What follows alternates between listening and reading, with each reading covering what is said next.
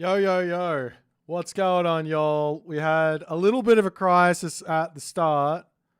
I think it's all good. I think we solved the problem. I hope we solved the problem. At this point, we just go with it. We just go with it now. Let me. Oh man. First time getting this stuff on the way, so it's good to make your mistakes right now in the middle of the whole thing. But we are off to the races, and yeah, so we got the whole day today for Jerbot's Japanese Joust shenanigans.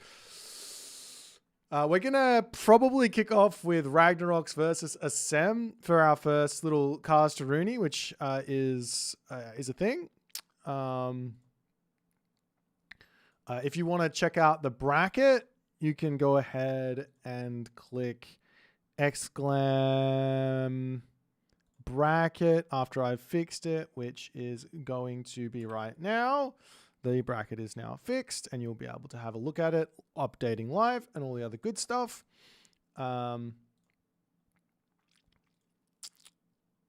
So that's that. And we'll see how it all goes. Now, if first time streamer, long time listener,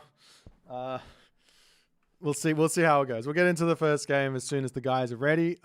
Yeah, we've got players needing to jump in on the thing, and we'll go from there.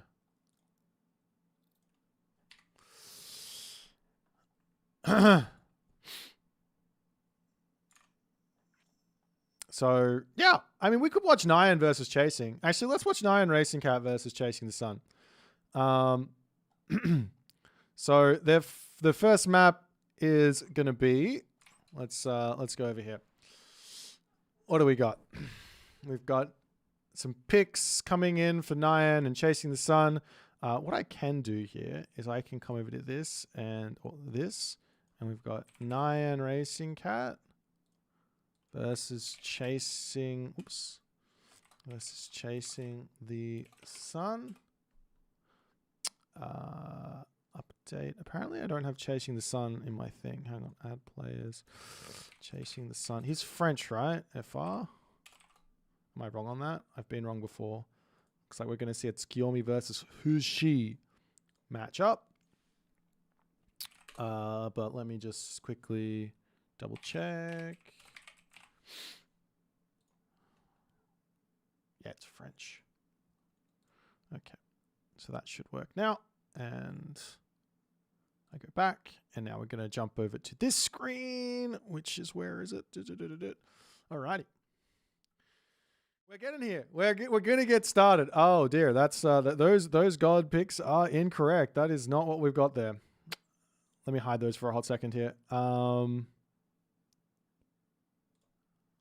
We had too much chaos to kick this one off. All right. So I can do this. I got this. It's going to be fantastic. You guys are going to love the production value for today. Huge production value. You'll never believe the stuff that I've managed to do here, which is exciting. Fushi. Bam. Fantastic. And then I can click here, and we can do this, and we can do this, we can do this, and this. Ha ha ha ha ha! Let's go. Boom. Boomskis. We got Chasing. Unfortunately, this is, let me try this again. Maybe that'll work. We get the flag in there. No? Okay, that's fine. I don't care anymore.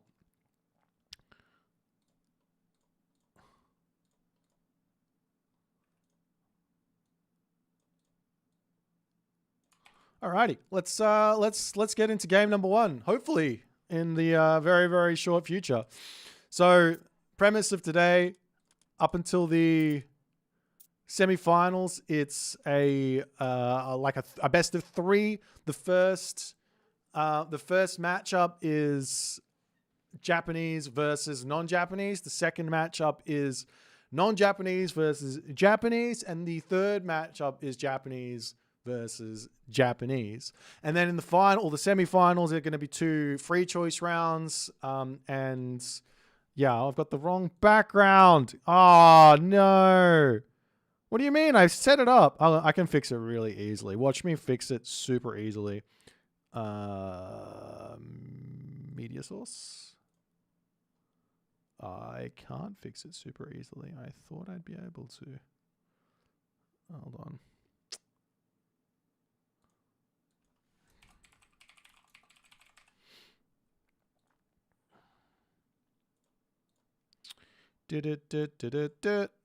We've almost got this. It's going to be fixed. I set this up. I know I set this up.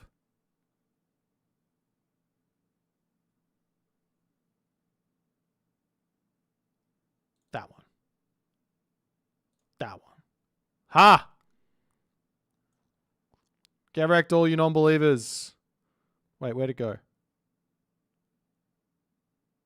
Huh? Where'd it go? Did I delete it? Hold on. Hold on. Let me just do it again.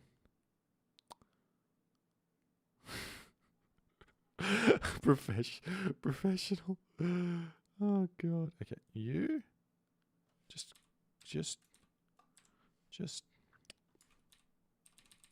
there we go. That's better. Let me get rid of that. Okay, fantastic. Oh, we've got it. Let's go. Wait, who's fucking with my stuff? Okay, we're good to go. Let's go. Game 1. Yes. Great success. Alrighty.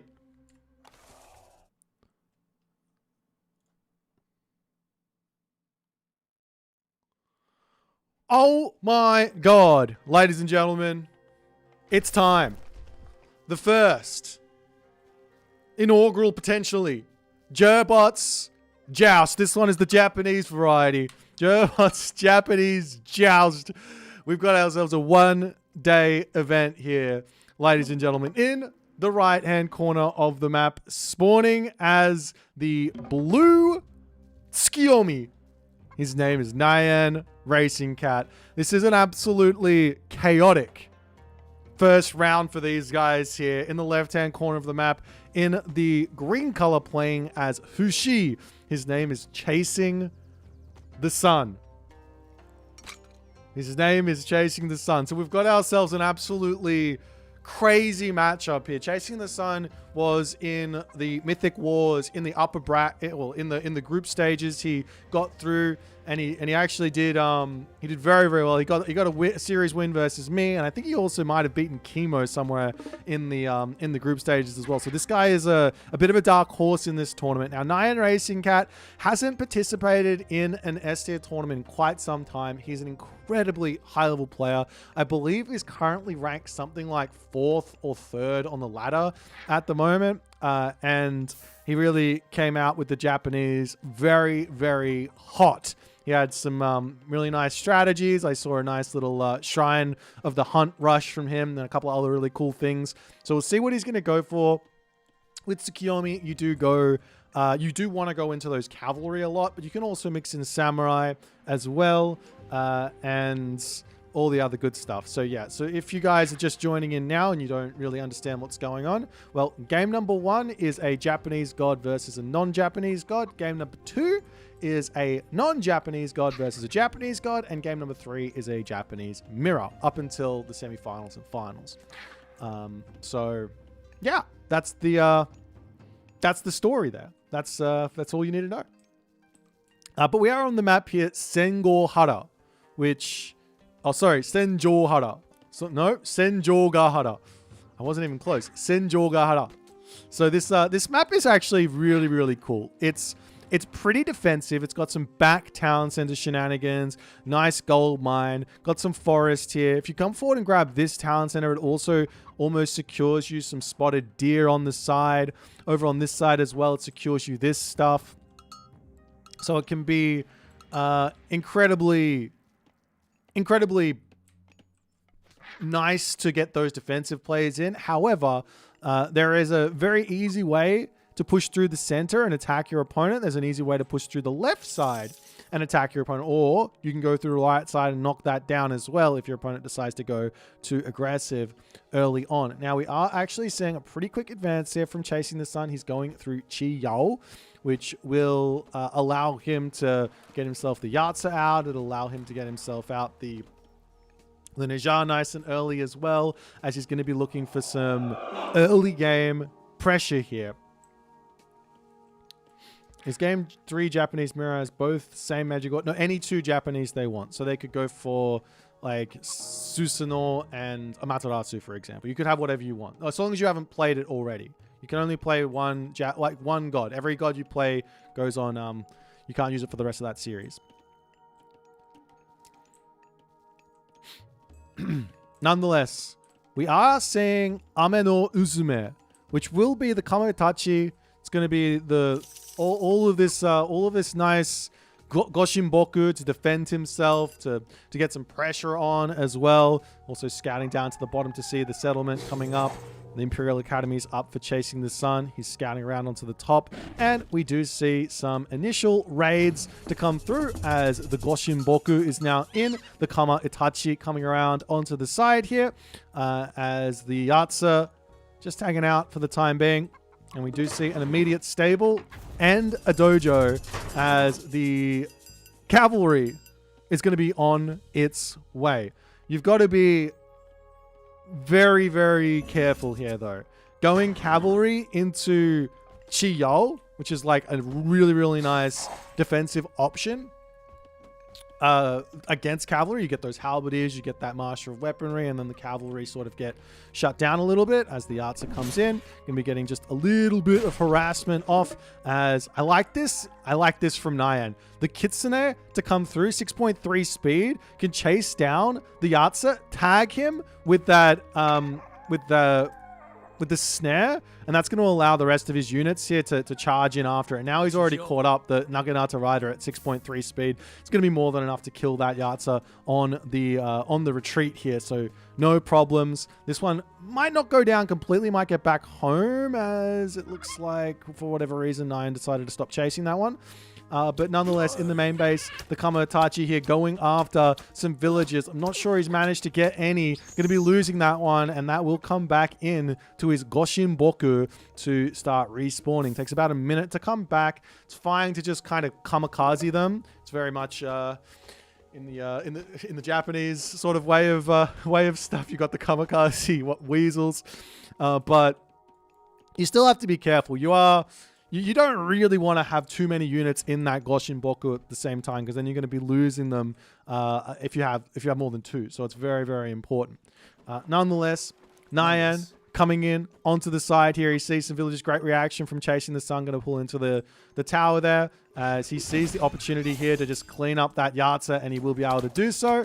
And then he's just going to be pulling out of that one. But into the main base now, Chasing the Sun, looking for some revenge. He's charging in here. He's got that Neja. Now, there is a town center. There is the towers. We'll be getting some nice little damage done here as the villagers pull into the tower. They're all going to live for the time being, and that's a dead Neja there without any significant losses from Nyan. Really good defense. Great choice to get the watchtowers in. He's still poking with the cavalry left, right, and center. We do see a house coming up for Chasing the Sun as his building positioning here. Looking very, very nice. He hasn't quite locked off the bottom side of the map just yet.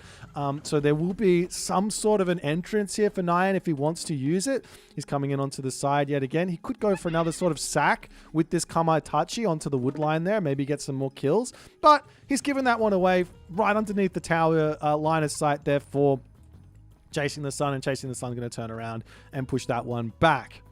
Now, up onto the top here, what is Nyan going for? He's getting himself out some Onnamusha. Now, these guys are really, really, I say guys, but these girls, these gals, Onna literally meaning female, or lady, or whatever you want to say.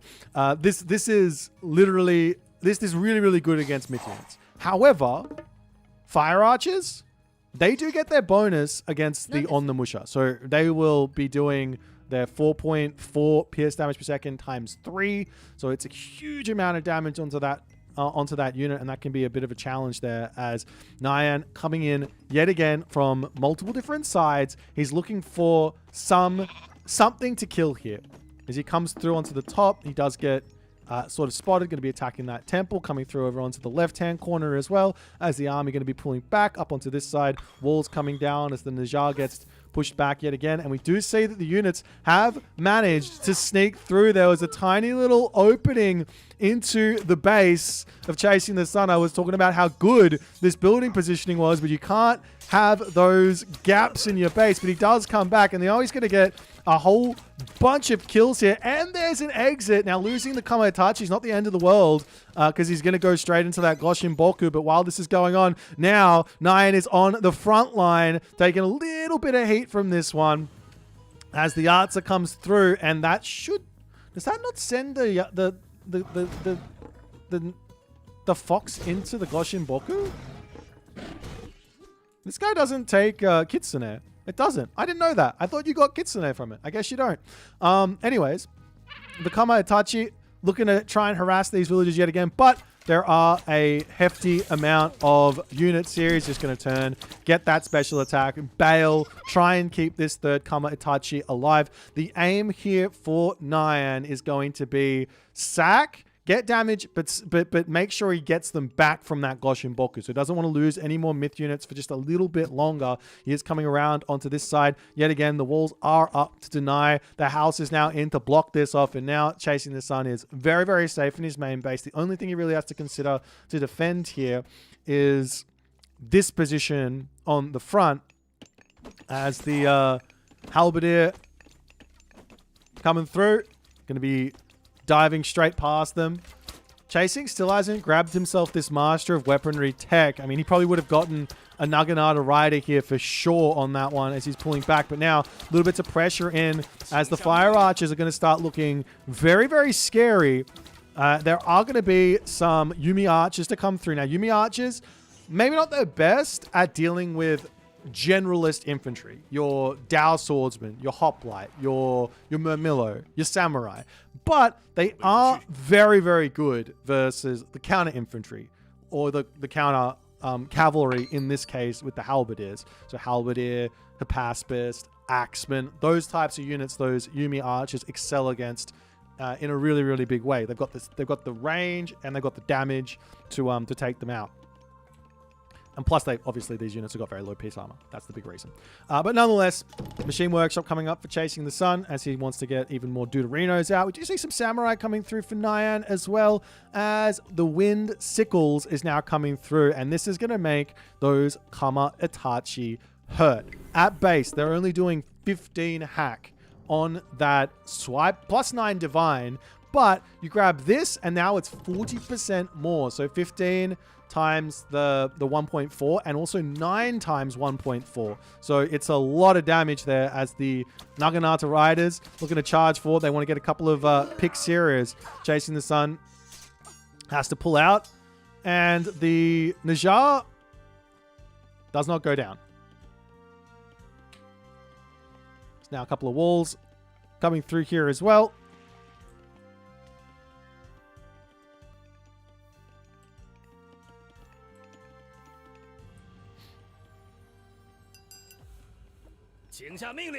And Chasing the Sun looking to wander forward here.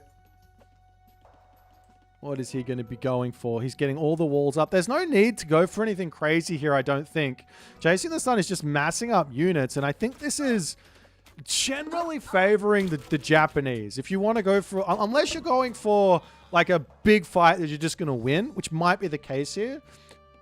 But the Japanese will be enjoying staying in the classical age for a fair bit because they're going to be starting to work towards that Bushido. And if if Nyan can get himself to full or second tier, he's already at the he's already at tier 2. If he can get to the 3rd tier, he can get himself the heavy units. And then I don't know how well the China army is going to be able to win these fights, but Chasing the Sun wandering in here.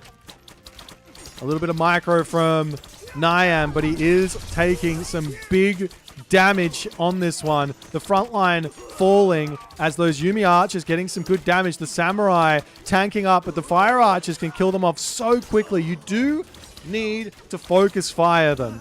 But now the lightning weapons is done. But now it's Yumi archer versus fire archer, which, I mean, the Yumi archer, if you micro them correctly, will be able to space the fire archers for days. But no more lightning weapons available. And Nyan, he can just retreat, move around onto this side if he wants to. He's finished up on that gold mine. He can bail on this top position, no problems. He can bring himself back and continue along. And he did just get a hefty amount of Bushido in that situation. Does lose a Miko, but not the end of the world for Nyan here, surviving that big, fat timing as he starts to wander down to the bottom. Little cheeky watermill on the front here. This is one of those strange little nuances to this map. All of the wood, you get one back wood line and then you need to be on the front. One or two back wood lines. Depends on the map spawn, I guess. But already the walls are up for Chasing the Sun. He's very much an immobile army here. His army is off onto the side, and Nyan sees his opportunity to get something happening here. He's going to be breaking through the wall on the front and going after these villages, going after this economy. We see another wall behind here. And Chasing, he needs to make a decision right now. Do I retreat and meet that army in my base? Or do I keep pushing forward and keep trying to get small amounts of value by picking off buildings? At the moment, Nyan's got this gold mine. He should be considering a wall over here. This is a really nice, safe gold mine. No problems in the slightest. But, I mean, he also can probably consider taking the fight as well. He's now got himself back up to 2. Kama Itachi is getting a 3rd one out as well. That's the shrine for Nyan falling here.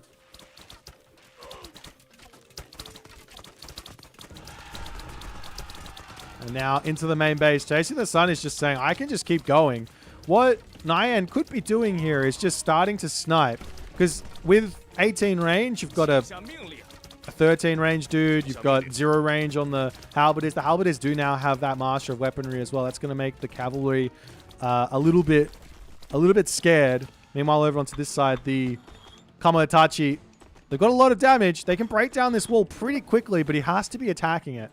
He's currently just sitting out there waiting, watching. As now the Yumi archers to start slowly moving forward. Not going to be able to engage there, as Chasing does make the right choice here. He says, I don't need to fight that. Let me pull back. He does need an answer for these Yumi archers, though. That's what he doesn't have. He doesn't have a single javelineer here, but he is going to the heroic age, and he does decide to go Nubar. As these weasels trying to break through the wooden wall, we do see Najar coming through. That's going to be enough to come over onto this side and start defending.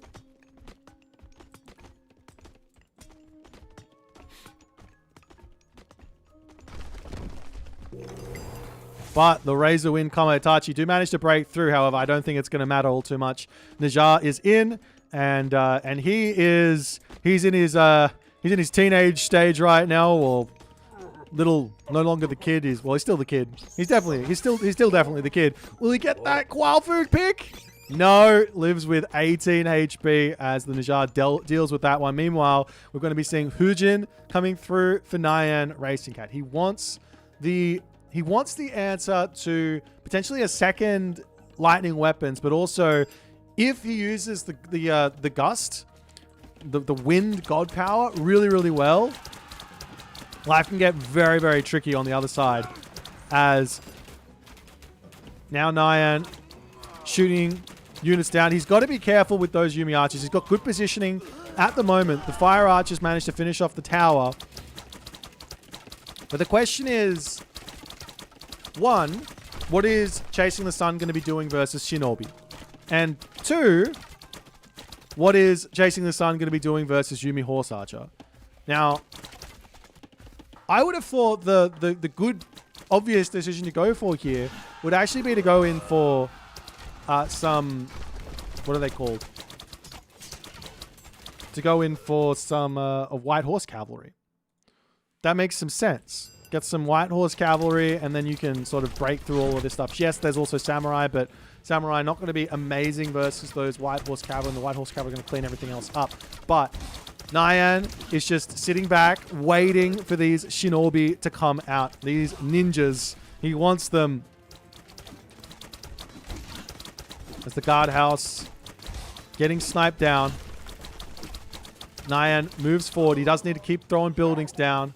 He is getting them off to the side here. The town center, however, can get cleaned up really quickly with the drought. However, there is Smiting Gust. So you can drop that Smiting Gust down to make everything very, very tricky as Najar comes forward. Nyan will be needing to take this fight very, very shortly. Where are the units? He's Smiting Gust half the army away. Where are those Shinobi? They're coming in now. He's got to activate the special ability here. They go up to 7 speed and they can get so much damage done, but he doesn't manage to actually get on top of them there. And now, Chasing the Sun has avoided that big god power. You might look at it and go, it's not that. It doesn't do any damage. It's not that good. Trust me when I say that god power is very, very, very strong. So avoiding losing anything really there is huge for Chasing the Sun. As now the army coming into each other, and this is absolutely terrible for Nyan. He's not paying attention. He does get the Oni on top of the fire archers, but the Yumi archers are getting targeted down by the Taotie, which has its upgrade as well. Can Nyan break through this though? It's looking like he's able to do so. He gets right in onto the army, kills everything off. We do see the Taotie trying to get some of that special ability off, getting a lot of splash damage onto those Yumi archers. But it looks like even with that miss movement from Nyan, Chasing was not able to break through that army. Gets one last little special off before retreating out with the Taotie. Can he keep this one alive? It's worthwhile because you can use it to eat Samurai. You can use it to eat Shinobi. Huge value inside of this unit, and you can get a Sage to just heal it back up, as we do see a Ballet coming over onto the left-hand corner. So Nyan has defended now, but he's still got Chasing the Sun alive and well in this moment.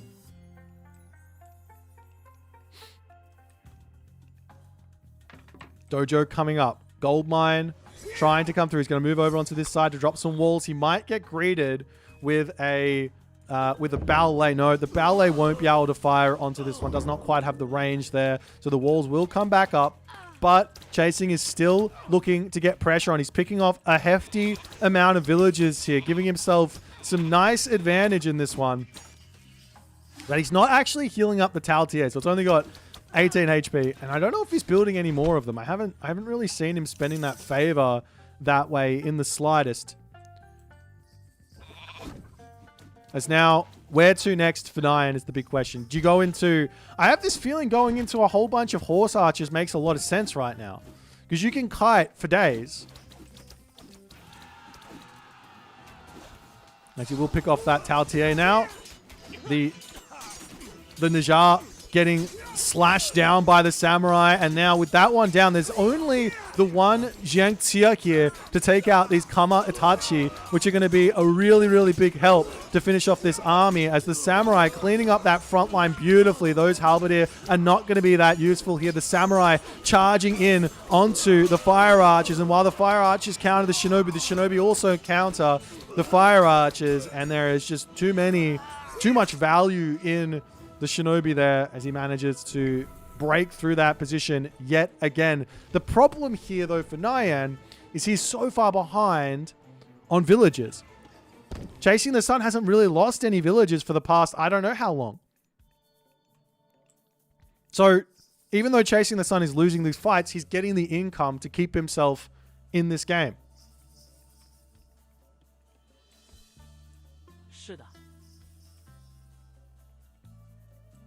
Now the villagers making their way over to the left-hand side here. castle will get thrown up. Maybe the next plan here for Nyan is to go to the next age. I'm not exactly sure.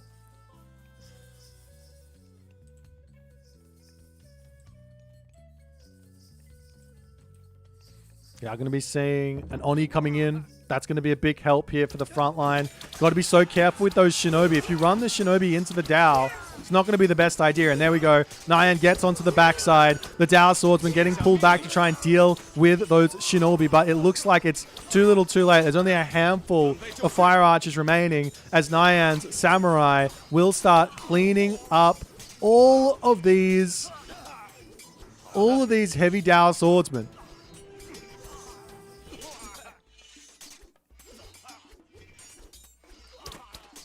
Villagers pulling up.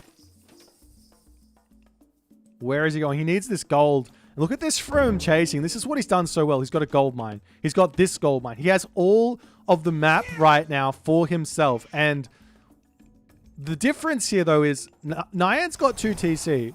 Chasing has said, I don't need a town center. I'm just going to keep on fighting. I'm going to try and make you spend all that gold. There is another gold mine at the top. And a market in this corner to this town center. Basically means I don't think this is going to be a viable way to go for a gold starve. I don't think that Nyan's going to get gold starved in this game. He could get wood starved, potentially. Imagine a ballet here, a ballet here, a ballet here, and a ballet here. And you could potentially get some sort of a wood starve going. But Nyan is feeling like he's ready to start moving out here. He does have that Oni, and this guy hurts. He's got a lot of damage on him. It doesn't look like he does that much damage, but not against the Dao Swordsman, against everything else. Nonetheless, the Najar does manage to deal with that one as Nyan has to pull back into his main base. Losing the Oni is not that big of a deal because he's just going to get it straight back out through that Goshin Boku. Does take a while though. Does take a very long time actually to get the Oni back out from that Goshin Boku. Farms coming down all across here. Lots and lots of gold in the bank right now for Nyan. Chasing the Sun on the other hand, struggling in the gold department quite a bit. He's only now moving, I think. Where is he grabbing all the gold from? There we go. These villagers have just finished up. They're going to move forward over to here. He's got his gold mines over on this side and on this side, so it's really far away from him. But if he mines out all this gold mine on the right, then he can move over onto the left, and that can at least give him an extra gold mine in this game.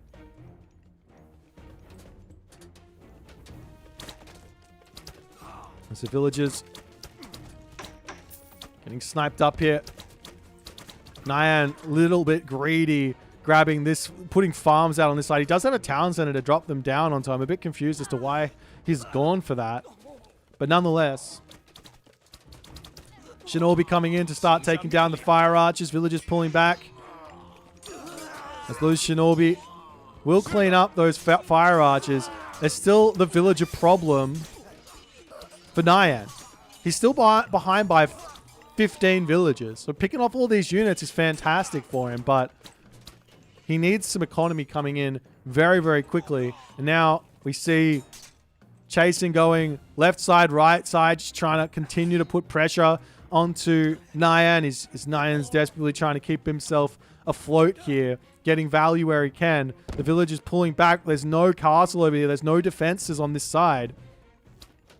I wouldn't mind seeing just a wall coming up here from Nyan to slow down this army movement. As we've got the double wall here, we've got the chemo walls up for Nyan on this position, but he's got to get over here. He's got to defend all of this stuff.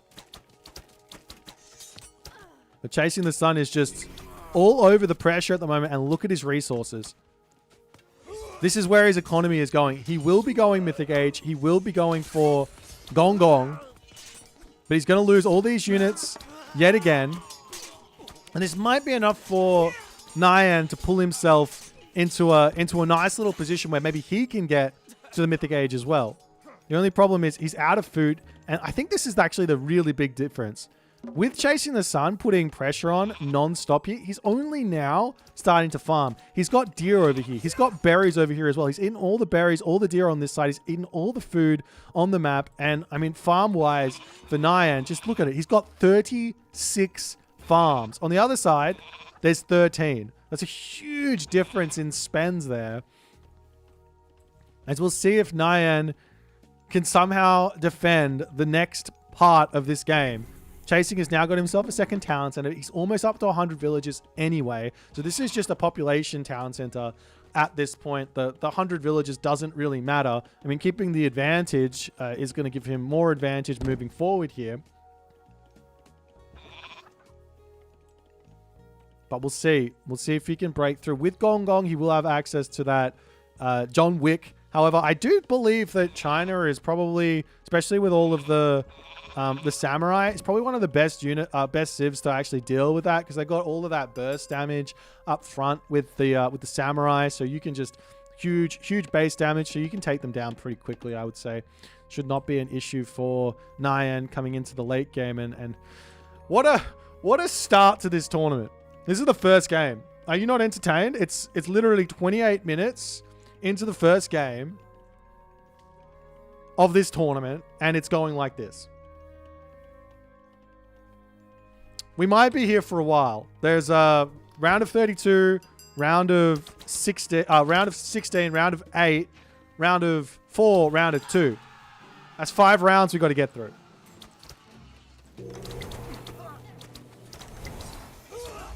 As the Great Flood coming through, and the Drought as well. He takes the town center down with the Drought Great Flood combo. Now the Shinobi coming through. That might have just been enough there for Chasing the Sun to claim his advantage. The Shinobi trying to take down these fire archers. They've got that searing point as well. How he's going up, he will be going through Watatsumi, so he gets some bit of a defense on this one, but I don't even know if he's going to be able to get there at this point. Chasing the Sun just got max value out of that god power.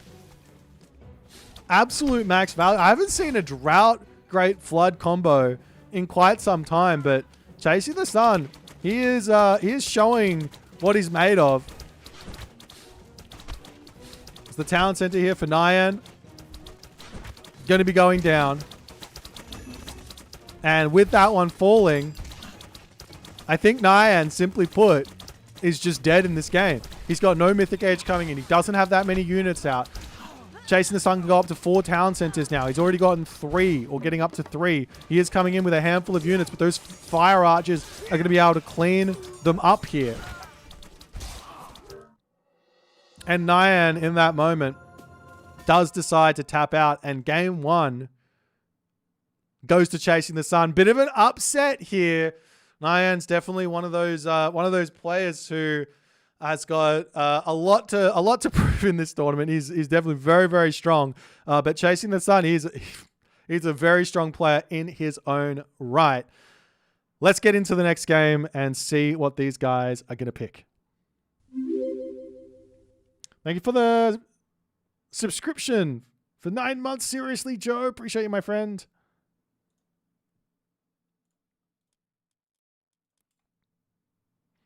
Alrighty, let me see if I can get this up.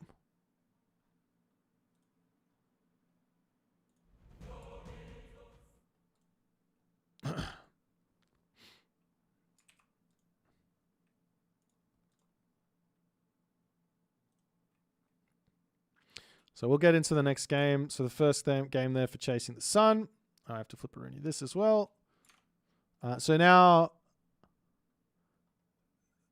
Chasing the Sun needs to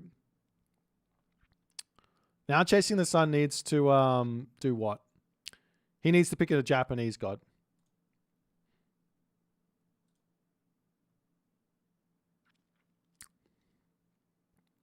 Nyan's going to have to pick a map at this point.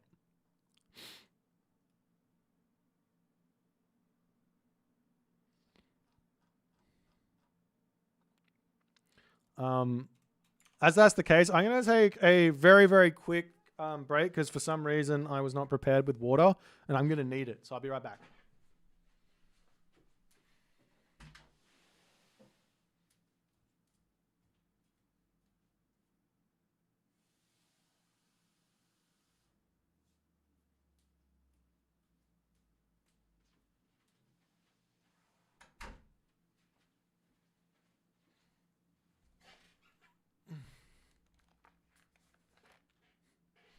Alrighty.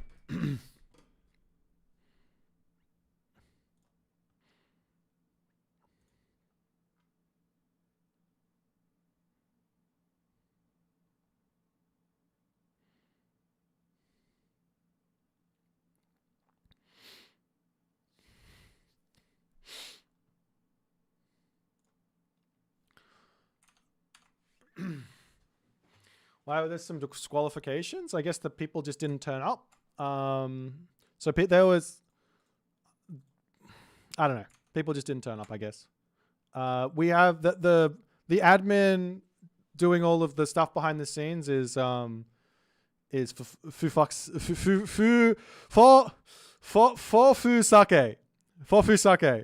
That's right. We've got the Japanese pronunciation, right?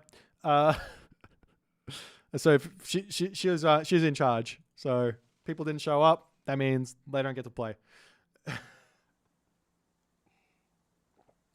The Australian pronunciation is for fuck's sake. But that's we are a family friendly channel here. What are you talking about? Come on, let's get it together. It looks like we're going to be going in onto the map Snake Dance. Now, unfortunately, I didn't have time to set up maps, and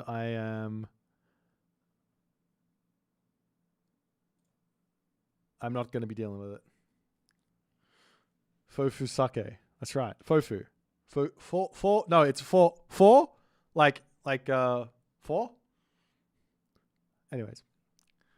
Professionally family friendly. Exactly. We're a professional stream here. What can I say? We're just waiting for these guys to get sorted out. I will we'll see what their gods are going to be. We're going into Snake Dance, which is going to be some fun. Nyan is and Chasing the Sun are going to be making their pick here.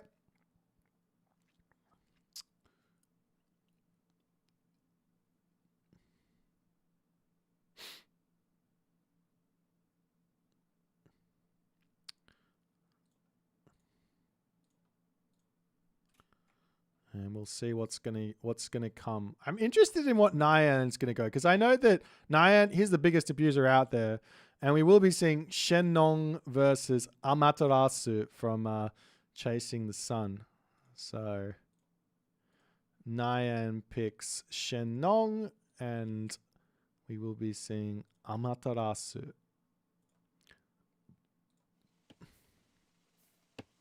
What a time to be alive.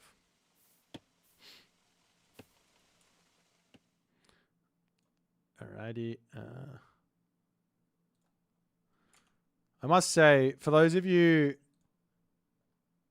playing at home, start.gg, while very confusing to set up, it's very, very good.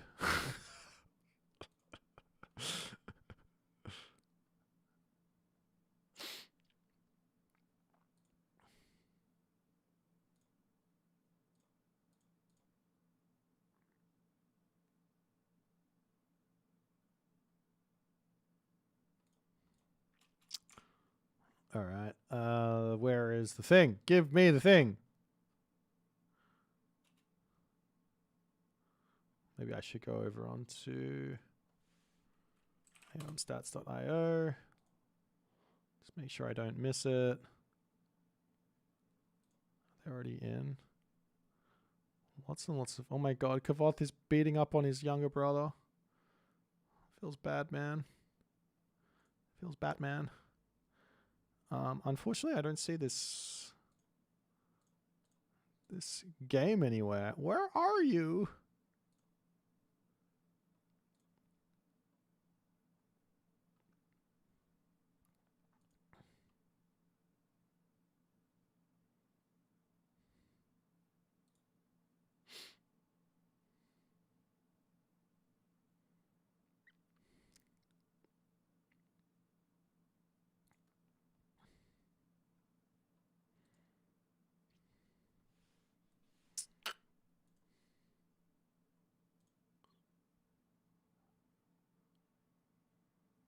Oh, it's here. Okay. We have it. They didn't put it in the thing. That's fine.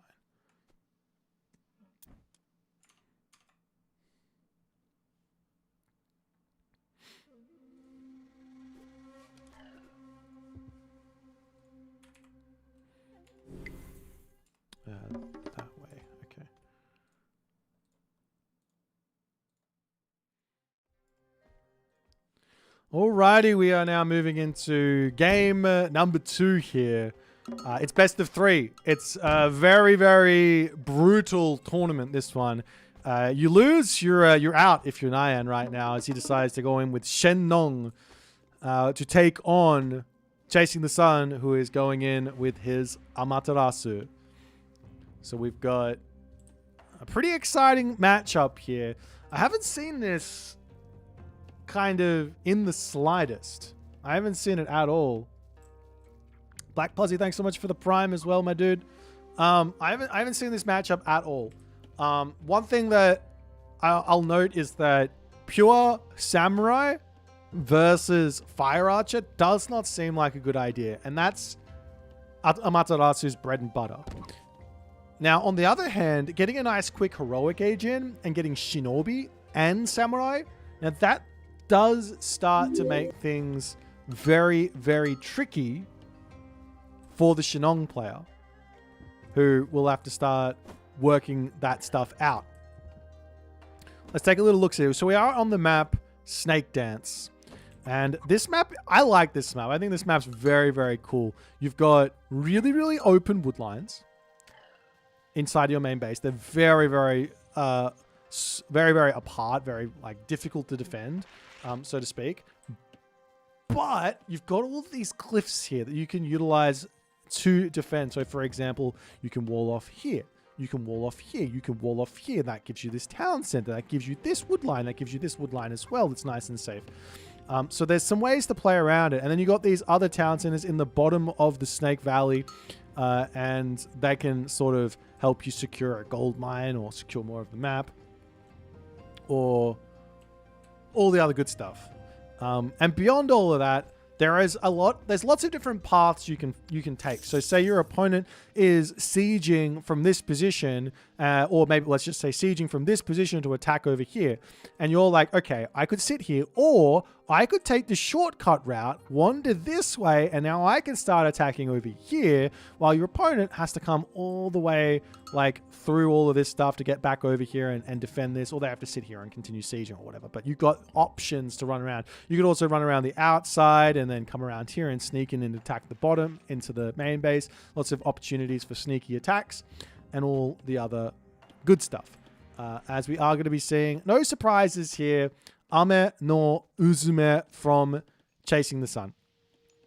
Nyan Racing Cat on the other side does decide to go for Chi Yao. So we're going to be seeing something very similar to the first game in terms of minor god picks, but very, very different because Nyan's got himself that Shenong, and we also have Ame no Uzume from Amaterasu, which is a very, very different sort of thing. Now, he is sitting over here with the Pioneer. Might get a couple of shots off onto the Weasel, but considering he's not in the second age, probably not going to be able to do a whole lot there. He's just trying to get some scouting information in, trying to be a little bit annoying, but realistically, not a whole lot that he can get done sitting on this position. As the Kitsune just scouting out everything, trying to figure it all out. And there's the Weasel. Kametachi is out and ready to wander across the map as the Goshin Boku are going to be dropped at the front, right next to the sentry tower. Easy to start blocking up his base like that and seeing all that other good stuff.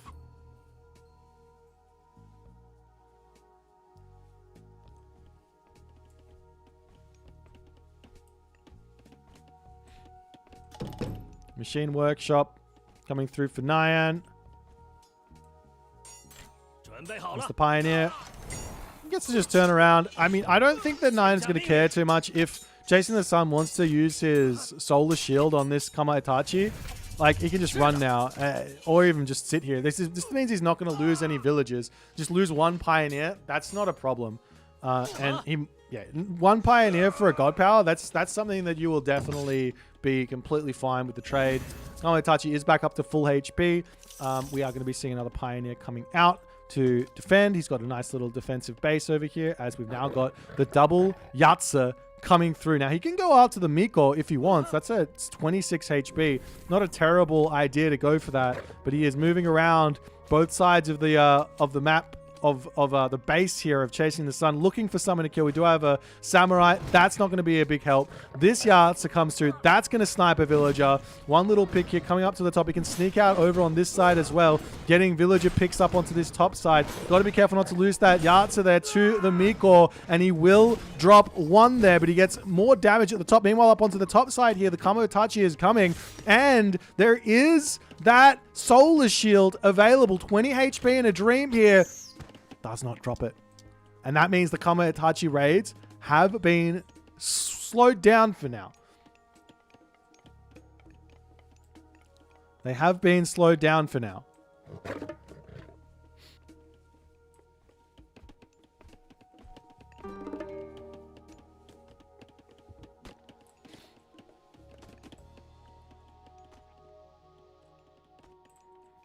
And if you take stock of how the matchup is going, it's 17 villages to 19, so still very, very close.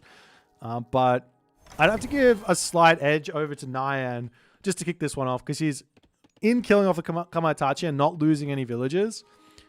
That's got to feel really, really good just on the mental, because you can lose like an entire game to those at the moment if you don't prepare well enough. It can be very, very tricky. Chasing the Sun, wandering forward with the Samurai.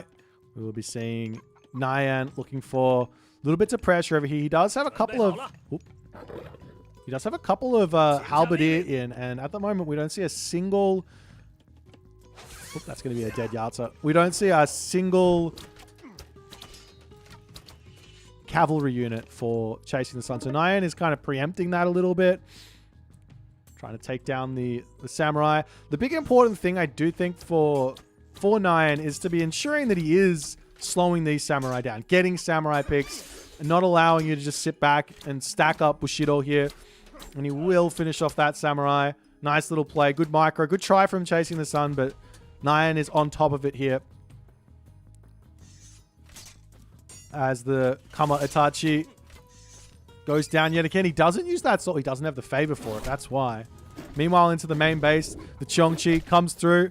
Going to just simply retreat away from that on the Mushi. He's got the speed and does decide to pick that one up. Trying to take down the on the Mushi here, but he does not have ballistics, so going to be able to dodge those arrows. You got to kind of get your archers into a nice little position to actually deal with that. As the Samurai on this side starting to cause some problems over here. Good control from Nyan will be very, very important here. With that Chongqi coming through, that's going to be a big, big help. He can come off and lock the retreat path here as well with the rest of his army. And like I said, any kills on these Samurai is worth so much. We do see Bushido Tier 2 has been unlocked already for Chasing the Sun, but can he get in here? I don't think he can. That wall will have to be opened up, and he's going to try and bring this one back in. The Miko is in to heal up those Samurai, keeping them alive. Villagers pulling away from the gold mine. And just trying to pick off everything he possibly can. At this moment, we're now seeing an armory coming through for Chasing the Sun, but getting pushed off the gold mine here. This is disastrous for Chasing the Sun. He's not going to be able to get himself to the next age. And Nyan says, hey, I'll take this fight. I think he needs the micro, but he's got himself the lightning weapons here. So he can stun up those medium Samurai. The Miko are causing some issues for him, though, keeping them alive. And he gets a boatload of Bushido for that fight. What was Nyan doing there? He's got to pull back with those archers. Sure, lightning weapons is great, but you just start shooting scoot backwards and then you don't lose any fire archers. This is almost... This is like the most important thing to know about, like the exchange between the Samurai and the fire archers. Yes, the fire archer does win, but if the Samurai gets on top of them and you don't have any front line, then the Samurai is going to get some real big damage in. As you just see a Halberdier going down. Villagers on this side coming back through. There is another Yahtza out for Nyan. He doesn't have the upgrade on it, so he's not got that bonus damage, but it's okay. He's still going to get some nice kills here.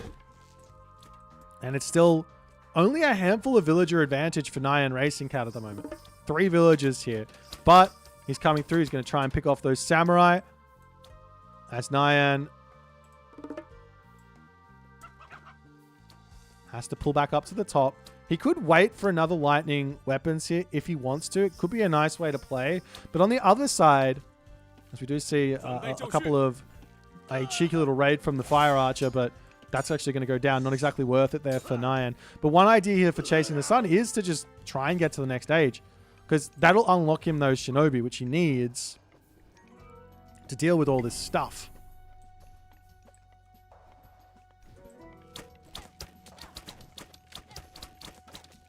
As the Miko dives inside of that shrine, just gets it up in time there. There is a lot of scary samurai here. And while the counter units are out, just from seeing what Nyan was doing with those archers, I'm a little bit worried for him. While these do counter the samurai, you've got to micro them. It might seem unfair. You might seem like you've got to say, hey, I've got the counter units, I should just be able to attack, move, and win. That's not how it works in this matchup, unfortunately. You need to shoot and scoot.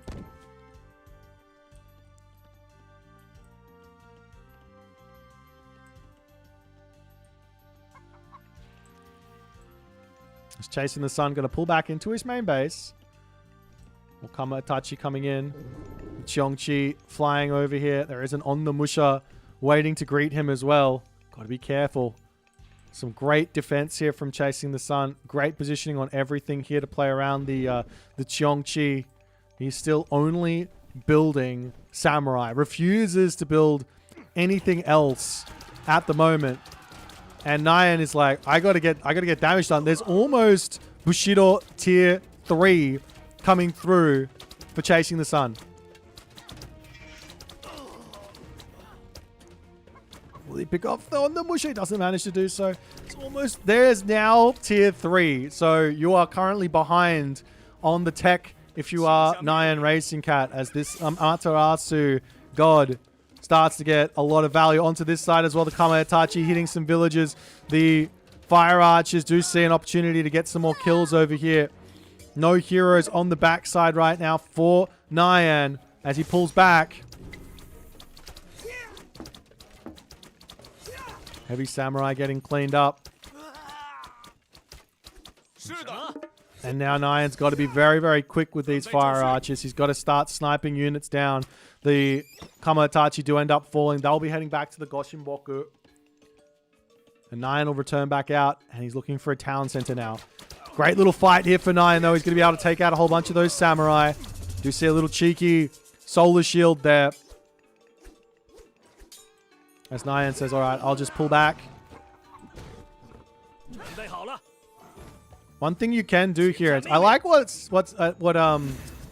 Chasing the Sun's doing. He's sending that solar shield unit in the front, but you can just right click.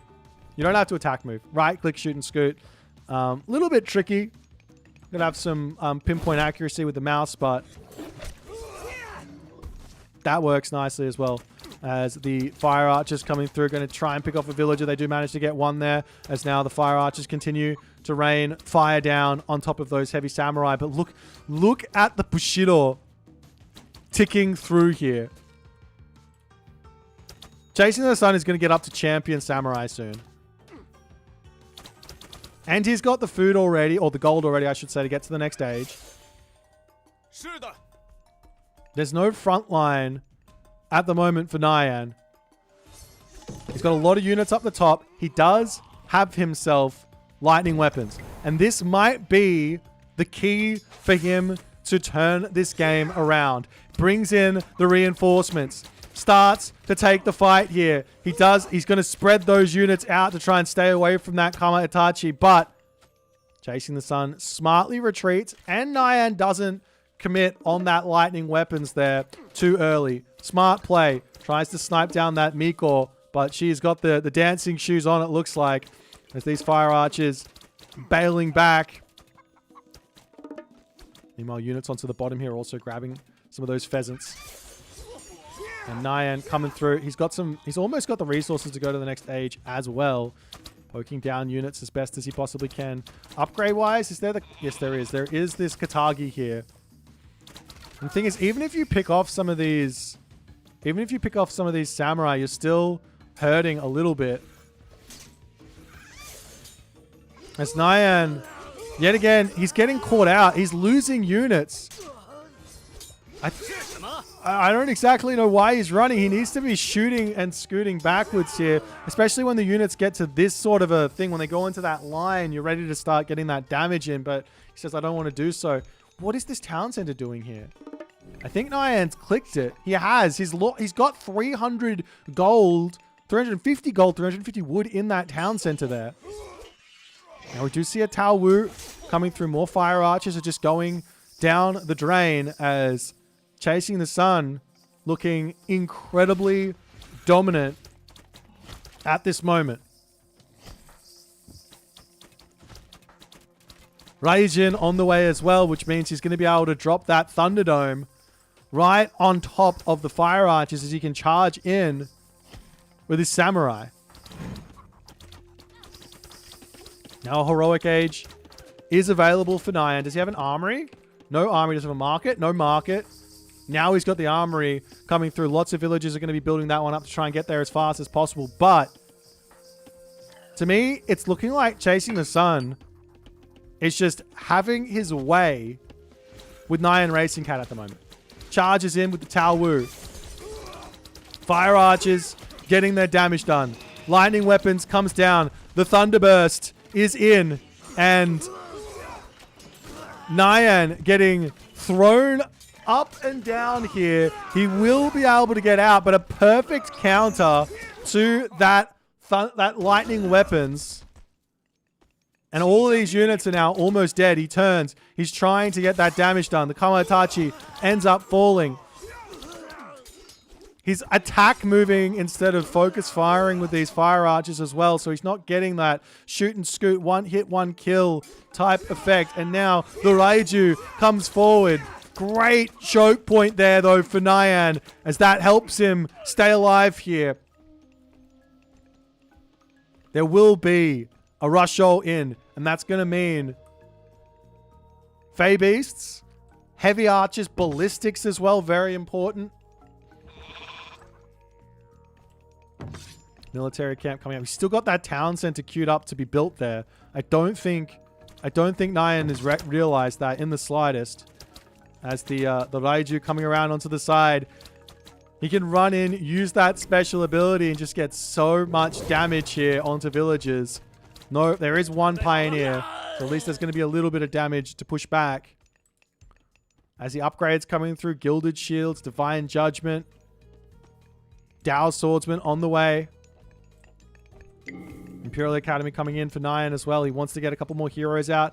A Sage or something could go a long way. The Baihu jumping onto this Raiju is going to be beautiful. Huge amount of damage. Gets that special from the Raiju though. Gets a little bit more damage onto the villagers, but will end up losing that one. But that does go back into the Goshinboku though.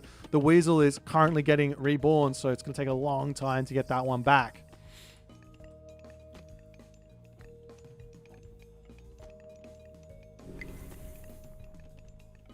Now the upgrade's coming through for Nyan, but here's the thing. Take a look at this. 300 XP from Champion. The Heavy Shinobi are in. And Chasing the Sun has a Samurai Shinobi army that looks very, very scary.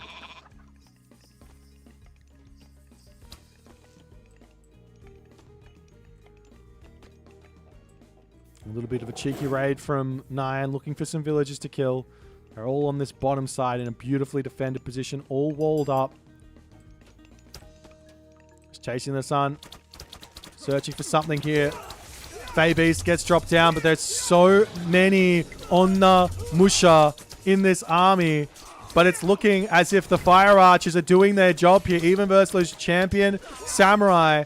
Nyan still needs to shoot and scoot here, because all of his units are such low HP. But Chasing the Sun's army does end up getting eliminated. Nyan stays alive in this game, stays alive in this tournament. He's keeping himself going here. And now Chasing the Sun has to rethink what's going on. Shinobi Samurai, is that going to work? Maybe he needs to go into Cav here. He's got access to champion cav at the moment. That's the biggest advantage of the Japanese that I can see. Sure, you get free upgrades for whatever unit you're going for, but realistically, that's not going to put you that far in front of your opponent, if at all, considering all the other unique major god bonuses you get. The thing that puts you in front of your opponent for Japan, in my opinion, is the fact that you get dojo champion, cavalry champion, and also your archers in the well, he doesn't even have a guardhouse. Anyways, in the guardhouse as well, you get your archer upgrades all for free. And that allows you to tech switch and sort of deal with what your opponent's going for. But you need to get those stables down to make it happen. However, more shinobi. In fact, it looks like it's almost pure shinobi coming through for Chasing the Sun. One thing that Chasing the Sun can do here, though, is he can look for split push. He can go for a champion shinobi attack around here and start knocking the side of Nyan Racing Cat's base. Is this town center deleted? It is deleted. Surely. It looks like it's deleted now. Yeah. Okay, so Nyan did recognize that he doesn't want that one. Pushing forward. Nyan doesn't know where to go. There's a gold mine over here. A gold mine over here. He's got no idea where to go at the moment.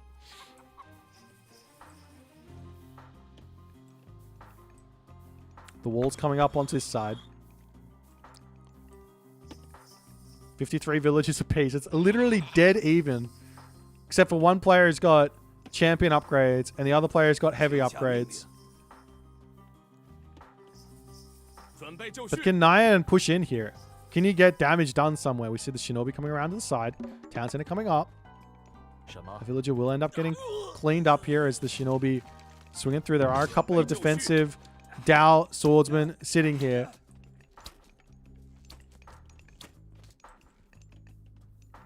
He's deciding to go straight into the main base, and just a little bit of distraction here is everything. The wall's not up for Nyan, so I mean, he's got some, but not enough. And he's going to say, all right, I'm not going to chase those shinobi. That's fine. You do whatever you want. I'll chase you with a handful of units. It's fine. I'm going for your main base. I do see boiling oil as well coming through. Bronze weapons coming through. How are the armory upgrades looking for Nyan? He's got copper. And it's going to be bronze weapons versus the copper upgrade. So basically equal.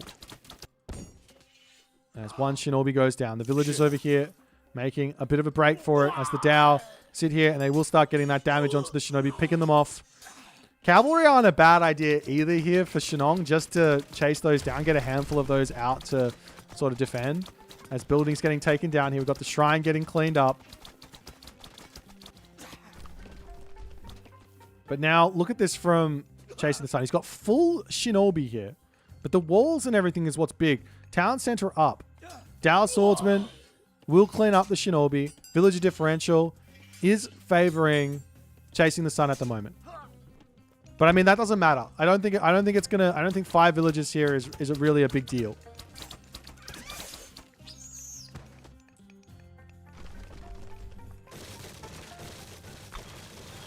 As the shinobi breaking through the gate, looking to pick off some villagers or something onto this side. The peasants getting cleaned up.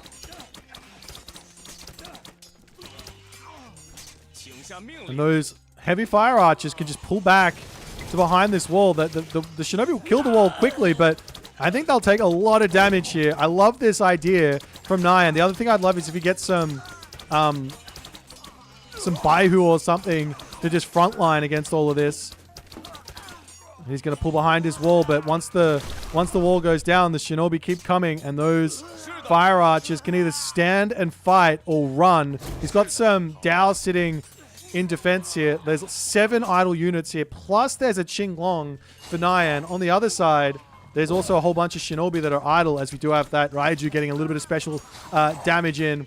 Villagers moving forward onto this gold mine as Nyan's trying to take more of the map. Over onto this side, we do see a couple of Dao swordsmen trying to take down the town center. Not going to be able to do so.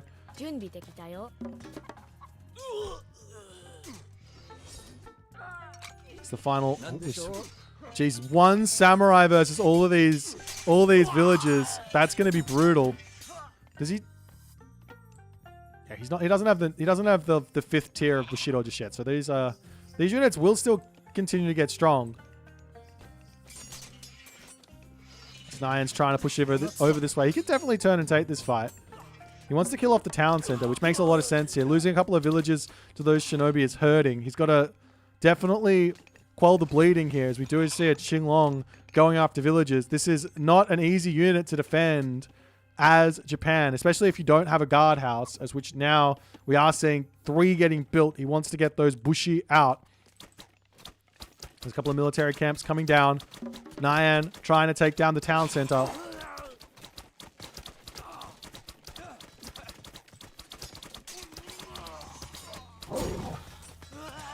But with the Dao swordsman out of position, the shinobi can just go crazy here. Does chop the shield down onto that Raiju as well. Going to heal that one back up to full HP. The town center, will it go down though? I mean, even if it does go down, is that a big deal? Fire archers pulling behind the wall for the time being.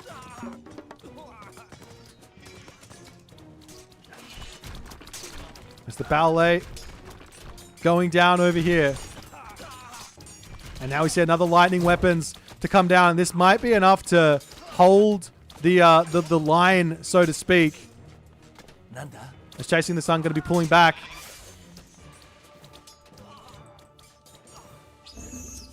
Third town center coming up for Chasing the Sun on the top, though. He's at 74 villages. He's playing such a good game here.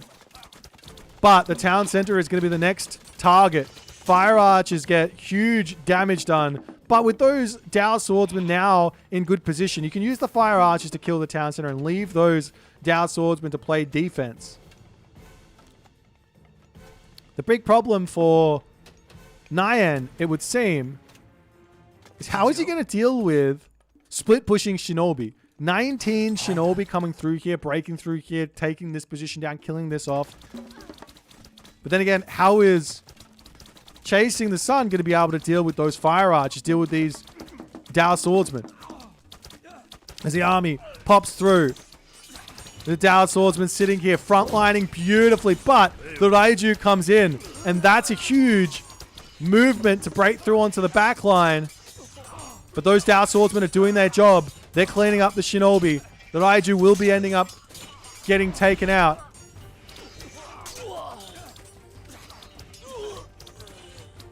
And the army here of Nyan does still survive. It's at 3.9k to 1.7k, and it's looking like Nyan might be able to break through here. You almost have to ignore the score in these types of games. The score doesn't matter. I don't even know what the score means at this point. There's 94 populate or favor in the bank for Chasing to do something with. He could potentially throw down another Goshin Boku if he wants. He can maybe just continue to throw down more of these solar shields. He's charging in with those ninjas here. However, it's still 2 town centers apiece. Nyan, does he know that it's 2 town centers apiece still? He doesn't know this town center is grabbed. He sees the farm, so he's got to know the town center has been taken.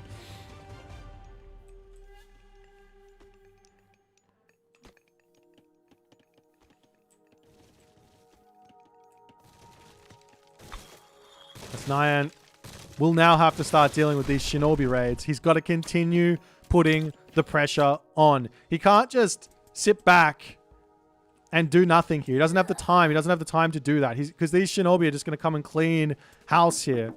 In fact, he can just take the town center down if he wants. Look at the damage. A couple of Daos can come through and try and help defend this. He could pop out the back, start repairing. That's a good idea. Get himself out. A couple of terracotta riders to help defend. But it's too little too late. The town center is gone. Up to the top side here. Nyan trying to break through. He's got to kill off the gate and then kill off the town center. The Dao swordsmen are up here to defend. The village is pulling back nicely. He can come back and grab this. He can come over and take this town center if he wants. I mean, realistically, he doesn't even need the town center if he can keep Chasing the Sun on one town center here. That's the Hundun. Very slow coming through. He wants to banish these units if he can.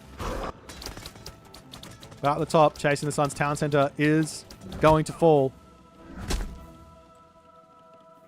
Meanwhile, the Shinobi sneaking through, looking for villager picks. I mean, they do a lot of damage. Look at this. They're doing 16.5 hack damage per second.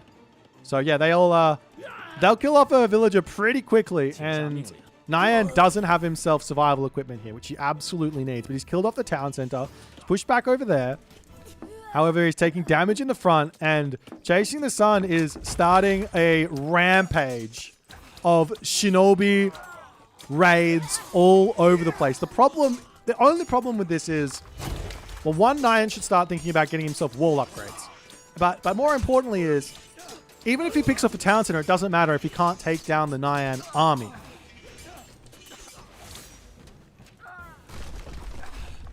So he does manage to clean up those Shinobi. He can come in and take this town center now if he wants. Come over and kill off the castle, clean off this side position, grab this town center. At the moment, Chasing the Sun is just kind of stuck in his base. He's got somewhat of a trade route started as well. How many trade caravans, actually? It's kind of wild that he's already going into that. He's got 12. Is he gold starved? No way. He's actually gold starved. Chasing the Sun is gold starved in this position. So if Nyan can just continue, yes, there is currently 4 gold per second coming for Chasing the Sun. But if Nyan can just continue in this game, what can Chasing the Sun realistically do? He's not going to have gold. I mean, a little bit of gold from the trade caravans, I guess. It's 16 per trip, though. That's nothing. It's just not enough. The Dow Swordsman here for a little bit of a defense, but there's just not enough of them there. He's going to have to pull back the rest of his Dow over here into the main base. These units are going straight up to the top side as Chasing the Sun knows there's units up here.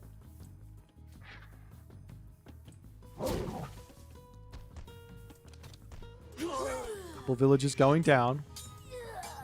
I mean, the other thing is, right, that, as we do see Masons coming through. The other thing is, with Nyan still having gold, he might be able to get to the next age here. And a mythic age for Nyan, especially through Huang Di, means that his Dao gets stronger, which means that he gets a dragon to deal with these Shinobi.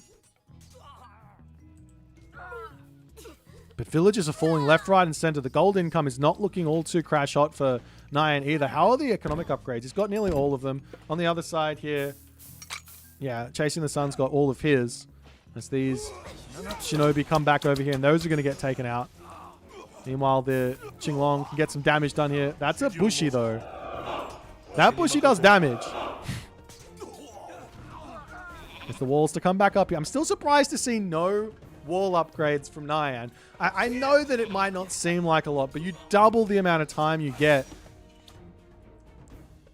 Because it doubles the HP. Meanwhile, 170, so there's 4,000, nearly 5,000 wood in the bank for Chasing the Sun. As he's in the center right now, the Raiju coming in. And he can charge underneath those Shinong farms if he wants to and play defense that way. The villages are just going down so quickly here.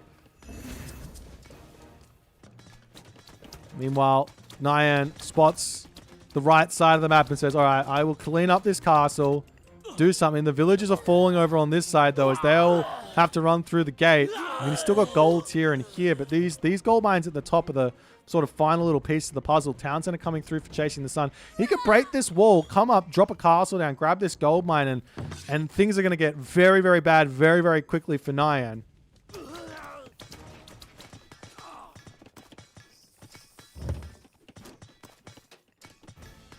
And beyond that, the trade route actually, once this town center gets up, is going to actually start to be very, very good. He's got himself 26 deers now. 26 deer caravans. He's going to be ready to go.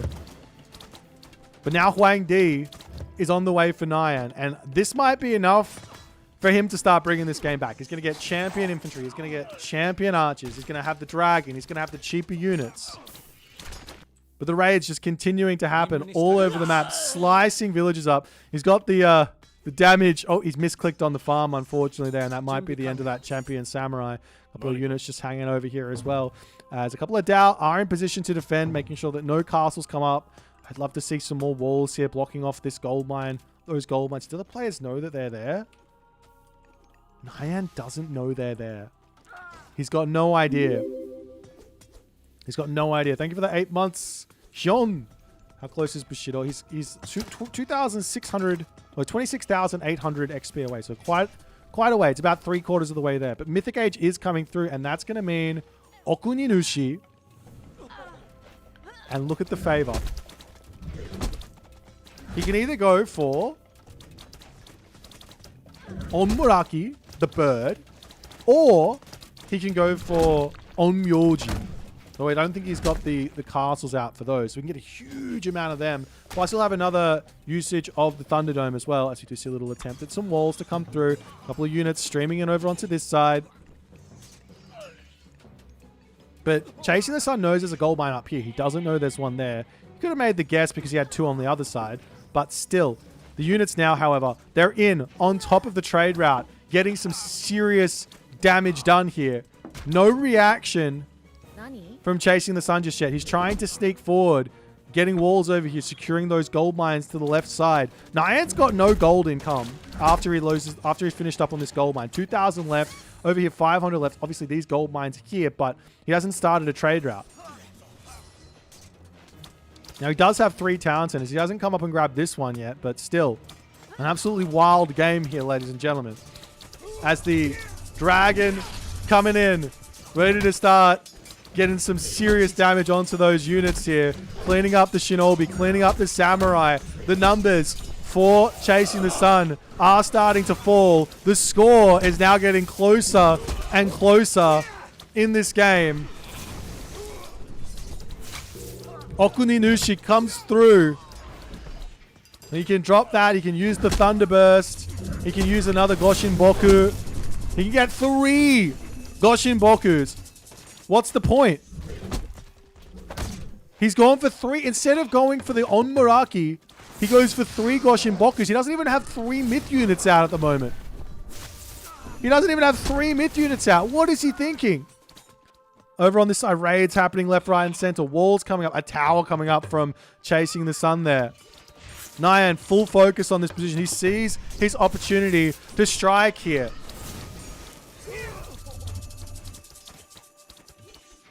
The Yinglong is still at 2,400 HP. Nyan looks in control at the moment, but it can flip on its head in any moment. The gold mine is going to expire soon. Look at the resources for Nyan. He's now getting Leju's Silk. He's going to be grabbing himself Imperial Order as well. He's got one other upgrade to grab. I think, no, he's already got it. He's already got all the upgrades. His Dao Swordsman have that Zhuan Yuan's bloodline there. As he's cleaned up all the trade, basically. There's now 4 deer caravans remaining. But there's gold mines for Chasing the Sun to be able to grab up on the top. But Nyan, does he not know? Surely. He still doesn't know there's gold there. The one piece of blackness on this map. One piece of blackness and that's it. This could be Nyan's undoing. He started a trade route. It's absolutely garbage. It gets revealed. The Dao Swordsman spot the villagers coming to the gold mine. Now Nyan knows. He now knows. There's a gold mine there. He can get up there. He can grab that one. Villagers making their way over here. Chasing the Sun's got one opportunity. He needs castles, towers, something here to secure this position. The villagers for Nyan coming up. He's going to grab the towns, and we've got the Onmuraki here getting value. Those wretches coming through to pick off some units here. This is such a powerful late game unit, but the Yinglong is on his way to say, no, sir, this is my position. Now, the axe cart coming through. What's in these Goshin Bokus at the moment? There's a Kamatachi. There's a Raiju. In this one, there's nothing.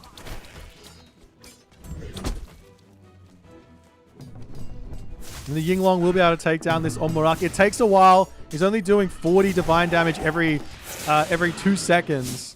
It takes a while to take it out, but he's just going to go for raids and things like that, cause some problems. But the problem here is 88 population versus nearly 200. 88 versus nearly 200. Even with 0 gold income, there's 19 villagers on food on gold at the moment with 300 left. Even with no gold mines left, he doesn't need gold. He has an army. And the main town center for Chasing the Sun falls. The Onmuraki gets taken down. The wretch is going to get a little bit more damage done. Another Onmuraki falling over on this side. There's 0 favor in the bank. There's 0 gold income. The food is looking very, very low here. And Nyan, after 40 minutes, looks like he's going to be taking game number 2. And I don't see what else Chasing the Sun can do here. And we've seen an absolute marathon right now. An absolute marathon in this. We're in the second game in a one-day tournament, and we've had 2. These guys just, oh my, okay, we're in for it today. You guys are in for it today. These guys are bringing their A game. That's game number 2 done. Look at the post game. I don't know. I don't even know what to say about this game. Absolutely wild. 357 to 267. You have to remember that the majority, every single one of Chasing the Sun's units was a 4 population unit versus Nyan's units, which were majority 2 population units. So Nyan is way in front on the kill loss here. It's not even close. Villagers killed as well. Nyan is in front at the very end. He picked off so many caravans towards that end. Look at this, 133 Shinobi versus 221 Dows. That's the big difference there. And so far, we are yet to see a Japanese win, but don't you worry. We'll see one in the next game because we're going to be going into a Japanese mirror.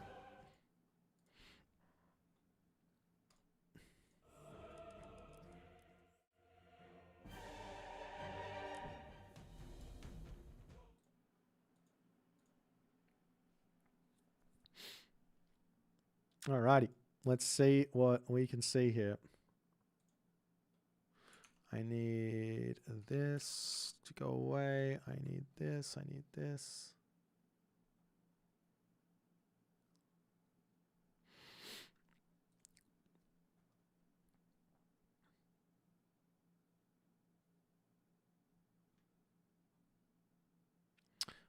It is currently 1-1. Of course, the series I have to play is 30 minutes each. Come on, you're just too good, man.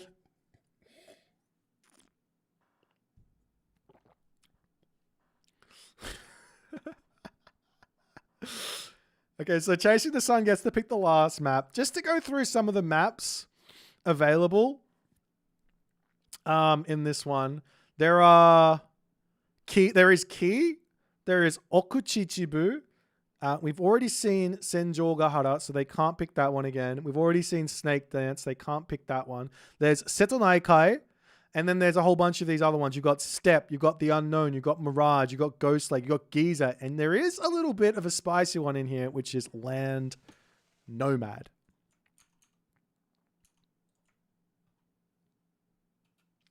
So, yeah, I mean, the tournament is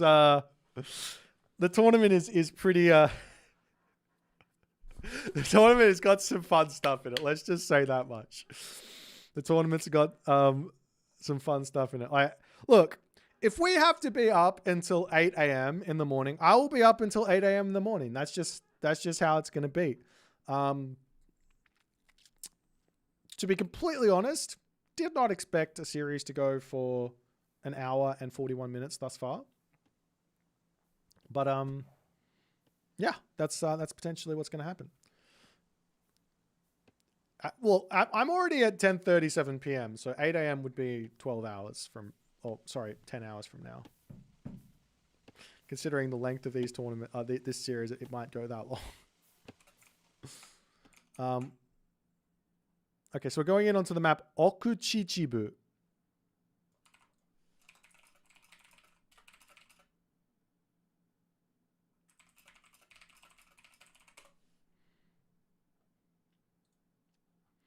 Okuchichibu. And the final gods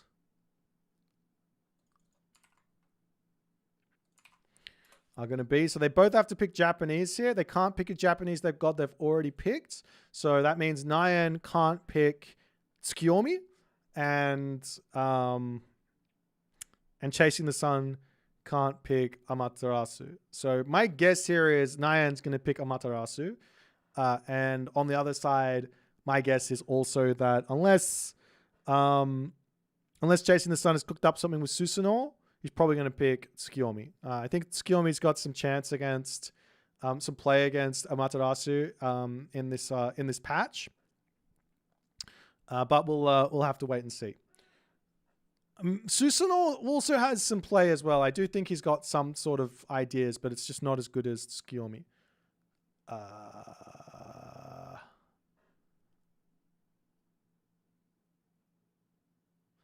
Chasing the Sun just picked Nuwa. Game 3 is a Japanese mirror. Yes. The rule here is... I mean, the rule is technically...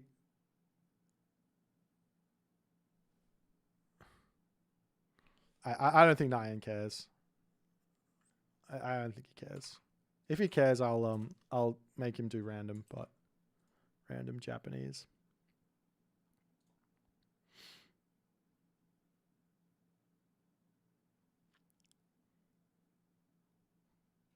Oops, this one should be flipped.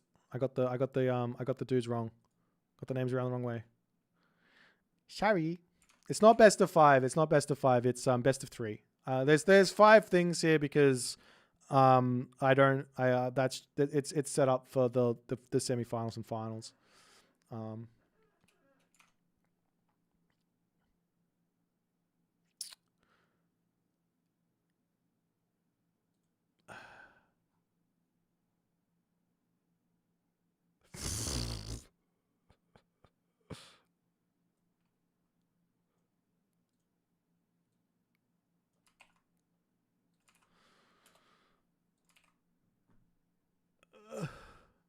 Okay, it's Amaterasu versus Tsukiyomi. All right. Okay.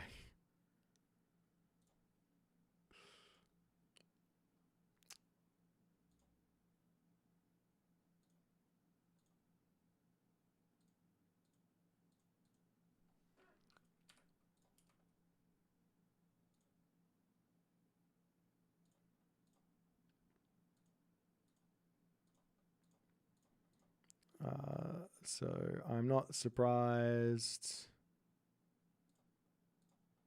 Okay, there we go.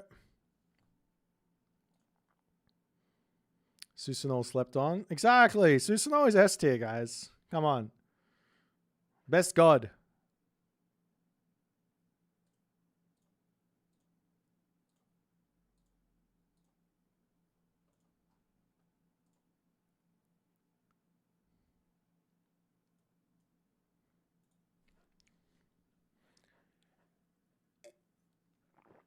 Oh, man. Absolutely wild. I hope there's a whole bunch of other people streaming this. Are you lost with Susanoo? Oh, no.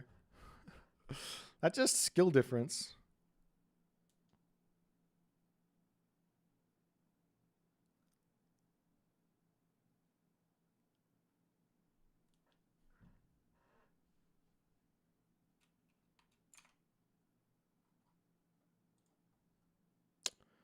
Nyan's getting water, apparently. That's okay. We'll start the next game really, really shortly. For everyone else who wants to continue watching the tournament while this is all going on, the other people who are streaming at the moment, we've got John Arbiter, we've got Moose as well, casting. There's Aetherial, who's also doing his own gameplay. I don't think May Shadowfax is doing anything yet. We've got the Darth Nox is playing. There's Adapesu if you want to get some Japanese commentary as well. Black Adders Plays is doing some casting. I don't think I've missed anyone at the moment. There's a whole bunch of people doing casting here.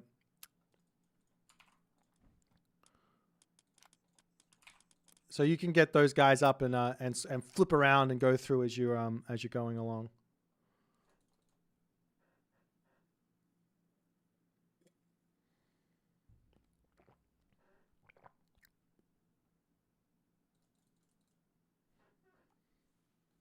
John plays the winner of this game? I got no idea. Maybe.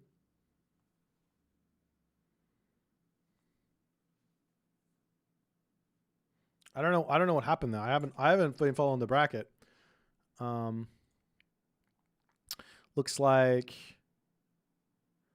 yeah, Jack was disqualified for not turning up, so he's in the next round.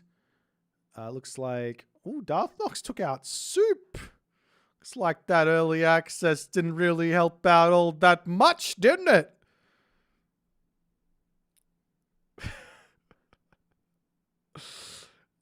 Oh dear, I want to watch that game afterwards. That'd be some fun. It looks like the Rapple is taking on Der Super Saiyajin. We might jump into that game, that series afterwards, or we might jump into something. I don't know. We'll jump over there somewhere else. Pegasus is going to be playing the winner of Izumato Zucolo as well. El Matador is obviously, it's the Aetherial at the moment. All right, let's get into this game.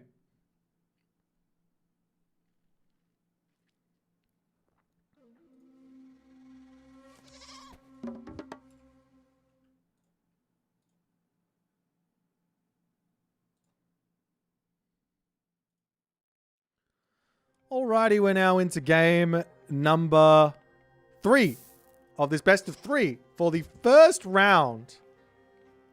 Literally the first round of the JJJ. I'm sorry, but that's insane. We've literally been going. This is like this series is absolutely insane. Both players are playing incredibly well. Nyan showing his skills, Chasing the Sun showing their skill, both with the China versus Japan matchup. But now Nyan has his Amaterasu, and I don't know how much he's lost with this civilization or with this goddess on the ladder. He's got his Amaterasu. Chasing the Sun on the other side, he's got Tsukiyomi. Now, I personally think that Tsukiyomi does have a line at the top level that you can take to find a win, or at least find yourself a position that you can play versus Amaterasu. The problems in this matchup is going to be, one is those kamikaze weasels, those kamikaze kamaitachi. That's a mouthful. You try and get it out. That's number 1. Kamikaze kamaitachi. The next one is you also have to figure out how to get through the samurai before the Bushido starts getting out of control. Picking off villages is all well and good with cavalry, but you have to also be taking out those samurai, otherwise life's going to be tricky. So we'll see which angle Chasing the Sun's going to go for. He's going to drop a temple down. You can go through, I'm spacing on the gods, you can go in this one. You can go for your own weasels yourself, or you can go for Inari or Kami. Now personally, I think in this matchup, Inari or Kami is the way to go, because if your opponent wants to suicide their weasels, you can get yourselves that Ivory Netsuke, which, yeah, you get your Ivory Netsuke, which is going to be able to give you some gold when your opponent is suiciding. You can kill them off with myth units. Nonetheless, we've got Sacred Custodians coming through. It looks like Nyan wants to pick up some relics. He's also going through Ame no Uzume himself. So we are seeing a lot of this god. I do think that it's the best god for Amaterasu. It gives infantry boost and it gives the weasels, plus it has synergy in with the solar shield. But I do not believe it's the best god for Tsukiyomi, as we are going to be seeing Ame no Uzume come through as well. So Chasing the Sun, He's setting up defenses here. I love the way he's building. He's got the villagers chopping this wood line, even though his shrine's here. Totally fine. He's going to have the Miko here to heal and to bash down any sort of weasel harassment. His villagers, however, on the front, eating these Sero. I got no idea what these are. Can I read this? These are... the Sero is a unique hoofed mammal endemic to 3 of Japan's main islands, Honshu, Shikoku, and Kyushu. Often described as a goat-like antelope. I had no idea. Very exciting. Nonetheless, the Kitsune coming through here. We will see a dojo coming up as well for chasing the sun as the Goshinboku is placed down. On the other side, it's a stable up for Nyan early on as he is not going straight into those samurai. He's got his own Kama Itachi hanging out at the back. And we are actually going to be seeing Chasing the Sun making the first move in this matchup. He sends his weasel straight in, picks off the Deuterino as we do see a pretty quick solar shield there from Nyan. I think he wants that one on cooldown as fast as possible so that he can just go and use it again. But that's going to be the immediate attack coming in from Nyan at the moment. He's got another Kama Itachi in here, getting some good damage done. Villagers splitting up, diving into towers here, and now completely idled in that main base. As the Miko needs to come forward. He can move over here and put the wall up. Put the water mill up to grab some chickens. He's got some nice walls on the back. So he's okay. And now he's going to be getting himself out some on the musha to simply just defend. And now these Kama Itachi not going to be that useful to charge in here anymore. That's the on the musha sniping down the Kama Itachi here. And Nyan does decide to retreat, but he's pushing it over onto this side. There is a little opening here, but another on the musha through is going to be more than enough to put the defense in here as Nyan doesn't look like he's going to be able to find all too much damage with these weasels. So yeah, now has to go into something different, and that's going to be time to make Samurai. But Chasing the Sun, he doesn't want to go slow in this matchup. He is going for pressure. He is attacking and looking for damage as that weasel gets sniped down. Over on this side, though, you got to be careful. You can't really take this fight. Low numbers is not a good idea because that shield will come through. Also, the Miko there to heal up. Absolutely brutal. Now, one thing I like from Chasing the Sun is that he hasn't dropped his new moon just yet. Now, unless you've got a really specific usage for it early on, it just gains so much value by holding onto it a little bit later. So, for example, getting watchtowers, getting Thrower Gauge, dropping on your tower, you get guard towers, Cran, boiling oil, and signal fires. So it's a huge amount of resources you can get. And that's just one example, right? You can throw it onto your stable to get all of the upgrades that come with that. You could throw it onto your dojo to get those upgrades. There's lots of different options. Onto your water mill to get quick to like irrigation, bow saw. Nonetheless, the weasel does manage to snipe another unit here as the samurai going to be wandering around chasing each other.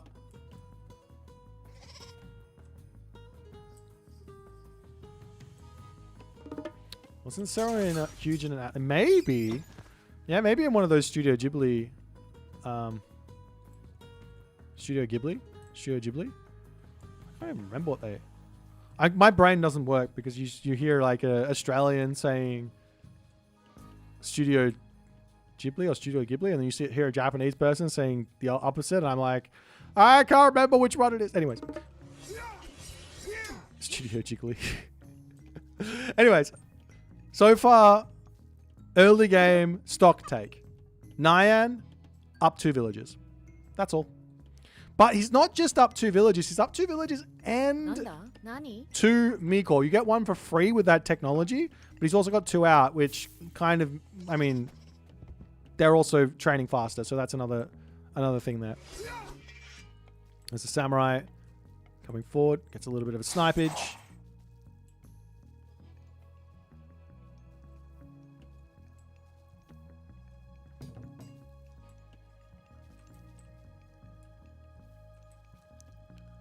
As the Kama Itachi comes in, just going to be going for another fight here. He could solar shield this. Does decide to do so. And that will be another dead Kama Itachi here. I mean, it's not a villager. Oh, no. He gets away. The Kitsune save there from chasing the sun. What a move. What a move. But it is almost dead, so he's going to have to pull that one back home and heal it back up if he wants to. Or he can just run it to his death. Or at least get a little bit of damage off. All those will be healing up, though. That's a thing as well.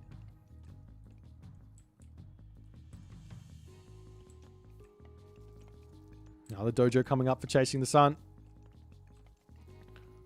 Do see... What is this relic? Text of Imhotep is actually really, really nice. The Kamotachi looking for some damage here. Will have access to another solar shield if he wants to.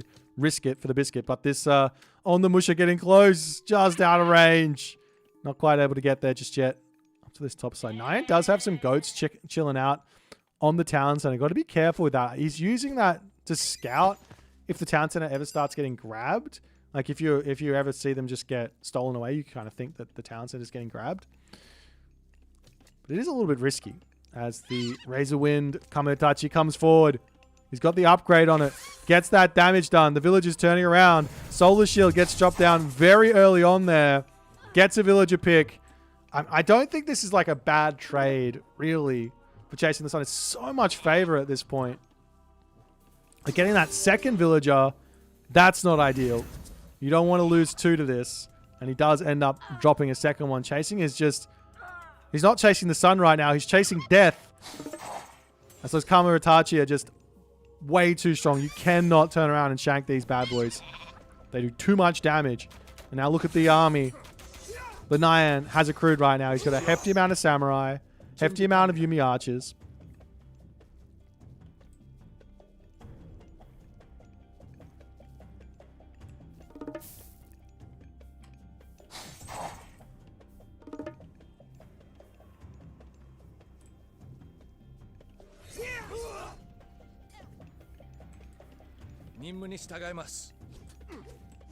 There's the Ondamusha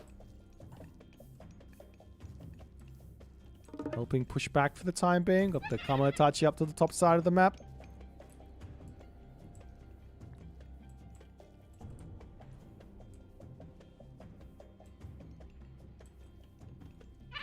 Charging in with these Kamotachi. The thing is he can sack 2. Oh no, he can't sack. He can only sack 1 of them at the moment. It's kind of crazy how many he's getting out here. Gets a little bit of damage done, and he has to pull back. Population-wise, slight advantage for Nyan. He's almost up to heavy, and that's what he's waiting for. He's waiting for Bushido tier 3 before he decides to go. Gold situation. There's no safe gold mines on this map, on this spawn. So it's all about the forward map, or over onto this corner here. I guess it's somewhat safe in the very corner of the map, but... At this moment here, do you want to take this fight if you're Nyan? You're going to get that Bushido in mid-fight. In fact, he's going to have it right now as he turns heavy and chasing the sun says it's time to go in. He drops the Kamotachi onto the backline of Yumi archers here. But well, both players are now heavy as well at the moment. But the numbers for chasing the sun falling drastically here as the Kamotachi almost finishing off the samurai on the back. And Nyan pulling back up into his main base. He's sniping villages as this is going on as well. And this looks like it might be a pretty quick end to an amazing series played by these two players. I'm not sure what else Chasing the Sun can do. He's over here sneaking through. That is actually scouted by Nyan as well. He sees the villagers there for the time being. But he does not care about it. He can just go full send at the moment. And Chasing the Sun in the 13th minute there does decide to tap out. Nyan Racing Cat too strong in game 3 with the Amaterasu. Chasing the Sun, I don't think that this kind of line is going to work. And there's got to be other ways to play this matchup than just the way that I was saying. But you're just kind of playing right into Amaterasu's strengths by going for those samurai against the samurai. But a well-played series here. First series for the day down. I mean, for me, there's a whole bunch of other games getting played right now that are already finished because this was a thing. But let's find another game to cast or another series to cast, and we'll see how it's going to go.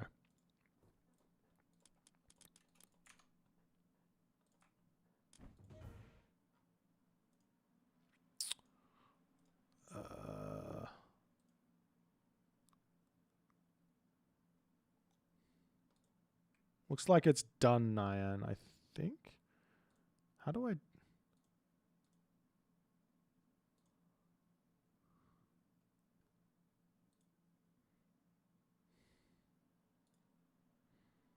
There you go.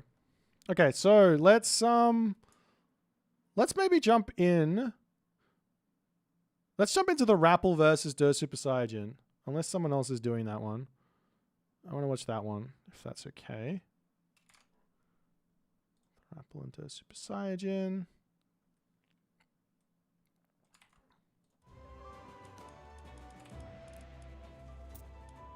Nope, there are people in this one. Let's find a different one. Maybe Pegasus versus Zucolo?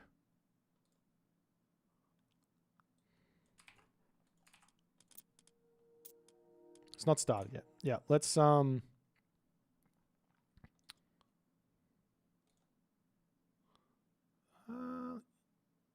yeah, let's do that one. Oh, we could do Grass versus Mini Yeti, actually. Is someone doing this one?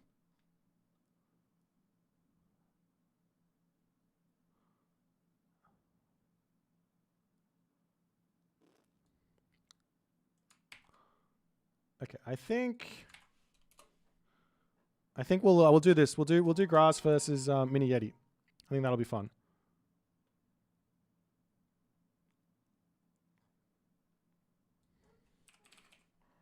Ace's Grass versus Mini. I don't think it's Ace's Grass anymore, but I can't be bothered to change it.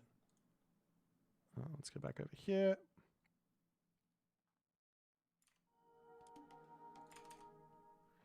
And it's going to be...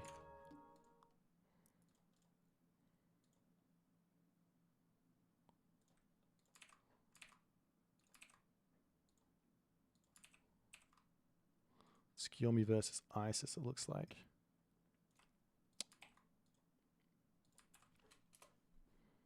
Can I find this game? Did they put it into here? Is it going to be in... I got to go here. I got too many things to do. All right, let's find this game. I know it's a bit of a mess, but that's okay. They are in. Okay, let's go. We'll fix up the rest later.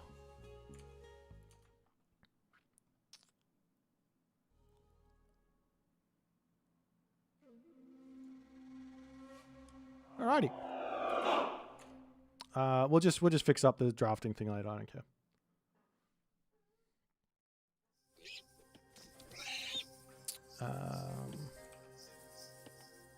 I guess we do it like this. Sounds good.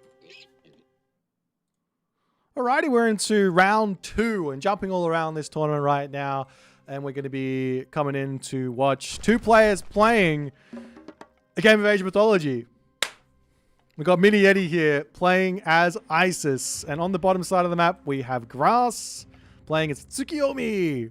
So Grass is here to show us all his Japanese nonsense in this one. I'm excited to see it. Mini Yeti also going in with the Isis. This is a bit of an interesting one. A lot of people have been saying Isis not so strong anymore after some of the nerfs. But Mini Yeti, he's a guy, he knows what he's going for. He's got some good plans. He understands the game at a pretty deep level. And most of the time he does something absolutely wacky. So I'm excited to see him do the wacky stuff. But we are in on the map Snake Dance. Now, I don't know if you can see the snake here, but it's kind of dancing around the middle. It's a little snake. I don't know. I don't know. We'll see. We'll see how it's all going to go. But I'm really excited to see how Grass is going to approach this one. He is kind of more of a Norse player. And probably like... Oh, can I remember what he was playing early days?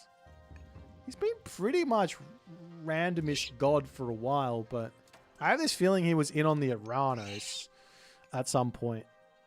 Could someone remind me? I can't remember. Anyways, Grass definitely in Retold. He's been much more of a Norse player than anything else.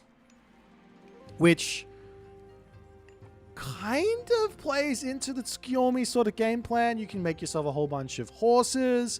That can be a really, really nice way to play. On the other side here, Egyptian making Migdol units. Now, you're playing ISIS. You don't really have to go Migdol units. You don't really have to go barracks units. You can choose which one you want to go. There's no real specific bonuses either way.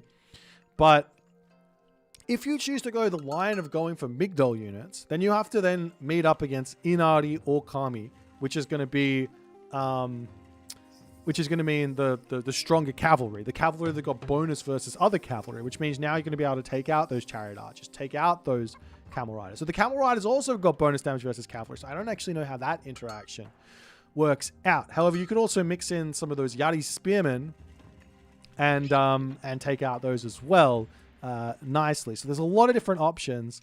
And beyond all of this, I want to let you guys know something. I thought first and foremost that Inari or Kami was or Kami as in the wolf.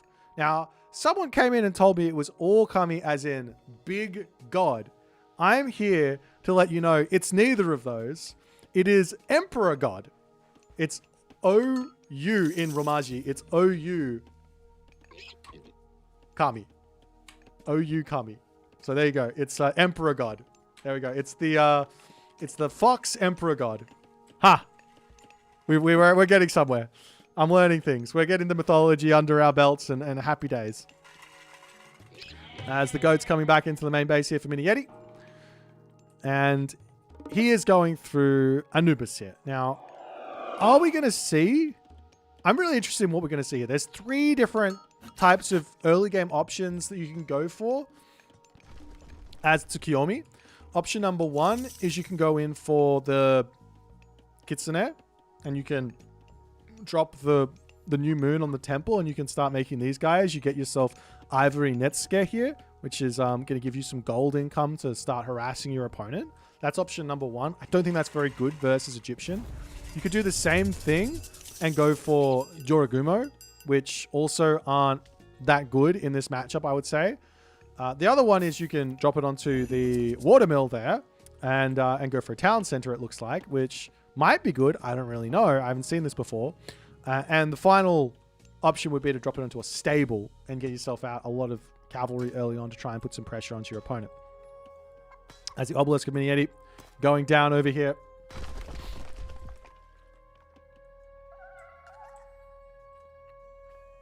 And there are 2 obelisks. And this might be enough for... Oh, we are seeing a barracks actually for Mini Yeti. I was going to say this might be enough for Mini Yeti to just say, great, I'll go 2 town center myself. I think 2 town center Egyptian versus 2 town center Japanese probably gives a lot of opportunity over to the Egyptian player to make things happen.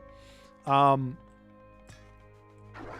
beyond that, take a look at this. The Anubite, you might say it was buffed. You might say it was nerfed. I say it was bug fixed. The Anubite was going to lose a villager here. Oh, good control from Grass. Good control from Mini Yeti, though, to jump over that one there.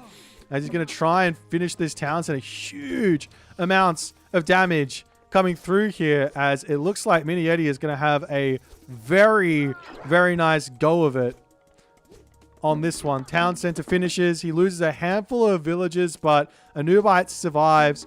The Serpent's also going to make life painful over here as those Serao.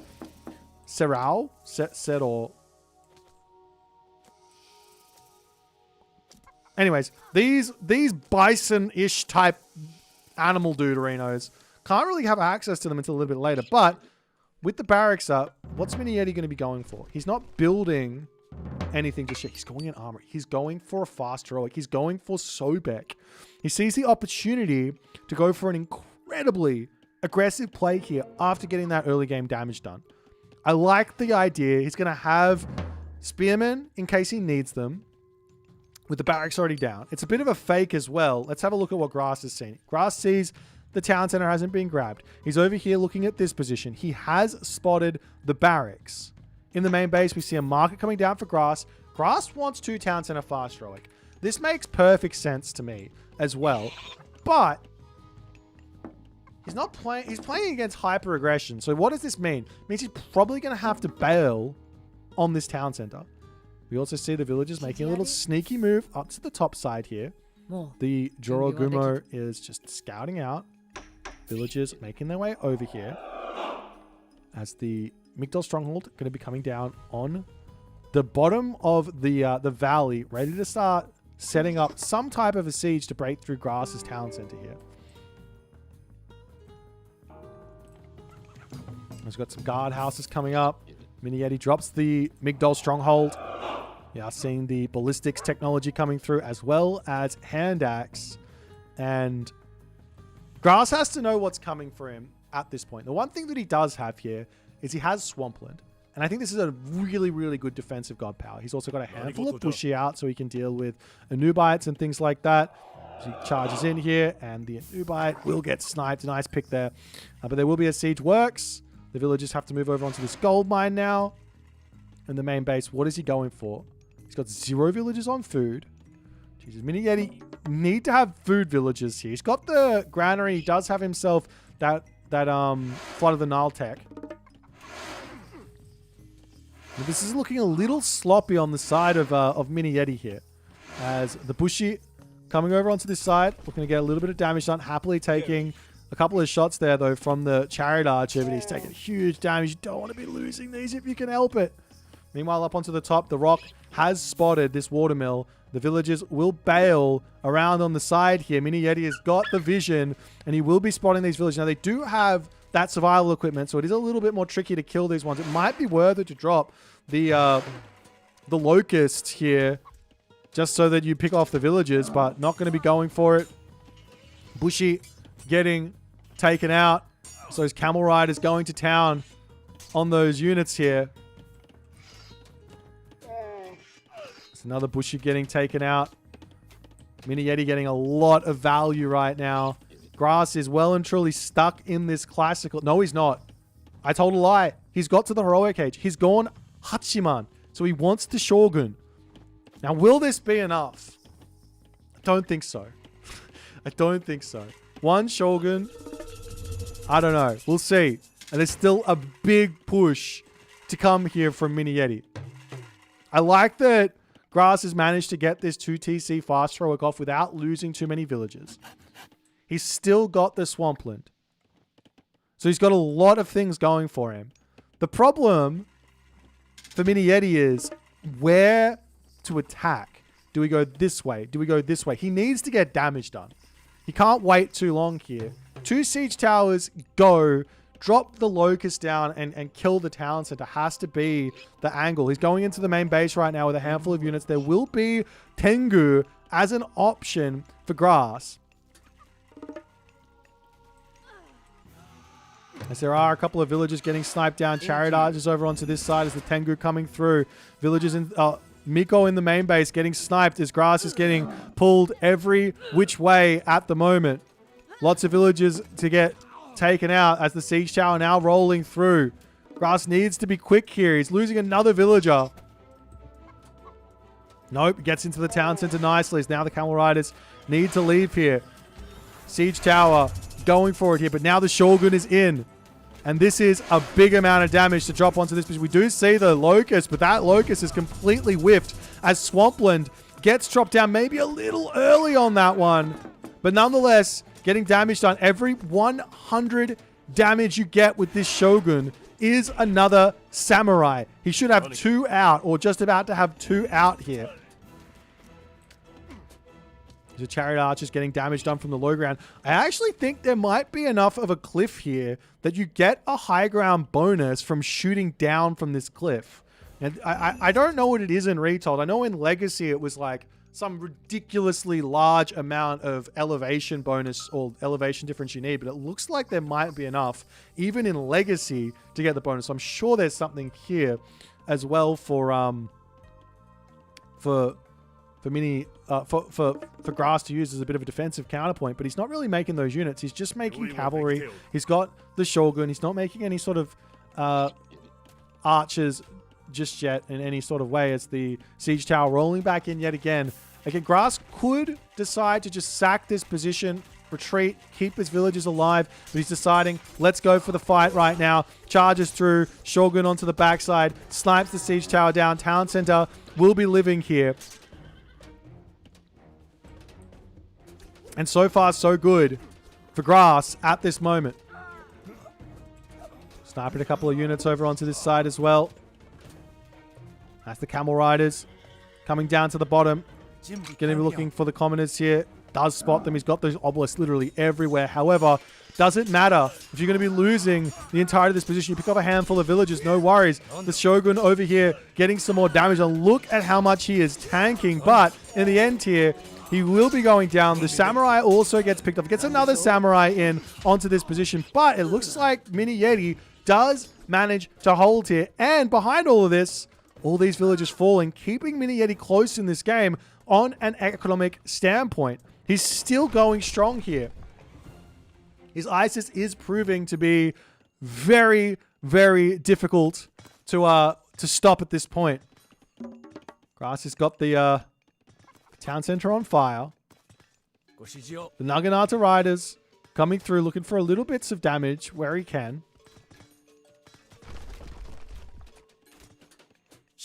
Now, he also doesn't have the technology here. He doesn't have that Sashimono Bannerman, but he doesn't have the favor income either as he lost his Miko.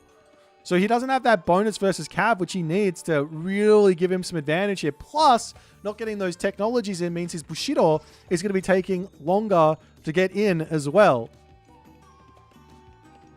As the Siege Tower coming through for Mini Yeti yet again, ready to take out the town center.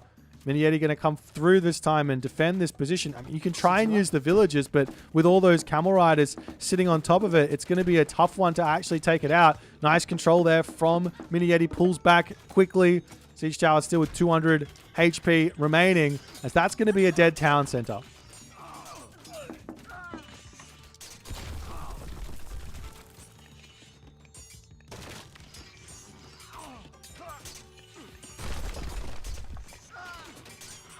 As all of those Naginata Riders, they will not be able to take this fight any longer. And I think Mini Yeti will take this first win here.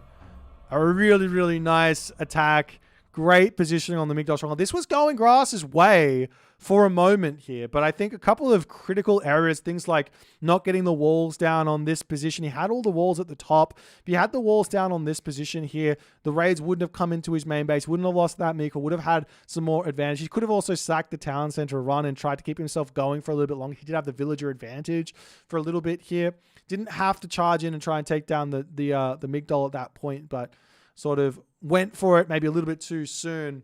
But we'll see if Mini Yeti can continue his Mini Yeti ways going into game number 2. Grass now gets to play an off-Japanese god. We'll see which one he's going to pick. And I am excited to see Mini Yeti and what he's cooked up with the Japanese going in for this second game.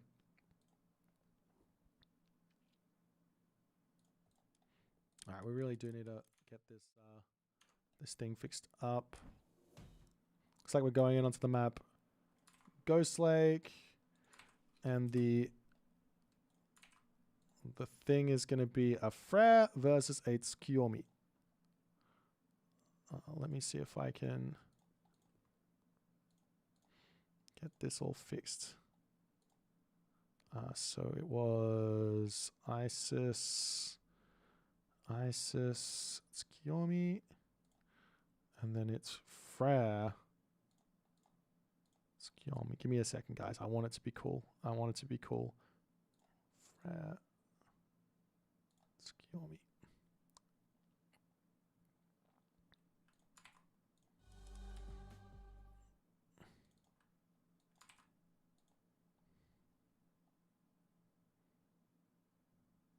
Did that work? Oh, yep. Yay. And that needs to be flipped. Flip it ready. Okay.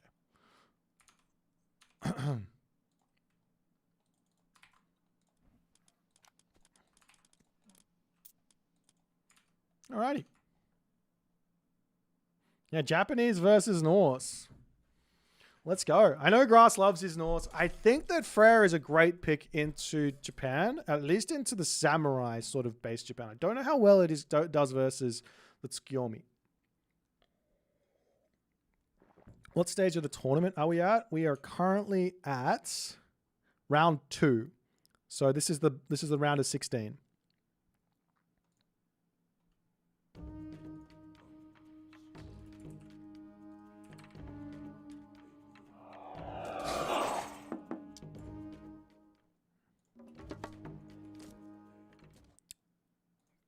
Little flipperoonie, a little bit of the in-game, and we go.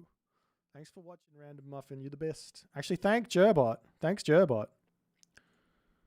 All right, we're moving into game number 2 here, as Mini Yeti does decide to go for Tsukiyomi here as his Japanese versus non-Japanese god. On the left-hand corner of the map, we will have Grass going in with his Frere. And we are on the map Ghost Lake. And Grass gets himself the double gold mine spawn. Now, I don't know what this means for this matchup. But what I do know is that generally Frere enjoys 2 gold mine Ghost Lakes. Generally, Frere is the favored god, or he's more favored than if there's a 1 gold mine Ghost Lake. He's going to enjoy that because it means he doesn't have to worry about that second gold mine. He can play really defensive. You can't really take out the Asgardian Hill Fort because you can just put it in the main base to defend your gold mine, and you're just good to go.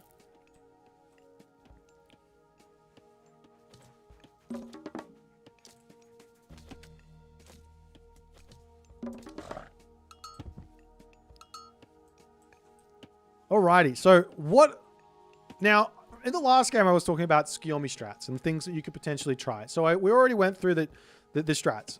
I think in the Norse matchup, I do think going for the early, either going for early favor and going into a lot of myth units, and specifically like get some Jorogumo out, get some Samurai out, and get out that Ivory Netsuke to give yourself even more economy. I think that's a really good way to play in this matchup. Or you can go for the Kitsune as well, or the Kitsune, because they can just run around and gain you gold as the game goes along, and also kill enemy villagers. So you're just going for big raids, and then you can snipe units as well that are kind of running across the map. You're basically just making a really big raiding party of foxes and get a lot of value from them, building up that gold stockpile. So we'll see which way Grass is going to go. You can also go for fast cavalry here as well. I don't particularly think that cavalry make a lot of sense versus Norse. Generally, I don't like to go cav versus Norse. Even with Poseidon, I don't like to go cav versus Norse because they have those herdmen and their raiding cavalry are generally really, really strong. However, if you're going to go Inari Orkami, you do have the stronger cavalry. So you, unlike Spirited Charge, that Sashimono Bannerman does make a big difference in this exchange between the Naginata riders and the raiding cavalry. As Mini Yeti is sending the Miko off to the side, he sees a relic that he wants. He's got that Eye of Ornlu. Does make sense. That affects Samurai. I mean, of course it affects Samurai, but 5% bonus damage on the Samurai is kind of insane. Oh, this is such a big relic for Mini Yeti to be picking up here. I didn't even think about it. I mean, what else would Eye of Ornlu affect if not the Samurai? That's a huge relic. Okay, Nose of the Sphinx here as well on the map. There's another, that's building increase there. We've got the Osberg wagon, which is going to be making those caravans a little bit faster. And we've got the Kui drum here, which makes the heroes do 1% or do 0.25% extra damage for every 1% of HP lost.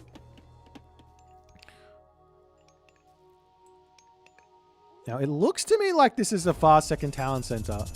Is he dropping that onto the... He is dropping it onto the watermill. This looks like it's a fast second talent center here from Mini Yeti. So he's going for a similar strategy to what Grass used against him. He sees the talent center. He knows he's playing against Frere. So fast second talent center and trying to put some pressure on a little bit later makes a lot of sense. Now, this could result in the Frere player getting out of control. Out of control. The wall's already going up. And one thing that the Frere player can do here is just say, hey, you went talent center? Great, let me take 4. I'll just take 4 talent centers, and then you have to make something happen as the Tsukiyomi player. As the villagers go... Did they really walk all the way around here and then go to this town center. Fair enough. I mean, there's some nice hunt here as well. So you can get that 2 town center fast heroic off. There is an idea here to go for Oni. Am I right? Yes. You could go for Oni here. As the forest fire gets dropped down, and that's going to be a dead villager there. Unless he gets in. Nope. That's a dead villager. Nice find from Grass. Gets that early game value. He also did go for Freya here, which is kind of, I would say, like off meta. I don't know what meta is, but I would say it's off meta. You have to go for the DLC god, right? You got to go for Ulla. I didn't even notice.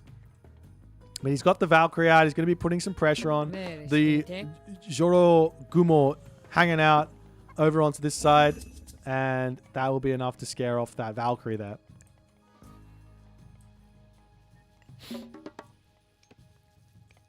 That's the stable coming up for Mini Yeti.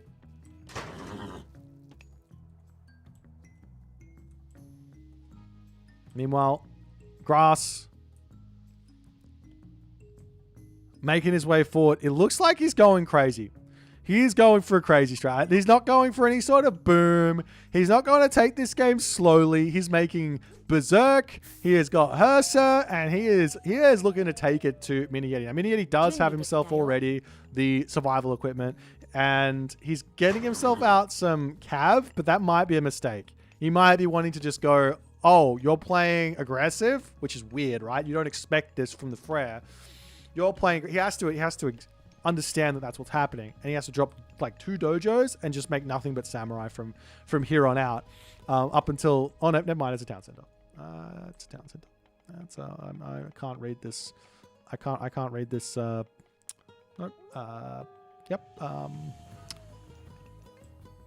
Well, that's a thing. Anyways, we've got some cheeky little herbmen coming out.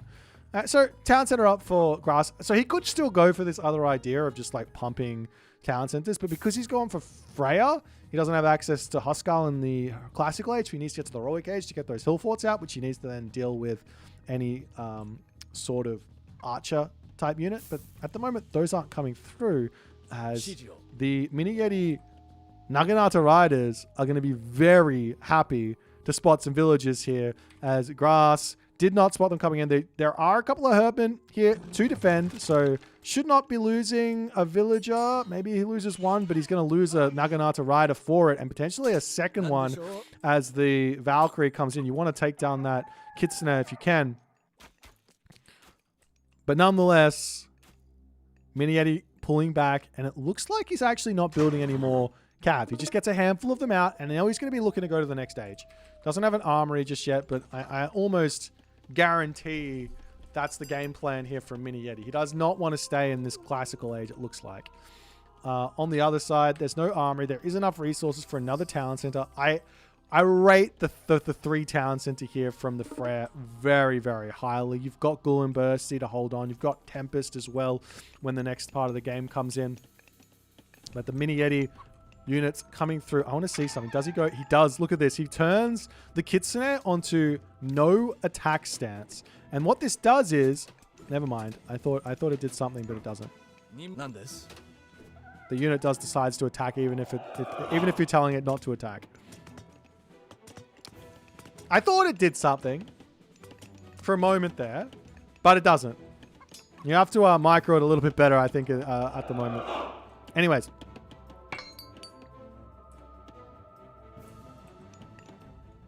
On the front, a couple of great hauls coming up, and it will be Hujin. So the Oni might be making an appearance. Yeah, I mean, at least one will be making an appearance. Seeing another stable coming up here for Mini Yeti.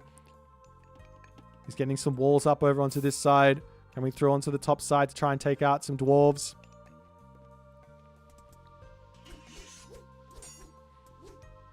Does manage to catch one dwarf out. Snipes that one before pulling away. So attack move now still lets units in no attack stance attack. Oh, that's what it looks like. Unless I misread what was going on there. That's what it looks like. As the great hauls are up for Grass.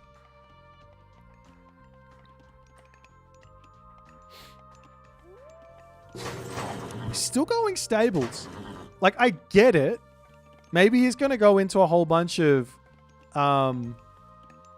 horse archers. Yuumi horse archers. Looks like what he's going to do. And it makes sense because there's not going to be that many Huskarl out. The Huskarl are what is scary for this composition, I'd say. But he doesn't have them because he didn't go Ulla. So this does make some sense. But Aegir is on the way. And that means that hill forts are going to be on the way, which means that Huskarl are going to be on the way. And the difference in villages is just 1 at the moment. So while the Japanese gets free upgrades for their line upgrades, the Freya player also basically gets free upgrades as well. They're half price. So it's free upgrades. It's a DLC. You paid for the Civ, you get half price. You get free upgrades, you get half price upgrades. You paid for the DLC. You deserve it, right? That's how it works.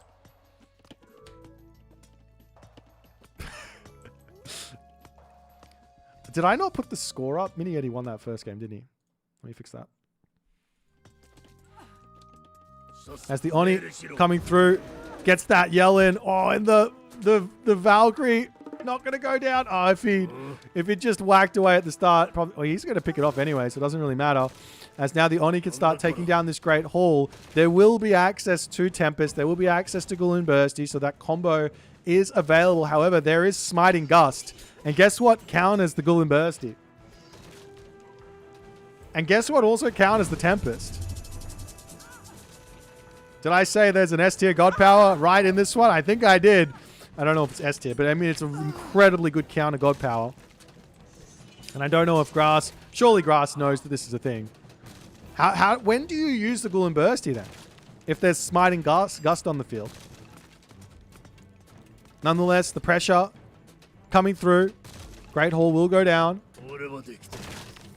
The Oni can do it. That's what he's saying. He said, I can do it. That's a little attempt to get a wall in there. That's not managed to be successful. Turns around, tries to snipe down some of these units. You can't sit and face tank the Herdman though. I mean, maybe you can. Never mind. Of course you can. Why couldn't you face tank the Herdman?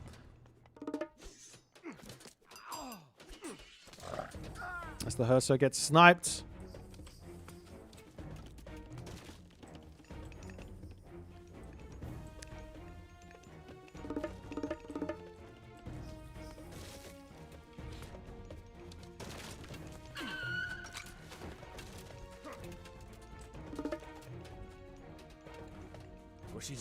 And now Mini Yeti to pull back ever so slightly over onto this side. The Hersa will end up finishing off that Oni there.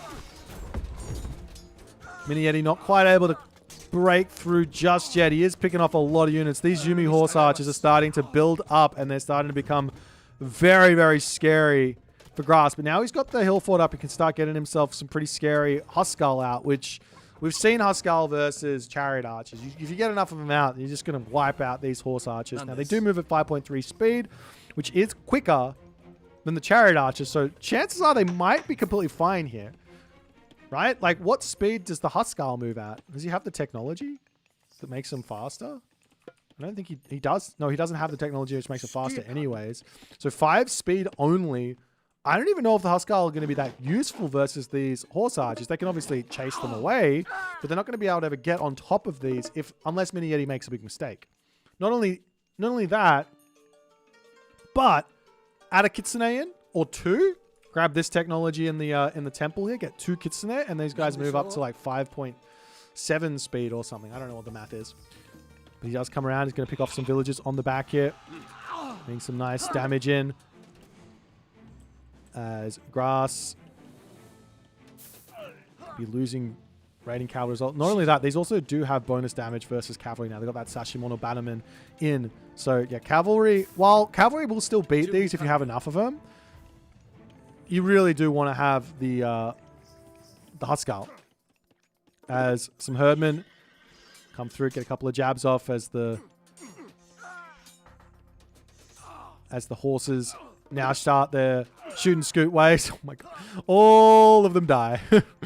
All of them die. Now the raiding cavalry coming through as well. He does not have himself that Thundering Hooves tech, which could be huge, but now on top of the Horse Archers, that's the damage he needs. Get some revenge fire in there. Tempest gets dropped down. Do you want to use your Smiting Gust there? He does. And now he goes for a bit of a tumble all the way into the main base here. And Heavy also comes online during that heavy gust there. The Joraguma coming over to help out, but a lot of units are falling. It's looking like Grass is getting the better of this. The Tempest is gone, though. Villagers getting taken out in the main base as well, as the Joraguma is now coming through to start getting that damage in. And the heavy raiding cavalry going down. And that there, ladies and gentlemen, is a usage of Smiting Gust. But I think Grass has kept himself very, very competitive at this moment now in the game. He's got a huge amount of damage done onto the army. He's slowed the timing of Tsukiyomi down. He still has Ghoul and Bursty. No Smiting Gust to counter the Ghoul and Bursty unless he gets up to 150 favor for that one, which you could wait for, but more than likely he might just drop the New Moon yet again. What did he drop it on? Onto the armory? He's dropped it on the armory to get full bronze. I really like that usage, but he might be able to get enough for another usage of New Moon into the Mythic Age to get full iron. The reason I don't like it is I mean, unless he didn't have ballistics before, which I would be confused as to why he wouldn't have ballistics, but you're only getting so much value from it. But nonetheless, the raiding cavalry looking forward, still not seeing that Thundering Hooves tech in for Grass is crazy. If he's going to be making this many cavalry in this situation, he needs that Thundering Hooves, not only for the speed, but also for the HP on these units. But he's given himself a lot, or he's gotten himself a lot of Bergrizi now, though. That is going to be a big deal. A lot of Bergrizi. Like, I mean, you could say it's 1,700 resources with ballistics, but you just paid 1,000 resources, so you really only got 700. You only really got 700 resources back for it, like in terms of like the New Moon on top of the armory, right? Because it's 100 favor. I'd rather just buy the upgrades myself and then get the favor spend on Oni, or get the favor spend or put the New Moon onto the temple and get all of this stuff. That's so much value there. I don't know. Just me. That's the Yumi Horse Archers sniping down the Berserk on the back. They're just pulling off this one.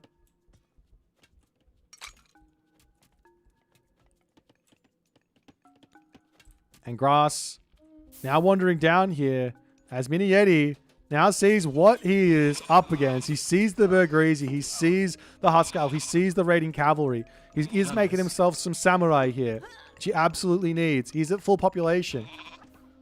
But where are all of his units? He's got 17 horse cavalry, some units up the top. He's got this horse cavalry down the bottom, picking off some raiding cavalry here as they're trying to get us around. Actually, he's not paying attention to this one. They're getting huge damage here as all those raiding cavalry coming over here trying to get onto that gold mine, not able to do so. But now Grass is on 3 town centers. He is behind on villages by a little bit, but it doesn't matter. You're playing as Freya. How many heroes are here? There's only 2 Daimyo heroes, so these Bergrizi will go to town. Some villagers getting brought forward. What are they doing here? What is the plan? Is he using these to fight? Surely not. But we're getting another castle up onto the front.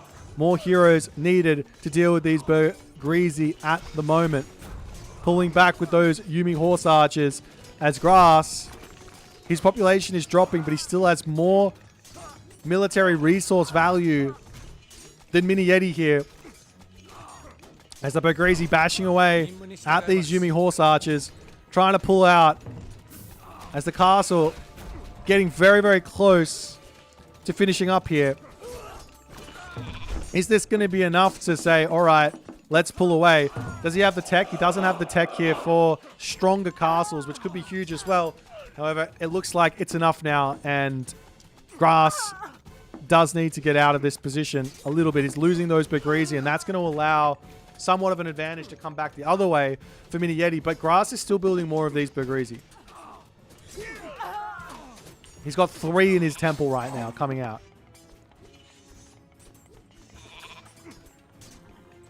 Has more Daimyo on the way.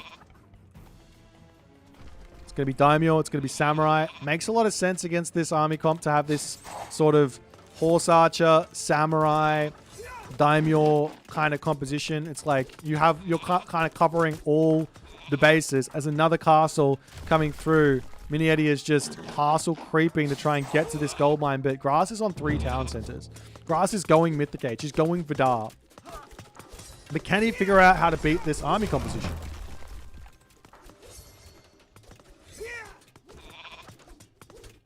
There's now the Oyumi coming in. That's going to be a help to take out the hill fort at the very least. Gold mine situation on the map. We didn't really count it, but there's only 2 large gold mines. So things could get very, very bad here for Grass very, very shortly. He does have the Mythicate, so he can wait on this if he needs to. But he's about to run out of gold. So losing this fight is not... You cannot be losing this fight. Great garrison micro here. The Ghoul and Bursty getting called down to help out. But Mini Yeti can just pull back underneath these castles. He does not need to sit here and fight this. Garrisoning into the castle, retreating away from the gold mine. The Ghoul and Bursty coming through, going to be taking more units out of here. Mini Yeti microing, pulling back underneath 2 castles now. But he has to pick off these big siege weapons of Grass. Mr. Bergrizi gets cleaned up. The Yumi Archers on the back here, sniping down those back units. Great garrison micro, playing around that Ghoul and Bursty beautifully. Champion has just come through for Mini Yeti. But if Grass can keep Mini Yeti off of this gold mine, then this is going to be an issue. There's 1,300 gold left there for Mini Yeti. But it's looking like he's winning the fight. However, Vidar is about to come through. And that means he can just send that wolf straight through this army right at the castle. Maybe it would have been a better idea to have himself a Nidhogg here, though. As this wolf coming in, chasing down the horse archers. He does hit them, but very small amounts of damage there. Samurai coming through. The hill fort falls. The gold mine is secured. The gold mine is finished for Grass. He's out of gold. He has 0 gold mines remaining. Where's the market? 1 market over here. He's got to start a trade route. The Fafnir might seem like a big help here, but it's also giving gold over to your opponent once it goes down. As Okuninushi to come through. As well as that Ivory Netscape. I like this idea. Go for Okuninushi. Make yourself Onmuraki. Get yourself Ivory Netscape. And then just start profiting off of all of that free unit gold gain.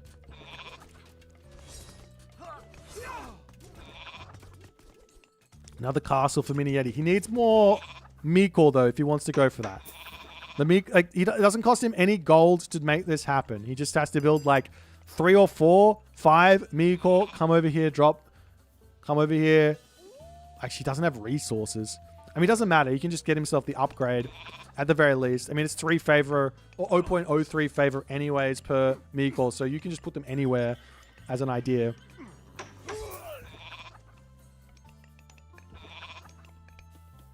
Meanwhile, villagers chopping through this wood line over here as well.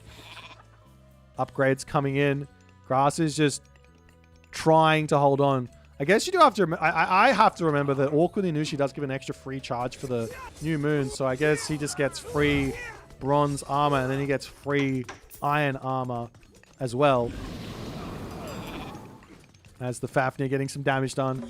The town center over here does look like it will be falling. But the throw and axe are getting good damage done as well. So long as Grass doesn't really lose any units here and continue until he gets a trade route. He's got the markets all started up now. He just needs to not lose units. Great usage of the Fafnir here. Huge value onto these bad boys as Okuninushi is now in. The new moon does get dropped immediately onto that army. That's going to be fully champion upgraded full iron units coming in as the deers are now started. The deer caravans are on the way. This game is incredibly close, but Onmuraki are now in. Well, one is in, and this one's going to start getting that gold through as well to help keep Mini Yeti going in this game. charges in, drops the wretches down as the army, and we do see another swampland. No surprises there. He gets that one for free. Grass can't really afford to fight this. He needs those ox caravans in. But the thing is, even if he loses this town center, it's not the end of the game. He's still got 3. He just needs to get that trade route going and keep this town center alive. There's the villagers for Mini Yeti coming forward. Do see the trade route. There's 4 markets here. Mini Yeti going to be going for that very quickly. He's got a lot of food income. There's 50 villagers on food right now for Mini Yeti. 42 on food for Grass as well. So the ox caravans are in, and I think he's probably got close to enough already. 17. You probably need something like 30-ish trade caravans, and you're completely fine here if you're the Freya player.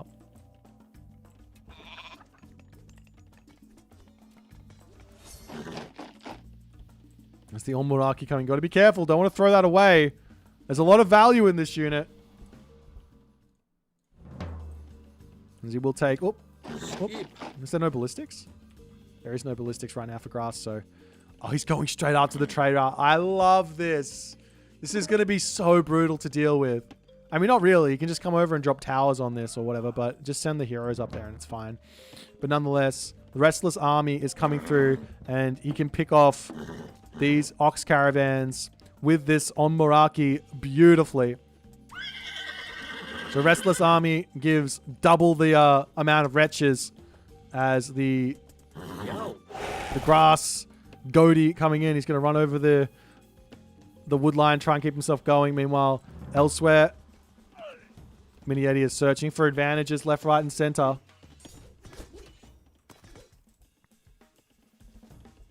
Onto this side now. Grass is saying, let me through. Let me get in onto this spot. There's still only 3... There's still only 3 Mikor. There's a tower to come through. Was there a gap here? There's a gap in this spot. The champion Yumi Horse Archer is going to come through and try and defend this as he does drop the smite. He goes, he's like, get out of here. Get out of here. Let me finish this wall back off. What are you doing? It's the Onmuraki in the main base. Will get taken down. He is trying to charge in to take down the town center, but Grass is just like, I'm okay. I'll just sit here and wait. We'll get damage done. We're going to play a late game, and we'll see how things go. As a raiding cavalry, we'll take out those Yumi Horse Archers. Upgrade-wise, the iron coming in slowly. There's only the 1 armory in for Grass at the moment, but he's got both of them queued up. It's going to take 4 minutes for those technologies to come through, but still. Man, this Fafnir has just been getting so much value here. So much value. As he cleans up all of those samurai. And as far ahead as it looks like Mini Yeti is at the moment, again, I don't believe the score anymore. The score, just get rid of it. Just take it away. We're just gonna just get rid of the score. Can I get rid of it? There we go. No score. You don't get to see it. Grass barreling forward at the moment, trying to take out as many of those samurai as he possibly can. But Mini Yeti is staying at full population. On the other side, Grass is not. You do see some Yumi Horse Archers coming through. The Fafnir doing what it can. The only problem for Grass is he doesn't have the villagers. But does he need them? He's got so much trade that it probably doesn't matter.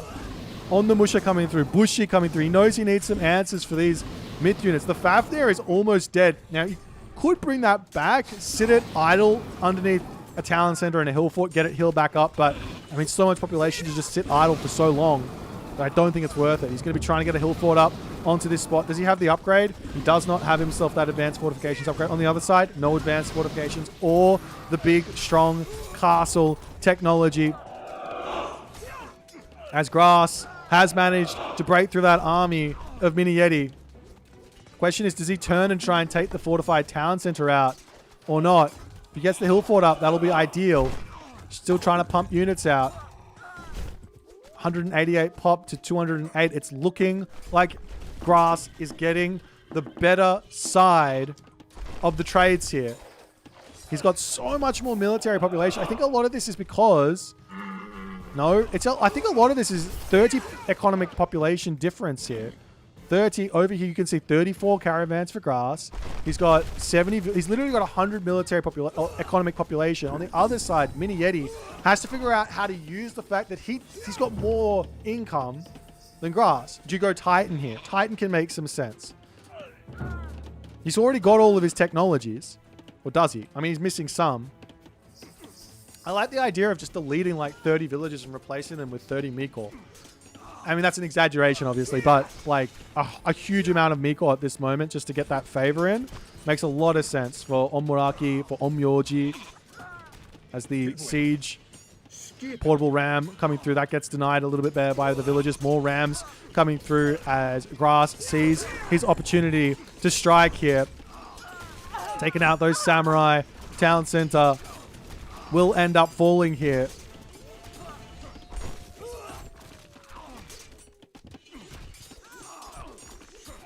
And the guardhouse is going down.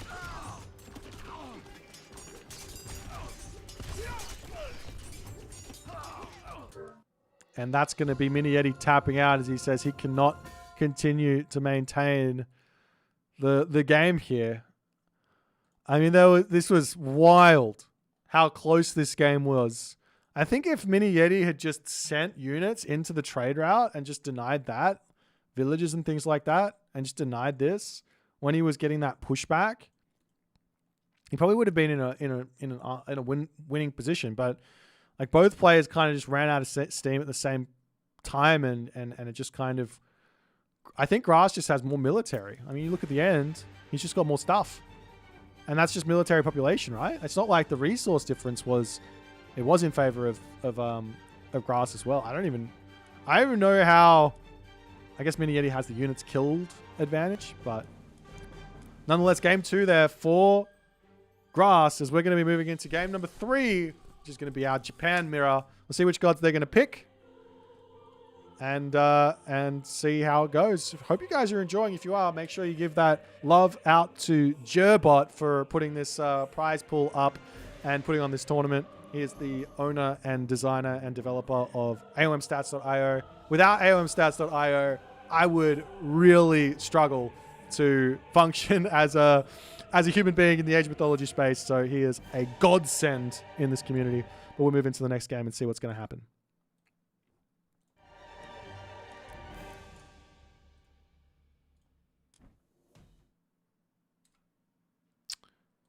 Over here. Over here.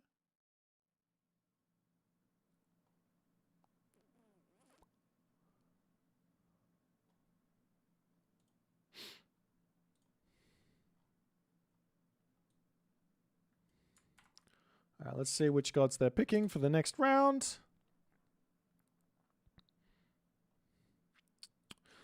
And it looks like it's going to be surprise, surprise. I'm not going to be. I'm not surprised about this in the slightest. We're going to be seeing an Amaterasu mirror.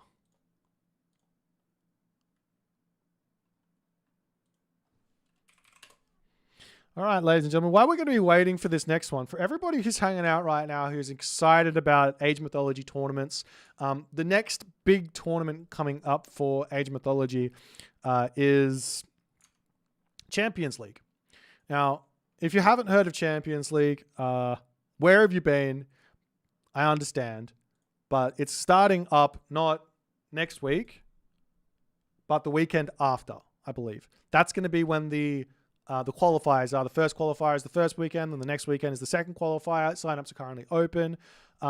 There is attached to Champions League, which is a $10,000 tournament. Attached to that is Challengers League. So if you want to qualify for Challengers League, you have to sign up for that qualifier as well. What is Challengers League? Challengers League is effectively Champions League, except for the next top 16 players. It also has slightly different rules, so you don't have to know all of the gods to play in Challengers League. You've got no god. It's a free choice of god. There's no bans, and you just can't pick gods you've won with again. So the similar rules to Athenian League. So it's kind of that second tier tournament. So if you guys, it's also it's really fun. If you guys are in for that, That'd be sick. But yeah, all the other good stuff. Let me see if I can find this next game. There it is.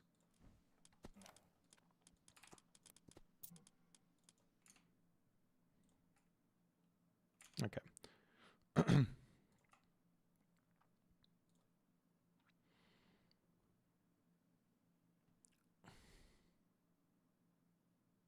Yeah, the players that are in Champions League, we've got the Mister, we've got Recon, we've got Kavoth, we've got Matador, we've got Rappel, we've got Soup, Tunison, and there's one more that I'm gapping on. Who's the other player? Nulra? No, not Nulra. 3DB has signed up, so we will be seeing 3DB in the qualifier. Let me have a quick look who that 7th player is. I can't remember. I said Kavoth. Oh, it's Matrius. Matrius is going to be playing as well.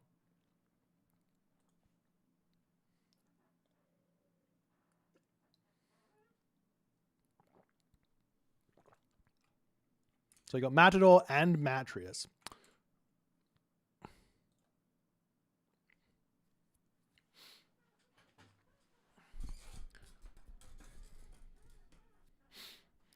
For everyone playing at home, the bracket is currently moving along, and we will be moving into the quarterfinals pretty much just after this. We've got the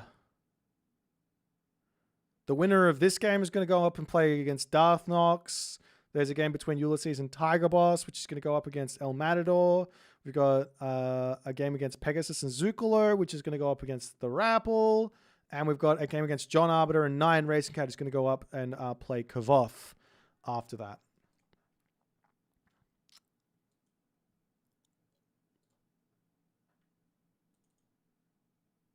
This frog is for Maddie. Maddie loves his frog. We're about 40 seconds away from game number 3 here.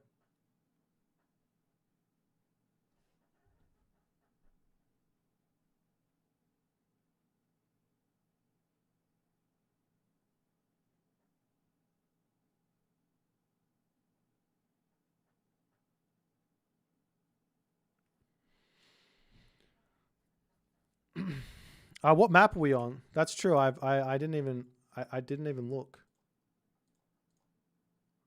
What did they say?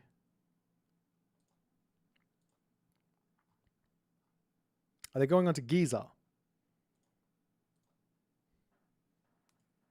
I'm a little surprised they didn't pick something like Setonaikai.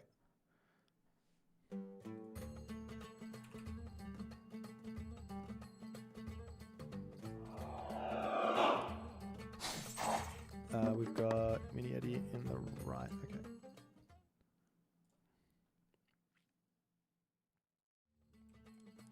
All right, ladies and gentlemen. Into game number 3. It's the Japanese mirror time. In the right-hand corner, we've got Mini Yeti playing Amaterasu. And we are also going to be seeing Grass also playing as Amaterasu. So there is... Look, I'm gonna level with you. I think Amaterasu is the strongest of the Japanese in the Japanese mirror. I do think that there is an angle on certain maps for Tsukiyomi to be viable in this matchup. But why would you risk it? Why not just not play Amaterasu against the non-Japanese that can potentially beat her and then give yourself the best opportunity to win elsewhere? Anyways, that's what these guys are saying. So both of them going in with that Amaterasu, and we're going to see how things are going to go. The main reason why I think this is the case is the weakness to early game myth units that Japan has. Without a doubt, Japan has a weakness to early game myth units. The way to play around myth units in the early game is to position your Miko in your main base and be protecting your resources. So you have one over here on the gold, you have one over here on the wood, you have one on the food, and then you can protect against those early game myth units. But then you have to then play around the solar shield, which is going to be somewhat of a tricky one. Now, Grass on the other side here, he is going for what looks to be a very quick advance time. Am I wrong on this? Has he got his upgrade? He doesn't have his upgrade just yet. On the other side, we do see the upgrade is already in for Mini Yeti, so he's got a little bit of an advantage here to kick the game off with. He's also doing something pretty sneaky now. Mini Yeti maybe has a little bit more experience than Grass with this Civ, but he's actually giving himself Fattened Goat. Now it doesn't boost the meat, doesn't it? It doesn't boost the meat call, he says, as the meat call goes up to 0.8 food per second.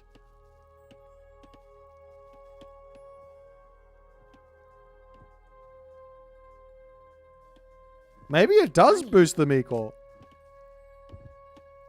Nonetheless, the goats will get fattened here. The goats will get fattened, so he's going to have a little bit of a bonus here. So you want to be doing that. Nonetheless, it's 0.08 from the zebra. Oh, it's probably because he's boosted up the food of the zebra, and that's where he's getting that extra favor from. That's probably what's happening there. And he's boosting up the wood as well, so he's getting the extra wood from... Yeah, that's probably what's happening. It's fine. I'm silly. It's okay. We got there. Anyways, both players are going for the same god. This is actually something that would happen in any mirror as well, by the way. Like, if you play like a Zeus mirror, you often... Well, let's just go with Legacy, because that's all... we saw a lot of mirrors back in Legacy. We haven't seen a huge amount of mirrors in Retold. But in Legacy, you would see in a Zeus mirror a lot of the time Hermes versus Hermes. There was very rarely Athena in that matchup. So it's just part of Age mythology. You find the best god to go or minor god to go versus enemy major god, and you will just go that every single time until something else is developed. And obviously we've had this access to Japan for a week, less than a week. What did it come out on Monday, Tuesday? It's Sunday now. So yeah, there's a lot to learn. And these guys have just got what they think is the best way to play at the moment, and they're not going to be experimenting here in this tournament. They're just going to be doing what they think is the best, and they go back to the drawing board after the tournament and try and figure out some other stuff. As we do see the Kama Itachi coming in. Is that a dead villager? No, no dead villager. This one over here might go down. The Miko bashing away at the shield, but really not doing any damage to it. Up onto this side, Mini Yeti going to town on the villagers. Here is Grass, pulls into the town center. And Mini Yeti's going to be out of there. Now, where is the Grass Deuterino? Over onto this side, getting some early game damage there onto the Kama Itachi here. Now, he could just turn around and just charge after those villagers if he wants to, and do exactly to Mini Yeti what Mini Yeti did to him. He decides to pull back.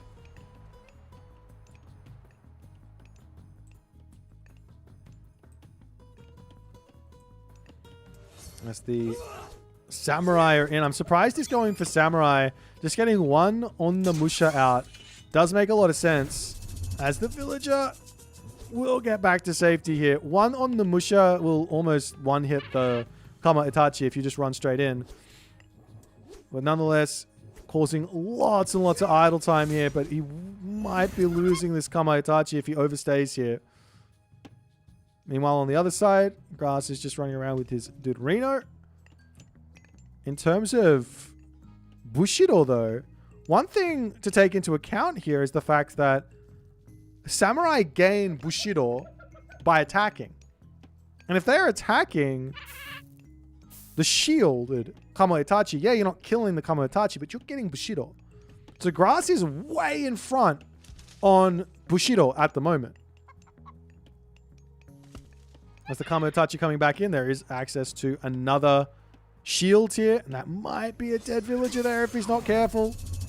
There might be another dead villager here. It absolutely is. Now the Kama Itachi is sort of stuck, still causing lots of problems in this main base. Another Kama Itachi coming in, getting some more damage done. That villager might go down. It's going to get into the town center. It should be okay. And that will be a dead Kama Itachi.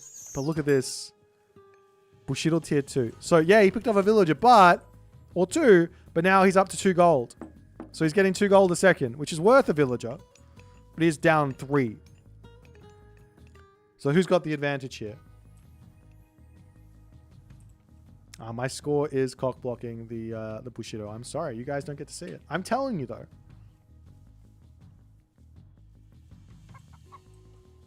I'm telling you, and that's fine.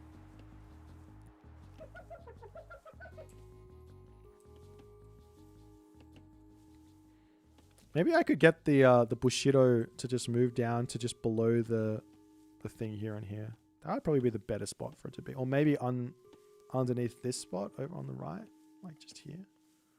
That could be better. Anyways. What about the deaf people in chat? I'm sorry about the deaf people in chat. Anyways, the thing is though, he could have been doing this exact same thing with Onnamusha rather than Samurai. Nonetheless, another Kamoitachi looking to come through. There will be a town center coming up, and this does get spotted by Grass. I don't think he needs to react with his own town center here. I think he's just got such a big advantage. As the Kamoitachi though, losing villages is not ideal. It's the Onnamusha to come through.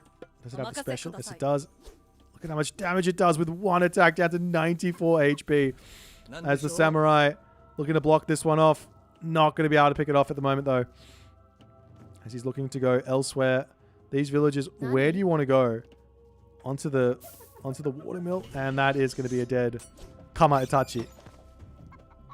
Like, Grass might, unironically, have heavy Samurai in.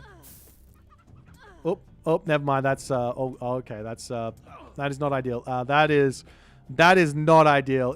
Oh, dearie me.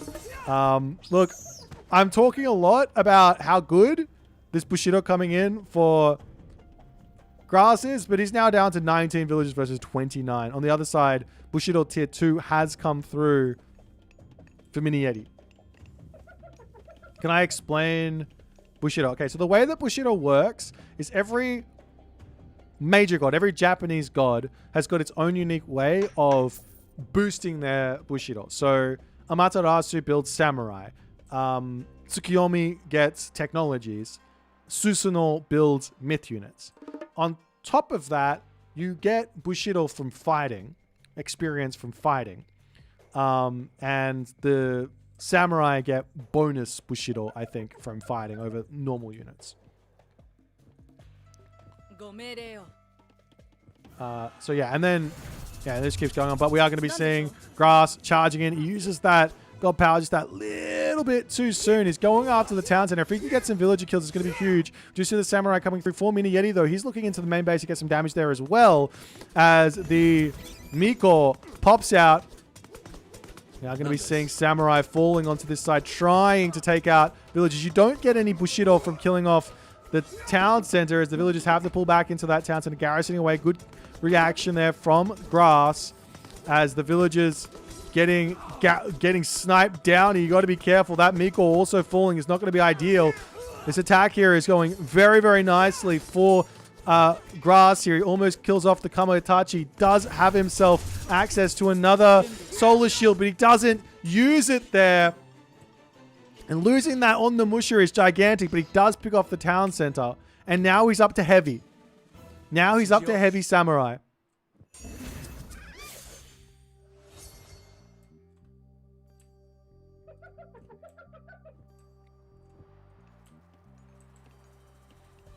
Some more Kamoitachi now coming through for Grass. Deciding he needs a few more of those. But even though Mini Yeti has lost that town center, I think with the villager advantage he's got, the fact that Grass has not picked off these villagers is absolutely gigantic.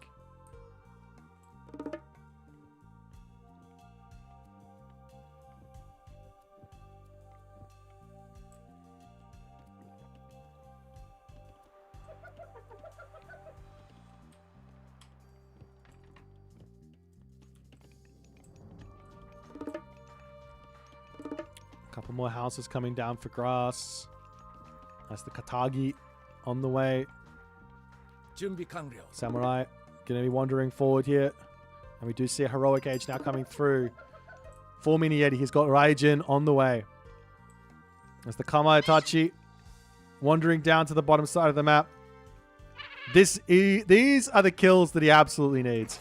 There he goes. Huge damage with that special ability. 1, 2, 3, 4 villagers at the very least down here. He can continue to charge through. Bit of overconfidence there from Mini Yeti.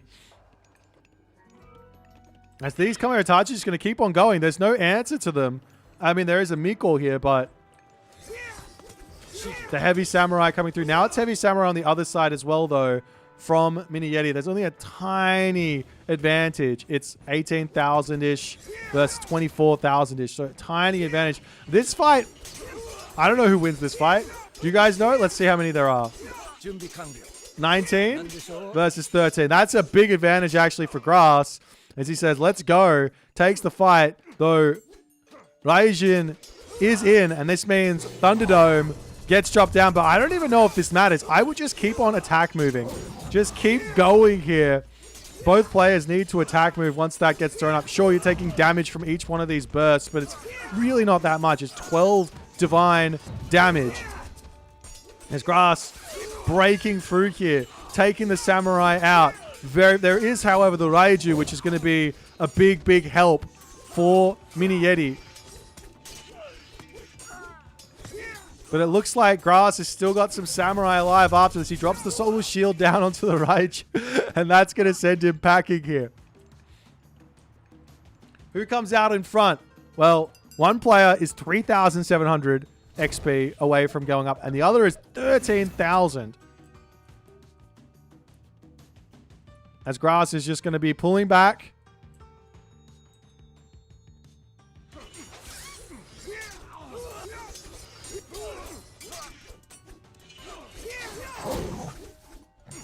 I don't know if that's a good fight there at all for Mini Yeti either.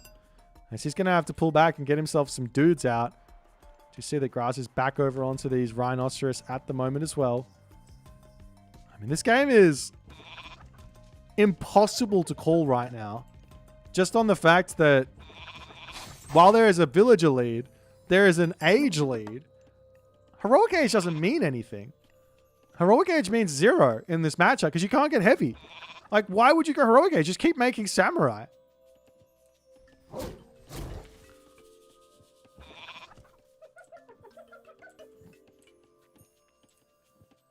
you guys want to see the Bushido? Should I turn the UI off?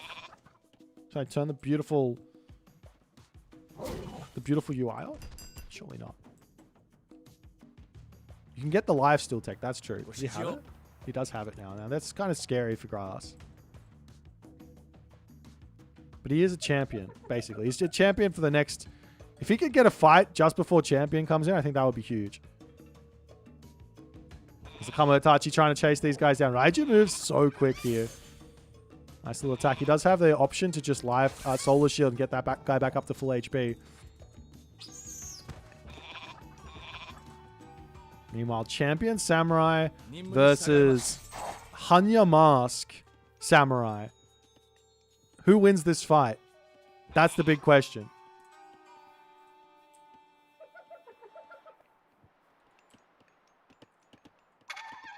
So the Raiju coming through there. Is this solar shield? Village is pulling. Kamaitachi is over here. Miko is in position. Village is making their way over into the corner here. Does Mini Yeti know about the corner? He's got no idea that there could be villagers there. But does he have the spider senses? He kind of does, but not quite. I think Grass is going to get away with this. I think Grass is going to get away with this. He sees the gold mine. No one on that. But the longer this goes on, the closer Mini Yeti gets up to champion, the further he gets in front because he's got 11 villager lead here.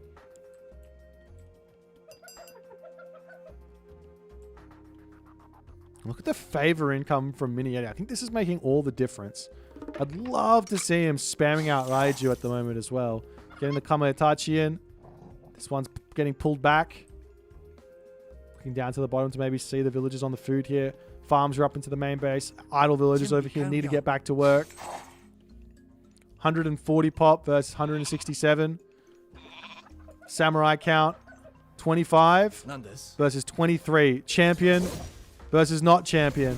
Solar Shield gets dropped down from both players here as the fight comes forward. I got no idea. I put my hand up and I just go, I don't know. Who wins? You tell me.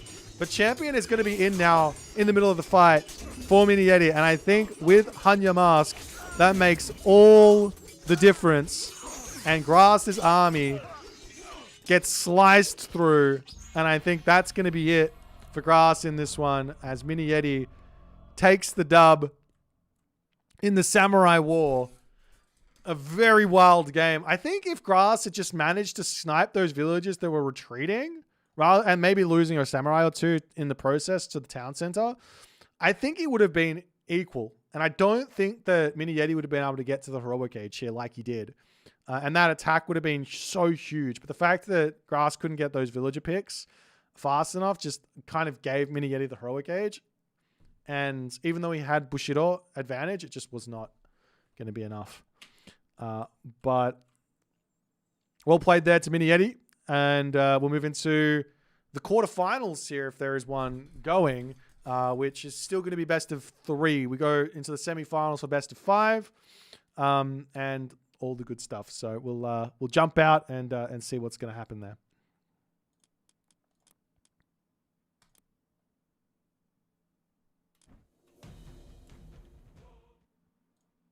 Now, let me have a little cheeky look, see at what's happening. So we've got Rappel versus Pegasus at the bottom. Looking like we could watch Darth Nox versus Mini Yeti. Are these guys in already?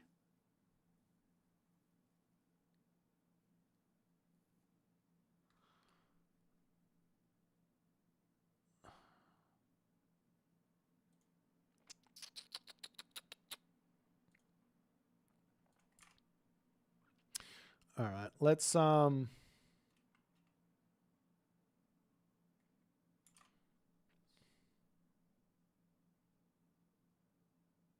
should we do?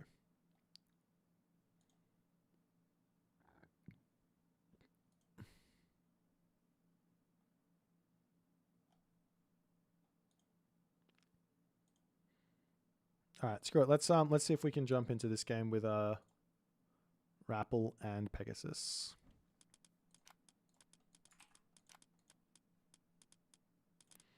Is Moose watching this game though?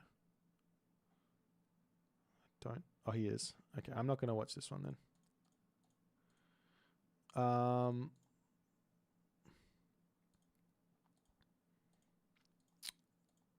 I could jump into the end of a game.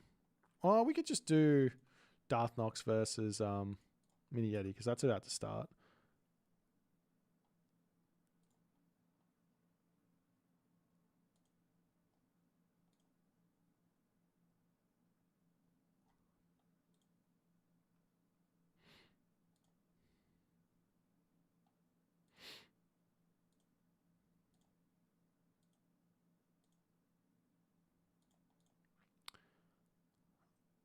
Or I can poke my head into the John Arbiter versus Nyan Racing Cat nonsense.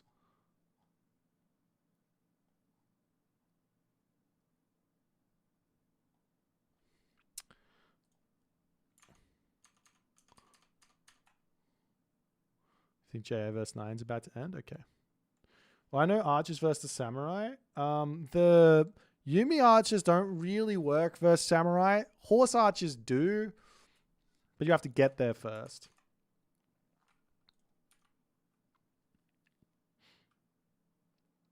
Oh, it looks like... No, actually, maybe we'll drop over and watch Ulysses versus... Oh, sorry, Tiger Boss versus... Ulysses or Tiger Boss? Might jump over and watch those guys play. Matador versus Tiger Boss, maybe? I want to watch this one. Can Mini Yeti and Darth Nox start already?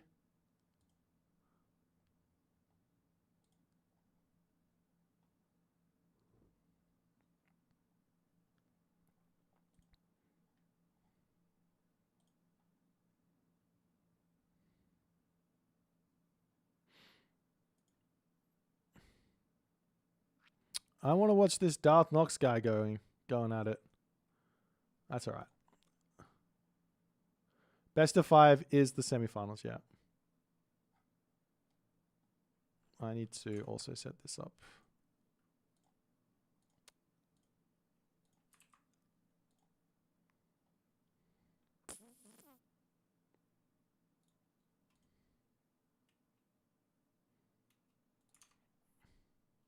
You're waiting on Darth Knox. Let me ping him.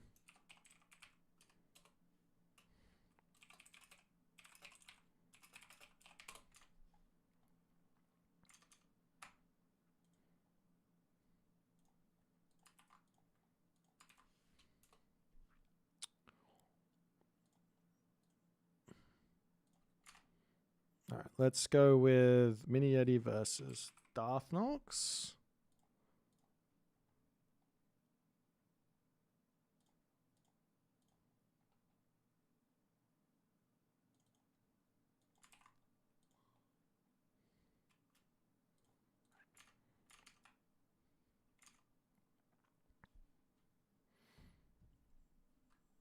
And I...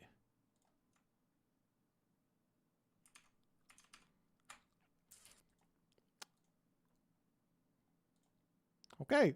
It looks like they are doing a little cheeky draft Rooney.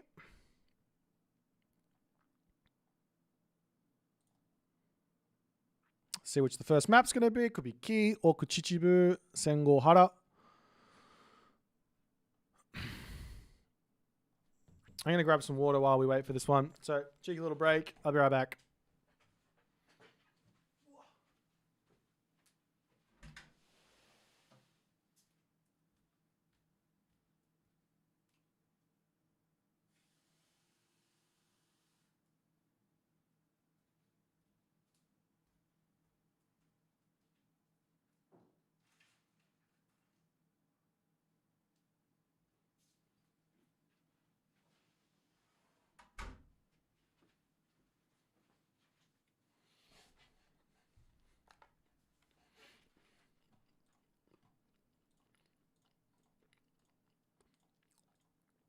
Looks like it's going to be Snake Dance.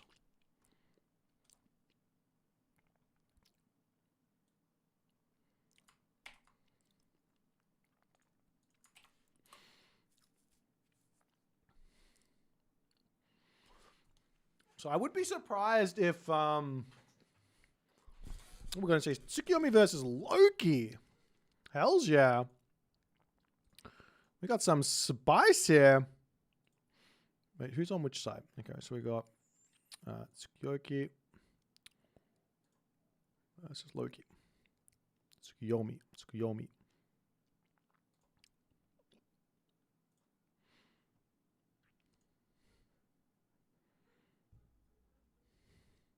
John's dominating. Man, John, I'm telling you, man.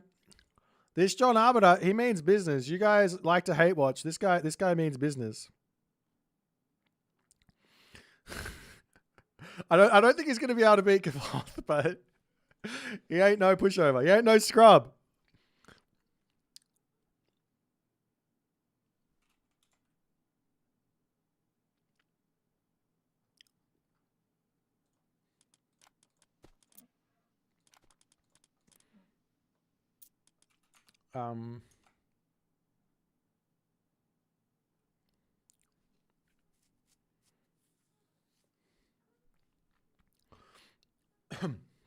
All right, the guys are just sorting out their service. Sorry for the delay, guys. If I was a better streamer, I would have had something prepared, but I don't. So let's give you guys some Japanese trivia. The word for cockroach in Japanese is gokiburi. There you go.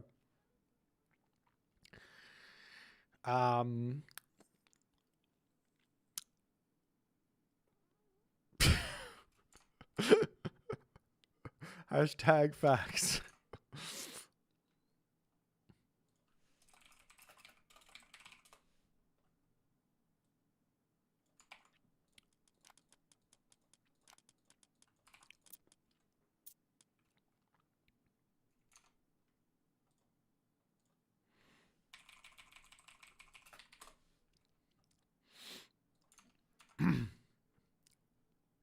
Next time you need that vital information, you remember it. Yep, that's good. Why is it taking so long? I don't know. Hentai. Shitteru.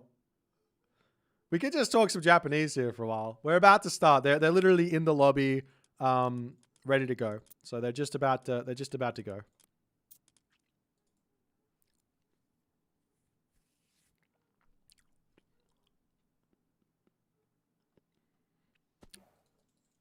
Sorry about the delay. I mean, it's just what it is. It's gonna be a thing, in these sorts of tournaments.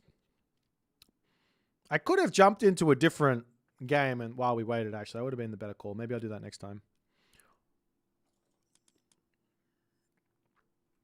You fell asleep? How? The games are too good.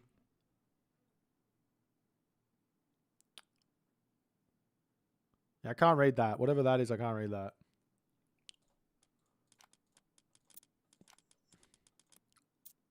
All right, we're off to the races. Let's go.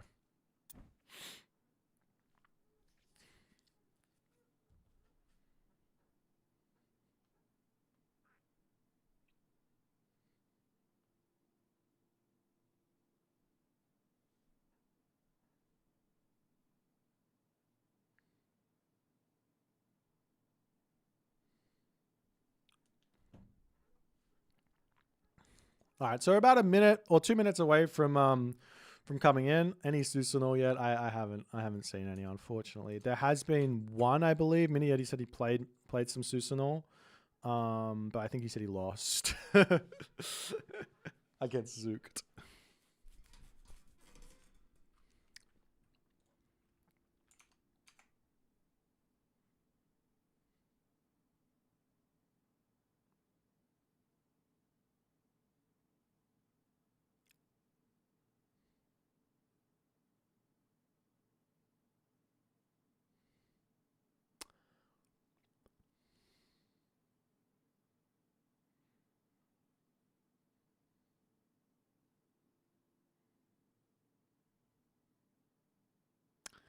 Don't use Google Translate. It's never good. Google Translate to speak Japanese never works.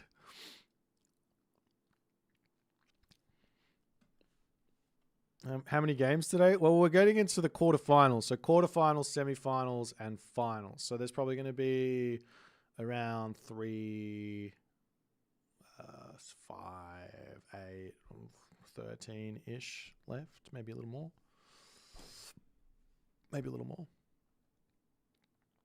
But we're 30 seconds away from this little cheeky one.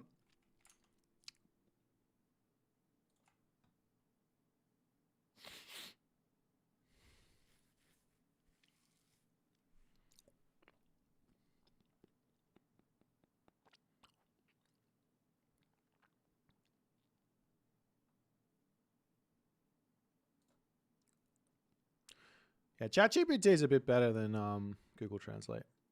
Still a bit odd, but all right. Let's get into this one. We've got Flipperoni.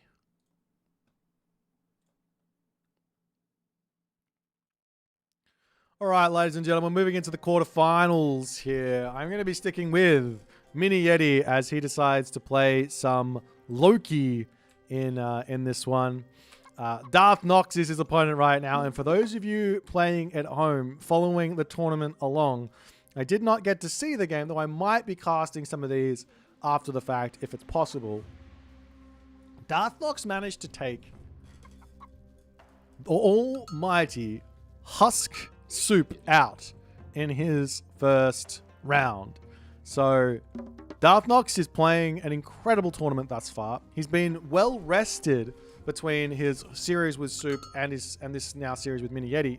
We just finished up with Mini Yeti playing against Grass. So Mini Yeti taking out Grass, another really, really big player in these tournaments. So some big upsets here to kick this tournament off. I'm expecting Soup, Grass, these players in an S-tier tournament to make it really, really deep. So falling in these early rounds in the Japanese tournament, obviously Japan is quite new.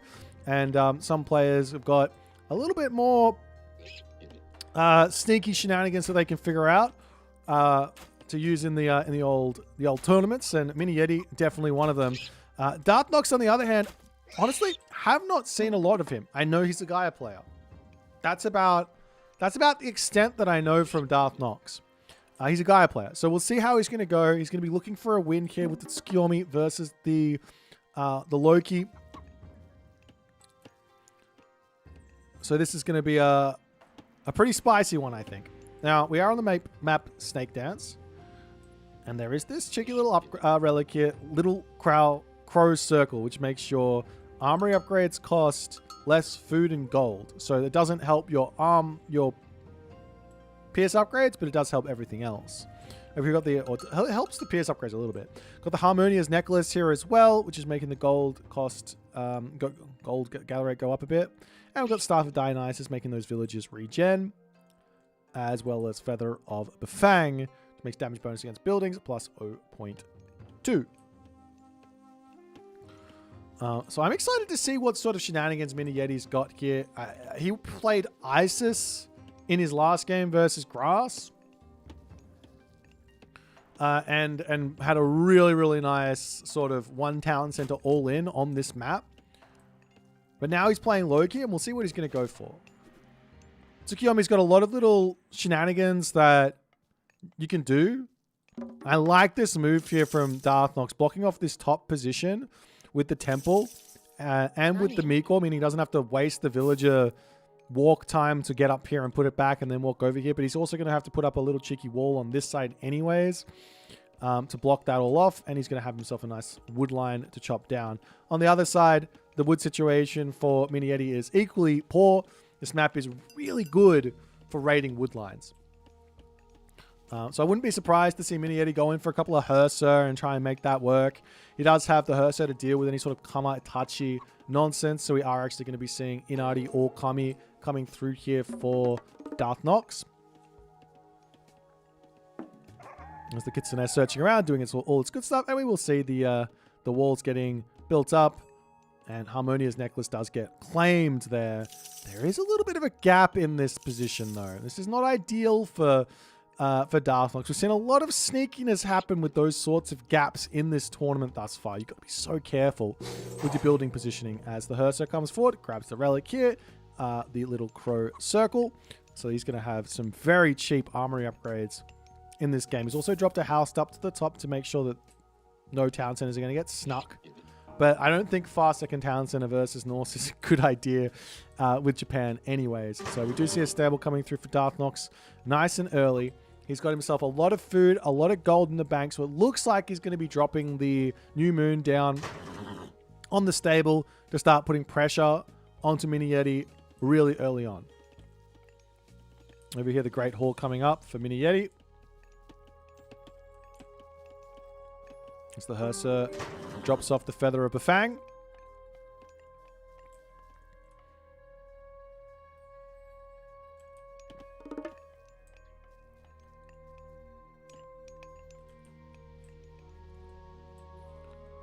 And Darthnox just searching around right now with the Jurgami. Got to be really careful with this one. The Hersa move at 4.8 speed, so realistically, you don't have a lot you can do with this guy early on against Norse because those Hersa just kill it off. Even if you got the double Kitsune and you have yourself the Wonders of the Nine technology there, you're not going to be able to do a whole lot. We are actually not seeing that new moon from Darthnox onto the stables. I'm not sure what he's waiting for on that one. If he's going to be trying to get something in the heroic age, maybe dropping onto the towers a little bit later to catch his opponent out or something. We'll see those Naginata riders charging in here to try and take out the Berserk.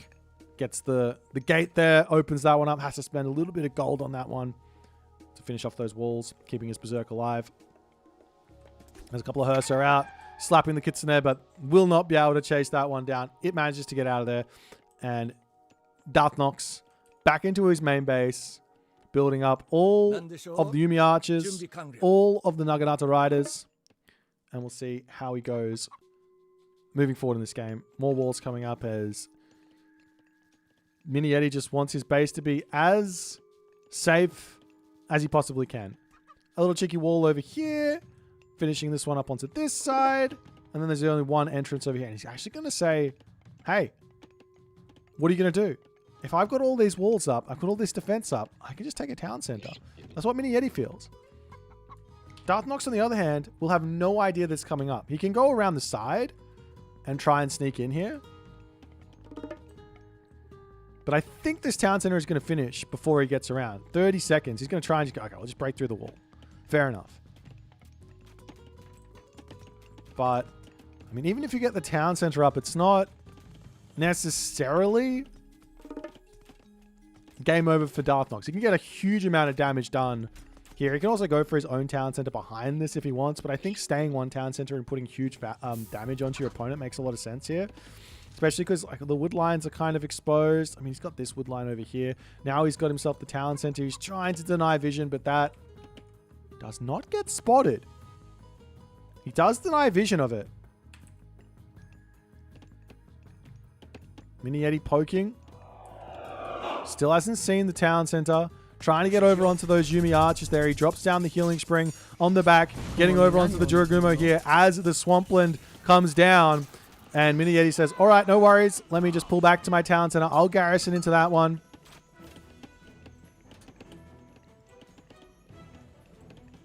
And the game continues along. I'm surprised he can steal that, to be honest.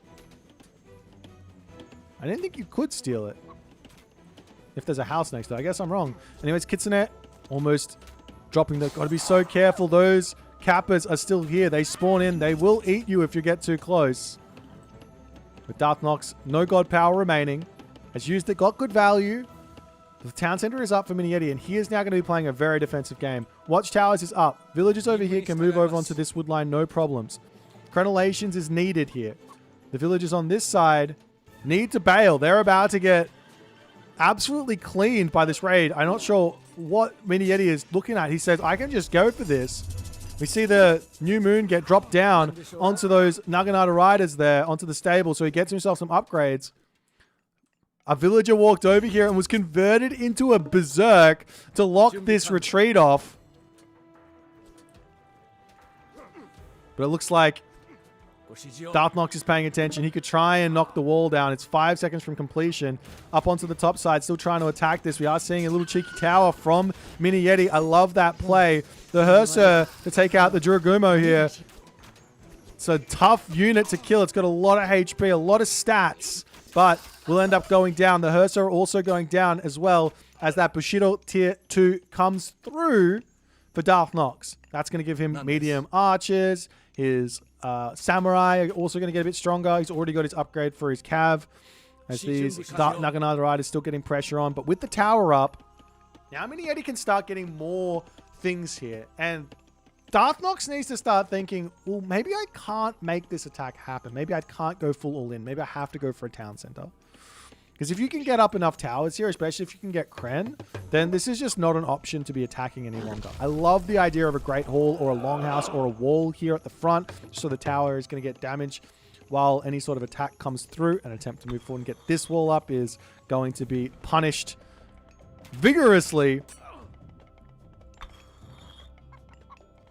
As the army pulls back, and we will see Darth Nox says, okay, I see ya. I see what you're doing. Let me get my own town center up. What is this? What are you doing here, bud? What's happening? You're struggling. Up. There, he's better now. Okay.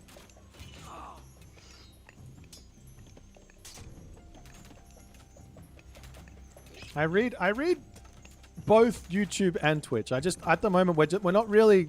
I'm just focusing on the games because of the tournament. So there's not a lot of, unless the game's off, then I'll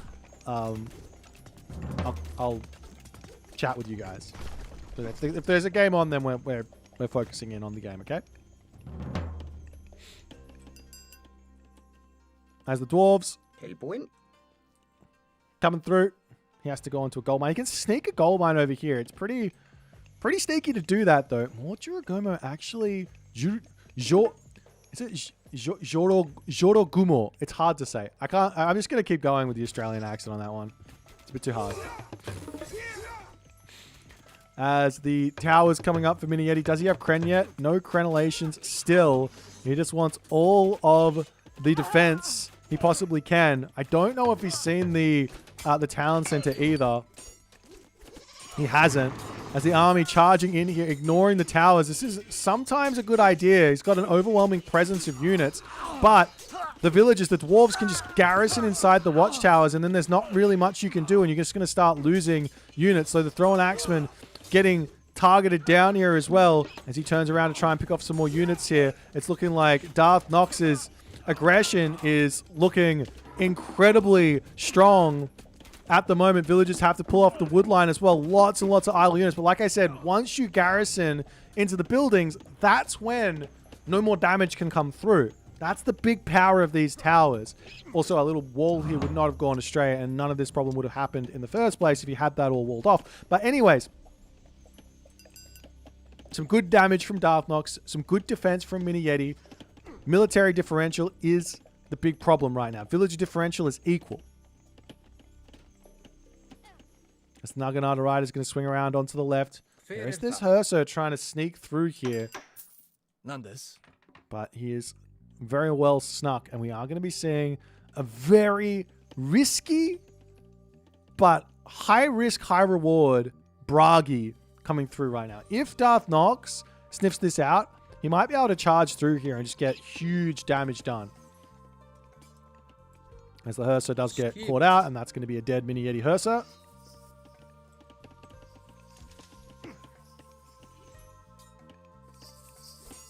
As the Darth Nox commoner will not end up falling. We are seeing some cheeky raids at the top here. Those are getting dealt with.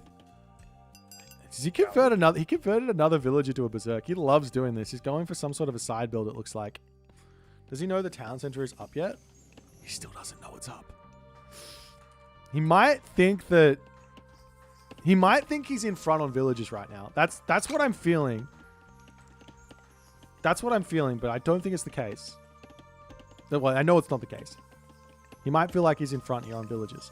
He is going to the mythic age. Oh, sorry, heroic age. So there is a villager equality here in some degree, because Darth Nox is going to have to go to the heroic age as well.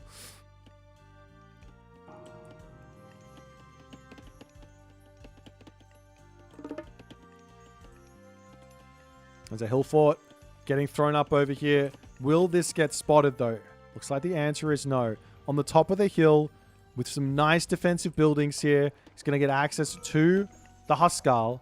As the town center going up over here, this gets spotted by Mini Yeti, but Mini Yeti still doesn't know that this town center is up. He still doesn't know it's up there.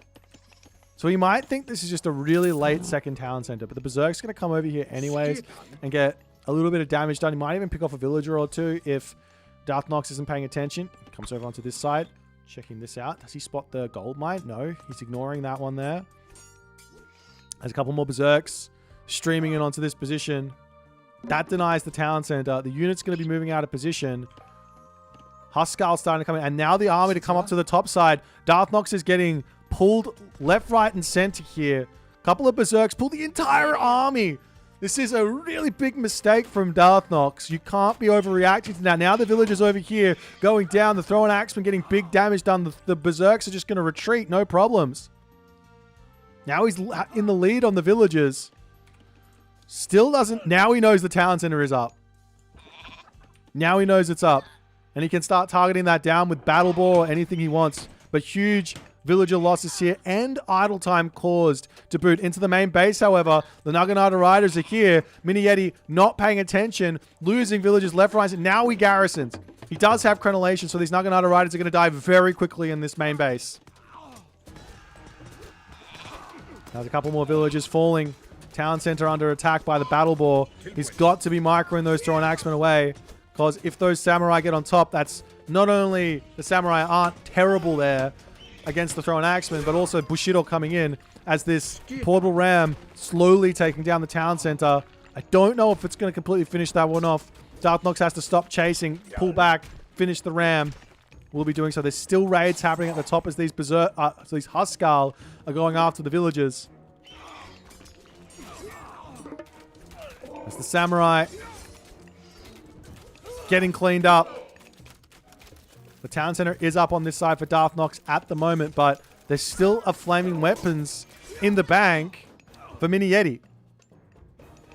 This is looking really, really good for Mini Yeti in this series, or in this game.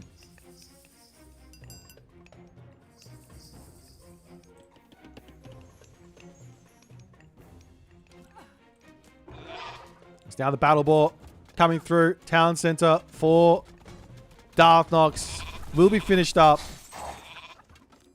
Mini Yeti, all the units in the world starting to come through. He could think about putting a building down on this side, but just spamming units out is another really good idea. Those Jorogumo,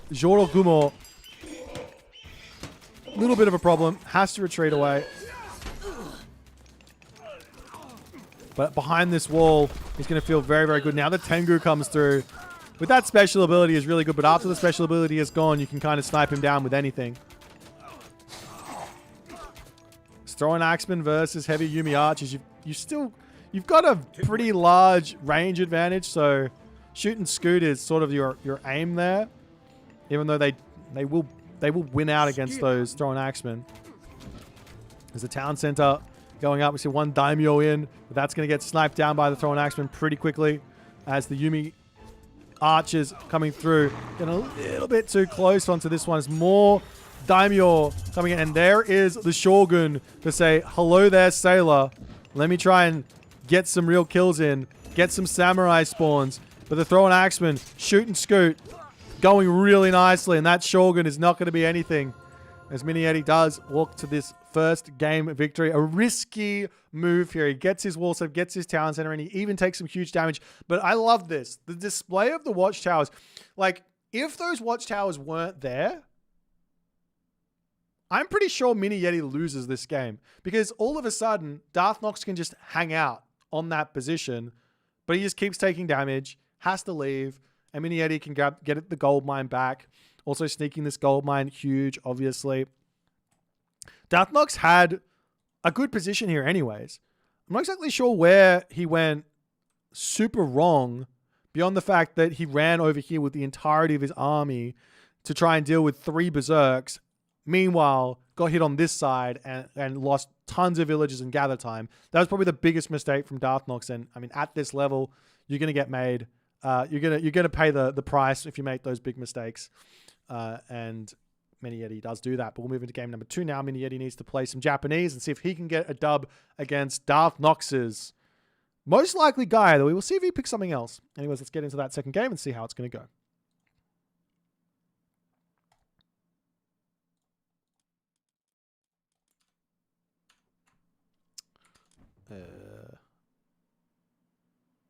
Let's see what's... Oh, God.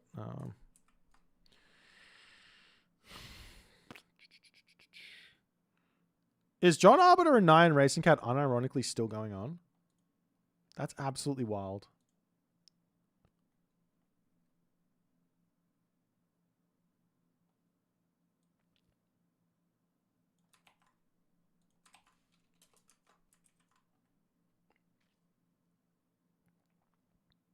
So it will be Gaia versus Susanoo. We're seeing the Susanoo. Let's go. That's why I like Mini Yeti. This guy's he's not a part of the, he's not a part of the, like, thing. He does what he wants.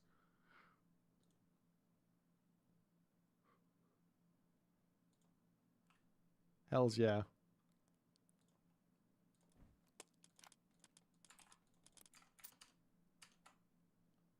I have these guys on the wrong side. He's not a part of the establishment. That's right. He is the establishment.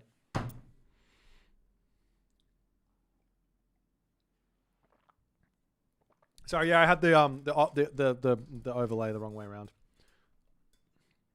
I fixed it. I fixed it though.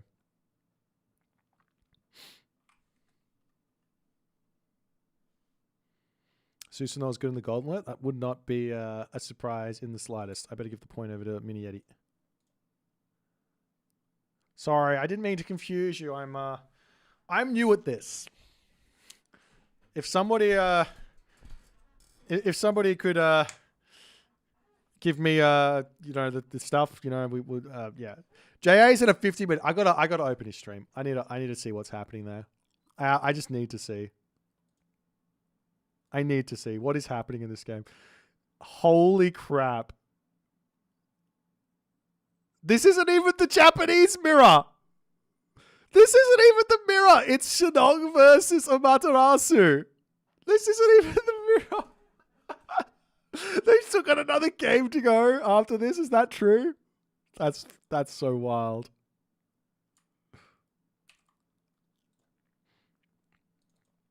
I'm sorry, I'm not. You can watch it on his stream. I'm like, open up 2 streams and put it on the second monitor.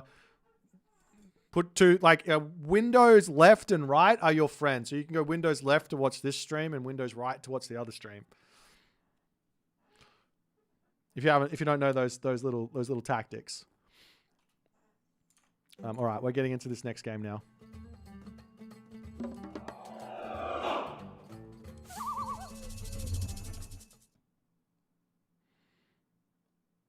Bam. Alrighty, we're into game number 2. Darth Nox decides to go with his main. I told you he was a Gaia main, and he is going to show us Gaia. He is going to show us some Gaia here. In the right-hand corner of the map, Mini Yeti does what Mini Yeti does. And I am very happy to see it. He is going Susanoo. And not only that, he's stealing my builds. Wait, these villagers need to put up. He's stealing my builds. The thief. The thief. The fast 3 Miko. I love this. I'm going to walk you through what I think about Susanoo. Now, unlike Tsukiyomi and unlike Amaterasu, Susanoo is a god which needs favor. You don't need favor with the other 2 gods. Like, you should have some, but it's not that important to not. So, yeah. Not only that, on top of the need for favor, you also need to spend you have to spend favor on myth unit. And what is cool about this is there is this technology inside of Susanoo, and it also exists for Tsukiyomi as well. I'm going to keep harping on about this until I see people starting to grab it, called Ivory Netsuke. If you get the favorite, you get the technology. It's obviously expensive to grab it, but if you get it, you're going to start reaping the rewards as Susanoo. Run around with foxes, raid. Run around with Jorogumo, raid. Snipe units. Kill off myth unit. Go for Raiju. Get huge value in a fight with those Raiju, getting that burst of damage onto multiple units. It's a huge amount of resources to come your way as the Susanoo player with those sorts of units. That's what Mini Yeti is playing for here. However, the weakness is just slow to get going. So how do you get through that? That's what we're going to find out here. Darth Nox, he does pick a slow god. He picks Gaia. So this is a slow god here. So we can get away with this like slow advance time.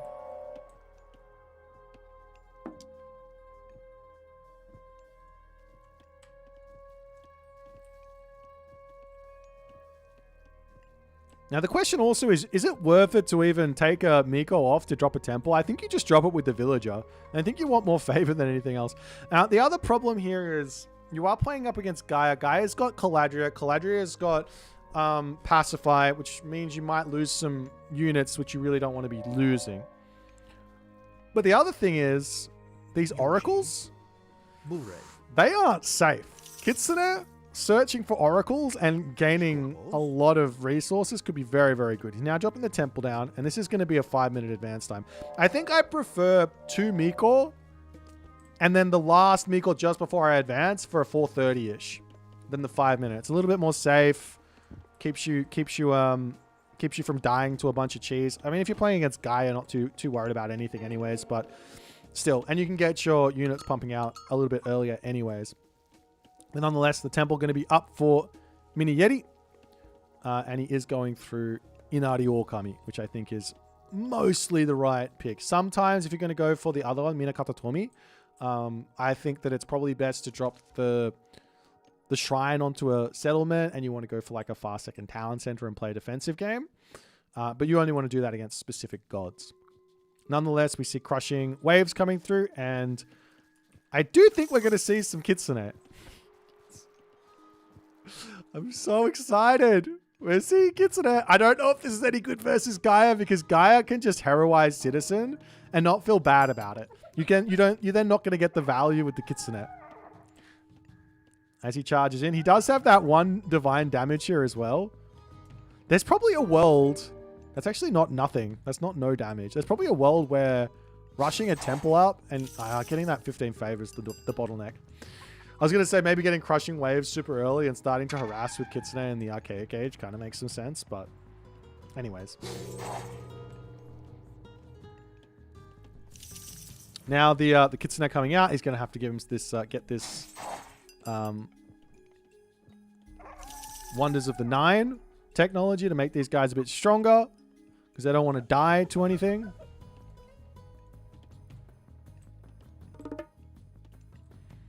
And the Caladria just scouting things out. It looks to me like there's probably going to be a town center coming on the side of Darth Nox, and there's not going to be any way for Mini Yeti to stop this. But I also don't think he needs to. He can probably play one town center here and be fine, as he's throwing down a guardhouse. It's a bit surprising. Not sure what that's for. Samurai make the most sense here in this matchup to kick the game off. But nonetheless, that's a military barracks coming down for Darth Nox. So these Kitsune are killing off animals. You don't get anything. Wait, do you get bonus? No, I don't think you get anything from killing animals off. But if you, I mean, moving the animals away from the manor kind of makes some sense, I guess. A couple of heroes are out from Darth Nox. And beyond this, I mean, what is he going to do next? He hasn't gotten the Wonders of the Nine. He's getting a mark and he's going for a fast heroic. That has to be what he's going for. Fast heroic for Raiju, fast heroic for what comes in the guardhouse. Not a whole lot. But this means that Darth Nox is going to be able to move forward, push off this. And Mini Yeti's going to be in a little bit of trouble here, because he doesn't have an answer for heroes. Swampland is a good little defensive tool. He is getting that Ivory Netsuke now, as the unfortunate death of the Jorogumo comes in. Now he can come over and eat the zebra, I guess. So these Netsuke just... Not Netsuke, Kitsune. Kitsune just waiting. Searching around here. He's almost got the technology in, but he just doesn't have... He doesn't have the upgrade, which I think he's missing. I think he needs that one. What is he searching for? Can come in and try and pick off a citizen here. And that's going to be just little nibbles to get little bits of gold in. I guess it's not nothing. It's something. Got to be careful with those Kitsune, though. A whole bunch of heroes getting converted over here. As he does decide to get just a couple of shots off before running. And we will be seeing Raijin as the god of choice here going into the next age. So I like this fast heroic idea. I like the Kitsune. I like the Kets. I like the gold upgrade.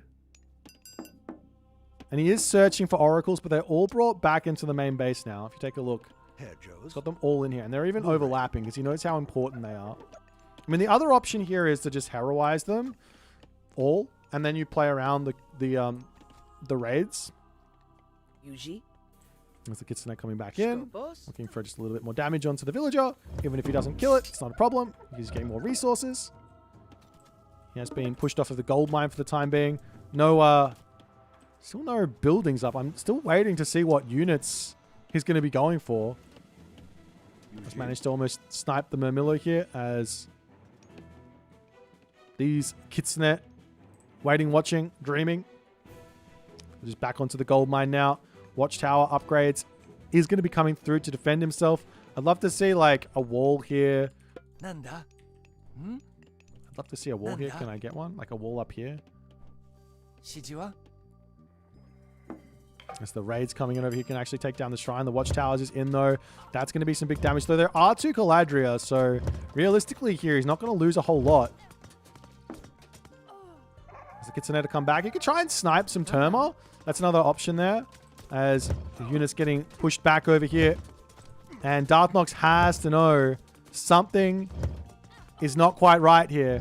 As these Kitsune coming, got to be careful. There is access to the swampland here, which you can just drop onto these units and kill off a bunch of them, though they are spreading out. Does he get the villagers to safety? He loses one there, not ideal. Loses a tower as well.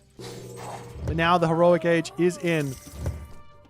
The Raiju waiting, and we will be seeing the combo of Swampland and Thunderburst. He's also got the Kusanagi here as well, if he wants. That's the Miko. Gonna garrison. Gotta be careful not to lose that Raiju. It's really, really valuable. Meanwhile, over onto this side, looks like he did manage to snipe a citizen as well. So that's also gold coming through. So Mini Yeti, he's getting gold from this guy. He's getting gold from this guy.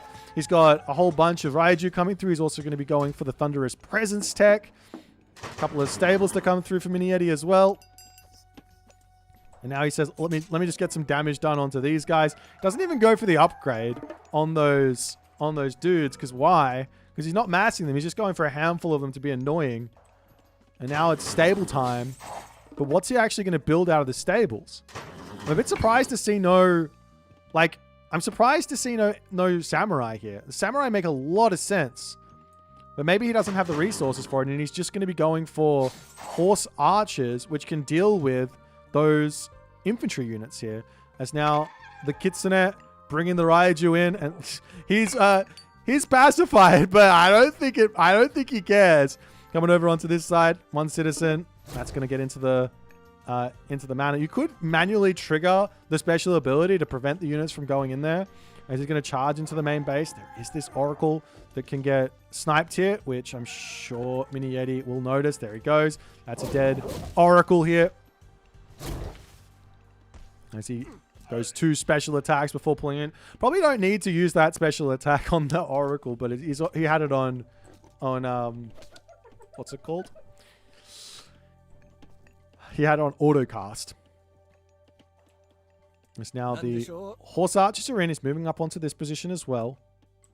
Heroic Cage is going to be coming through for Darthnox. Now the next move here for Mini Yeti is a big question mark. Do you go for the next spend of favor on another Swampland, perhaps? Or are you going to go for more myth units? As the Yumi archers making this fight, you got to be careful with them. The Terma do counter them pretty hard. Onto the backside, we do see a little attack attempt from the Raiju Kitsune army. But the hero citizen is in position here. So he's not going to be able to get a whole lot. As the horse archers coming through. They have 0 upgrades at the moment. That's the big problem here. I don't think he's even gotten there. Now he's got medium. As he does spot some villagers over here. And that's going to be 2 kills. I just have to keep saying he's getting gold every time he does this damage. Like, it's so good for him. Now he's going for that Sashimon or Bannerman. More Raiju, and he's got the extra favor in, so he says, all right, we'll just go for that. He could go for another Swampland here. Like, drop down the Kusanagi to make the Swampland cost less, and then use the Swampland in there as an idea.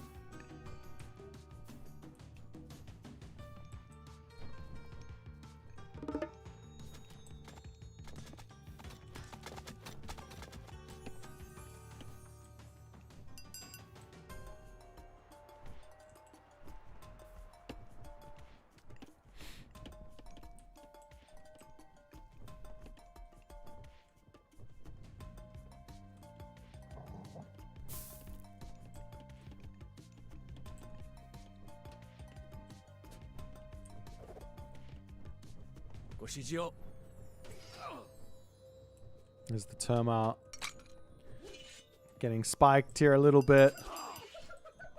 Meanwhile, over onto this side, another raid coming in onto these villages, getting another kill here. These raids are going to be so brutal, just constantly harassing We'll see some Contarius coming through, which might be enough to stop this. Hero Contarius go very, very hard. And yes, these are 6.9 speed, so I think they can get away. You can kill off that one hero, that one heavy Contarius here. But nonetheless, Mini Yeti does need to be careful here. Contarius will counter these Yumi Horse Archers, most likely. He needs an answer. Maybe Yeti Spearman or something like that can go for some help here. Villager-wise, it's really close, which is generally not good if you're the Atlantean player.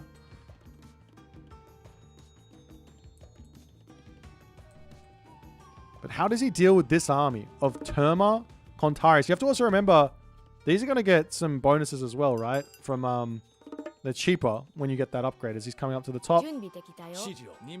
They're all heroes as well, so how are you going to defend this?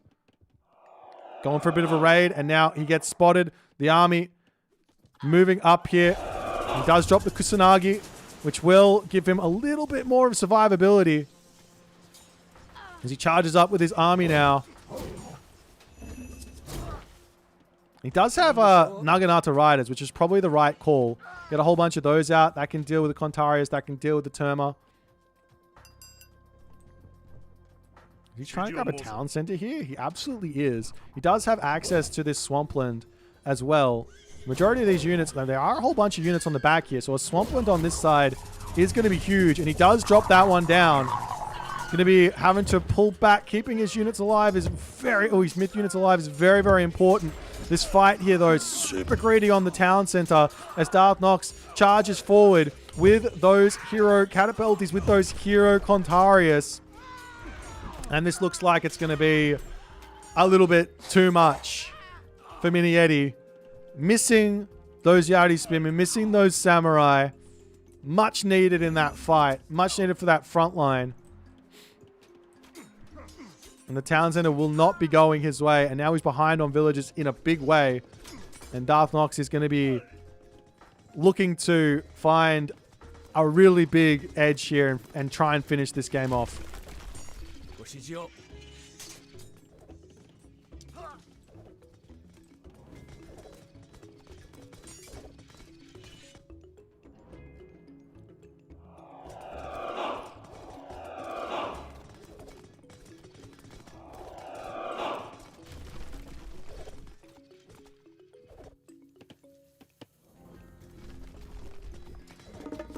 As the Mini Yeti house is getting knocked down.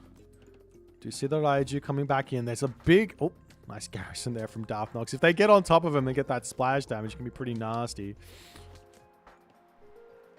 Where's the plan next? He's almost got the next amount of favor for another, like, bunch of myth units. But I don't know what else he can do here. I mean, he's got to get units out. He's making the heroes. Darth Nox is just in a really, really good spot.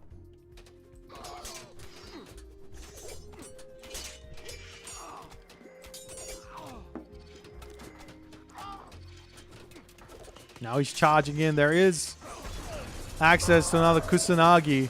He drops it down, but I don't think that's going to be much help here. I mean, yeah, Darth Nox can just run into the main base at this point. Yes, there's Watchtower. There's no Kren.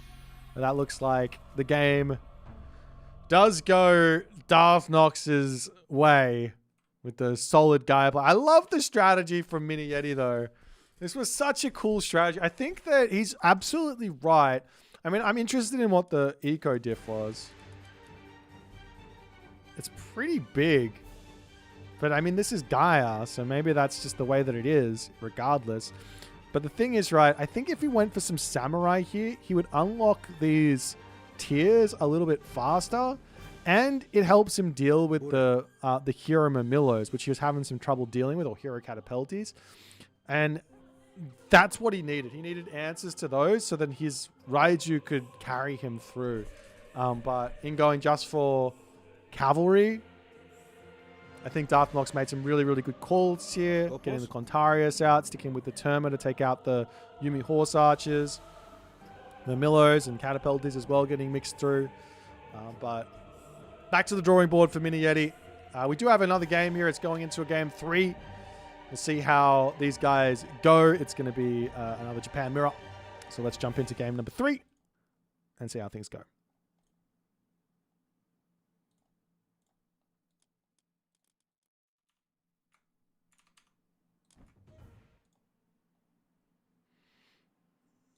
Okay, guys. It's all happening. I couldn't be more happy. I'm not going to tell you what map we're playing on. I'm not telling you. I will tell you that the God picks, I'll let you know those, but I'm not going to tell you the map. Is that okay?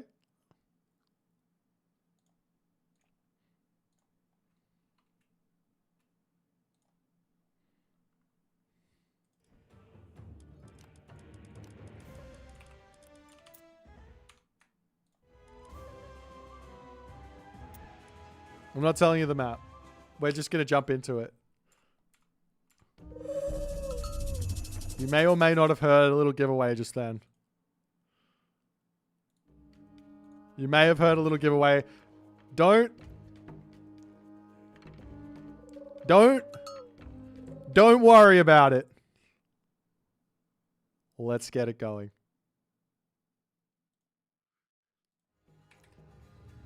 Yes, ladies and gentlemen, game number 3 starts with no town center and a dream.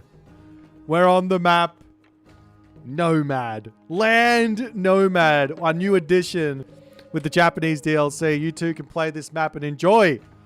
It's a lot. I love this map. I think this type of map is so cool, so much fun.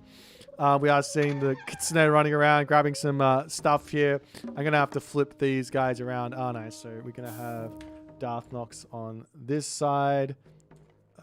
Wait. We're going to have Darth Nox on this side. There we go. So, yeah, Land Nomad, Amaterasu Mirror. I'm not surprised to see the Amaterasu Mirror. When we made the rules for the tournament, I kind of expected the difference between the Japanese gods to be a little bit closer. But I do think that in terms of like Japan versus non-Japan, it's pretty close, regardless of if it's Amaterasu or if it's Tsukiyomi or Susanoo. But in terms of the actual inside the Japanese mirror, there's always a kind of winner and a kind of loser. So for example, in the Greek mirror for the longest time, I'm not sure if it's still the case, but in the Greek mirror for the longest time, Poseidon was the god that a lot of people thought was really, really strong, like impossible to beat. And it was the job of the Hades players and the Zeus players alike to sort of figure out how to beat that god and how to get through that matchup. As we see the 1 minute till the ceasefire ends, ruining my perfect UI. So yeah, that's the story. That's the story I'm running with. And we'll see how these guys are going to go. Now, I think on the other hand, I actually think if you're going on a Land Nomad, I'm not 100% sure about the Amaterasu being the strongest here. I think you could go Tsukiyomi and take some advantage in this one. But anyways, is this map in ranked? No, it's not in ranked. You can play it in customs, but yeah, that's the story. Anyways, up onto the top, we are seeing Darth Nox grabbing himself some food over here. One of the big advantages here for a player like Mini Yeti over, I don't really know Darth Nox that well, but he is more of a new player. One thing that Mini Yeti is great at is he comes up with his own stuff. He's not copying anyone else. There's two types of Age Mythology players at the high level. There's the guy that copies and is really, really good at copying and using other strats, using other builds, and just doing like the fundamental stuff in RTS, making good decisions in the game. And there's another player who's really, really good at creating. Maybe not necessarily the best at executing the strategies or anything like that, but really good at creating. And where that advantage ends up being the most useful is in maps that are slightly different. Because you understand the strategy so well. You understand how it works, and you can kind of adapt to it. Now, Darth Nox here says, I'm just going for a fast advance, bro. we're just going to send it. And he's going to be in the base of Mini Yeti straight away. Mini Yeti's already got 3 Miko out, excuse me. He's going to be able to defend these villages. However, he's going to have some problems. Now, if he sees this classical age coming, he could try and lock this off really quickly. Put a wall down here. Put a wall over here. Maybe put a wall through there. Put a wall over here. Put a wall onto this side. And maybe wall off the bottom here as well. And then those weasels aren't going to really be able to get into this base. But, man, this is a late advance from Mini Yeti. This is a late advance from Mini Yeti. Because now the Goshin Boku gets dropped down right next to the town center. And the weasel is on the way. Now, one idea here for Mini Yeti is to start harassing the weasel as he's coming through. So you can at least slow it down. He is sitting here waiting. The Miko is in as well. I mean, the villagers can simply just retreat back over to the town center and be okay there. Man, that weasel just got full damage off with that special. He's going to now move over onto the thing, trying to heal up the villagers here. He does keep them alive for the time being, not even trying to take out the weasel at the moment. The Kamatachi is about to spawn for Mini Yeti, and now he can come in and he's going for the kamikaze attack. He's got to garrison the villager. He gets it to safety, and he does lock the guy off. Great play from Mini Yeti. But is he going to get a villager? He gets one villager there, unfortunately, but that will be a Kamatachi death after all is said and done. One villager for it, and now he can do exactly the same thing straight back onto Darthnox. But Darthnox getting himself out and on the Musha.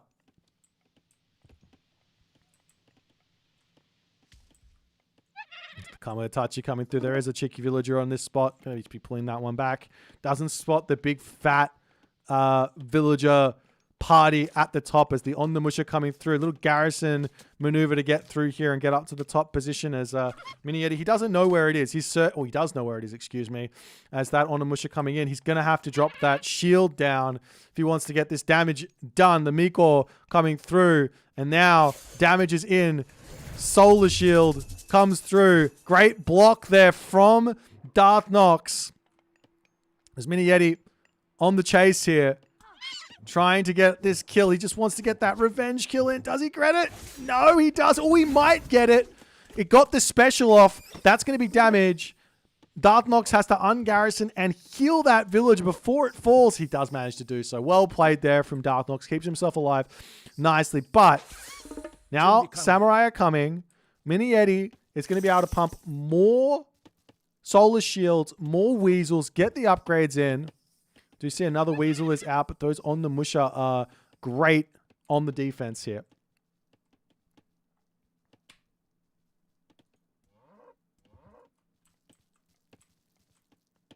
There's now Kamatachi, more Samurai coming out for Mini Yeti.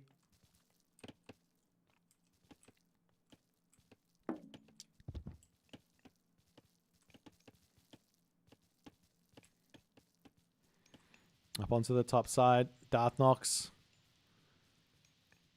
Just hanging out up here. Oh, did I miss something? I did. One villager goes down there. Mini Yeti sneaks in.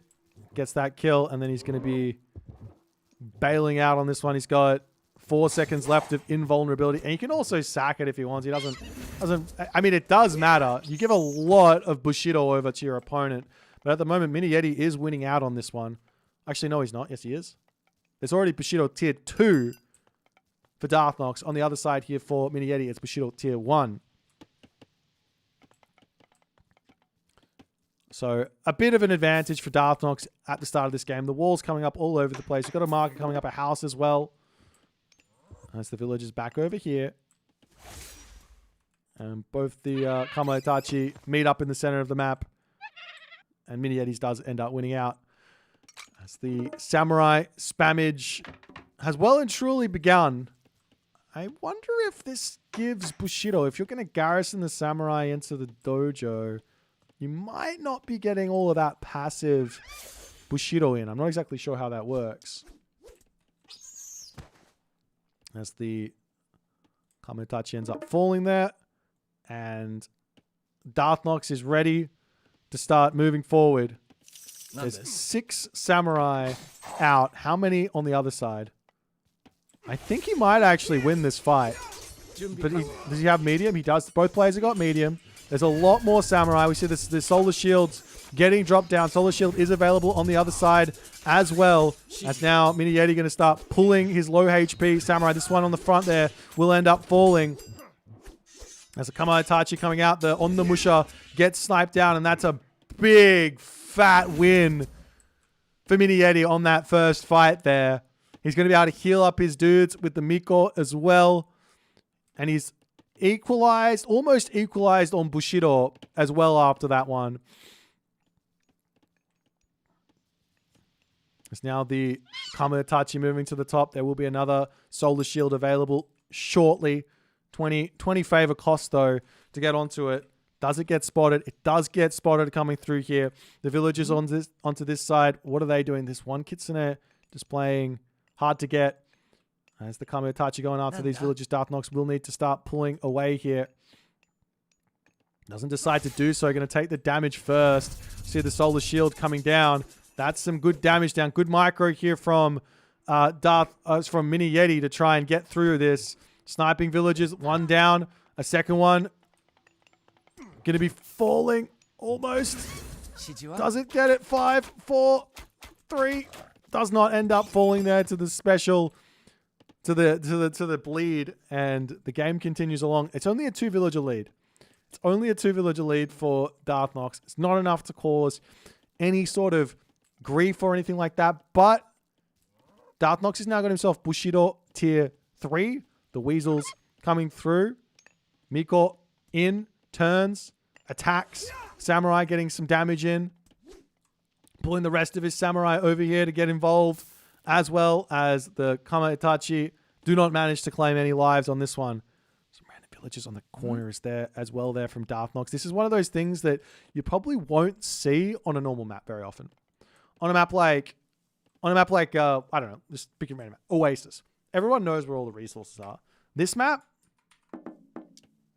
Mini Yeti knows there's berries there, but why would Darthnox be there? It's so far from his base. So far from his base. As the villagers making their way over to this water mill, going to be getting the elk and all the other good stuff. Now we see a heroic age. Precute Raijin, the god of desire. On the other side, Darthnox is also going to be doing something fairly similar. He's still building units though. He's still getting himself dudes out. So he could get caught out. And it looks like Darthnox has got a little bit of an inkling of what's going on over here. The villagers will get spotted, and this could be game over right now. Oh no. Damage. So much damage. He's trying to split the villagers off to at least get... Oh no. He's gated this now. He puts the solar shield down at the very least. Charging in onto this side with his Kama Itachi, going after the other villagers here. I mean, what are you doing on this position? Just get the walls up. Get the walls up. You only needed 2 walls and it was completely safe. I mean, I can say that I got omniscience, but I mean, you can see it as well. Like you see you can completely see the wall, the cliff. That's super unfortunate for Mini Yeti. Big advantage now for Darthnox, up 7 villagers. However, a heroic age is on the way. Now, the question of whether or not heroic age is worth it is valid, because you don't get access to heavy by going to the heroic age. What you do get access to is that Hanya mask, which gives lifesteal onto the samurai. But I mean, is that going to be enough? Look at this. You've got 13 versus 19 at the moment. And I think Mini Yeti goes, I'll take the fight. Oh, no, I won't take the fight. That's too much. That's too much fight. He has to retreat all the way back to the town center. Darthnox has got a huge advantage right now.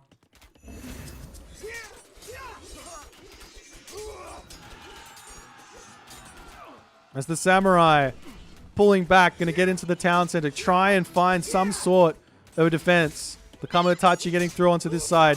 He's just about to have Raijin, he drops that Thunderdome down on top of the Samurai, but I don't think that Darthnox is going to care. He doesn't care. He's sitting here inside of the Thunderdome. It's not that this is a bad god power, it's just that the Samurai don't care. And there's no units here for Mini Yeti. He gets caught with his pants down going to the heroic age, loses all of his Samurai. Now he's staring down 145 population Amaterasu, who's about to go champion through Bushido as well. As the Raiju gonna fall on this side. And he can just take down dojos. He can take down buildings. We do see Hanya Mask is pre-queued, but there's no food in the bank right now for Mini Yeti. And what else can he do? He's making a bail up to the top side. Back over onto the food. Villagers onto this position. If he can get some villager kills or something against Darthnox, it would be huge. Does he have the Burning Relic? He absolutely does have tail. He absolutely does have that relic. So he's got a big advantage inside of that as well. I didn't even see that one. He does pick these villagers, gets a couple of kills, but Darthnox able to retreat. Spots that.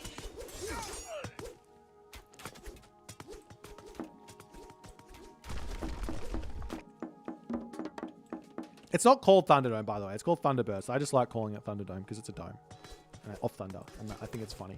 Okay? Nonetheless, Shrines falling on this right side here. He's trying to make something happen, trying to pick villagers. Raijin is pre-queued for Darthnox, but he's got no food income at the moment, or barely any food income. There's a couple of villagers over here, Mini Yeti's still losing villagers. He will get through the wall.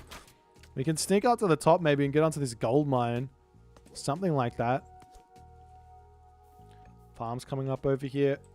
It's 37 villagers to 43. It's like Mini Yeti, if he can buy enough time, can potentially get back up to full pot. Potentially. I mean, Raiju are going to be that answer, right? Thank you so much for the raid, Moose. I hope the games went good on your stream. So the villagers putting the farms down all over the place. Another dojo coming up for Mini Yeti. He's trying to get himself back up. He's got such a crazy long road ahead of him. One, Darthnox is champion.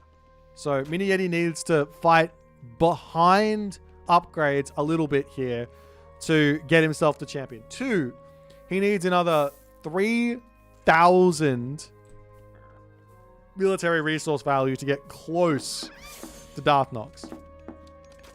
But he does still have these raids coming in. He will be losing both those Kamatachi. The Raiju is still here, so he can use this guy to get some picks. Now, Darthnox is being sneaky on this side with the villagers on the wood line. Like I said, I don't think that we're ever going to see Mini Yeti checking on that side.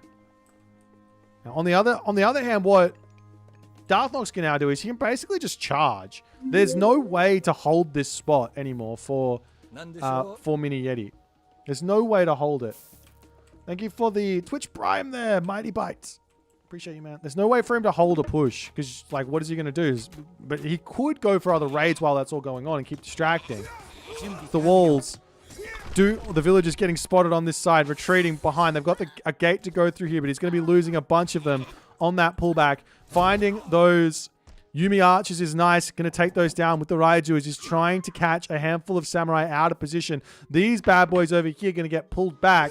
And at the very least, a half-decent trade here coming the wayside of Mini Yeti. He will kill all those samurai.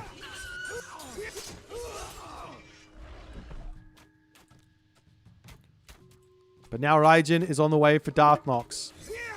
We do see that Mini Yeti's caught up a little bit on military resource value. And a town center now coming in for Darthnox on the right-hand corner of the map.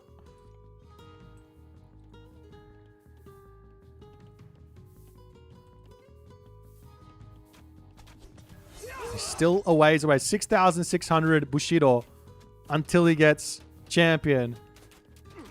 And he's going to try and take the fight. He does have that Hanya mask. We'll see if it's going to be enough for him here. It's a nice little concave to start the fight. You do have those Yumi archers on the back also wailing away. The Kamotachi gets the solar shield. No solar shield available on the other side here. The Thunderdome coming down on top of the town center, however. Champion is now in for Mini Yeti. Is this going to be enough? The Samurai numbers still somewhat holding strong for Darthnox. He's at 14. On the other side, there's 11. Do these Yumi archers even matter here is the question. Answer is, it looks like it will, as the population continues to drop for Mini Yeti. And in the 19th minute, he does tap out. And Darthnox claims the victory and goes on to the semifinals. He goes on to the semifinals. Are we in the semifinals? I think we are. Living the dream. What a time to be alive, ladies and gentlemen. Congratulations to Darthnox. I got nothing else to say other than let's get the semifinal going.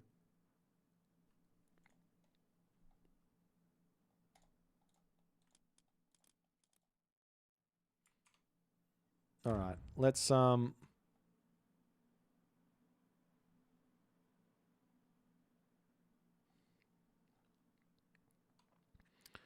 Let's see what's happening here.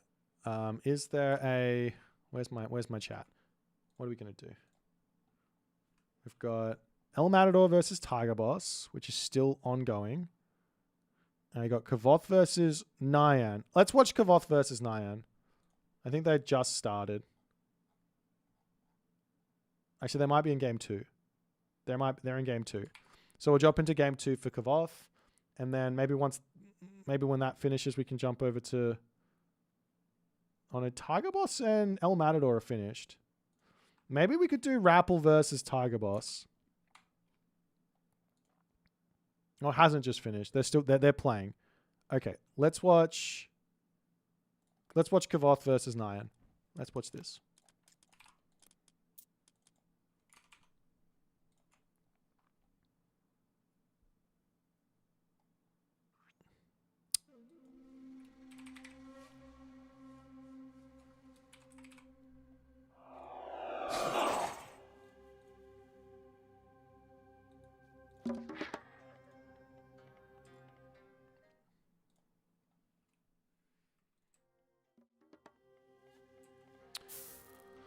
All right, ladies and gentlemen, we're a little bit behind live here, but this is still the quarterfinals. I lied a little bit. I said we were going to the semis, but we've got Nyan versus Kavoth here. I believe this is game 1. I believe this is game 1. In the right-hand corner of the map, Kavoth is playing as Tsukiyomi. In the left-hand corner of the map, Nyan is playing as Shenong. Now, Nyan has been getting a lot of wins with Shenong in this tournament, but this might be a spicy one because Tsukiyomi is a very, very different beast to say Amaterasu or Susanoo. And I don't know if we saw this. What did we see? What did I see? I think I saw Nyan playing, or I had a peek at Nyan playing Shenong versus John Arbiter's Amaterasu. Took him to like an hour plus and managed to find the win there, right? On the other side, I saw Nyan playing Shenong versus what? I think it was Amaterasu again, and he managed to find a win there as well versus Chasing the Sun.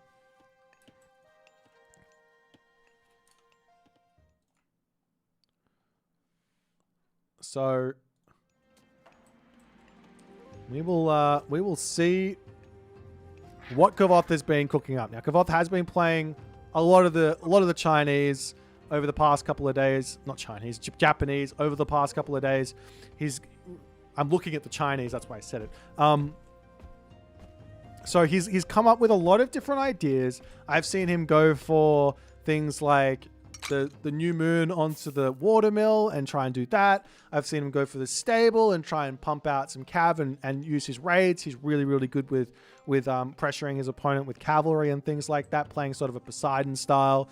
I haven't seen him go for the myth unit approach. I haven't seen him go for multiple Mikor early on. Haven't really seen him go for a fast second town center yet, though I know he loves that sort of a gameplay, and that's the way he would normally play if he feels like it's worthwhile to do it in a certain matchup.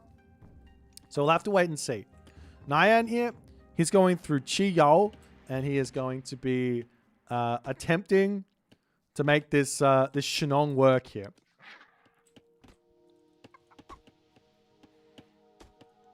Now, Kavoth, he does say one more Mikor before he advances. I like this idea. You effectively go as many villages as you want to advance, and then you get one Mikor, and then you advance. So in this case here, we see a 16 population or a 14 villager advance with one Mikor. So I like that. And he is going to be going through Inari or Kami. Now, on the other side here, Nyan going through Chiyo, he will be getting himself out a Yatsu. And this is also going to be his gift of the beasts is going to be giving himself the Cheong Chi. So he's going to have a lot of pressure to throw at Kavoth early game here. So we'll see if he's going to be able to deal with that, getting himself out an immediate second Yatsu. As the Kitsune just scouting, trying to see what's happening here. A little bit of harassment onto the villagers, and he's just like, I'll just Alt-S that. Get out of there, you silly fox. But the Yachts is moving their way across the map. Now, I didn't say here, this map is key. This is the map key. For those of you joining me, trying to get your brush up on your Japanese, key literally means tree. And you will notice that all of the forests are in the center of the map in this map, which is very, very cool. We are going to be seeing the Yatsu diving in here. Nice control here from Kavoth, but he does end up losing that villager. Great snipe early game there for Nyan. Big advantage to kick this game off as the Kitsune over here almost going down as well to the Yatsu. And we will see the stable in. And is there going to be any sort of new moon? Doesn't look like it. We do see the Kitsune and the Jorogumo on the bottom, on the top of the map here to defend the wood line as they will charge in over here as well. The Miko coming up here to try and help defend. And now good control there from Kavoth to hold on there, but Shrine comes up. Early game damage, one villager from Nyan. That's it. That's a nice amount of... Considering the advance time and what's actually happened here, it's not too bad for Kavoth. But he's a random villager in the middle of the map. Hello. Anyways, in the main base here, we are going to be starting to see some military camps and the halberdiers to defend as the Naginata riders are going to start coming through here as well.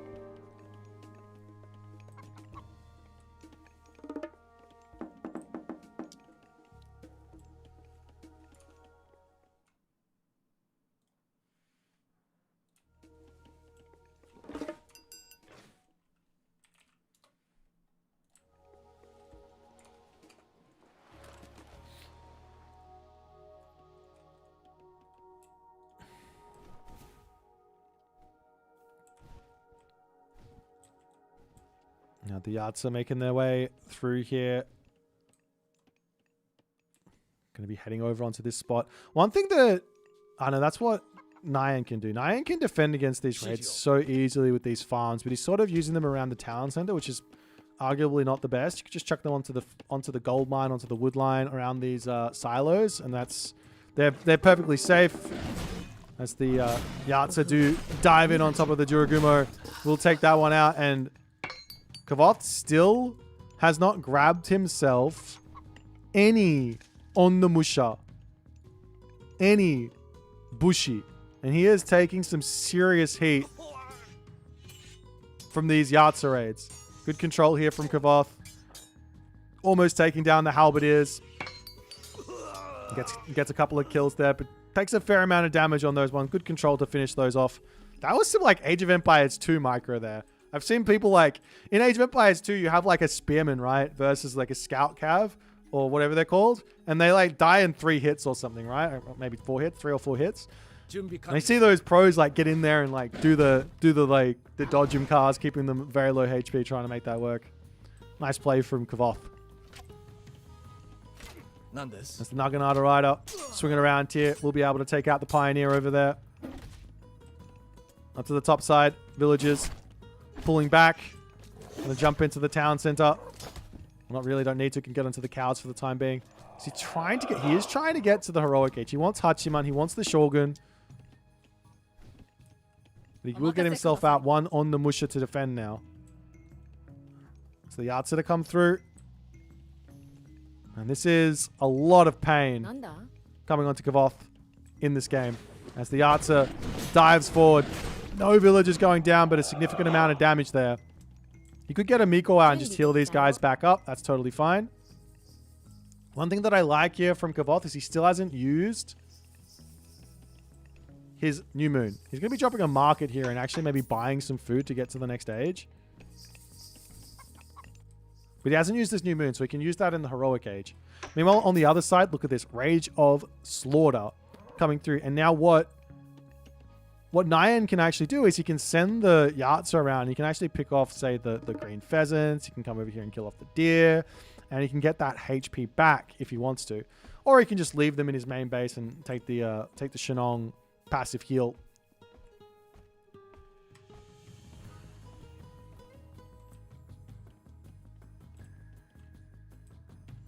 As now the Yatsu coming through. I think they might have both just dodged each other as they sort of ran straight by each other. But nonetheless, the wall's coming up all over the place as Nyan is getting himself sorted out in this game. The Yatsu coming through. They can dive over here, but then you can jump through the shrine and then get some value here as the on the Musha over here. Just going to sit on top of the villagers. If you want to dive in, you can dive in, but he's going to be here to get that damage back in. Gets one big slash. Half HP is the Yatsu. Pretty ballsy to get that run in there as the Miko can come over and now heal everyone back up. No entrance on the top side of Nyan's base just yet, as he's got all the walls he needs to start getting this defense in. Hualfu and everything else to get those walls up.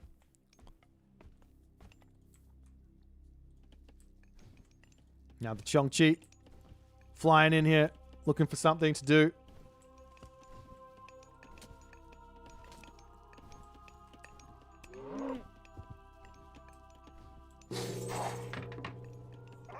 That's the Kitsune, Tengu. They're both in. So where to next? Bunch of upgrades to come in. Heroic Age is on the way. It looks like he wants to use New Moon on the Armory. That might be his idea, because he's going to get this tech as well, which is going to make his archers get bonus damage versus the myth units, and then he can go into like, and then he can go into a whole bunch of, what are they called? Yumi horse archers as well to take out enemy units there. But for the moment, just getting his first upgrades in, and Nyan sitting back, defending, not looking for any action here. He wants to go next stage. Gonna throw a marker down now. He's got the food, doesn't have the gold just yet, but it's coming through. Eco check, has all of his eco upgrades. On the other side, Kavoth missing hand axe. Not a big deal because he's got that pickaxe in. He's about to finish up on this gold mine, so he will have to move over here. Might be wanting a castle or something. Looks like he's looking for some pressure. If he can get some good value out of the Shogun, which he might, because there's no big damage dealers in this army here. So the Shogun is kind of like a Son of Osiris in that he doesn't have a type. I had this wrong before. I thought he did have a type. But in the fact that he doesn't have a type, the only way to kill this unit is with high base damage, of which Nyan Racing Cat has none. He's about to get a high base damage unit out with the Dao Swordsman as the Tengu dives in here and is going to get quickly eviscerated here by those Yatsu. Oh, maybe. No, stays alive. Pulls back. We do see the New Moon coming in. That's going to give all these upgrades and work towards that next Bushido level. He's very happy about sitting on this position, but already up. He's got 1,000 gold over here. So he doesn't need to be there. So there's no rush right now for Nyan Racing Cat. He does not need to take a fight. He can sit back, play slow, and just wait. And just wait.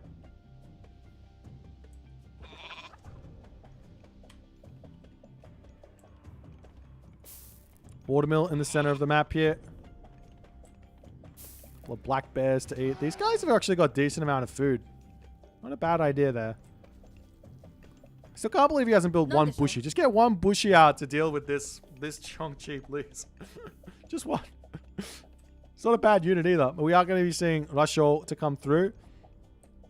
What is searching around for something. Oh, and the Tengu does come through here. And that's going to be a villager pick. That's going to be a second villager pick. Nice find there. The Tengu can jump out as well. He's got actually a really long jump radius. I love this shit. Look at this guy. Look at him. He's got a little chicken hat. No, he's not a chicken hat. He's got a big nose. That's what's happening there. Anyways, Yatsa coming through for another little cheeky raid over here. The villagers do not have that upgrade that makes them really, really strong. Survival equipment. Might want to consider investing in that. Pulls off of this position now. Over onto the wood. Almost sniping the Yatsa over here as the Tengu going to be trying to chase this one down. They're both 5.3 speed, so a little bit tricky. And you can't really jump onto it either. Oh, and that's a dead Yatsa. Nice play there as the Yatsa coming up onto this side. And Kavoth is playing a great defense considering how low how little walls he's got up here. He's just in the right spot at all times, it's looking like. As Nyan's dropping a machine workshop, we are going to be seeing the Ivory Netsuke to come through. And what's the idea with this? Are you going to go... I mean, there are... What? 2 Kitsune. There is 1 Tengu. So is he going to go into a whole bunch of myth units here? Maybe. As the Arts are coming in, he does spot those on his... But is he going to be here to defend? The On the Musha coming back in. Looking to push forward now. Nyan is back onto the gold mine. He's trying to defend against these bad boys over here. Another dojo is now up. It's 155 pop versus 150 pop. Still so much tension in this game as both players not exactly sure if they should take a fight or not. The other thing is there is Swampland here. So this is a big boost. And there is also lightning weapons. So that's another big boost.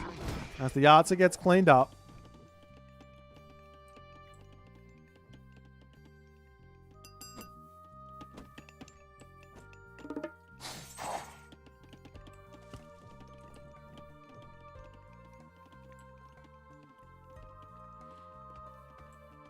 Another Tengu joining in as Kavoth just wants all he can get. Does he have the tech for it? He doesn't have the tech for it.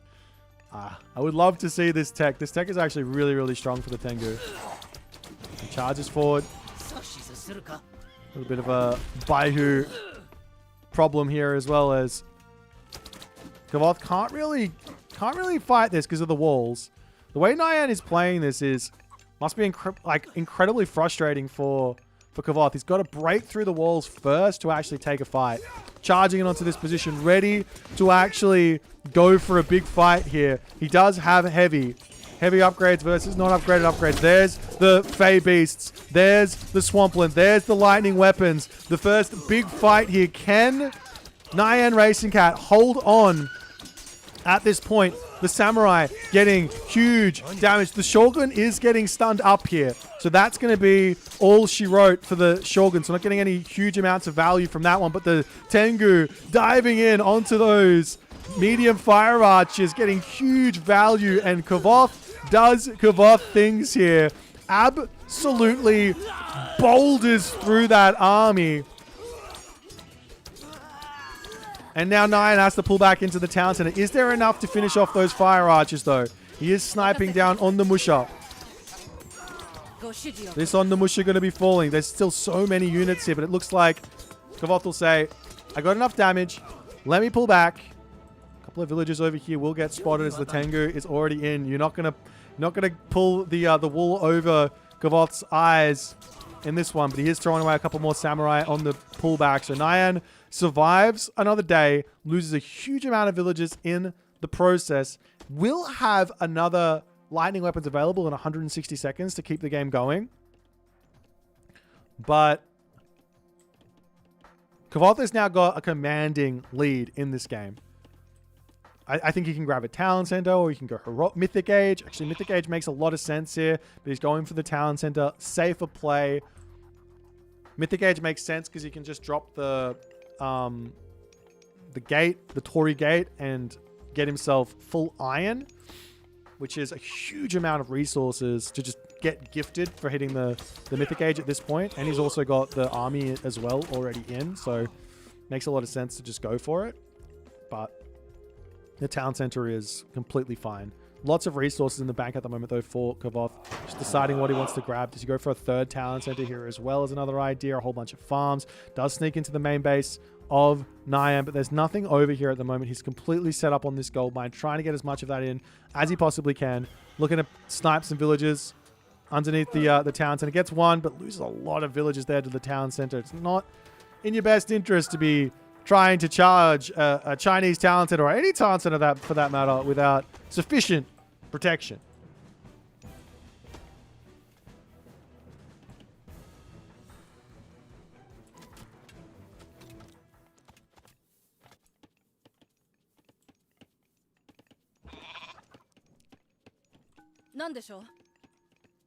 That's Kavoth. What can he do here? He's going to pull back. He's still got these Yumi Horse Archers. They're still terrifying. We'll be seeing the Sashimono Bannerman coming through for Kavoth.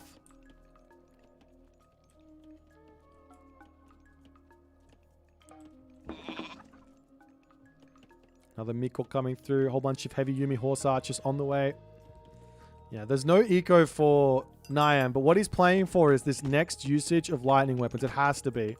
You can get a good... But I don't think it matters then. Because not only does Kavoth's got 2 towns, and he's going Mythic Age. He's got a full army. He's about to have full iron. Once he hits Mythic Age, it's full iron. So even another lightning weapons is not going to be saving Nyan at the moment. Nyan needs to do something. He can't just rely on a god power to carry him. He's got to get villager kills somewhere. He's got to do something with that army, catch Kavoth out. But Kavoth has got walls up everywhere. He's got the entirety of the map under his control. The only thing that he doesn't have under his control right now is this gold mine, because of this one wall, of which these Yumi Horse Archers can't break through. Now beyond this, I'm gonna pray. I'm gonna pray to the Kavothian gods. I want to see this unit. I still haven't seen it on Muraki. This unit is so good. It's infinite value when you have Ivory Netsuke as well. It's such a good unit. As he does sneak around there. The wall isn't at the bottom. He's in on top of the villagers. The red army is going for it. There is that lightning weapons, but it doesn't matter. Villagers falling left, right, and center over here. As he's pulling back onto this side, pulling back over onto this side, trying to get something to happen. The Tengu dive through, but he's going to pull up to the castle over here. So many dead. He's down to 27 villagers right now. And now the Mythic Age hits for Kavoth. The Torii Gate comes down. The New Moon comes in. All the upgrades coming through now for Kavoth. He's going to be full iron. He's getting himself... Is that guard towers? I don't know, but it doesn't matter. Kavoth gets the dub and runs to a 1-0 lead in this first game here. Absolute insanity from Kavoth. I mean, what else can you say? He just played it so absurdly well. This one attack here with the Fey Beast versus Swampland versus lightning weapons versus Shogun. It's just like 2 god powers going at each other. And I don't think that Nyan really he didn't really have the best unit composition to deal with what Kavoth was doing. He had Halberdier, Fire Archer, and there was like Horse Archer Samurai. He needed some Javelineers or something to take out other stuff. He needed something else in that fight, and it just didn't quite work out for him. But first game there for Kavoth, and we'll move into game number 2 and see what's going to be happening. Let me see if I can find game 2 here quickly. Looks like we're doing another spicy map. Okay, they aren't started. Let me see if I can set up my little cheeky thingamajiggy here.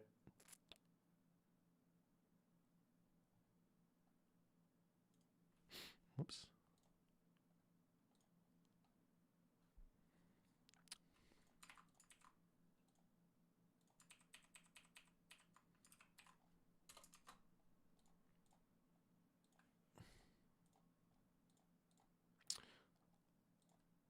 Okay, let's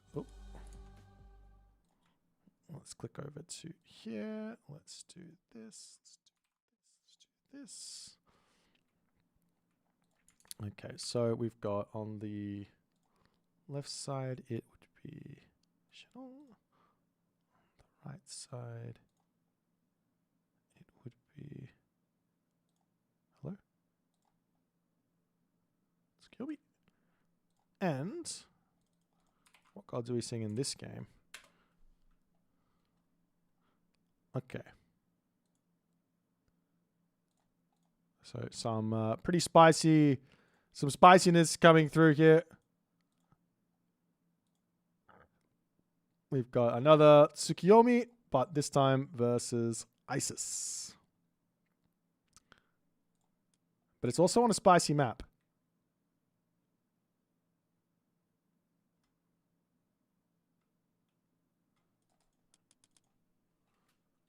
Do we have a break here? Okay, there's going to be a 2-minute break. I got to run to the toilet. We're going onto a nice spicy map. Also, crazy amount of viewers right now. I really appreciate everyone tuning in and hanging out. There's also people over on YouTube, so hello to you guys. You guys are awesome. I'll be right back. We're going to keep this one going.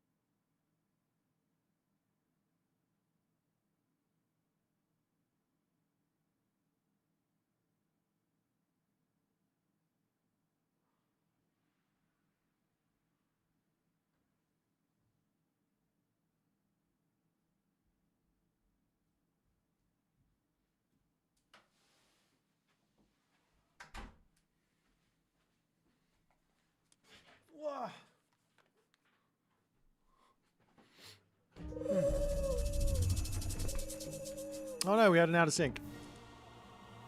That means we have more time. Wait, unless it just works, are they still going? Did they out of sync? They might have out of synced.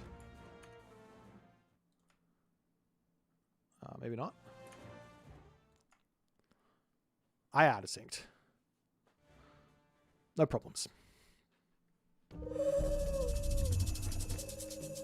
Alright, let's go.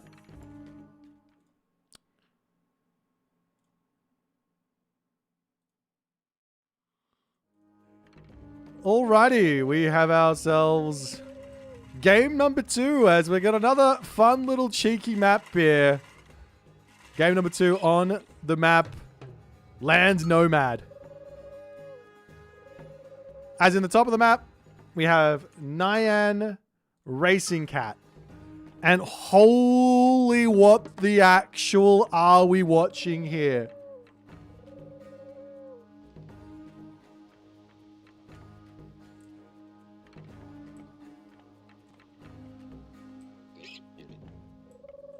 I think the silence is necessary. Kavoth has got no idea. He's got no idea. Nyan has got a lot of idea. There's no towers on this map. On land, the aggression in this map is going to be everything. Fast advance from Nyan makes sense. Kavoth, he won't know.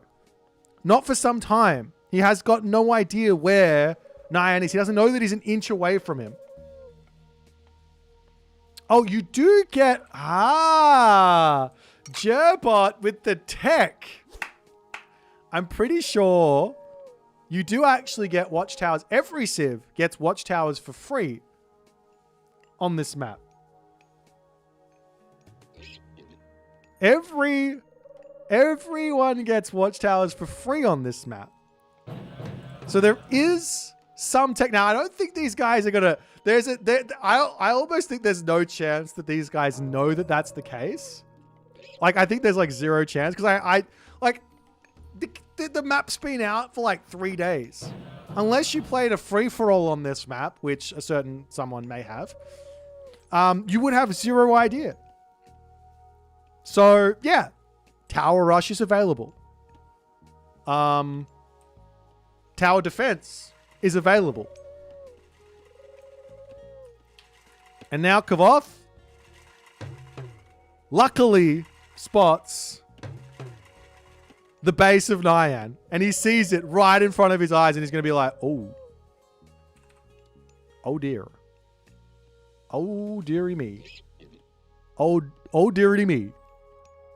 So what do? Do you grab Flood of the Nile here? I don't think you grab it.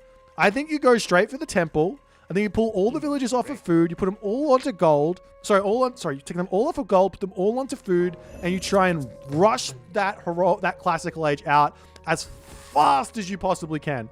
If I'm Nyan here, I'm thinking things like new moon on the stable, new moon on the temple. Any sort of rush here makes sense. Doesn't matter which one, because Kavoth is not going to be in the classical age. So he's not going to have an answer for it. And you just get huge amounts of resources either way. In fact, if you just walk in here with like a villager to shank the pharaoh, you don't even need it. You just make yourself 2 Juragumo as you advance. This is... All right. I think I've lost my mind. Temple coming up. Kavoth is... In Kavoth fashion, he is going as greedy as he possibly can. He's getting Flood on the Nile. I see what I see is going for a game number 3, ladies and gentlemen. I think that unless Nyan royally screws up this rush and gets 0 damage somehow,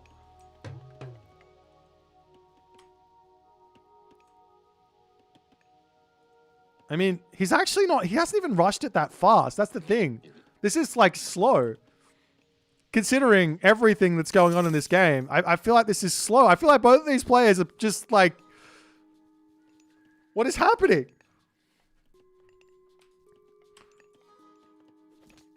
I don't even understand. House coming up for Kavoth. All right. We got the Anubis on the way. He's trying to block off the bottom here, but he needs to block off the top. Nonetheless, a relic coming through. What has he got? He's got Pandora's box. Myth units will be nice. There's other relics on the map. Over here, you've got the Tusk of Dankang. Over here, you've got the Titan's Treasure. Over here, you've also got the Svadilfari Sledge. You see Kitsune coming through. Up onto this side, there is also the Scales for Kidna. So grabbing that one. As the Weasels coming through for Nyan. I didn't even realize he didn't go for Ivory Kitsune. He is going for the Weasels. He wants pressure in. The Priest and the Pharaoh trying to get that... you just heal the villager. Yep. And then run. He's going to try and keep... he's going to lose the villager. He pulls back. He's very close to losing another villager. We got the guys coming in. Is he building priests? He doesn't have the gold to get another priest out. Now he's into the next age. He's saved every single one of his villagers. They've all been idled. Somehow, some way, Nyan has not gotten a villager kill. The Goshin Boku gets dropped down. The villagers back down to the bottom. The priest here working hard to heal everyone up. The dojo is up. And he is going to be making himself an Onnamusha. I don't know how he didn't get a villager pick. The Anubite at the very least will snipe one dude. Retreats away. Now the Anubite has since been bug fixed. He now has a landing animation after that jump, as the Anubite here is just going to be trying to stay nice and close to the priest, getting that damage done. So you do have to be careful with that. He's going to come over here and pick up another relic. Tusk of Dunkang is going to be really nice. Getting himself a barracks in to start making himself some axemen. Makes some sense here. Just one on the mushy. There's no... Oh, God. That's damage there. There's no... Oops. Low HP Itachi coming in. There's no solar shield, so this isn't going to be that big of a deal. One axeman comes out. Potentially a second axeman is all he really needs. He's going to be empowering up that barracks. Nyan on the back. He's just having a nice, comfortable time in his corner here.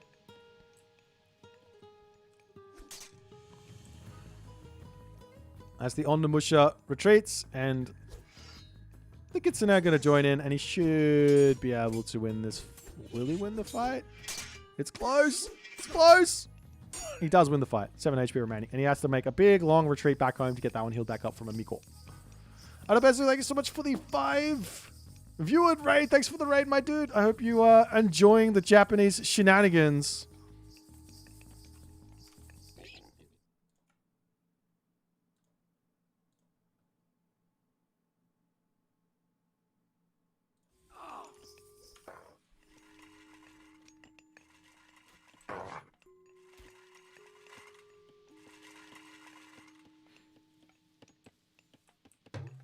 Guardhouse coming out for Nyan. Armory coming through as well. Monument to the Soldiers coming in for Kavoth as well. As it looks like Kavoth has survived this maniacal early game somehow, some way. Just for those of you playing at home, if I look at the Watchtower, it has the Watchtower upgrades. So it is 100% the case that you don't have to get Watchtower upgrades. Now, the problem now for Nyan Racing Cat, while I think he had a great opportunity here to get damage done early, he didn't get it. So now he's just stuck in a corner. He can expand out this way and get these town centers, get these gold mines. So it's not the end of the world. There's a lot of gold behind the base of Nyan, so it's not a big problem. But he's so close to Kavoth. As we see Plague of Serpents getting dropped down. Some Anubite raids coming in, hitting the right side, hitting the left side.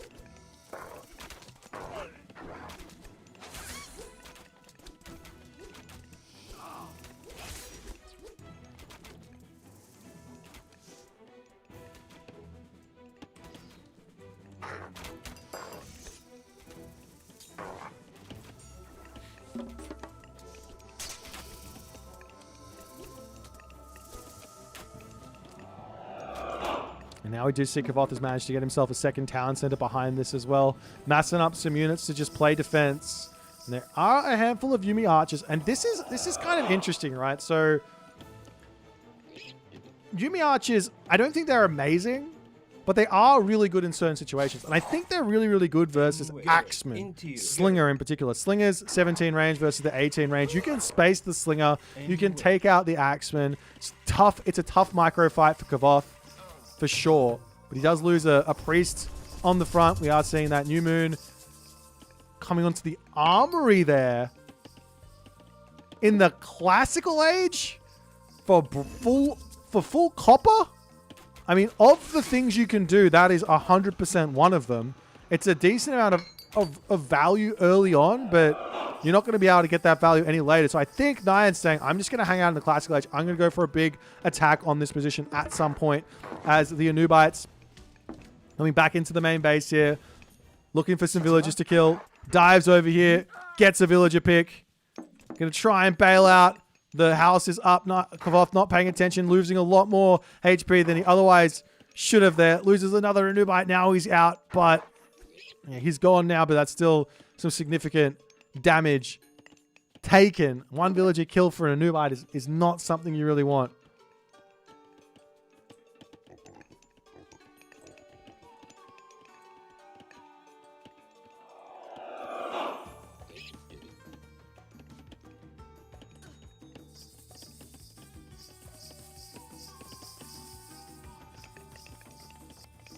The Slinger's pulling back. We've got the Prosperity.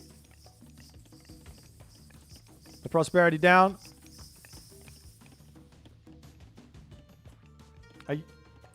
You guys over there, you don't have to wait for me. You guys can start the thing on the other side. It's fine. We've got the Sobek on the way. Unless Jerbot says otherwise. If Jerbot says otherwise, then that's up to him.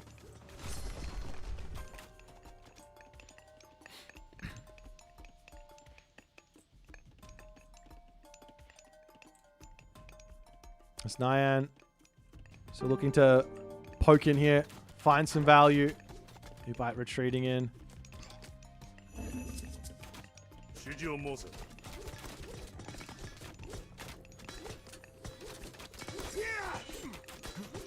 Nice amount of priests out here to try and snipe down those Razorwind Kamaitachi. This is like I said, this is a really tough fight here for Kavoth. He's trying to snipe those Kamaitachi down. This sling is going after the Yumi archers on the back. Sniping an Onimusha onto this side here. And as soon as he gets targeted onto, pain coming Kavoth's way here. He pulls back over onto this side. Getting some nice picks here now underneath the town center. Lots of resources in the bank for Kavoth right now. He needs more buildings. Nyan is all over this gold mine, but there is also a gold mine on the back, and there's 2 town centers. So losing some villagers here is not the end of the world for Kavoth in the slightest. He snipes a Onimusha there. He can sneak over onto this gold mine as well, no problems. He's got so much map to work with here.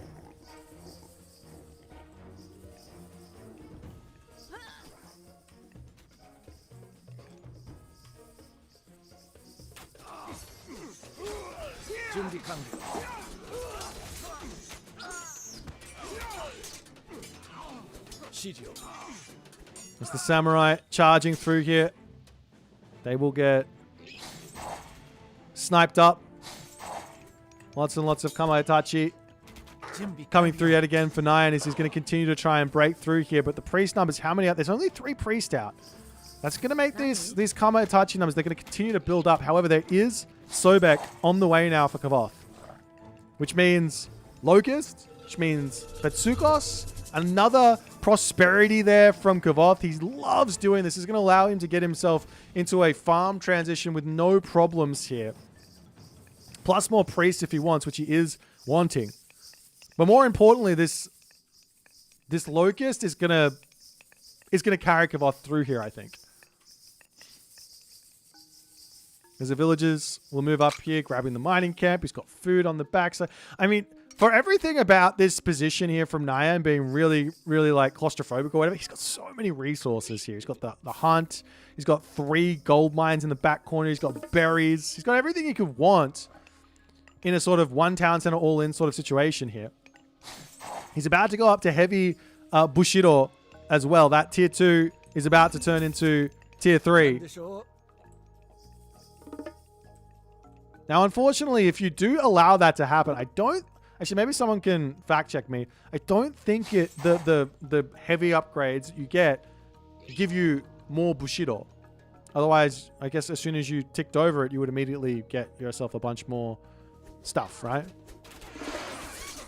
So it is kind of... If you can research it, it's nice. But nonetheless, we see Nyan charging forward here. Slingers taking out those Yumi archers incredibly quickly. The Kamaitachi getting some big damage with that splash. But there's just so many units here. So many units here for Kavoth. It looks like he manages to hold. The military differential, though, still very, very close. As the Slingers can clean up everything else. And Kavoth holds on for a little bit longer. He's throwing up a Migdal over here, but a couple of Samurai getting some good kills.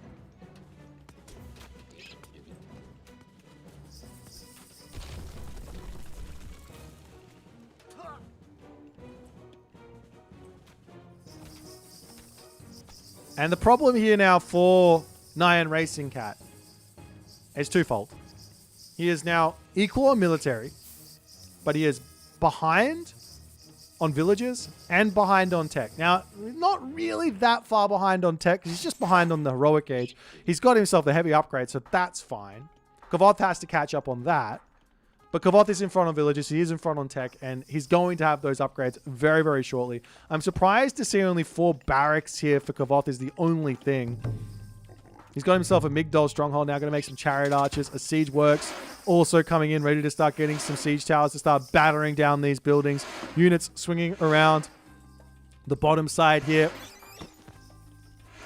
Looking for something to kill. I mean, Kavoth should be spotting this on the minimap. He sees the units. He's got so much line of sight. Like, look at, they're just coming in. And these villagers are just like, okay, now we'll run. I will wait till the last minute and maybe lose a villager for it, but he can turn around now and come and deal with that if he likes, or he can just keep on going on the attack. Villagers on the wood line, however, not reacting. This is good for Nyan. He needs villager picks, but if he loses all these units, it's not going to be worth it. There's a lot of value in those samurai here. It's good control from Nyan to pull back with those Yumi archers. The axeman coming up here. Going to deal with the samurai. Nice retreat. He can pull up through this position if he wants. Maybe delete the house on the retreat as all the Yumi archers go down. And now a hefty amount of Petsukos are in. Chariot archers getting their value here as well.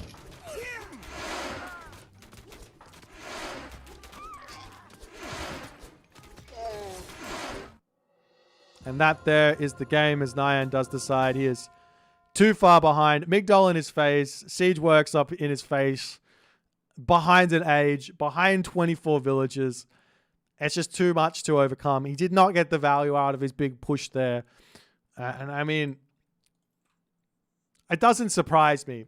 It's very, very, very hard for Greek to make a one town center classical age sort of thing work against a classical fighting Egyptian player. And it sort of made sense here how Kavoth defended this. Is very, very sort of Egyptian versus Greek defensive ideas, and he played it really, really well. And the only thing here is Nyan, he went for this big early attack with the weasels, but he just didn't get any kills.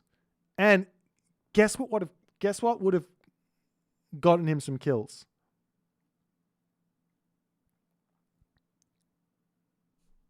New Moon on the temple, getting the Kamaitachi upgrade, and he would have gotten probably like 5 or 6 villager picks.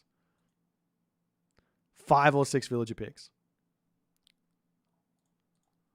But instead, he didn't go for that, and that's the way the cookie crumbles. Kavoth gets the dub, and he moves on to the semifinals. GG.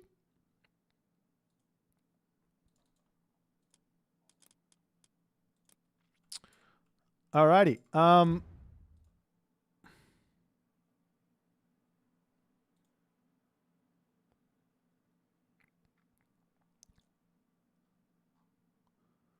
Let me have a quick little look, see at what's going on. We've got... Is this game 1 of Rappel versus Matador? I might watch that, and then I'll come back and watch the finals. So Kavoth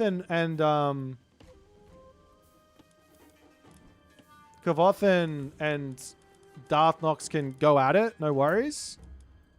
There is someone casting this. Is that Maiden? I thought they would have already started. I don't think it's Maiden. So I'll cast this one. And someone else come and cast Kavoth versus Darth Nox. Because this is a pretty ridiculous matchup that I'm very, very interested in. So I got Rappel and Matt.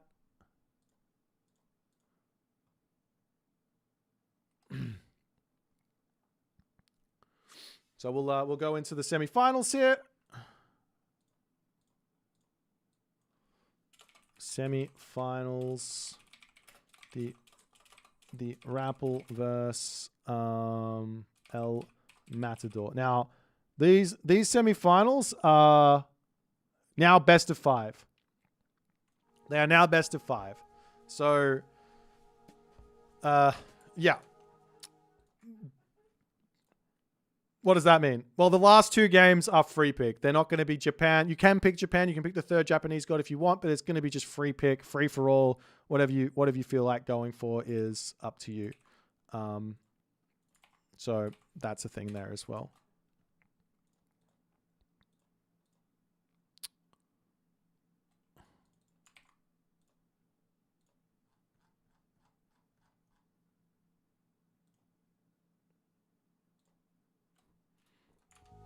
Alrighty. Let's go.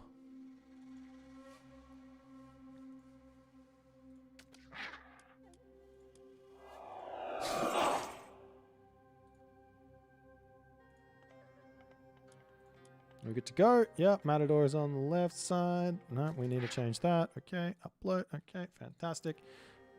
And we are off to the races. Alrighty. Semi-finals time as we come in onto the map Key here. I haven't been following this side of the bracket very closely, but into the semi-finals, two very familiar faces. In the bottom side of the map, we have the Tsukiyomi from Matador. And in the top of the map, we have Rappel playing as Odin. Like I said, the map is Key. So this is going to be really fun. I'm excited to see how Matador's going to play this. I love that we're seeing some Norse here from the Rappel. He is an Odin main from way back when, and I like that he's confident with it here. He's not going with the hashtag most OP god that he possibly can. He's going with, I'm going Odin here. Now, there could be some big, like, long game reasons for this. For example, I can pick Odin and I know I'm not going to be playing up against, say, Isis set type thing. I know I'm playing against Yomi here. Or I know I'm playing against Amaterasu. Or I know I'm playing against Susanoo. And I know I can get a good win here. You have to get 3 wins to win this this part of the tournament. And it doesn't have to be Japanese at all. Like, if you suck with Japanese, somehow you manage to get to this position in the tournament, you could lose the 2 Japanese games that you play so long as you win with the Odin, and then you can play some off gods in the non-Japanese gods in the game 4 and 5 and bring it back. So that's the thing. So Rappel here going to be looking for a win against the Tsukiyomi of Matador. Obviously, an insane amount more experience on Odin than Matador would have on Tsukiyomi, but these guys have got so much knowledge in Age of Mythology that they can apply everything they know to this situation and see if you can make it, you can get it worked out, you know? So great. Let's talk strategy. First and foremost, Rappel here, he's got one option. Probably doesn't work on a map like this because you got these pheasants. So the first option would be to get some very early Valkyrie in and charge at your opponent and try and put them on the back foot early on. That'd be option number 1. Not really viable on here because of the pheasants. You're not getting a huge amount of favor from these. And there's not many chickens as well. You have to kill a whole bunch of cows. It's a little bit too crazy. Beyond that, you can just go for raiding cavalry here and try and lock your opponent up like that. However, that does play into Inari or Kami going for cavalry as well. The one play that is spicy from Odin is actually to not go for cavalry at all. In fact, go for berserks. I'll tell you, I have one game that I played against... hang on. Did you guys see that? Did I just see a certain something just disappear? Or was that my, is it like nearly 6 hours into a stream and I'm starting to go crazy? Can we get a bit of a replay on that one? Anyways, I did play a game against Hagrid where he threw berserks at me and I did go for the new moon on the stable, trying to make a whole bunch of cavalry, and I got absolutely counted on that early game. No, there's only 4 berry bushes here. I'm going crazy. There's 4 berry bushes here. There's 4 berry bushes. I'm going crazy. It's fine. It is yeah. Anyways, so you do have to be careful here. If your opponent goes for berserks, then you want to be going samurai. If your opponent goes for raiding cavalry, you want to be going Naginata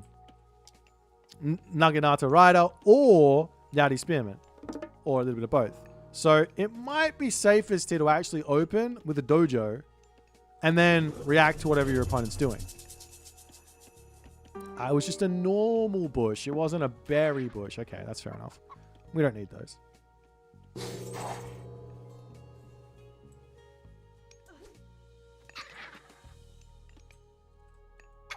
As the Kitsune coming in, we got the defensive Kitsune coming in, and we are seeing a stable getting shot up here very, very quickly, actually, from Matador. He wants this one immediately so he can get these dudes out. Is he going to drop New Moon down?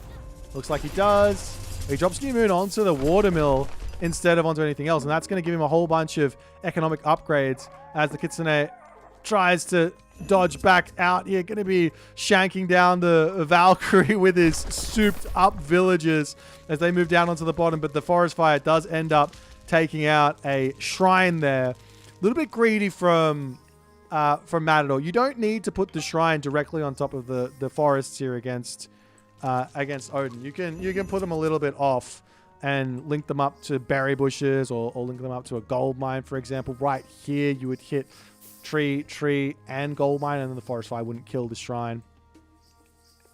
But a nice little opening for the Rappel as he's going to start producing some raiding cavalry here.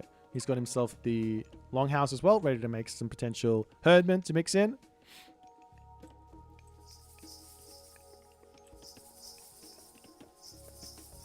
There's another little cheeky raid coming through, and Matador very simply just pulls back, keeping everyone nice and safe.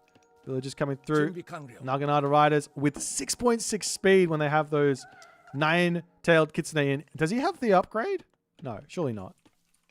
He does have the upgrade. There you go. So we grabbed that one nice and early.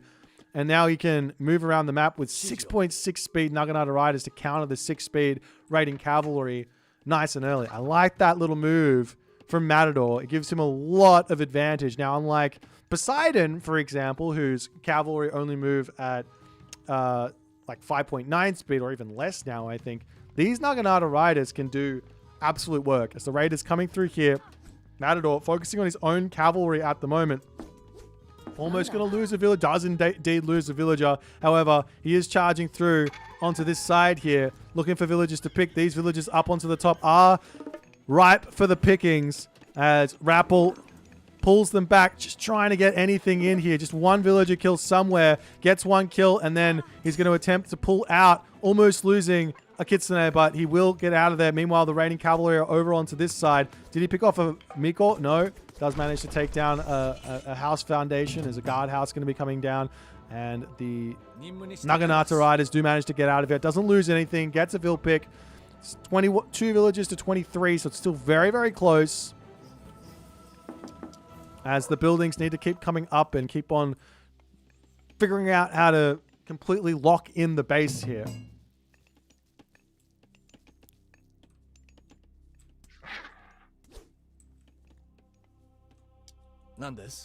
Meanwhile, Matador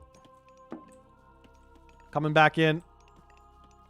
We do see that the Miko out in the middle of nowhere, super dangerous, and he's even going to go for the kill on the Valkyrie here, just trying to sack. Can he get back into the shrine? Yes, he can. And he can pop back up the top here as well. No. And now he's got to retreat. He does have himself that Thundering Hooves tech, so he will be able to get away from these souped up Naginata riders. Sashimono Bannerman is also queued up now, which is going to make things very tricky for Rappel. But Rappel says, let me get Heroic Age. Let me get Heroic Age. Let me get Skadi. I don't need to take any fights here. Let's take it slow. There's also a big god power in Swampland that he's going to have to deal with. As the raiding cavalry over here getting poked down.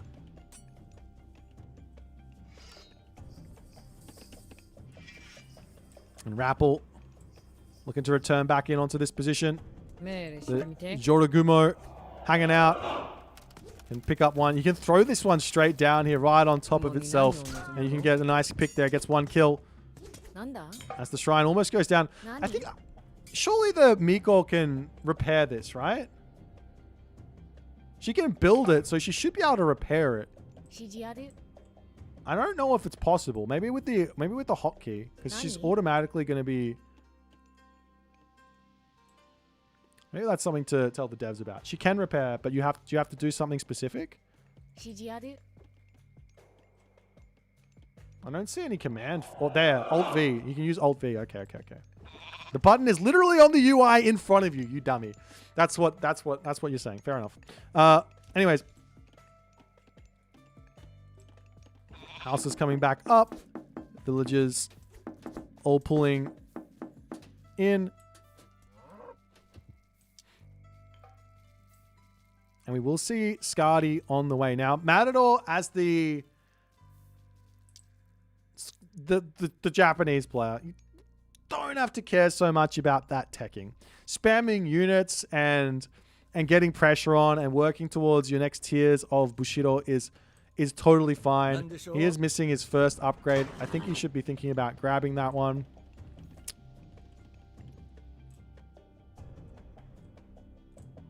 There's another shrine is now up. He's got himself a hefty amount out at the moment, though. But these raiders are going to return back over here and potentially pick off one of these Miko as they pop up, and it's very tough here. Pick off that shrine, and that is a dead Miko. Does garrison inside, but too little too late. Meanwhile, up onto the top side, sees a lot of throwing axemen. Herdmen are out as well. Now, there are a hefty amount of medium samurai, but it's still going to be challenging to win this fight here, I think. As the heroic age comes through for Rappel, that's a frost available. He is out of gold. As he's moving around onto this spot, he can drop the frost. But is this going to be enough? Swampland gets dropped in, and that's forcing the frost as the army of Rappel moving over onto this side. The dwarves, villagers coming through. He doesn't have the gold at the moment to drop any sort of hill fort for a defensive position here. Now, man, this is risky over here. Is this not? Oh, it's not on the swampland. Okay, so it looks like Rappel is okay at the moment. The swampland will finish up. There is no forest fire. There's no god powers that can be used to help him out here. And the question of whether or not he can win this fight or not is the big one. And potentially Matador will just say, all right, I'll just retreat. He does get surrounded on the back with his own raiding cavalry. No upgrades coming through, just trying to get units in. There's a significant amount of population advantage for Matador at the moment, but does it matter? He decides to take the fight. The samurai cleaning up those herdmen. The herdmen cleaning up those cavalry. The throwing axemen need to be focus firing down samurai. Like, you need to treat these like you're treating taking anything else out. Any other like counter unit, Peltast or anything else out. And it looks like Rappel does manage to hold on there as Matador loses the fight, has to pull back. And now the game continues. The villager differential is close. There's a 1,500 resource advantage for Rappel. And the gold mine is about to expire. This could be very bad for Matador very, very quickly. But Rappel has to be careful here. The shrine on this side getting taken down, slowing down any sort of favor income. Is this the only... Oh, there is one Miko over here. Has some samurai. Bushi coming in. Got to be careful with those. The raiding cavalry can dive onto them and take them out in a heartbeat. As the Miko comes around. Picking off the shrine is all well and good, but he can just put it straight back down. Meanwhile, onto the top, a couple of raids. These are the types of things you absolutely need to do when you are behind. Get little mini raids. Be annoying. I mean, do it when you're ahead as well, but it's vital when you're behind to keep yourself in the game and keep your opponent distracted from pushing a small victory into a small advantage into a big one. As the villagers making their way over onto this side. One idea here for Matador is just to drop some towers down here. Just so he can have some garrison opportunity against any sort of raids. Or you can just leave units on top of it as well. Just going to be dropping a whole bunch of buildings here. You put a tower here as well, and then you're good to just defend.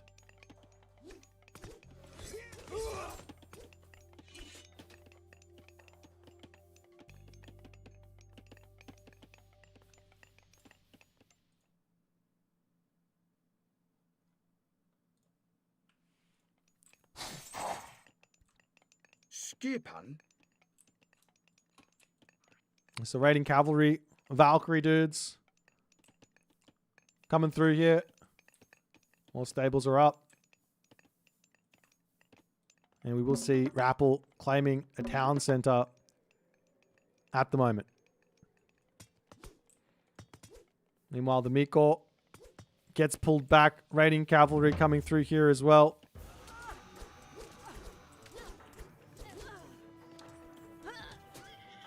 He's in a couple of villages, but he will be able to get them back into the town center. These are some good raids from Rappel as well. Picking villages off onto this side. And Matador is kind of just having a very, very difficult time slowing all of this down. This one bushy in the middle of the map here going to get sniped. Over here we will see a raiding cavalry losing its life as well. But a good fight on the top here for the Rappel, as he's also grabbing himself Jerbot here for his Valkyrie to get even stronger. But Matador has gotten himself back up to a competitive space in terms of military, but he is now behind a town center and an age. It's not the biggest of deals because that Bushido is coming through. He will have heavy soon. Does he have any other upgrades you can potentially just grab so that he can get there earlier? Armory upgrades for one would be very, very important. Rappel, on the other hand, doesn't have any armory upgrades himself too.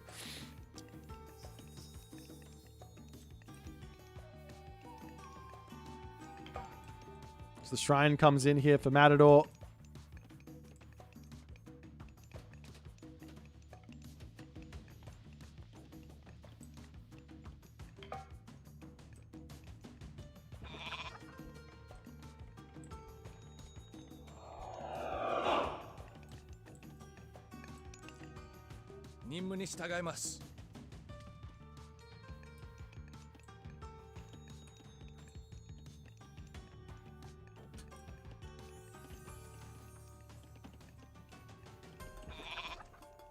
And Rappel is just slowly setting up more and more stuff on this left-hand corner. You can go for this town center, claim all of this position.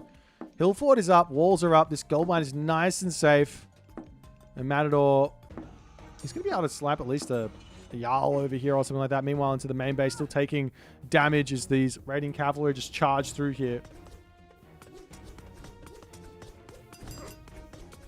And now we do have that Bushido tier 3 in, so heavy samurai are through, but Rappel has kept himself very, very competitive in this game. He's at heavy already, so it's just Matador staying close in this game. As the house is going down, raiding with the cavalry getting brought back.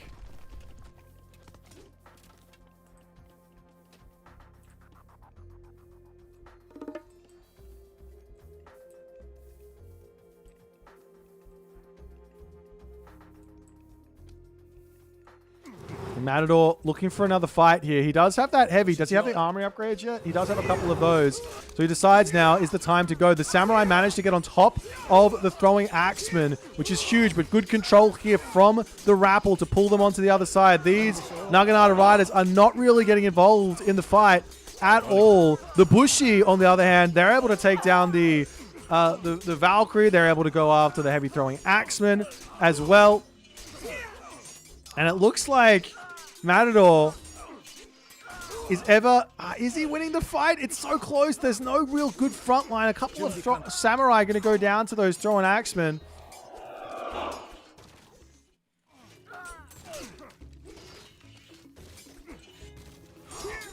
That's the house going down over here.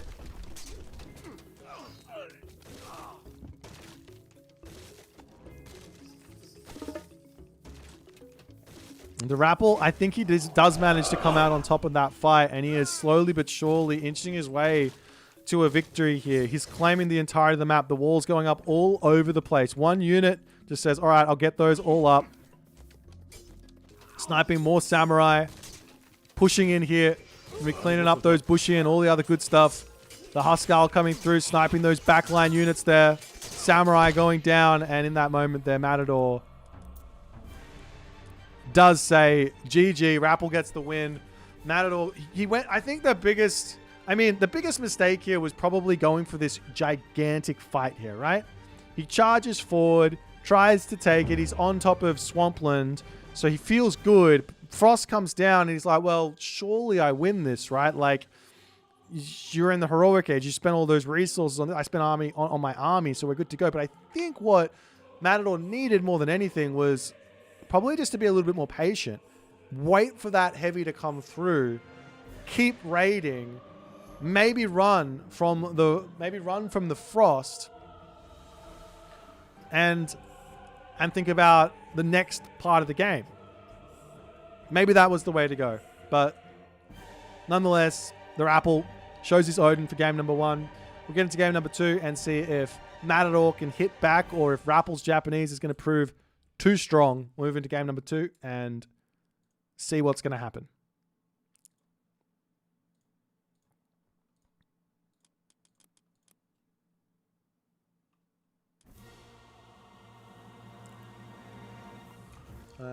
Let me come over onto this one.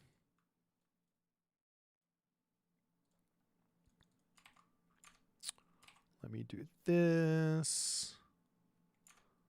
Let me go here and here. This was Tsukiyomi and this was Odin. And now we come over here.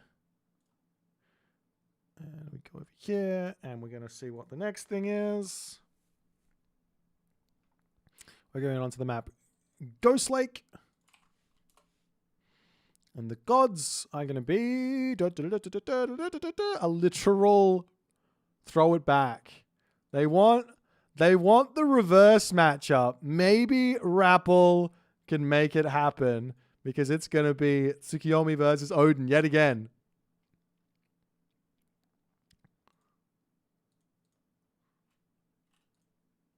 Who needs variety when you can just get the pros to like literally just throw it back straight at us? We got the what's it called? The run back. The salty run back. Is that what this is called? This is a salty run back? Right? No? Just me?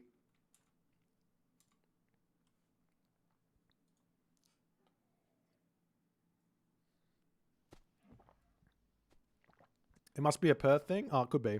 It's a Super Smash Brothers thing. It's when like you lose and you want that immediate like same matchup again.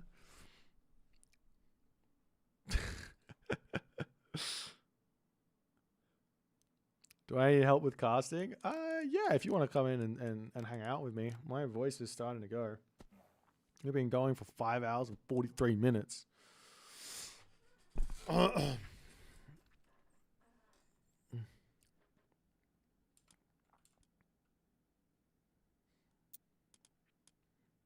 If we're going to do it, we have to do it now. Otherwise, the game will be starting. We've got 2 hours and 30 minutes. 2 hours. 2 minutes and 30 seconds until the next game starts. I'll give him a ring.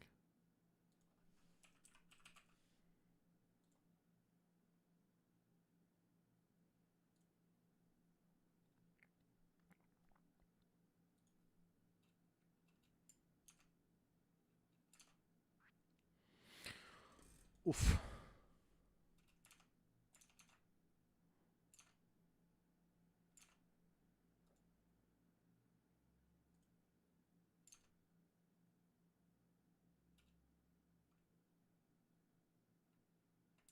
Hello. Hello there. Welcome, welcome, welcome. Let me add you to my title.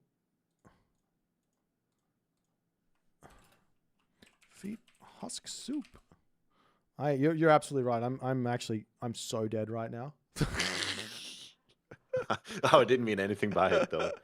It's just a funny way of asking. Instead of Pegasus saying "Okay, I co-cast," I thought I would write like that. Okay, co-cast. He's got some classics. I'm a big fan. I'm a big Pegasus Rush fan. You never know if he means it though. Sometimes he means it, and then the second after he's in voice chat with you. That's right. How's the volume, chat? Is it feeling okay? Hello, hello. 1, 2, 3. It's me, the soup. I mean, it looks good to me on my end, but I don't know. Yeah, the YouTube stream is slightly behind the Twitch stream because that's just how the restream service works. But it's not like significant. It's like 15 seconds or something. How are you finding their game? Are they hosting it now or? Oh yeah, it's already there. I can do this. There you go. We're 20 seconds from going in. You have to do Oh, a really? pause at the start anyways because of the buffer. Yeah. Oh, jeepers. And we've still got another one after this. I don't think I'm gonna. Well, we might catch the tail end of Kavoth versus Darth Nox if this game. It depends on. I doubt it. I think Kavoth is gonna. Kavoth is gonna do Kavoth things, but we'll see. Yeah. Quath is solid. All right, I'm paused at 3 seconds. Let me know when you're in, and then we can do a little Oh, countdown. I'm at 11. Okay. Rookie. All right, I'm at 11, and we're gonna go 3, 2, 1, go. And let me move into this thing. Alrighty, we're into game number 2. That's what the game is, and I'm joined with the fabulous Husk Soup. Let's go. Hello, it's me, Soup. If you guys don't know Soup, I he's... saw- Oh, sorry. Let me throw you a big one. If you don't know Soup, he's got an amazing YouTube channel. He's got a huge amount of like tutorial, informative stuff. So if you're like thinking about picking up Age of Mythology and getting into multiplayer, I think his channel is like literally top tier. So huge shout out to Soup. Shoot out. Shoot Don't out. you dare. So yeah. No, I saw this is it's kind of interesting actually. We're seeing a mirror matchup of what we saw before. Yeah. Obviously got reversed this time, but I think it is an Odin favored matchup, but I also saw Tsukuyomi has got tools up his sleeve against Odin. And potentially this Ghost Lake is even better for Tsukuyomi than the map we had earlier. Key. Yeah, I totally agree. I think there's the tools are there. I think a lot of the time Norse is a matchup, and we saw this at the start of Retold as well. Norse is a matchup that is quite difficult until you unpack your route through it, if you know what I mean. Like the like sort of specific things you need to like check mark to make sure you don't lose, or things that you can sort of find advantages over the Norse player to find the wins. So it's going to take a while, I think, for Japanese to get figured out in this matchup. And if there's a player who could have figured it out already, maybe the Rappel is that player. But Matador's Odin is ridiculously good as well.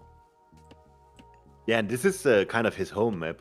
In the earlier S-tier tournament, what was it called? The one you hosted just a few months ago? Mythic Wars, there was Clash of Immortals, Wrath of the Gods.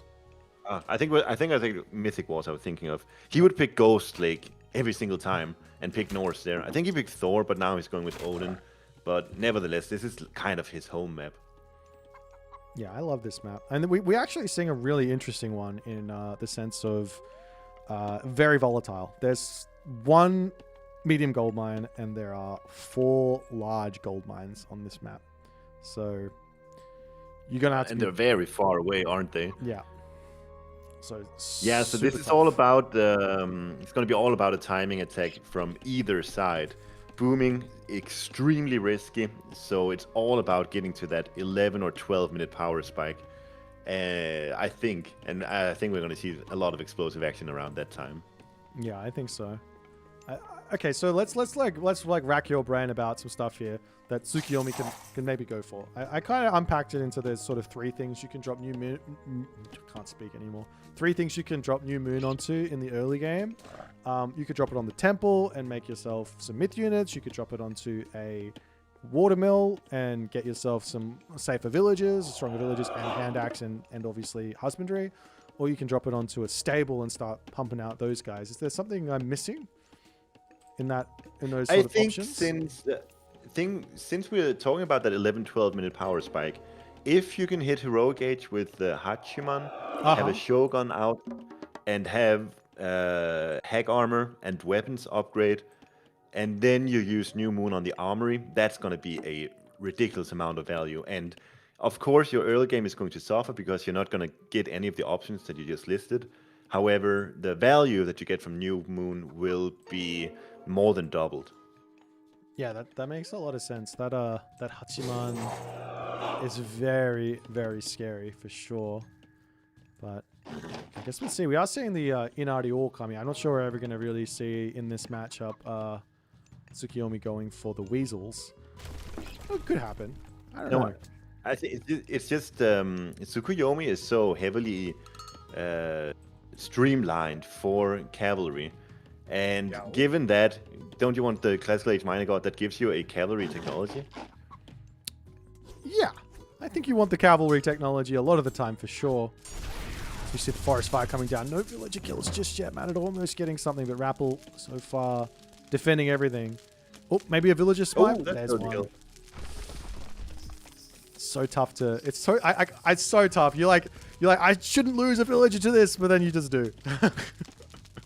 It's like there's a berserk attack going on.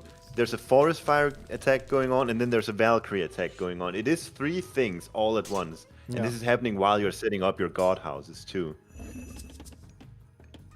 Yeah, and Matador. I mean, Matador is so quick. He's got the. I think he might be the player in the top 100 with the most EAPM. I could be wrong on that. You can actually check it. There you go. He's got all that AoE 2 experience, right? Yeah. So that would definitely help him out in sort of situations like the one we saw here. Kitsune. Oh, yeah, it does go down there. And a new Kitsune made by the Rebel. I don't know about that one. What's that for? I think he just wants it for some speed. It's looking like he's going for a really... I'm not sure I hate it, but I'm not sure I like it either. He's going for like pure guardhouse, which means he's not getting any of his bonuses playing at Tsukiyomi in this game. He's not going samurai, which will give him some more bushido. He's not going for cavalry, which he's got his bonus. So we'll see if it's going to work out. It's true. You want to be countering what your opponent's doing, and he is making the units that counter what Matador is doing. So maybe it makes some sense. The issue is if you go for the stables, I forgot what they're called, the Japanese stables, you don't get access to a hero unit. Yes, true. But here we get the Bushi and we get the Spearmen, so you can counter the early stuff that Odin throws at you much better with these buildings than with the stables. Yeah. When does the dojo come down? Do you stay with this the entire time? Maybe that's the vibe. I think the issue with the dojo on this map, with gold mines this far out, is that the samurai speed is a big detriment. That's very true. They are kind of similar speed to the Yumi archers though, so you still got a slow army here as the Rappel. Yeah, 4-speed Yumi archer, that's true. That's quite low. Do you remember what samurai are? 4.2. 4.2? Yeah. That's not too bad actually. I thought it was lower than that. The thing that makes it feel lower is because they have that special attack that like you'll use it and your opponent's running away from you, and by the time the damage comes through, they're already gone.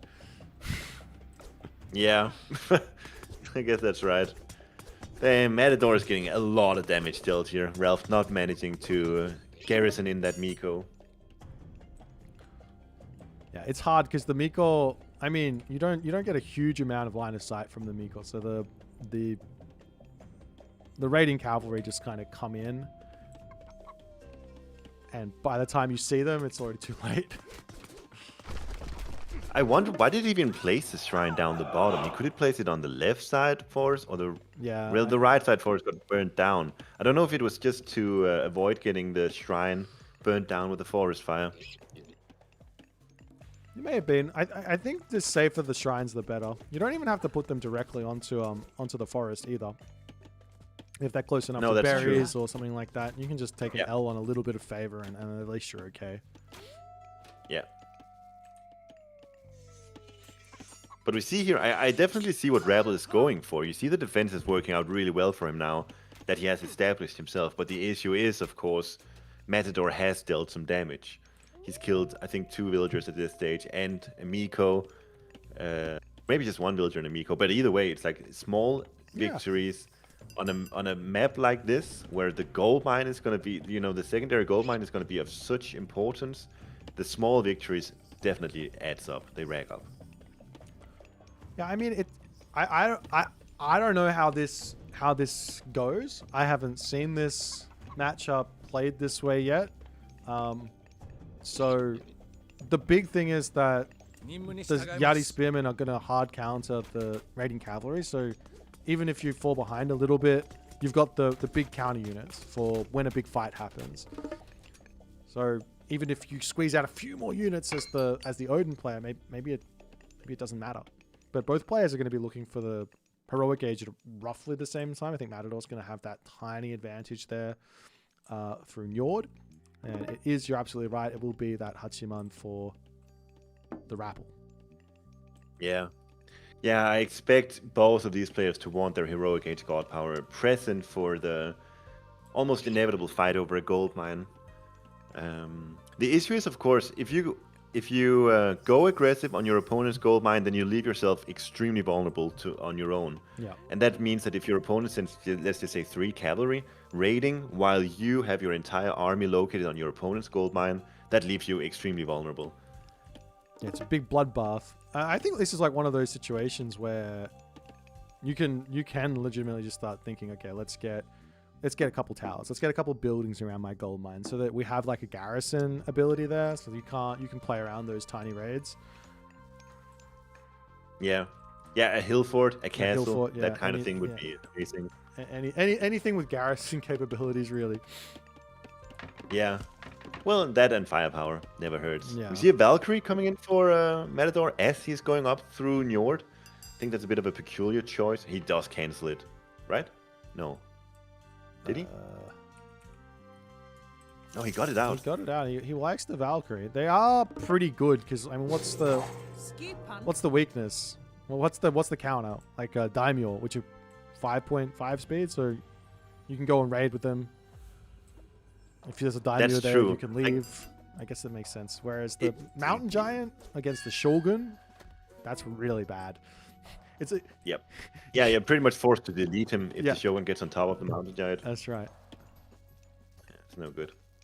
Look at the walls here from Matador. I really like these. Yeah, he's aware of how important this gold mine is, and he's just like, let me just lock it up. If you want to come and fight me, then you got to get through my walls, and I know you're there, and then we can start thinking about a fight later. But yeah, there's actually another thing is Matador has the mobility in this matchup. So if Matador decides to more or less commit to a gold starve, it's gonna be, I guess the Tengu can go raiding, but other than that, Rebel doesn't really have much to threaten the gold mines, especially walled up now. Yeah, I don't even know if the Tengu have raiding capabilities here because of the Valkyrie. Yeah, catch them they out, will you chase just chase them out. very effective. Yeah, but I like the Tengu. I like the Tengu just for fighting. I think this is a really, really important unit in this matchup. It's kind of similar to the Anubite, and you just jump in onto the throw an axeman with 2 or 3 Tengu, and it makes life very tricky for the fight for the Odin player or for the Norse player. Yeah, there's one thing about this Tengu is it can look a bit underwhelming for a heroic age myth unit, but then you look at the cost. It's 15 favor, 200 wood. When you're on the heroic age, these resources can often come at plenty, and that means that you can have like 5 of these out easily. And if you're really high APM, you can have 2 of them raiding while having 4 in your main fight or something like that. Yeah, that's going to be really rough to react to.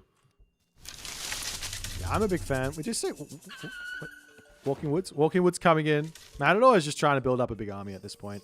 He's got a very, very big army already. Rappel is moving over to his gold mine, which will get scattered by the Ravens. And Rappel's army is not in a good position to defend against any sort of raiding movement from Matador. And as soon as Matador sees this, which I think he does see the villagers on the gold, he can just move over there. But he decides to take a fight instead, which is exactly what Rappel wants. Yeah, and the Shogun is there, and there's so many walking woods. There's the Mountain Giant. The Shogun is going to get so much value, not being micro onto the mid unit, so. But this is looking so good for Rebel. Are you kidding me? Yeah, he's got... I think he just dominated that fight. Like, all the samurai are in. The Shogun is getting, like, even more value, so it's done 300 damage, so he's got 3 samurai out already. Yep. Is it every 100 damage it deals, or what's the? Yeah, it's roughly. It's not exactly that. It feels like, but Yeah, it's about every 100 damage it gets a samurai. It's a huge win Kinda hit from crazy. Rapple.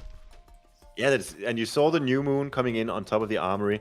So these units, they have the heavy line upgrade for free, and then investing into only 2 armory upgrades, yet still having bronze weapons, bronze armor, and even copper shields to boot. That, like, all of this coming in for free, plus the Shogun there, and the swampland, all of it. I mean, it makes sense why he would win that fight. Yeah, and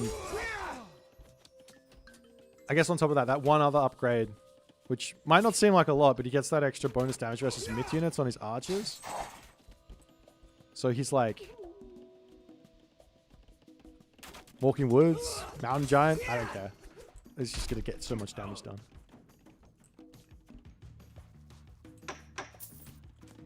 What a performance here from Rebel. The unseen unit composition, at least I've never seen this. I think this is from my experience, I've always thought this was a really rough matchup for Tsukuyomi. The few times I've played the matchup, but Rebel is doing a tremendous job here. The archers and the spearmen, and then you asked about the dojo. We are seeing a bunch of samurais in as well. I don't know if these are only the free ones, are they? No, he's got 2 dojo and he's making them, but yeah, a lot of these are the Shogun samurai. For sure. I think in hindsight, Njord has not proven to be the right call here for Matador. The Walking Woods and the Mountain Giants are just cannon fodder for the Shogun, and he's spawning so many samurais in these fights whenever the Shogun gets on top of the mid-units anyways. That being said, the reason for Njord here is the Jarl. And these Jarls with Ulf Jarl, they break through the samurai, they kill the Yeti, not the Yeti spearmen, they kill the Yumi archers. But is it going to be enough? I don't think it's enough. I think he got to it a little bit too late. The Shogun is spamming so many samurais here. He's got 11,000 damage. That's 11 samurai. Yeah. Poor Matador, dude. I think we gotta say this. If you're against Shogun, you said it exactly when he made that second Valkyrie. Either you build mobile myth units that you can go raiding with, or you don't build any at all, because this is just ridiculous. Yeah, I mean that's what the unit's for. The unit is for a big, strong answer to myth units, which can sometimes be very difficult. Like, for example, what's a unit composition? Automaton. If you go Automaton and you go Caraballister, you can't make... Bushi don't really work because they do range damage against the Automaton. They've got high pierce. Obviously, you can get Turma out as well. Can't really go Samurai because the Caraballister kill off the on the Musha. And you're left with this weird position where you're like, what do I do? Well, you go in for the Daimyo, you get a Shogun, and you can get a lot of value from it and keep yourself going in a game. So that's the main idea there.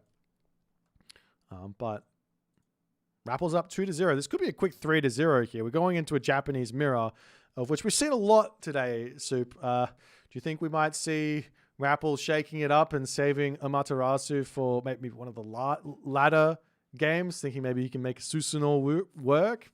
Or does he just go for Amaterasu moving into the last one? I guess we'll have to wait and see what they're going to pick. I mean, I guess we have to wait and see, but I can spoil it for you. It's going to be an Amaterasu mirror. I believe in the Susanoo. I think Susanoo is a cool god. That's how long? I don't know how long there is till the new game starts, but I think Susanoo is a cool god. But given the fact that he's got so little going for himself early on, he just falls short to Amaterasu, who's got so much going for her early on. Yeah. This is probably true. I think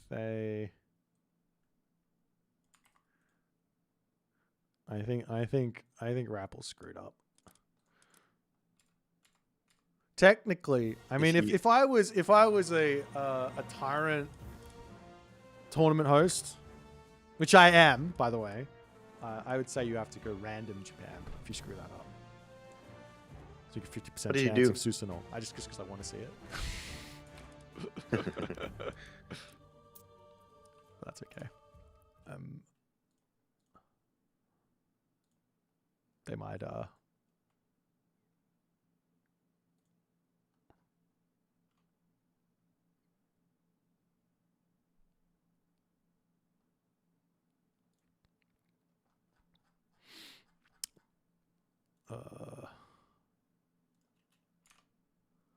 I'm not seeing this this maybe they're just gonna jump in, I don't know.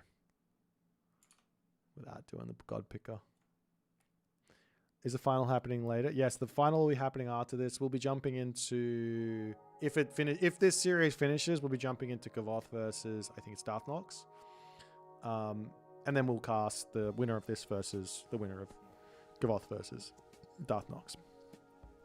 It's a 1-day tournament, which means it's over in 1 day. We haven't done one. Is this the first one we've done? I mean, there's the qualifiers. All of those have been, well, they've been 2-day tournaments, haven't they? Hasn't really been a 1-day tournament. No, I don't think so.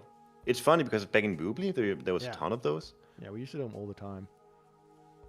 I guess it's because if you have, you know, I think it's related to prize pool. So if you have like $50 or $100, that's good for a show match.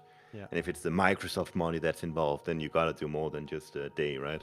Yeah, well, they won't let you do a day. They might on a LAN, like two-day LAN or something like that, if they really want to LAN, but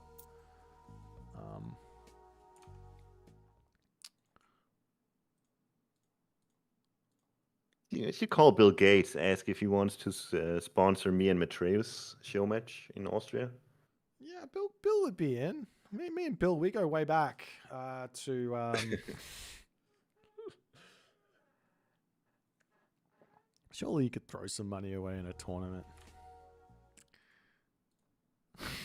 He's got oodles of money. Just put like $1 million prize pool into Age of Mythology for us, and I'll sort it out. Like I'll put on like, I don't know, 10 events in the year. We'll get like an event every month, 50K for each event. Sounds good. 100K for each event. You know, maybe we could stretch it over 2 years, 50K for each event. Make it do 20 events. That'd be good. On the one hand, this sounds really sick. On the other, I know that all the Korean StarCraft players and so on, they would switch over to AOM, and I wouldn't be up to par. That's right. You would be. Everyone would suck, and we'd be like, "Well, yeah. I remember when I was #1 in Age of Mythology, when I was top dog. Let me tell you." Exactly. So no, probably better that things are the way they are currently.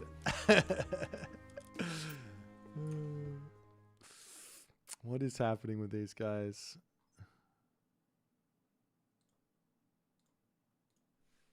Japan Mirror is game 3.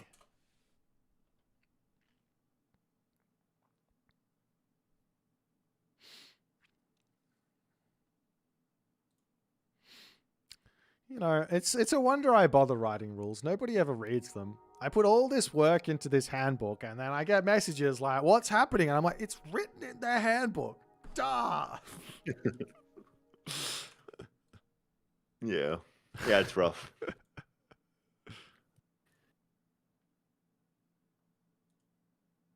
Was there actually a handbook for this event here also?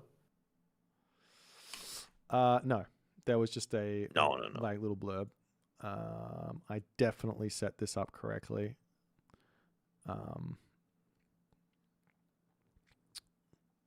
Let me see if I can change it.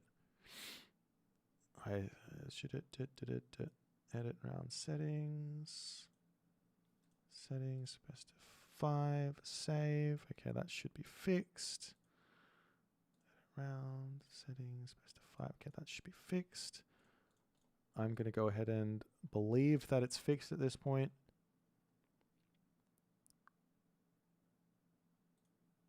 Edit match. Report. Edit results. Add game.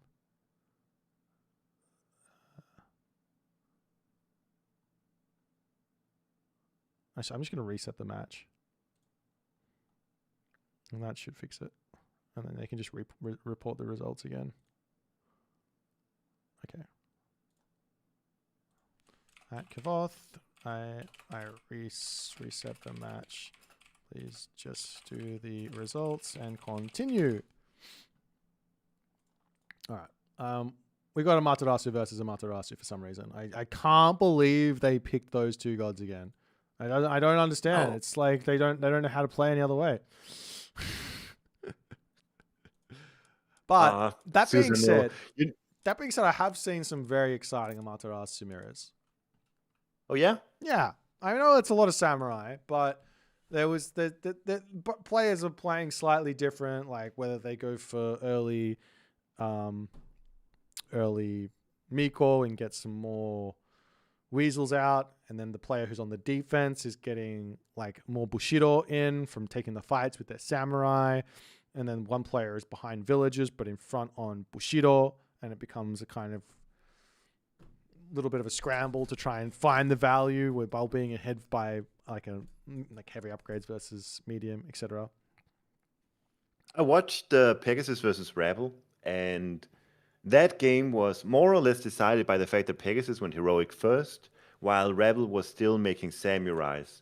And then Pegasus tried to make something happen with his heroic age god power, but it didn't amount to that much. But it resulted in Rabble having more samurais out for a longer period of time. And then he hit champion samurais earlier than Peggy, and it resulted in Rabble winning because of that. I see. So well, yeah, I keep on saying this. I think advancing is kind of a bit of a trap, but you do get access to Hanya Mask. So there is something in it. There's probably a timing where it's fine to do that and you find an advantage, but I mean, I don't know that matchup. I'm not gonna work it out. That's for someone else to figure out. I think it's map dependent. So the map I was watching was Steppe, which of course has like the most aggressive gold mines of any out there. So it's quite concerted when you need to hit your power spike there. On other maps, it can be a bit more difficult. Yeah. All right. I'm getting in onto this one right now. I will pause at 2 seconds. Oh. 1, 2. Can you give me the URL? I'm sorry. Can. I believe it's that one.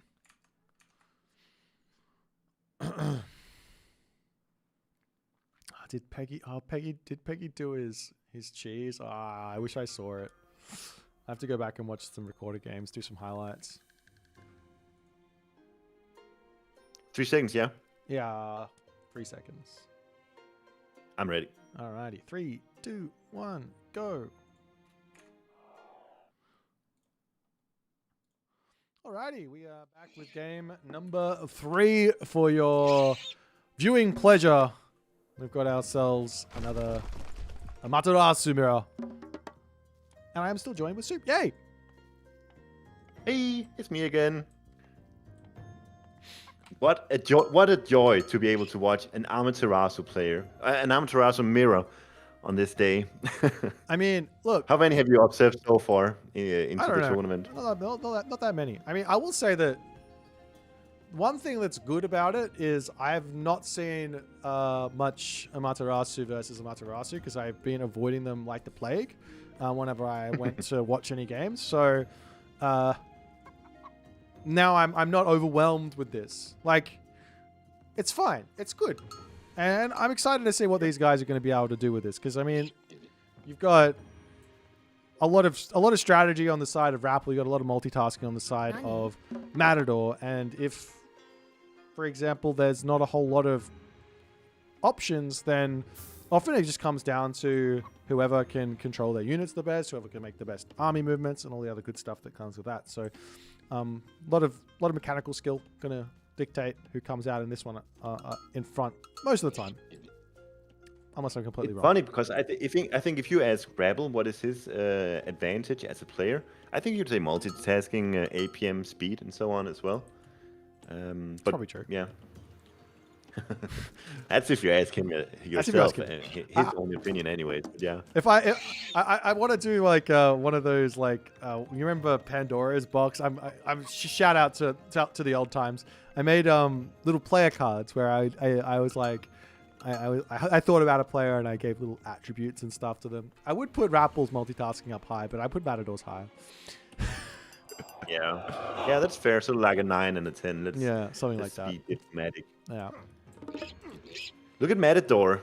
Maybe he's good at multitasking, but he's not good at building 25 wood water mills for his boars when they end up where they are right now. Do you agree? Yeah, I would. I might even just not eat that boar, to be honest. We'll just. Just build the water mill, 25 wood. I'd probably just not. I wouldn't eat the ball. I just give up. There is a Gugneoden spear over here. That's not gonna. Yeti. We won't see many Yeti spearmen. I did notice one relic that exists now, which existed before, but it boosts samurai by 5%. The counter infantry relic. It normally not that crazy because all the counter infantry have got low damage. Oh, and Tail Feathers of the Heaven is in, so that's going to be boosting up the infantry with some divine damage. That could be a bit unfortunate if someone spots that. There's also a new one that gives counter infantry extra range. I think that one can also be kind of thick. Wow. Yeah, so there's a couple of pretty crazy relics specifically for the Amaterasu mirror to give a big advantage over to one player. Yeah. At the moment, both players haven't spotted this relic in the corner of the map. And this is the big one for this matchup. If someone picks up Tail Feathers of Heaven, then you just go, well, I guess he just has stronger units than me. Great. You might have to kill him. I think this relic looks really good because there's going to be so many samurais, but you got to keep in mind, samurais are really expensive units, and this kind of relic is amazing if you have like 20 spearmen, but cost-wise, that's going to amount to like 10 samurais, and then it's actually not even that sick, I think. That's true. I definitely would prefer it if I was like you say, spamming spearmen, like go set and make mass spearmen, have like 40 of them, and you're just doing an extra 0.3 divine damage. That'd be nice every attack. Yeah, certainly. All right. Let's see. Rebel advancing first. He's got it's actually also a Shrine of the Hunt for Matador. Later advance and Shrine of the Hunt. Huh? That's not allowed. Matador cooking. Well, it's good. It's no longer a mirror matchup. That's awesome. Why didn't he die? Well, it is a double dojo still. Yeah, you have to go the dojo. Even with this guy, like, what does this give you again? It gives you, what's the technology? It gives you like boosted archers, right? Cheaper archers and boosted archers. Yeah. But you still have to make samurai because you're playing Amaterasu. But you're missing out on that technology here. What's it called? But what is that? 10% HP and some XP when they die. You don't want them to die, and I honestly don't think many of them are going to die early on, anyways. No. Also, Shrine of the Hunt, of course, is amazing for food income. Plus, you get that technology that gives plus 10% hunt gather rate. That's kind of a. It's not obviously an explicit samurai buff, but it's sort of an implicit samurai buff. Yeah, this is kind of wild. I think that the idea here for Matador is if you can just get out some samurai and these Kamaitachi raids are just going to keep on kamikazing in, then you get yourself extra Bushido and you just enjoy it. And even though you're not going to have the extra 10% HP on your samurai, what do you care? You're going to be way in front. We see, like, in terms of Bushido, 150 extra for Matador from that little bit of weasel action. I mean, that's something. And then he's just spamming dojo units right now. And Rebel, of course, is getting that Katagi tech, plus 10% HP, 75 Bushido XP on death. But so long as nothing's happening, which is what Matador is aiming for, so long as nothing happens, that technology doesn't matter. Yeah, and... Oh. Yeah, I spotted the relic now, but he's not going after it, so you're only going to see it. But we are going to be... Matador is saying he wants to fight. He's sending his samurai out here. He's looking for something here. He does have a slight lead on numbers. But there is a defender's advantage. I think he's just poking the bear. See what's up. He now scouts the 2 dojos. You know, that's some nice knowledge to have. He knows there's no archers or horses coming. But he's running into your opponent's base a little bit too crazy. This is risky though. Let's kill off the Kitsune, but now he takes big damage on the retreat. He might have to drop Solar Shield. There he goes. Yeah, and he's giving away a lot of XP to Rebel there for free. So like this looks like he's coming out pretty much scot-free, but Rebel is getting a lot of XP from that. Those samurais getting their special attacks off onto the other samurais means that it is now Rebel who's ahead in XP. Yeah, I don't think this is a big... Like, that one move is not enough to change much, but... Like, I guess he gets a lot of information, and that's why he needed to do it. I think he could have been a little bit more careful. He did not need to dive into the base. He could have just said, okay, let's not you the Kitsune? Hello. Didn't have to use samurais to do that. Yeah. The reason why looking at the XP, oh my god, Matador just got so much XP from that. The reason why it's so important to look out for these Bushido tiers is because if you can force a fight where you have one line upgrade over your opponent, that means that you're going to win the fight. In a game as close as this one, if you have a Bushido tier over your opponent, that's enough to win the game. And that's why it's so important to keep track of. So right now, Matador has got Bushido tier 2, Rebel still stuck on 1, and for what it's worth, there's also an extra little gold per second. Yeah, there's an interesting thing here as well I don't think we've touched on, is that with Shrine of the Hunt, or not even Shrine of the Hunt, with Mina Katatomi, it's not just the Shrine of the Hunt that you get all this extra food that you get to grab that's nice and safe, but it's also that hunting upgrade. So Matador is just going to have more food than the Rapple, so he's going to be able to produce more samurai. Yes, for sure. And that's such a good boon to have. This map has got so many goats, so Rebel will be able to still have a lot of food before he has to make his farm transition. But still, yeah, the hunt upgrade plus having access to all the deer from Shrine of the Hunt, it's a nice little boost for Matador. He's also making one also Yudo. 3-1 Yudos. Yeah. Are they good against samurai masses? Is that what's going on here? They're good at turning the bears into black bears, so that's... Yeah. Well, don't worry, they're back to brown now. If you have Susanoo, you can get an extra divine damage on them, and then they're going to be doing splash damage on... And it gets a hefty amount of DPS boost. But... Yeah, I don't even know. I don't think they're amazing, but I don't think they're terrible. I guess we'll see. Yeah, there's a single Onimusha on the side of Rebel. I think Matador ought to definitely target that thing down, and then Rebel should have kept his Solar Shield alive for the Onimusha, but Onimusha's going down now. Yeah, I don't think this fight has gone well for Matador in the slightest. These wheels, what do you think? I mean, they look underwhelming. I mean, both players are now heavy. I don't even know anymore. It's so hard to tell what's going on, isn't it? It looks like there's more samurai for Rapple at the moment. That's what it looks like. Matador's made a spearman. That can't be good. Yeah, I think that must have been a bit of a mistake there. But that was a big win for Rebel. Oh my god. He's also made 3 Bushi. These Bushi, by the way, they don't have a multiplier versus infantry. So even when they're hitting samurais, they're barely scratching them. 6.7 pierce damage per second. And then on top of that, the samurai's got 15% pierce armor, but most importantly, 238 HP. So the Bushi, they're not very good. They can take down myth units here, but Matador has got 5 Bushi. I think he's vastly overproducing them. Yeah, you kind of just think about them as Goaty. That's what they are. You have a cool Goaty that helps out, but if you want to be making you like archers. Make the right kind. Make the normal ones. But He's got 6 on the field and he's producing a 7th now. Yeah, I must say I've tried these what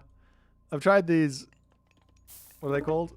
Yumi archers versus samurai, both in the editor and in real games, and I don't think they're a great answer for the samurai. The only thing I've had success with is the Yumi horse archer. Yeah, because they've got the mobility. They got the mobility. mobility. Run. Exactly. But the good thing about the Yumi archers is that they cost wood and gold, needless to say. But on a map where food is scarce, where food is difficult to get to, if you can get it just, if you can keep up your unit production without having to do a farm transition or without having to go for super exposed hunt, that can be really good. And I do think in those clutch early skirmishes, I do think they can definitely provide a lot of value still. Yeah. Now, we are seeing the heroic age coming through for Matador. Rappel charging in. He sees the army. He does have stronger stuff. Oh, what are you doing, Samurai? He does have the stronger army. Look at the army. Look at the difference here. It's 1,500. Very surprised Rebel didn't really see that. I mean, well, but the of thing course is, we have... you could just box select your opponent's army in that moment. And just go, oh, you got 13 Samurai? Okay, we go. Yeah, that's true. Radiant is coming in, so there's a chance that the Thunderburst is gonna punish Rebel here, but I don't know. Such a big army difference here. 2,000 almost in favor for Rebel. He's hitting the gold miners now as well. Yeah, you've got to be careful not to lose those samurai there for free, if you kill off some villages, it's not for free, but... They're doing a good job, those 4 samurais. Yeah. And now Matador in the next stage drops the Thunderdome. Thunderburst. We'll get a couple of kills as Rappel is retreating. I don't think he needs to retreat. That's the thing. He doesn't really need to retreat. It doesn't deal so much damage versus his samurais, it feels like. Well, yeah, it's doing divine damage, which does 12 damage each attack. And if your units are healing at 0.5 and they've got 257 HP, yeah, it's not that important. And also look at Rebel's Bushido tier. It's 3/4 almost to champion. And this is where XP really comes into play. And this is exactly what I was talking about. Rebel is sitting in the classical age just making these samurais, while Matador has gone heroic age with fewer samurais, and as a result, it's Rebel who is much closer to Bushido tier 3 than Matador. And I think what Rebel's going to do here, he's going to sit on and do nothing, and then hope that he can hit a good fight with the Bushido tier 3. But good job from Matador forcing this fight here. Yeah, the one thing is that he's got the Raiju, and he needs value out of these guys with that special attack, and he gets a lot of it with the first one, but he loses them all so quickly. But there's 2 Bushi on the side of Rebel. Did they just deal with these wolves solely almost? I think that there was something going on there. There's more Raiju to come in from the back here, though, from Matador. Realistically, look, he can charge in, use the special, run. Like he doesn't have to sit there with his army and take the fight. Just get a whole bunch of damage, but Matador does say that the game's done there. He tried everything. Rebel got the champion samurai there in the end. Yeah. Rebel's in the classical age with champion samurai. And that's That's how too much for Matador. That's how it goes, I think. I think there is like something here from Matador. Like I think the early game, the Shrine of the Hunt, I think it makes sense. I think that maybe you could think about going into this might sound crazy, but you do get a boost to your archers. So you could go for some horse archers rather than going for anything else if you want to try and get to that heroic age. And then you can start sniping samurai, so you don't actually have to fight. You do get the access to Hachiman as well, for what it's worth. You can get that golden kite as well. There is something... completely different way of playing Amaterasu, but it's definitely possible. There's something there, but I don't know if it's anything. 20% bonus damage on a high base damage unit sounds like not terrible to me. What upgrade is that? Is that the... So you got Hunter's Strength, which is 10%, and then you've got Golden Kite, which is 10% plus bonus damage versus Myth units. So maybe there's something there. Yeah. But that was a quick semi-final. So Matador out, Rappel into the finals. So we'll jump over and see if the Kavoth versus Darth Nox game is still going on, and catch the end of that. And then we'll jump into the finals.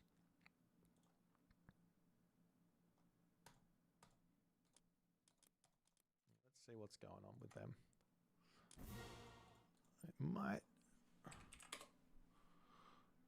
What do we got? It looks like they are going, so let's just jump in and watch it.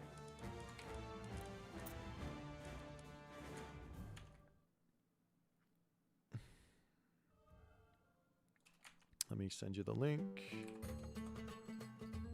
I will pause at 3 seconds. And I believe we've got Kavoth. All right, I'm going to need like 10, 20 seconds. That's okay. I got to set this up. I believe Kavoth is 2-0 at the moment. These gods aren't going to be right. I'll just get rid of this for the time being. It says unavailable when I try to spectate. Maybe they're done. It might be finished. Yeah, they are. Get into a live game then. They are finished. So we'll just jump into the finals. Yeah. Cool. Hey, this is a repeat finals. With Well, unless Wars. Kavoth might have lost. I just assumed Kavoth might have lost. No, I don't think he did. I think he might have won. Let me just double check the thing there.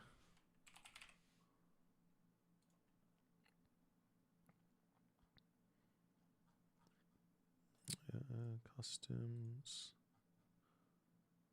Yeah, it looks like Kavoth got that win. So Kavoth won with Tsukiyomi versus the Gaia, and then he won with Isis versus the Amaterasu, and then he won with the Amaterasu versus the Tsukiyomi. Okay.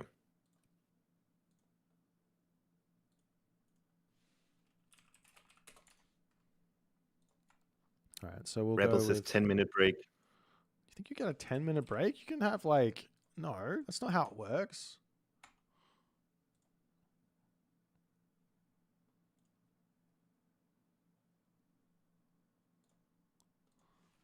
Thumbs down.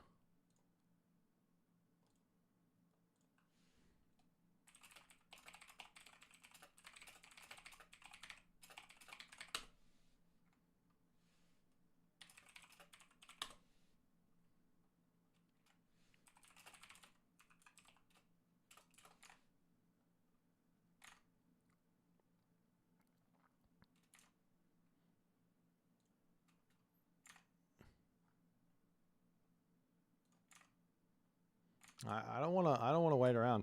Not 10 minutes. That's too much. We give it a 3-minute break, and then they can start drafting. And by the time they start, it'll be like a 10-minute break.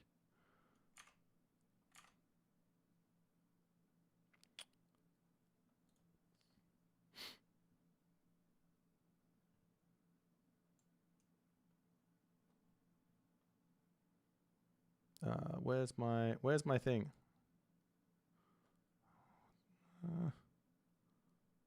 Am I in the right spot? Oh, there I am.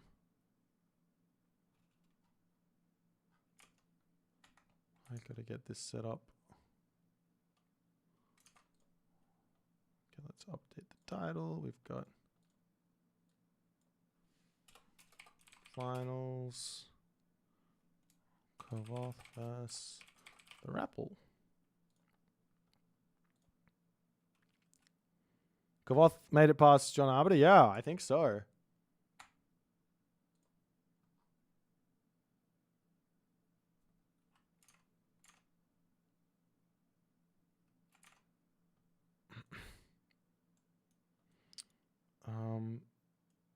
What's the thing I need to do? All right. Did I delete everything? No. I'm still good.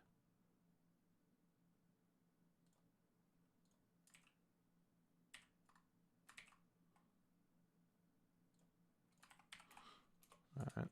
Well, if that's the case, I will quickly be right back. And we'll get the final started as soon as the guys are good to go.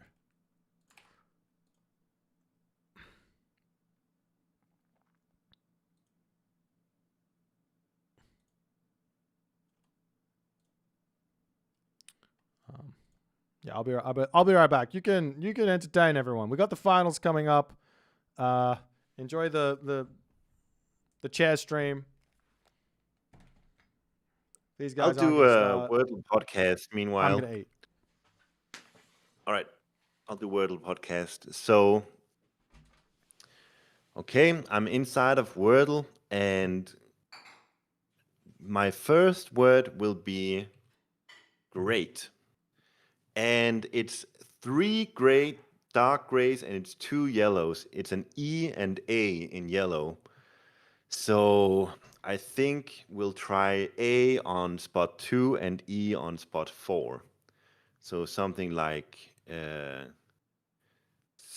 sales or name. Let's try names. Names. All right, so 3 yellows this time. We also have an N in there. So that means we can maybe do something like E on 2 and A on 3.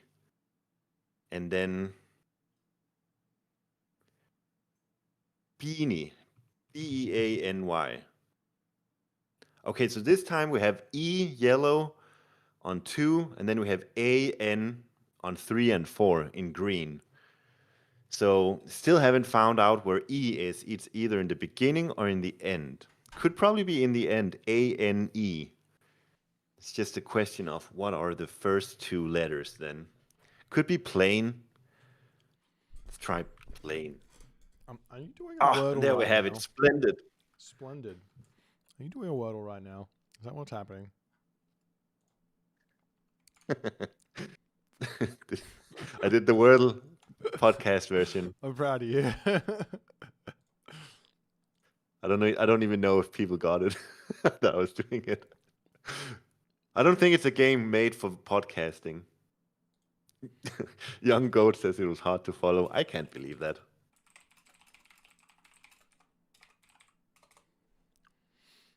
Let's get this thing going. I'm gonna hide from. I'm gonna hide for a second while these guys are doing things.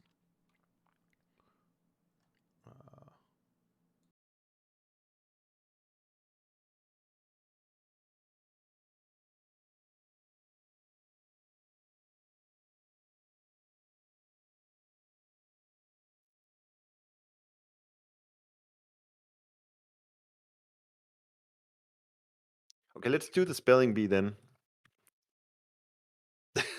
That's gonna be terrible. Spelling bee. Okay, we got PONETGY, and we have to use N. So let's try pone. You can help. You can do it. You can help me out in chat as well.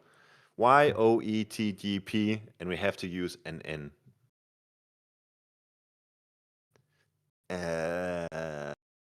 Just waiting for you to say something in chat.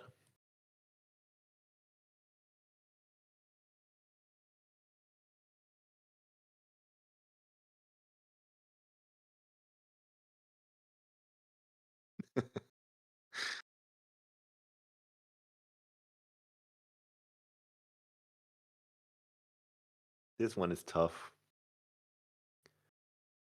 Python. There's an H in that though.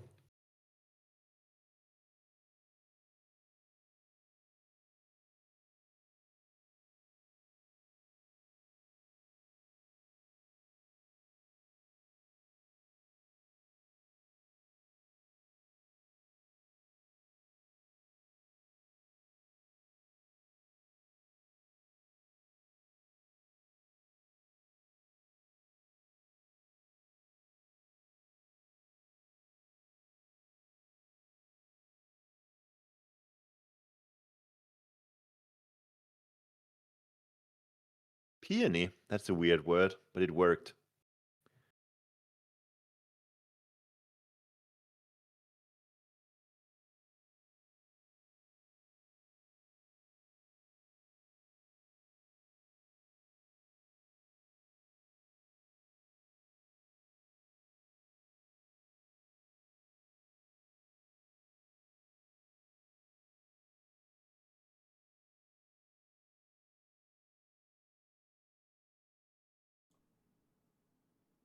People still playing this game? Yeah. We just had a new DLC. The game is amazing. I'm back. Let's go. Welcome back. All right, the guys are just getting their first god picks in. So Kavoth is going to be the highest seed, so he goes with Japan first. And Rappel gets to pick whatever god he wants. Now, he did pick Odin. He had success, but then he did also play against Odin. So Matador revealed Rappel revealed some answers to his own Odin in the way that he plays against Odin. So now he has to decide, well, does he go Odin again, or is he going to go for something else? And he does decide to go for something else. Can you guess what he went? Isis. Nope. Oh, really? Mm. Amaterasu? No. Wait, one how last does it work? chase. One last. I see. What about Set then? It's going to show up on stream for you in a hot second. Hades, really? Is that Really? his? Is it? How does the pick ban work? Is it like first pick and then Quoth can't pick Hades now? No, it's exclusive. You can pick whatever you. It's like old Voobly rules. You can both pick the same god at the same time if you happen to or whatever. So. Is it just because Greeks are good versus Japan? I have no idea. Look. I'm not going to pretend like I know anything about this game at this point. I think I'll start pretending in a few more weeks after I play a whole bunch more. But in my experience so far, I've got no idea. I think Hades has got a lot of tools that can deal with Tsukiyomi, so maybe it's fine.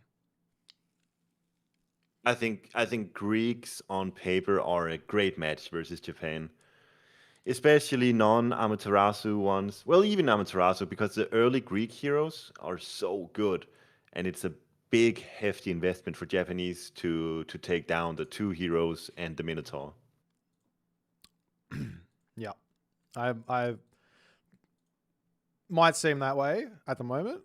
You never know what happens in a week or what people can come up with, and there's still so much about. I mean, it's like there's some basic things that I think everyone's going to be knowing. But then there's a whole bunch of other stuff. The more you get into the tech tree, the more you get into like timings and things, and people just figure out ways to just beat stuff. And you go, oh, that. I saw the. Yeah. I asked in a Discord. Do I think Susanoo is viable? I don't think he's viable. But then the Mister, he said, yes, I think Susanoo is viable. Yeah, I mean it. I don't know how many games the Mister's actually played yet. He said he was going to start practicing next. I think he might be really recently or next week is when he said he's going to be hitting the practice. So, I do think that Susanoo is viable in some matchups. I don't think he is F tier by any stretch of the imagination. Like he might not be he's definitely not an S tier god. Potential to have S tier gods if he gets buffed. But at the moment, like he could be sitting in a B tier, could be sitting in an A tier. I don't really know. He's a difficult god, that's for sure. Figuring out ways to play him is going to be challenging. I think the reason, if you have a game with Susanoo where everything is just going right, and you get to the heroic age with plenty of favor, and you start running around with those Reiju, and you have the money upgrade that gives you so much gold throughout the game. Like you feel like you're a god. You feel godlike when you do that. Yeah. But getting to that stage is so difficult. Yeah, I agree. I think something interesting here, completely unrelated, but also related, is we've got a rematch from Mythic Wars Finals. Yeah, so Quoth is godlike, but is the Rebels gonna dethrone him? Is the question. Yeah, I don't think has either of these players dropped a game. Rapple has dropped one versus Pegasus. Kavoth has not dropped a game yet. He is undefeated. And he actually had to play his brother as well. He's had a rough tournament. He had to take out his brother, then he had to take out Nyan Racing Cat Pre-Access Abuser, and then he had to take out Dark Horse, Darth Nox, and yeah. So it's pretty spicy. Who did Rapple? Remind everyone the pig ban rules here. It's a best of 5, yes? Yeah, so it's best of 5. So game 1 is Kavoth is going to be Japan, and Rapple is not allowed to play Japan. Game 2, Rapple plays Japan, and Kavoth is not allowed to play Japan. Game 3 is a Japan mirror, and then game 4 and 5 are free pick. So you could pick that third Japanese god if you want in game 4 or 5, or you can just play whatever you feel like. So like you pull out your big S tier gods if you feel like, or whatever you want. Basically, there's no rules. It can be a mirror matchup at the end as well, if they both feel like that's the best god to play. So yeah, they just can't play the same god again. What is happening here? Well, how many gods do we have now? Is it 19? 19, or what are we up to? 19. 19. It's 19 is almost 20. It's just one more, and then you have 20. Unfortunately, these guys, their game crashed. So.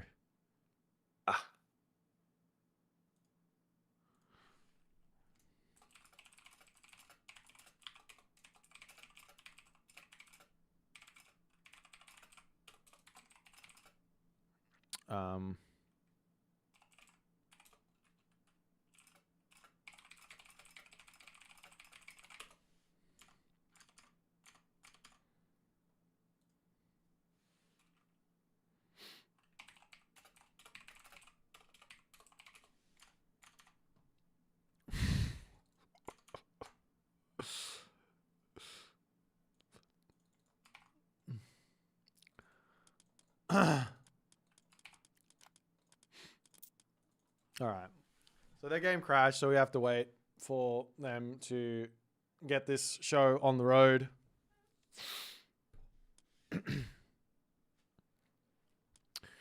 But we are in the finals time, so this is exciting. Yay!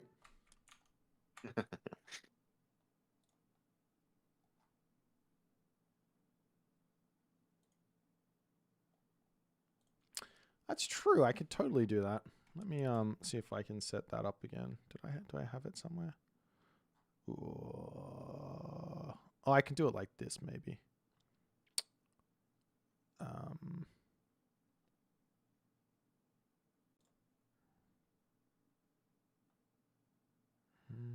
Maybe here. That's fine.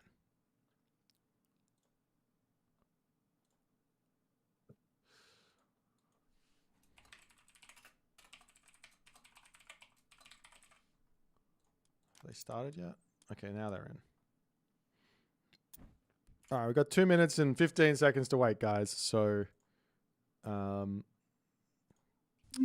guess while that's happening,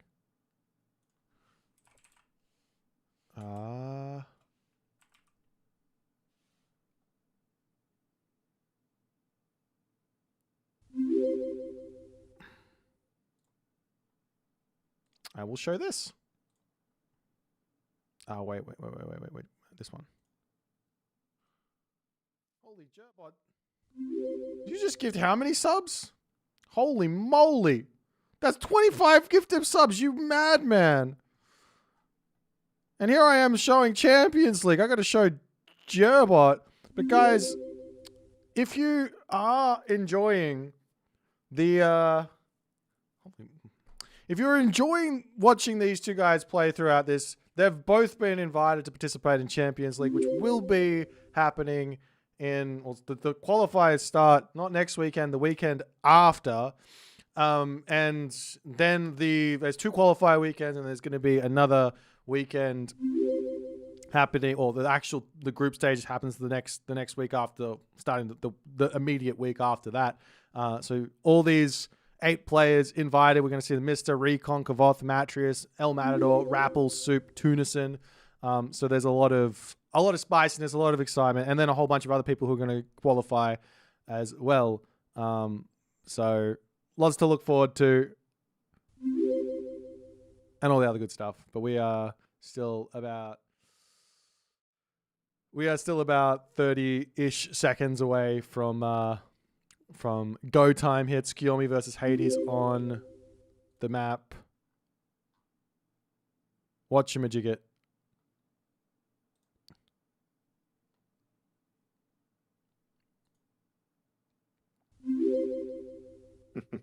Why so serious? People ask of my gamer picture. It is what it is. Oh, it's because you're a serious boy. I said because I'm in it. I'm in it to win it. I'm not here to play. I'm not here to have fun. All right.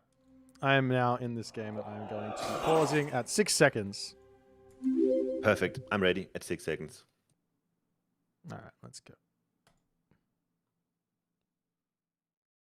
And 3, 2, 1, go.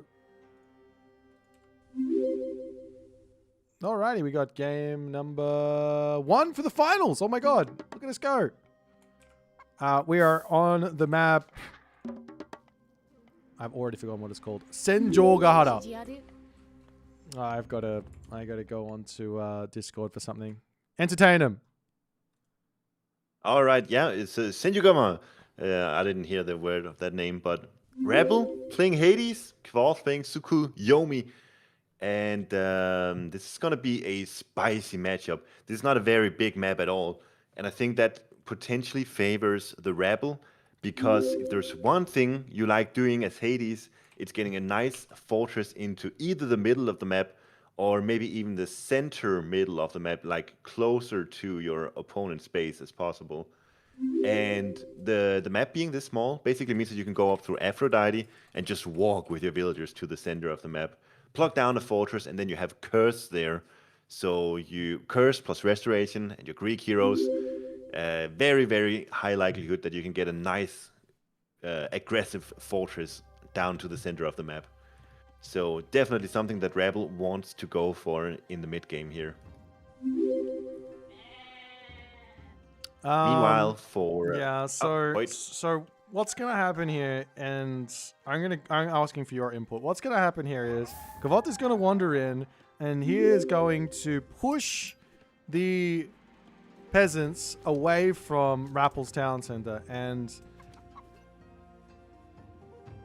this is something that I'm not actually sure was ever banned in a tournament before.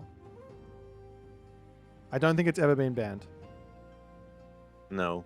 Do you have any recollection of this being banned, or has it? If it has been banned in a tournament, then I want to restart. If it hasn't, then I think they should have to keep playing.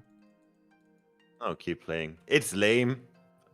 Don't do this in ranked, but yeah, for tournaments. If you want to be a jackass, you can do it. But is there any precedent here from this? I don't. I remember in EG, in the very first retail tournament, Magic did this versus me. Yeah. And I mean, it's just something people do.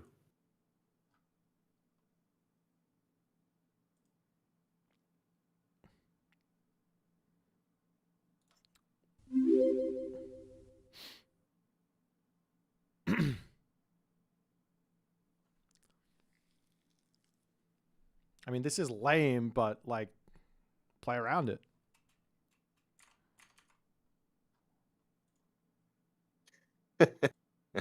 Yeah, I don't know. I don't know what to say. It is freaking annoying, but it's allowed. Kavoth It's in literally the game. does it to me in my games as well. He has done it to me in my games versus him. I don't know if it's been banned ever. Let me go to Clash of Immortals. Is there any rules here? No, it's not been. It's not been banned, trust me. I don't like making these decisions, man. This isn't for me. I want to put my hands up and just say, whatever the other guys did, let's do that. But I don't know. I need like a rule book. Maybe Mythic Wars rule book. No, I don't have it anymore. I don't know.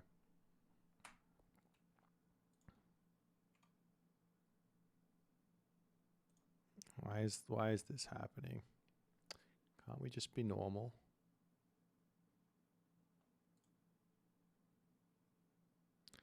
I mean, his build order's fine. It's not even a problem. He just has to come back and shoot the unit, the green pheasants back underneath his town center again.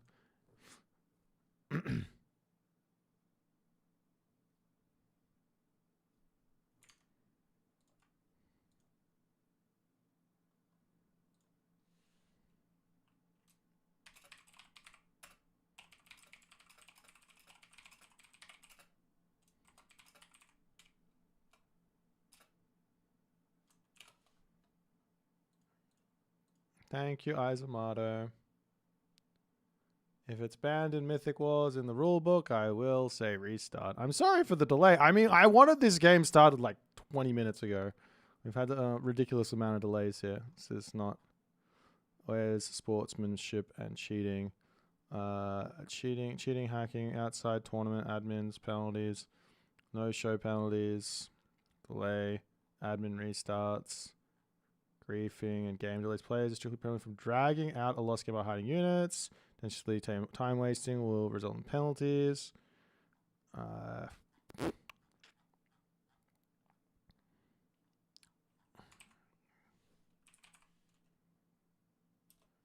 There's nothing in here.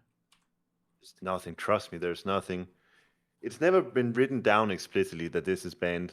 Like I don't know what Rebel is referring to. If there's something that's happened, I haven't been made aware of it. This is... Yeah, no, I'm... It's one of those things that I guess you can do it, but people just don't because it's it's so fucking annoying. I don't know. Yeah.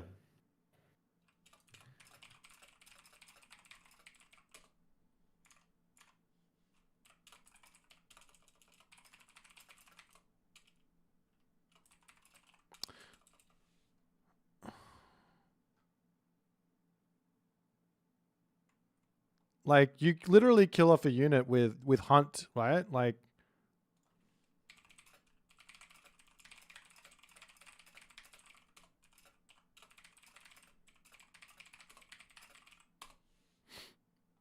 Like, you literally... I don't think there's anything. I don't think there's anything to it because there's nothing written in any tournament rules whatsoever about banning this. It's just I think we gotta play this. He's literally killing the Hunt. This isn't... Yeah, How is killing Hunt fine, but attacking Hunt is not fine? Like, it's after the classical age.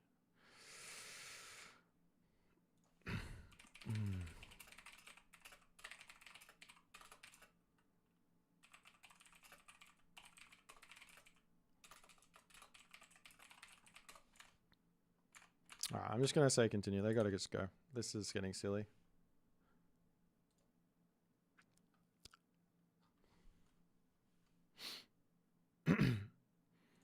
Like, it's just getting silly.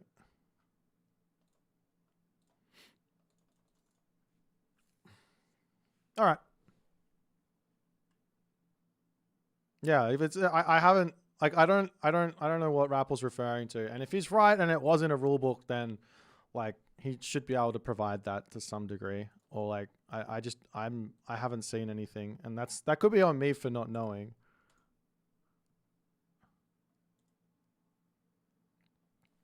But I don't know, and I don't see it anywhere. So I think we just have to continue.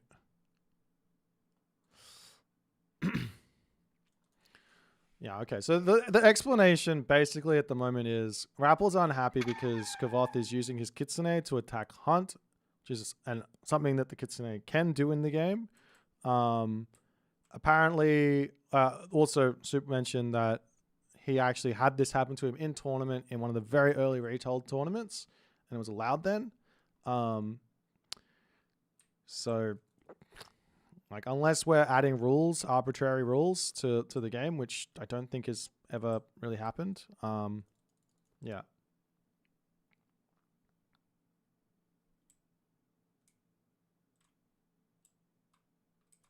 So I think if this is something people start doing, either you make a rule against it in tournaments, or even the developers could say scouts don't scare off animals or something like that. yeah, well, either you think- can herd the animal into your town center, or you can't. Like, you could make it so that the scouts don't do any damage to hunt in the archaic age. You could take their attack down to 0 and get rid of any damage if that's what they wanted. But they want the ability to attack animals in the archaic age. Like, I don't make the rules of the game. If you don't like it, complain about it, and maybe they'll change it. You can lame in age 2, I agree. I don't know why we're not continuing though. Maybe it's because we have a delay of 3 minutes. They're already playing. Yeah, it's 3-minute delay. Okay, we have Hopefully, to wait 3 minutes. it does seem like they are playing now. Okay. Well, so even the hunt is being pushed in. What even was Rebel's plan? Is he going to use villagers to get the pheasants back under TC, or what was he going to do? I don't know. There was I don't know. He went for a scout, but the Katoska boss it's close. He can come back and herd them back under again. It's pretty hard to deny the herding once it starts, because the animal won't change direction. Unless it stops moving completely, and then the kitsune is going to be sitting underneath the town center after that. So, to be completely honest, I think Rappel is going to be able to recover from this, and Kavoth is going to get a slight advantage in scouting after all of this stuff happens. Rebel can use, if it's really going to be such a pain, Rebel can use Sentinel here, send a goat underneath the other villagers so they have something to go to when they're finished with those 2 pheasants, and then he should have all the time in the world to herd these pheasants back on the TC. I'm sure Rebel can be just fine here. Yeah. Okay. He's had a little we're gonna have to pause here. I'm paused at 1:53. Oh, I'm at 57. Okay. All right, 57. All right, let's go. Sorry, I'll go at 2 minutes. All right, are you ready? 3. I'm at 9-2. Okay, 3, 2, 1, go. All righty. So we are back to game time. Rappel is looking for his own little harassment himself, and he can come and try and kill off the pheasants. Do you think that's it? I don't. He might be. Like, He's it's gonna be so much fun. Yeah, of course he is. And Kavoth decides to kill the other pheasants. I mean, this is so stupid.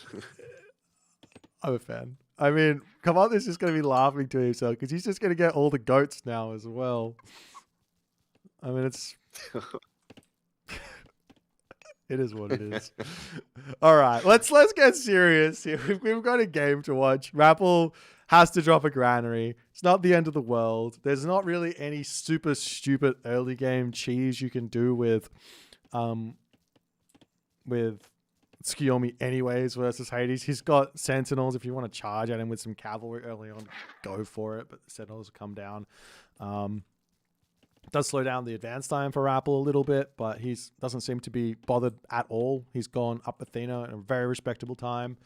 So the game continues. Yeah. It does mean that Vols Veribus comes in slightly later, and the Classical Age comes in slightly later. So like, it's definitely not something you want, but once the game starts rolling, oftentimes you don't even realize that this happened. Yeah. Maybe a few minutes from now. And it's a really nice group of pheasants right in front of Rebel's face, so he'll be very happy about that. I think a good option for Rebel here would be just military barracks stables and then just spam units into Kavoth. I think Rebel will win that with the Greek heroes, with the restoration, and there's even a forward gold mine for Kavoth. So I think this game is still very, very much open. There's nothing disastrous happened just yet at all. Yeah, and this Ajax going to be in to get damage. Not all coming is super late from Kavoth here. I'm not sure exactly why it's that late. Maybe it's from that hunt laming that he got hit on. But yeah, he's super slow. He's got 1 Kitsune, 2 Miko. It doesn't make sense that he's so late. He's got both eco upgrades, to be fair. That's probably why. He's gone very, very heavy on eco ups, late advance, doesn't care too much about the Ajax. He can just sit here and heal his villagers. So no, almost gets the thing. These Mikos are without the Amaterasu upgrade, but they're still really potent healers. Yeah, they get like 10 HP per second. It's a lot. Yeah. Yeah, and if you can, I was gonna say, if you can keep the Miko alive safely inside of tower TC range, that should be just fine. But even still, Rebels should be happy about kind of this, because all the villagers are having a lot of idle time. He's getting some nice damage onto the spider lady. Miko is idle as well, and oh my god, that looked like it's such a good headbutt. Probably gonna get a villager kill here still. Yeah, there's a huge amount of damage coming in, but Kavoth is somehow Kavoth gets. I've seen him get away with not losing villages one too many times in this tournament. He's somehow just not losing stuff where I think everyone else would. That's that's micro. That's being a good micro player. Yep. New moon used on the tower. That's a bit late, but it's there. Yeah, this is a good usage of this god power, I think, in this situation. He didn't lose any units. He killed off a hoplite. I might have lost a villager, but he gets the towers up. He gets all these upgrades. The only thing you don't get from this is crenellations, but you get a little bit more line of sight from signal fires, and you also get the watchtowers. So he's going to be okay. Oh, is this villager stuck? Yeah, he's stuck. It's so unfortunate. He could throw another mining camp up and use that. Mining camp? What's that going to do? You can put a mining camp right next to it. It's going to be able to drop off stuff. So like the corner maybe reaches him or something like that? Yeah. Right in that. Right in that corner. He can get it right up wedged against the gold mine, and he's going to be able to drop into it. If he wants to. Or otherwise, that corner is just going to sit there for 10 more minutes, and then one day it's his time to go. Well, I think Rappel's he has to be happy with that, right? Like he's a bit like, you can see the chat, like karma all over the place. But Rappel now says, I can just take a town center. And he's absolutely right. He can just take a town center now. On the other side here for Kavoth, he's got his wood in to grab a town center himself, but it looks like he's just going to sit one town center, get himself a stable, get himself a dojo, start making more units. But he does move in, and he will scout this. And the question is, how does he react now? It's hard. It's really hard, isn't it? He's still yet to see the town center, and there's so many units actually for Rebel. I don't even know if he's decoded the fact that Rebel's got this TC. What do you think? No, I don't think so. Like, it doesn't. It's a weird TC grab. Like, you made a couple of hoplites and then you dropped a town center. This is like, I think this is straight out of like the Mister's playbook, right? This is like this is a strat that we saw a million times from him, where you go for like a handful of units, get just like maximum value out of the units, and then he'd just drop a town center behind it, because you like, why not? You got value, so you can just take the town center, and then your opponent is sat there going, what if he just keeps on throwing units at me? And they overproduce units, and then you're just way in front as the Hades player.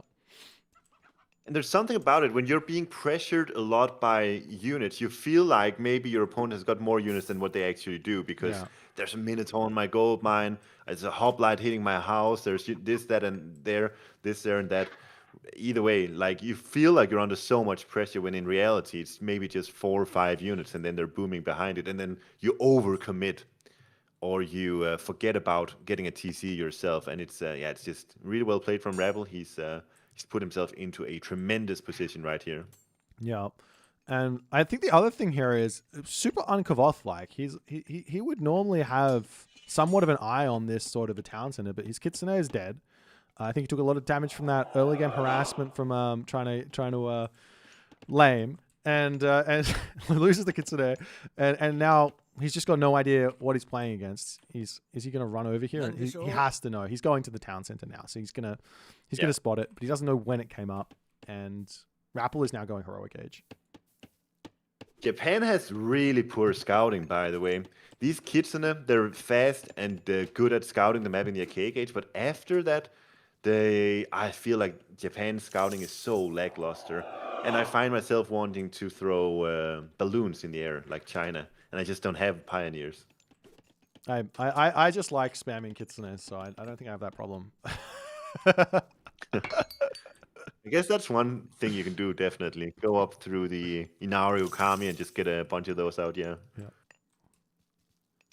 You get the ivory net scare, and then you get even if you don't kill off a villager, you're just getting gold income from running around the map sniping stuff, chewing away, nibbling. Kavoth is playing this so un-Kavoth like. Look at the villagers moving up front here. Is that a castle drop? Do you think?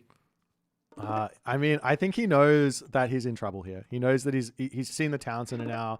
He's going heroic age. He knows he has to hit damage here, but he's playing Japan, and Japan is good inside of this. But on this map, we haven't talked about it yet. It's got 3 lanes to get into your opponent's base. There's gold mines everywhere, and there's a curse available for the Rapple. So yeah, life going to be very, very tricky here.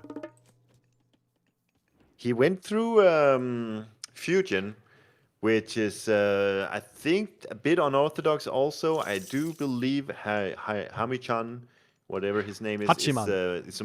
Hachiman is a more common choice for the Shogun because it's like almost guaranteed value, whereas the Smiting Gust is a lot more difficult to make use of. But dude, 3 Oni are out for Kavoth. Yeah. And he doesn't have favor left remaining for any upgrades for them. So that'll be interesting to see.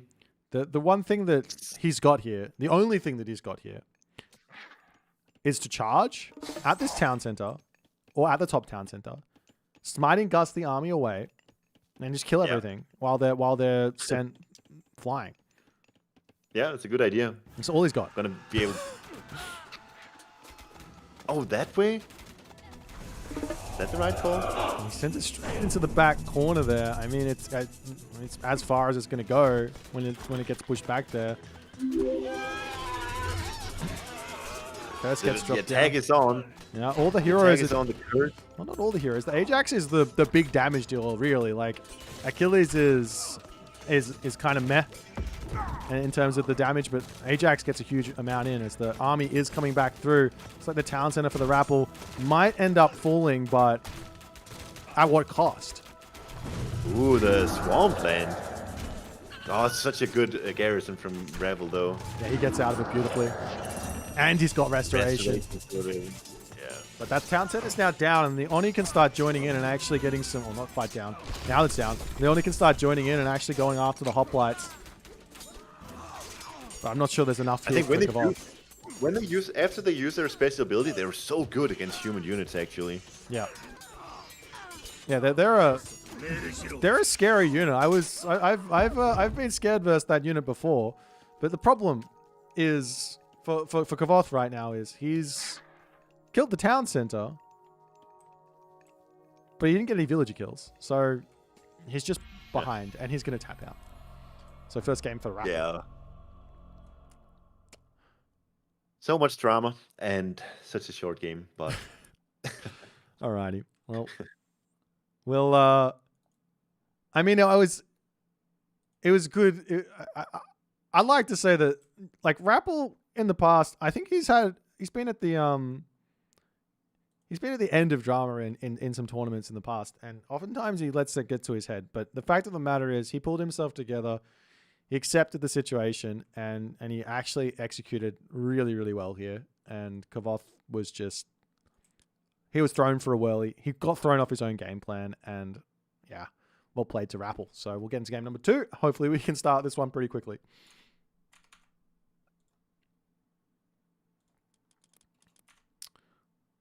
Alrighty, schmack.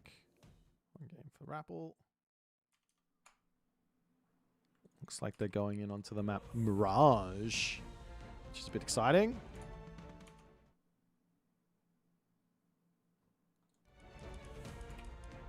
So why did he? Well, you maybe you can unpack it. So why would you resign after taking the town center in that position? What went wrong for Kavoth so badly that he had to resign there? He was behind by some 20 villagers, and he's just used his gust of wind. He's just used all his favor. When you go through a fusion, it's a timing attack. I don't think it necessarily falls off, but at the same time, you do invest heavily into that timing attack. And if it doesn't amount to anything other than taking down a TC, which is then easily rebuilt, then then it's time to resign. Yeah, and well, guess what? Guess what we're moving into here for game number 2. We got a Mirage game. Kavoth is going Fushi, and Rappel is going Susanoo. Nice. I do think if Susanoo has a place, it's in water maps, because the early game weakness that is so evident when you look at his Major God bonuses can kind of be, what's the right word for it, negated somewhat by the fact that you have such a strong economy early on Mirage with 9 additional fishing boats out. The early game weakness is maybe not necessarily as evident then. Yeah, I think the only issue is I think Kavoth has picked legitimately the best possible god I think you can pick versus Susanoo. Oh yeah? Why? Well, you have Najar, you have Pioneer with Divine Damage available. So any myth unit spam is not going to be very useful here. And that's the whole... That's the whole thing. That's the whole thing here for Susanoo, is making myth units, no? Maybe, but at the same time, he's making fast myth units, Reiju, and Pioneers are slow. So Mirage is a big map. I think maybe if there's a lot of mobility, if you can utilize the mobility, maybe Kavoth will have a hard time following that around. Yeah, that could be a thing. Mobility is good. Kitsune running around. Raiju running around. All those things can be good.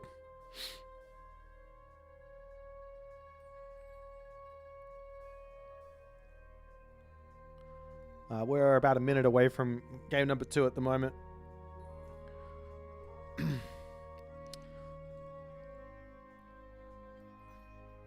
So 0-7 Susanoo, what do you think?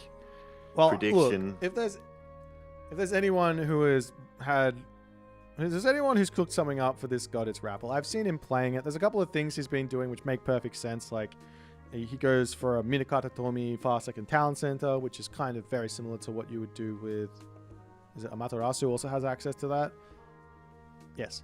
It's kind of very similar to that, except obviously Amaterasu just does it better. But just because a different god does it well doesn't mean it's a bad strategy. So he's been doing that from what I've seen. But on a map like Mirage, which is a like 9 fish map, I mean, just making Samurai and making Kitsune or making spiders, that's another option to go for, which can be pretty scary. You've also got what do you really want to go for Cav versus Fushi? I don't know. I guess we'll see. I don't know. I don't feel like I know enough about this game, about Japanese. I want to pretend. I think Susanoo, I can see it. I can see it. The few games I've played with Susanoo where everything just works, it feels like he can really make something happen. I do love the Susanoo on Mirage pick. So, Yeah. okay, we're in, right? I'm pausing at 15. 15, okay. All right, I'm at 16. All right, 3, 2, 1, go. Whoops. Alrighty, we're into game number 2. As Kavoth spawns in the top of the map, as I have to flip Rooney everything to keep it working. And he's playing as Fushi. And I guess in the bottom of the map, we've got Rappel playing as Susanoo. And we are on the map Mirage. My favorite map. This is my number 1 favorite map. So, Is it really? yeah. For Mythic Wars, we had to say what was our favorite map for the last few rounds. I wrote Frozen Wastes. Ah, classic. The map that's not in Retold. Yeah. You know what's funny? We were 4 in the semifinals. Rebel was another of the other 4. He also wrote Frozen Wastes independently. I think. That's so good. How you know we're both Odin abusers. That's right. Okay. I just read in chat. I don't know if we're going to see this, but it would be insanely powerful if it gets to this point. Umi Bozu. Oh my god, yeah. Okay, so for those of you who don't understand, there is a Mythic Age water myth unit. So you only see it on water maps. And for Japan, or every Civ has this. So you've got the Carcinos for Greek, you've got the War Turtle for Egyptian, you got the Yorman Elva for Norse, etc.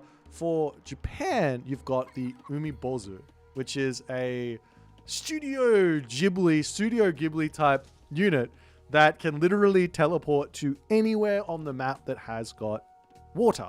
Which basically means if Rappel wants to, he can make 5 Umi Bozu when he hits Mythic Age with all the favor game that he's going to get. And then he can just teleport to the back of Kavoth's base and just kill everything. It's insane. And this unit is so good too.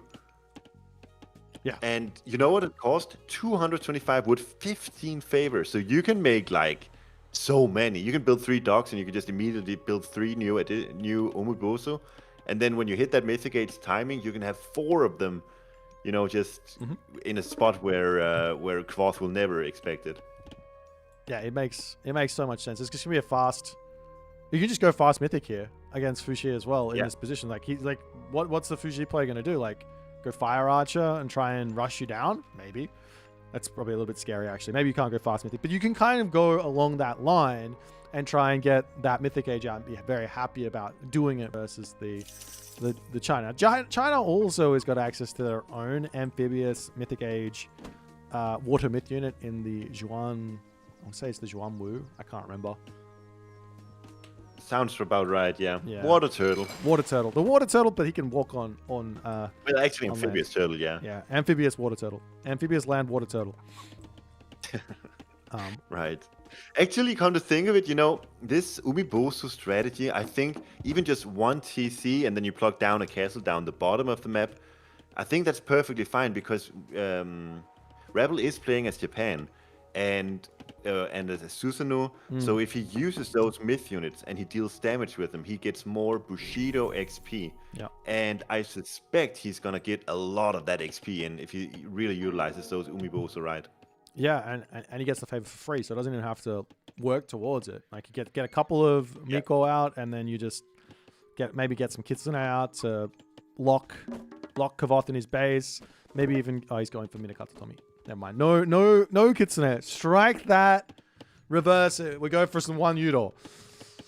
I don't know. Isn't that a bit weird, don't you think? With 9 fishing boats in the back in more or less safe spot. Yeah. Why would you go for Shrine of the Hunt and the Hunt upgrade Minor God here?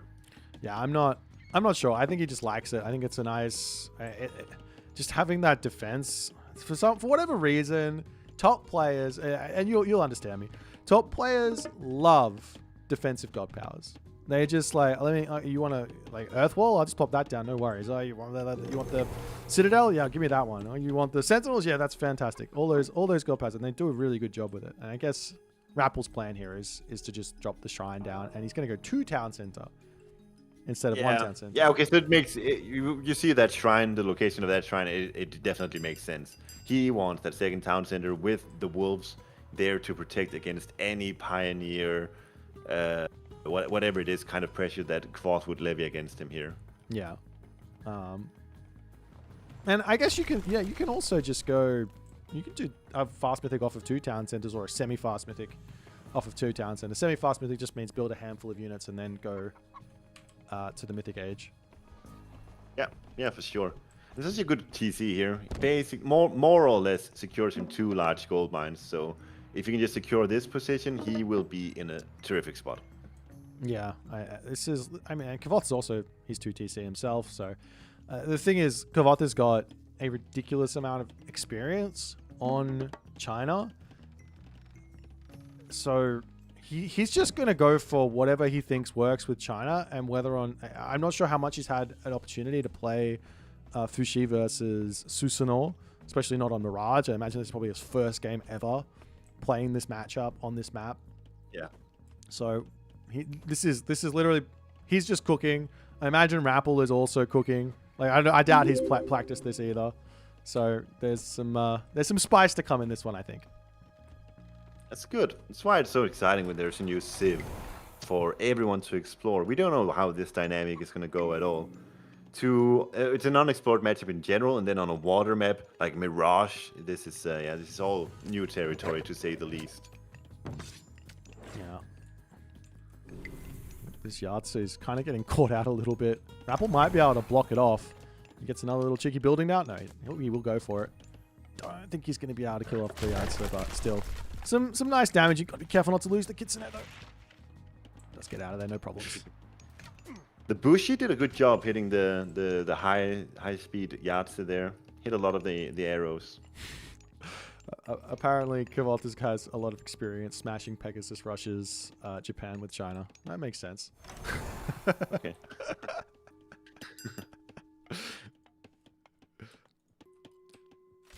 Interesting.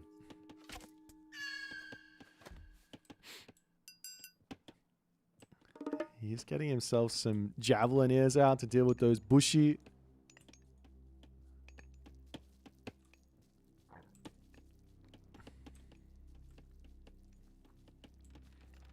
And the Yahtzee raids are going to start coming in. This is kind of scary, I guess, for the Rappel. That's 4 Yahtzees. Yeah, you can't get away from that. No amount of micro is going to save you there. And these Yahtzee, what do you even do? In the classical age, you've got access to Bushi, you've got access to Onimusha, but neither are particularly great at shutting down these Yahtzee. No, I mean, I think only in heroic age when you get access to the cavalry hero, that's obviously going to help you out a ton, but for now, it's a bit rough.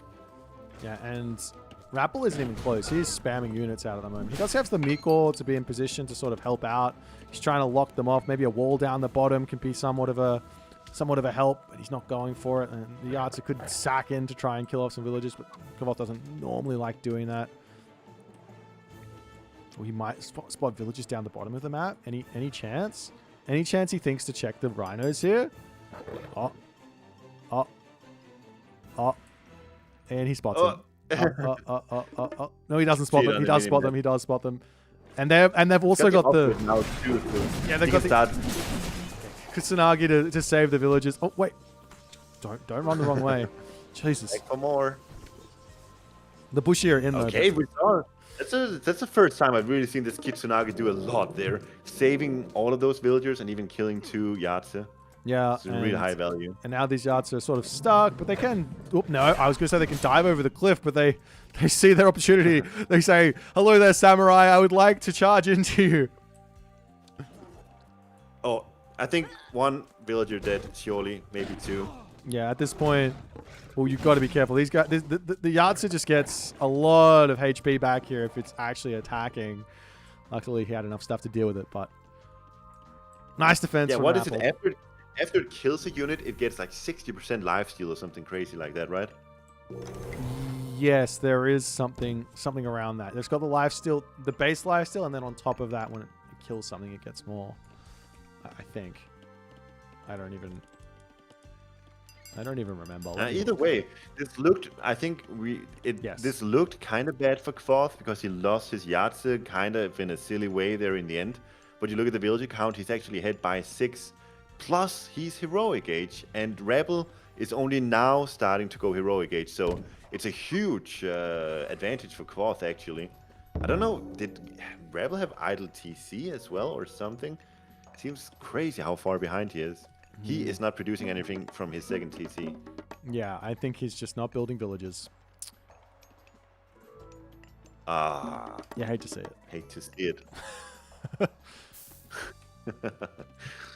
No. I mean, he might notice at some point. It's not the end of the world as long as this just doesn't go on for like 5 minutes. But it probably has already been going on for a while. I don't know how long. Yeah. Yeah, it doesn't make sense for Kvoth to be up this much. Yeah, he killed a few bills. But Kvoth already going up through Huangdi. He is so good at macroing with Chinese. Always hitting these heroic age, mythic age power spikes at a ridiculous pace. Yeah. And he knows that there's no push. Well, there is a little bit of pushing power to be scared of. You got the one Udor that can break stuff. But you've got Najar. You've got Sages as well if need be. So if anything's going to come at him, he can just deal with it. It's not going to be a problem. He's just scouting around. He's harassing with these White Horse cavalry. And Rappel is going to have to figure something out pretty quickly. He's going Shinobi. He's going for Samurai. But Kvoth is going to have a dragon. And he's going to have White Horse cavalry as well as... Yeah, even Tiger Cavalry. Yeah. Shinobi versus Tiger Cavalry sounds absolutely awful for the Japanese side. Has to be, right? It has to be awful. It's like Huskal versus Tiger Cavalry. There's no way that works. Yeah.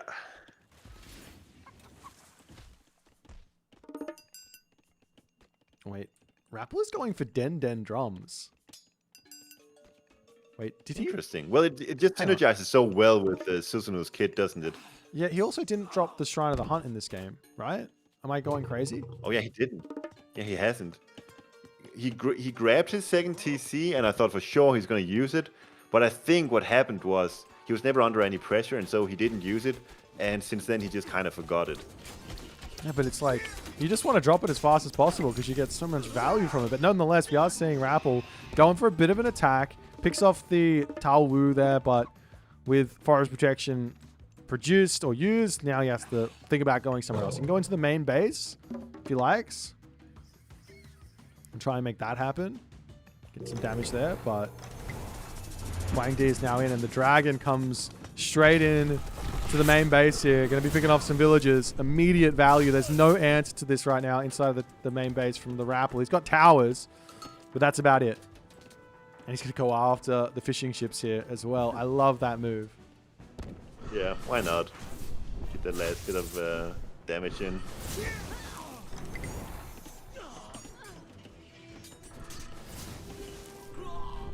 Rebel is making arrow boats, is he? Yeah, he is. Does he have the upgrade? He doesn't have the upgrade. There's no way these do anything. There's no way that's going to be a fair fight. Huh? I've seen worse. It's not terrible. It's not as bad as I thought. Now the Bushi are in, so he's gonna get some. Oh, he's got to attack though. Okay, at least he's attacking. Meanwhile, Bushi need to get on the Wasen and then shoot from there, but that's not gonna happen. Oh, look into the middle of myself. Thunderburst coming in. Samurai charging after. Bot's just gonna say, no worries. You do that. I'll run away. It's fine. Don't chase the Singed, and we're all good. Yep. So Rebel kind of hanging in there. It doesn't look too bad, but I think Kvoth is just now. He's got his amazing heroes. He's got 2 of the amphibious turtles, the Swan Wu. I have no clue how to pronounce that. I'm not gonna pretend. Like I know. But yeah, this army from Kvoth is absolutely menacing, and Rebel kind of just stuck in the heroic gauge. He's manually getting his he was manually getting his heroic gauge upgrade, but he gets it here for free. Yeah, now lightning weapons comes in. All the units from Rappel falling as Kavoth is just marching through him at the moment. It's a Shao The potato, the turtles, the dragons, the heroes, and then the tiger cab on top of everything else. Yeah, I mean, Kavoth, he's just so good with China. I think it's going to take a hot minute for Japanese players to figure out what to do versus this beast of a god just in general. But then you also have to figure out how to get on top of get in front of what Kavoth can do with this god. He's just so good with it. And you just saw just from the start of the game, he does everything so well. The Yartser pressure, you can't really do anything versus him because you have to deal with the Yartsers, and then he's in the heroic age, and then all of a sudden he's in the mythic age, and you're like, well, when was I supposed to do something? When do I attack? What do I do? I think I would have liked to see Rappel stay one talent center here with Susanoo. I don't, especially on a map with food, with fish. I feel like you can get so much done with that boosted fish and making Samurai early on against a Fushi who goes 2 TC. But I don't know Samurai, but yeah, I do agree. Just stay 1 TC. Hey, especially if you're not going to produce vills from the second TC, right? True. No, I do think just stay 1 TC, get that mythic age timing, and I would have loved to seen what you could have done with the mythic age timing with Susanoo. Then drums. Mythic Age, God Power, Smith units pumping out would have been fireworks, wouldn't it? Yeah. Oh well. We'll move into game number 3, which is going to be our Japanese mirror. And I mean, it's 1-1. We got a best of 5, so that's still potentially another 3 games. We've got another best of 3 to come. So we'll move into game number 3 and see how it goes.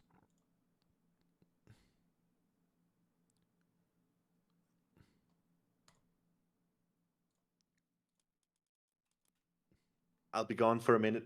No worries. Let me see what's happening. So the next map we're going in onto is Step. It looks like.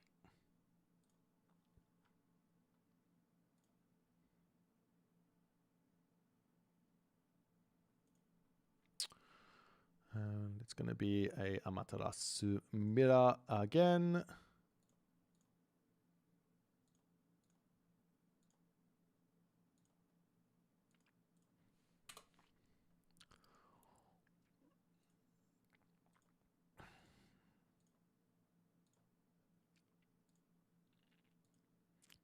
What was the if we did this in with like the China, what would if this were the rule set for China, what would the mirror matchup always be is the question. Probably be like, I don't know. I think it's kind of close in the Chinese mirror.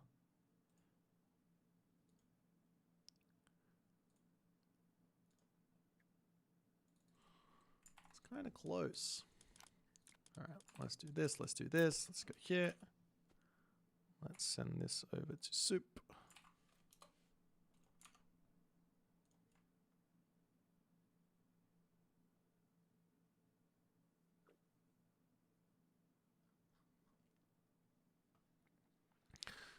Let's find out who's the better samurai spammer, or if somebody is has figured out how to beat the samurai.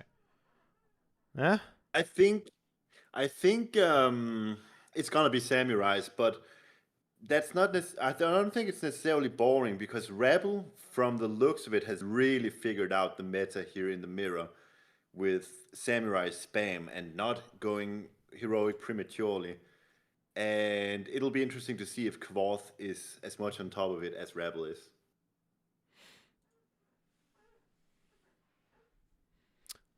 Considering the way that Matador tried to play this, I have this feeling that Matador and Kavoth scrimmed this just a little bit. Of course, there's not much time, but they would have played this matchup. And I feel like Kavoth went Mina Katatomi versus Matador's Amen or Uzume basically he went for the Shrine of the Hunt versus Matador's Weasels, and Matador couldn't get any damage done. So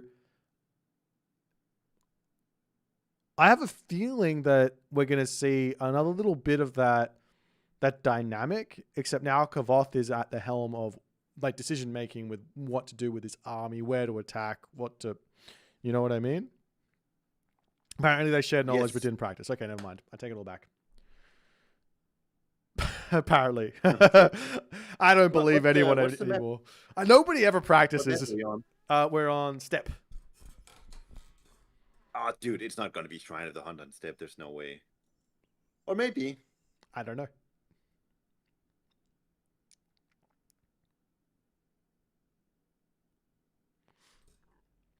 Yeah, look, we've seen a lot of Amaterasu in this tournament in the mirror, and we made the tournament rules before we knew what the dynamic was going to be. And I wasn't going to change it last minute when we started realizing it was just going to be Amaterasu mirrors. But it's totally fine because I mean you want to see this stuff and you want to see how people are going to play it and all that other good stuff. I'm currently in the game at 5 seconds.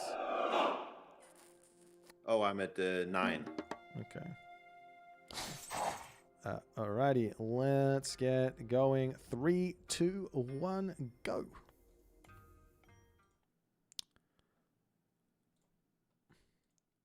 Alrighty, so game number 3, the Amaterasu mirror. I was about to say Japanese mirror, but I think it's well be informed that this tournament's meta has become Amaterasu in game 3. Yeah, like Japanese mirror is Amaterasu mirror apparently. Yeah, I would have been interested, to be honest. There was a couple of people who tried Amaterasu earlier in the game, so you have your Japanese pick. We haven't been seeing a whole lot of Japanese actually winning against non-Japanese, but that's because it's like Tsukiyomi or Susanoo. But yeah, there is like there's definitely a strat to go for here where you just go for the 2-0 and you go, I'll pick Amaterasu and then I'll pick my big not like Japanese counter or whatever you think it is, and try and win in 2 games. And then if you get to the Amaterasu, then so be it. I've been playing so much Tsukuyomi versus Amaterasu, just because Tsukuyomi is the Japanese god I've played the most. Sort of, and then on ladder, like 3 out of 4 games is versus Amaterasu. Yeah. I'm feeling like I'm kind of getting a decent grasp of the matchup by now, but I still think it's Amaterasu favorite for sure. Yeah, I think, me personally, I'm like, I've got one route that I figured through the matchup that like you can find a win if you play it really, really well, and your opponent doesn't, or they do play it well enough, but you find good advantage. But you can't rely on one route through a matchup to be able to win it. You have to have like, okay, I've got this way, I've got this way, I've got this way. If this happens, X happens. If this happens, Y happens. And there's a whole bunch of things you have to sort of figure out. But that's what happens. If there's a difficult matchup, you have to spend some time to start to crack it. Let's look at the relics here. Both players have their second Nico out. From what I can see, relics not too important, are they? Tiffing Angantir's sword is nice, but not that important because you got healing. Dragon Palace Crystal with the boosted tower and wall hit points. Probably not that important on step. It's hard to wall. Ankh of Ra is nice for a little bit of a favor trickle. It's kind of like a free Mikor. Yep. And Blanket of Emperor, so yeah, I don't really see much benefit there. I think Ankh of Ra, whoever gets this will be the most happiest, I think, for that. Yeah. We are seeing Kagura coming through for Kavoth, and the same thing happening over, or Sacred Custodians in for Rappel. So Rappel is going for either healing or something else. Is he going for a relic? He's going for a secret shrine in the middle of the map with Hunt and a gold mine. It's pretty nice. He probably could have gone to get a couple of trees on that one as well, but that's still going to be a huge amount of favor. 0.11. 12. Is it 12? This is really smart because it's obviously Amaterasu, so I think these packs of Gazelle when your Amaterasu is ridiculous value, because right now it's 0.11, 12 or something like that, and then over time it's going to be even more. Yeah. Okay, so classical ages coming through. Kavoth, a little bit on the later side. He does have one extra Mikkel though. Oh, interesting. Yeah, so 2 versus 3. What do you think? That extra Miko, that extra bit of favor for Kavoth, what is he gonna spend that on? Because in classical age, usually, I think what we'll see is 2 weasels, nothing more than that. Yeah, it's 2 weasels, some heroes maybe, but I don't think you want many of them. But mostly just spamming Solar Shield makes sense to me, right? Like, run the weasel in, Solar Shield in the last moment. You can get the weasel upgrade as well, even though you only have 2 of them. I think it's a good upgrade. Plus 40% damage is a lot. Yeah, I think it's a good idea as well. Solar Shield in, and now the fight. And you could turn around and Solar Shield your own weasel. Probably no meaning because you can just heal it back up. And this is so good for Rebel. Like, it's looking like it's weasel versus weasel, and they're kind of looking like they're going head to head, but it's Kavoth who's forced to go idle. I mean, Kavoth's in the main base of Rappel as well at the moment, so it's everyone's having some troubles. Kill as well? Not quite getting the kill. He might get it. He's got good micro. That's so good. The blocking there, and yeah, Rappel will be losing his own weasel there in the middle of the map to big win 0 for Kavoth. Yeah, but it is equal villages at the moment. Almost got a new villager there, but he sacrifices the weasel. It'll come back soon. And I guess the big winner, though, at this point is Rappel, actually, because he has a lot more Bushido.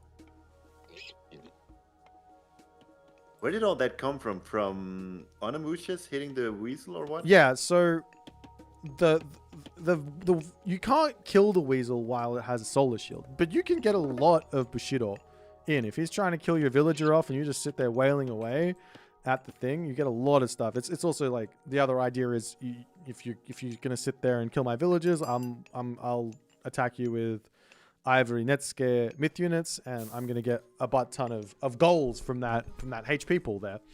So yeah, I think Rappel just got that, whereas Kavoth was attacking with his own weasel to defend, and yeah, advantage slightly for the Rappel.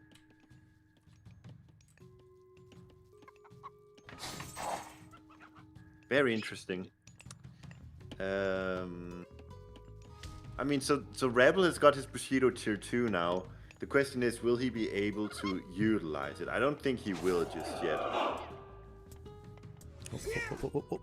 Doesn't get the kill. He's got to be careful. He doesn't want to stay too long around those samurai, because now they are medium. That's going to be an extra gold per second that the Rappel's getting. So it's a tiny advantage, but it depends on how much earlier he's going to be, how many minutes he's going to have at 2 gold rather than come off at 1 gold.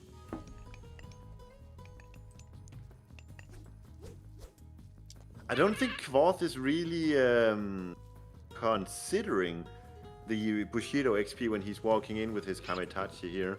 No. With the weasels. No, he sees the Kama and he goes, okay, Kama is the first little word for kamikaze, and we're just gonna go. Is that it? That's it. Possible. But Rappel is doing the same thing back. He takes a big smack from the Onamusha. Yeah, and both are tier 2 now. When they're both tier 2, the lead that Rebel has got doesn't look quite as big as it was before. No, I mean it's pretty close at the moment. What is it? 500 XP, 800 XP. It's not going to be. Dude, look at the military value. Rebel sitting on 1.7k, Kavoth not even 1,000. So I think if Rebel knew this, he could just go forward and he could push Kavoth off of Hunt. He is moving forward now, and this is dangerous for Kavoth. He needs to invest into a lot more samurai than what he's got currently.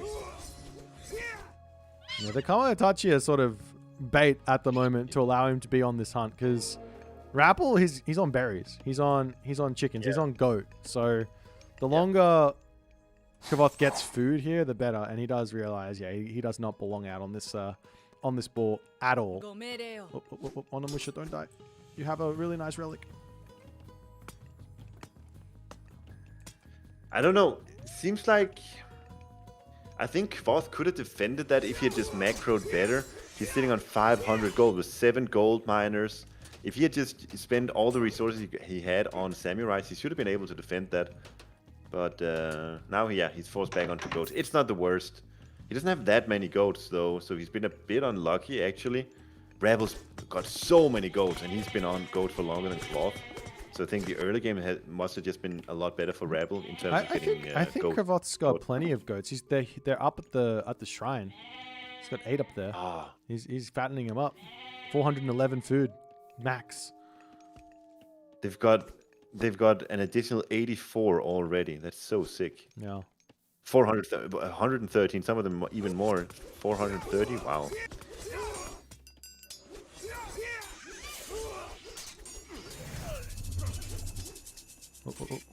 Would you say the Kamatachi gets a little bit of value over here, but Rapple is quick to just retreat back into his main base. And it's done a good job having an Onimusha there as well. Really well done.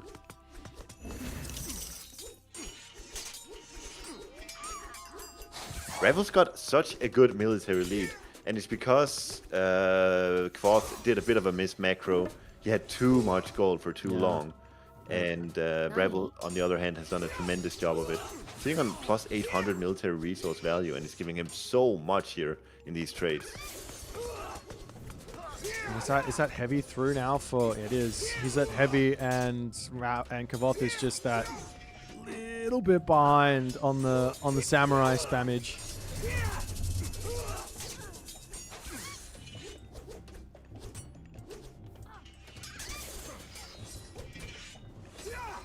The villagers, I mean, they're starting to go down. I think Rapple has found a considerable advantage, but Heavy has now come through for Kavoth. He's ready to start fighting again. Yeah. But Rebel still got militarily. He's got 16 units in total versus not quite as many. Was it like 11 units in total for Kavoth? So it's a considerable advantage for Rebel, and because these are two Amaterasu players, they don't need to mine much gold at all. So both have like 1,500 gold remaining in them. So it's going to take a while before we get to that stage where both needs to go for their secondary gold mine. But nevertheless, Rebel actually managing to put on some pressure. And this time it's actually Rebel going for Heroic Age first. Rapple going to Heroic Age first. Yeah, I mean, this is not what he's been showing, but I think he feels like he's just has enough of an advantage that there's no problem here. Like, he's up 1,200 resources in military value, so yeah, why not?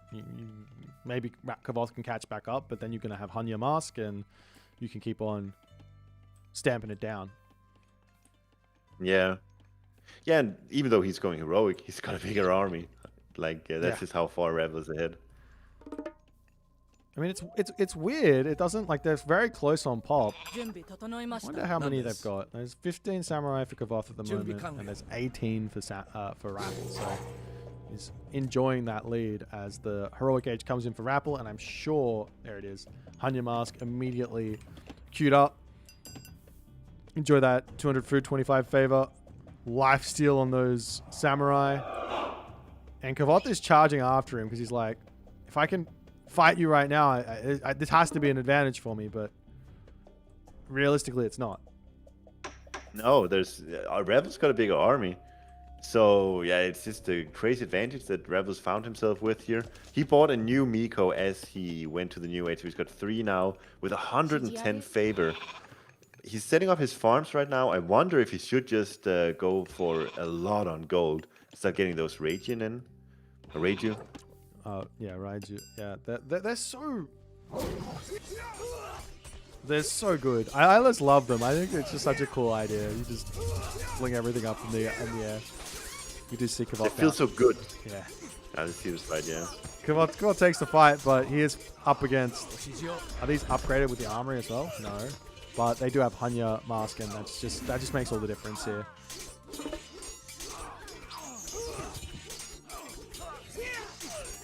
Oh, and there's the champion upgrading yeah. as well. Yeah, and he just says, all right, I'll tap out. Yeah, what else is there to say other than Rabel has really figured this out?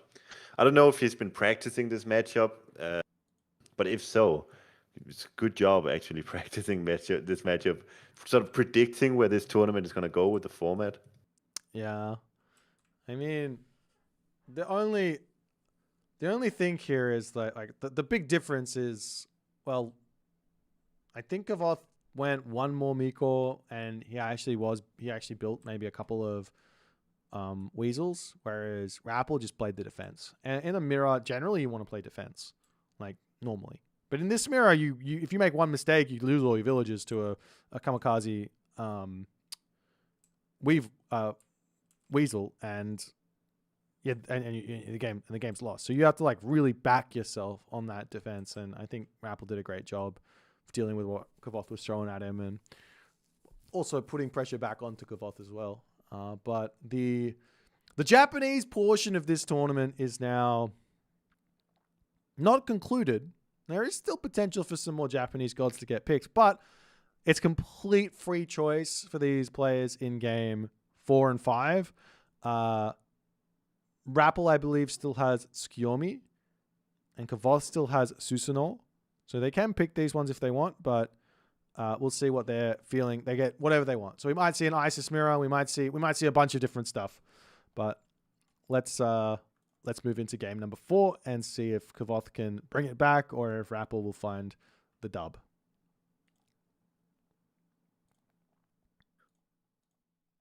So Kavoth has got Isis remaining. He'll be happy about that. He's also got Set remaining. He's got plenty of Chinese to choose from.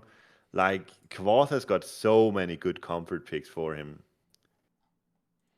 Oh yeah, I mean, both have got. I think they've both got some pretty insane gods left from what the balance state was in the last patch. But considering everyone's been playing Japanese in this balance patch, I wouldn't be surprised if like they don't really know what they should go for right now, because it's like complete, like it's complete free choice, right? Like they can do whatever they want. They haven't had this much freedom before.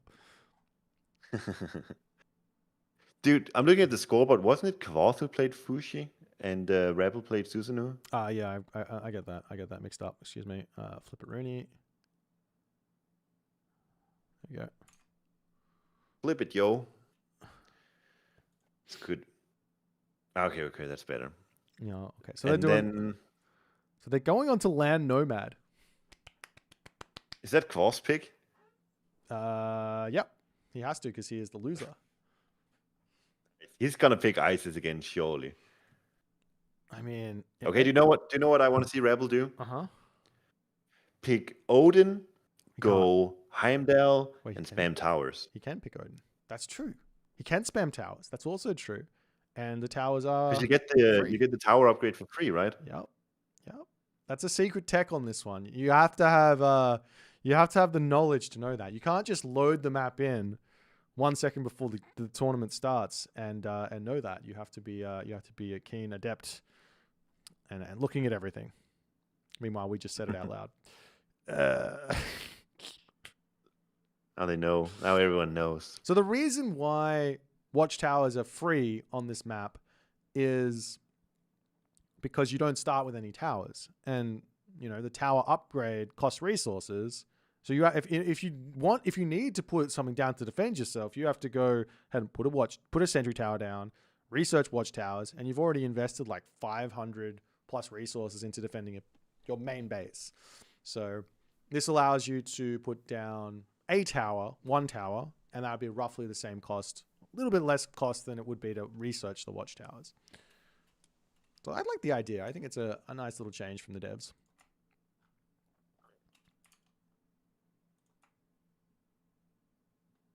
Need to put it in the ranked pool. Yeah, I agree.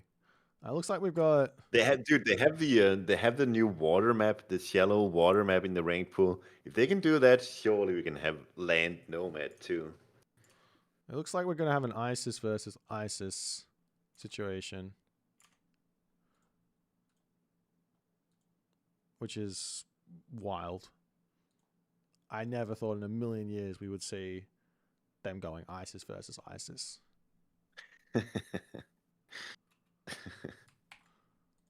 I'm not even being sarcastic. I'm not even being sarcastic. I'm actually a little bit surprised. I am. Well, Kvoth ISIS is very unsurprising. Rebel, I don't know. I guess Rebel predicts the ISIS 100%. So, and he asks himself, what can I do to counter the ISIS? And I think he maybe just came up short, and he said, best I can do is pick ISIS. I mean, I think what I'm surprised in is this. Like, what makes ISIS good on this map?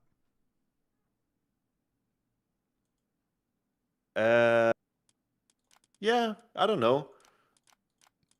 I'm not sure. Kvoth seems intent on picking it, so I don't know.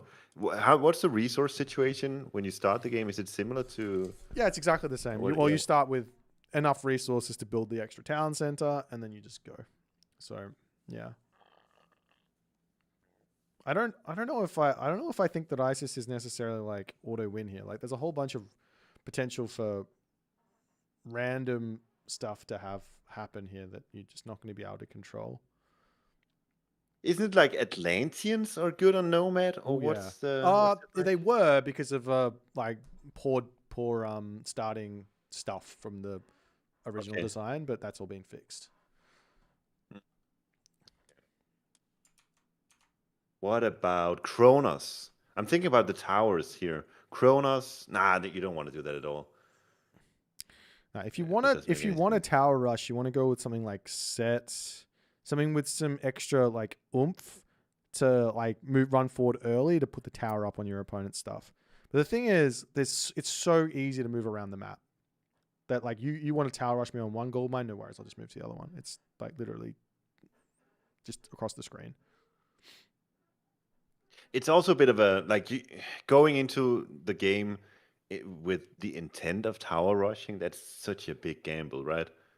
Yeah, well, like it should be something. It should be something you do if you scout a poor forward gold mine, and then you have it sort of the strategy up your arsenal.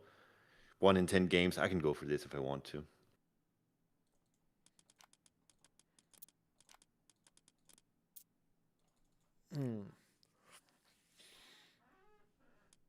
Yeah, but says Tsukuyomi with the extra tower damage. I can see that for sure.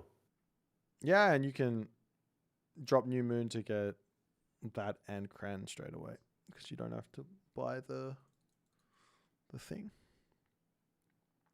We're at 8 hours today on this stream, Soup. I am very ready for bed. It's 5 a.m.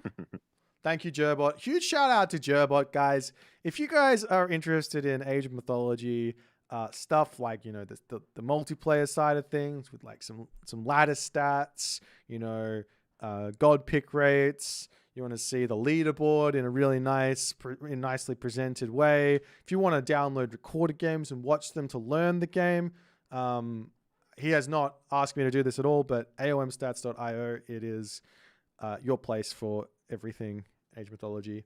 Jerbot the GOAT. And so yeah, you can literally learn this game through that website because it's just so much information. You can watch Soup's games, you can watch my games, you can watch Kavoth's games, Rappel's games. They're all up there. So if you want to get there and have a leg up on your best mate who's playing Age of Mythology with you can go steal some strats and get good. We love Jerbot. Also, if you want to have him add anything to the website that you like, then he also does that, which is wild. He's so good. And it's in a rare twist of fates. It's in this day and age, it's absolutely free. So if that's something that I can stand behind, I'll stand behind it. Maybe it doesn't. Maybe it's not free for Jerbot. Maybe you guys should donate Jerbot a coffee, and then you can keep the servers running. I don't know how it works. There we go. Coffee. All right, we're 1 minute away from jumping into this game. Do you have the link? Do I have to send that to you? I have it. Okay. They haven't started yet, have they? They're 1 minute from starting, yeah. Or 1 minute from... Oh, really? I just have to refresh then. I'm so afraid of refreshing because I have bad memories of everything just stopping altogether. I tried to not as well.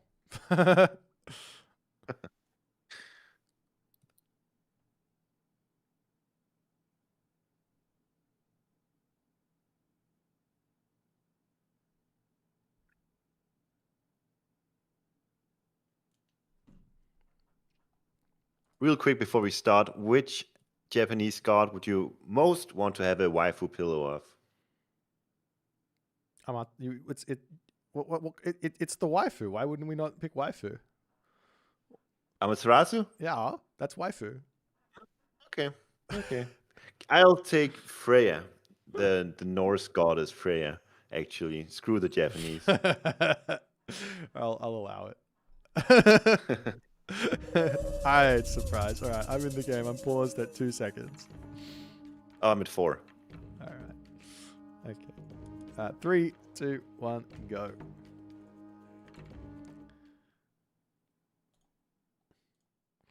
Alrighty, so now we're into game number 4. The Jerbot's Japanese Joust finals at the moment, as we've got a current 2-1 for Rappel. He's 1 game away from winning this tournament. Kavoth, on the other hand, has to bring it back right now. The players no longer have any Japanese restrictions, and except for the maps, of which case we are seeing Land Nomad, and we are going to be having a ISIS mirror here, which is absolutely wild. And this, dude, Rebel is writing in chat, veto. He hasn't found a TC until now, and he's not happy about it, I'm sure. Yep, that's going to be a full villager behind. That initial TC builds really quickly. That's really good for Rebel, of course. Yeah. So he is a villager and some behind. And I mean, he's got what does he have? He's got himself a TC here. There's Hunt nearby. Plenty of gold mines to choose from. He's surely going to have to be on the defense here, but yeah, it's definitely not a good start from the Rebel here. No, I mean, look at where the town centers spawned. You have 3 at the bottom. 1, 2, 3 settlements right in the bottom corner of the map. And then you have some random one in the center, random one at the top. What has Rappel even scouted here? Like he literally spawned in the top of the map and on the right of the map, so far away from everything. Luckily he finds a town center and does not hurt too much from it, but yeah, he's gonna have to play out of his mind here. This Nomad map, I like the RPG element of it, of course. You start as Nomad, you don't have a town center. But at the same time, the RNG, being behind almost 1.5 villager from the get-go is so rough. I wonder if there's a way of coding it where it's not going to be this bad. And would it be preferable? What do you think? I'm sure there is some sort of a thing going on. And I think Rappel probably just like walked the wrong way, or maybe Kavoth stole his town center or something. I don't know. Okay. It should be a village center. True. Both players drop a village center, and then the village center turns into a settlement, into a town center, and then the settlements spawn based on where the village center is placed. That's the way. Kind of a cool idea. Yeah. Then you don't have to. Yeah. Then you don't have to look for settlements, but instead you look for resources. I really like that idea, actually. All right. I'll contact the devs. We'll change the game for the better yet again. We just had the land Nomad. and it's not good enough. I'm so happy with this map, though. I've played some games on this map that have been so much fun. I love the idea. I know this is not going to be something that's like hyper competitive, but I love the idea of no starting towers and giving watchtowers for free. I love that idea. Yeah, true. Yeah. I do actually have a It's map. A map that's it's not AoE4 in AOM, right? Yeah, I do have a map of like Savannah, which I played on once, which is that you start with no watchtowers and you have to put your thing in. You have to put your thing in. What does that mean? You can build towers wherever you want. It's funny because you spawn in and you see nothing. Like your town center's line of sight is just not big enough. But yeah, it's a good time. I just occurred what to was me I gonna say? I should flip this as well. Okay. Kvoth's gold mines are actually a bit sketchy. He can definitely wall off the right side of the map, but if he doesn't get to do that, and if Rebel maybe gets some Anubites running down there, that could be potentially super sketchy for Kvoth. Yeah, I think everyone's gold mines is sketchy on this map. I actually think it's probably worth it to just drop a tower down so you can garrison if any sort of raids come in. Actually, Kvoth is going through best. I thought for sure both players would go for Anubis here, just because the gold mines are so scuffed that something like a Plague of Serpents would be really brutal on a gold mine, for example, with those Anubites to boot. Yeah, I'm a little surprised to see Bast hit. I mean, I guess there is the weakness of the Anubites now. They did get ninja nerfed in a bug fix. Yep. Yeah, so yeah, that and the fact that they're spawning so close to each other that if you can get a straight fast heroic, put down a siege workshop immediately and get a siege tower down, the Ancestors Clips plus 1 or 2 siege towers is going to be absolutely brutal to try to defend against. Yeah. Good attack here from Kvoth. He's got 6 priests out with that prosperity, forcing the defensive Plague of Serpents. I think he'll be very, very happy about that. He's got 7 priests now, which will be very difficult to use, although he's just killing his Plague of Serpents currently. Yeah, I actually like this idea from Rappel, going spearman here, getting out on the map, looking to harass Kvoth with some Anubis spearmans makes a lot of sense here. I think maybe Kvoth's made a little bit of a mistake in the decision making, but he does find a hit onto the villagers there with the Sphinx. He might get a villager snipe, and he's already in front in this game. So one more villager kill is really bad for Rappel here.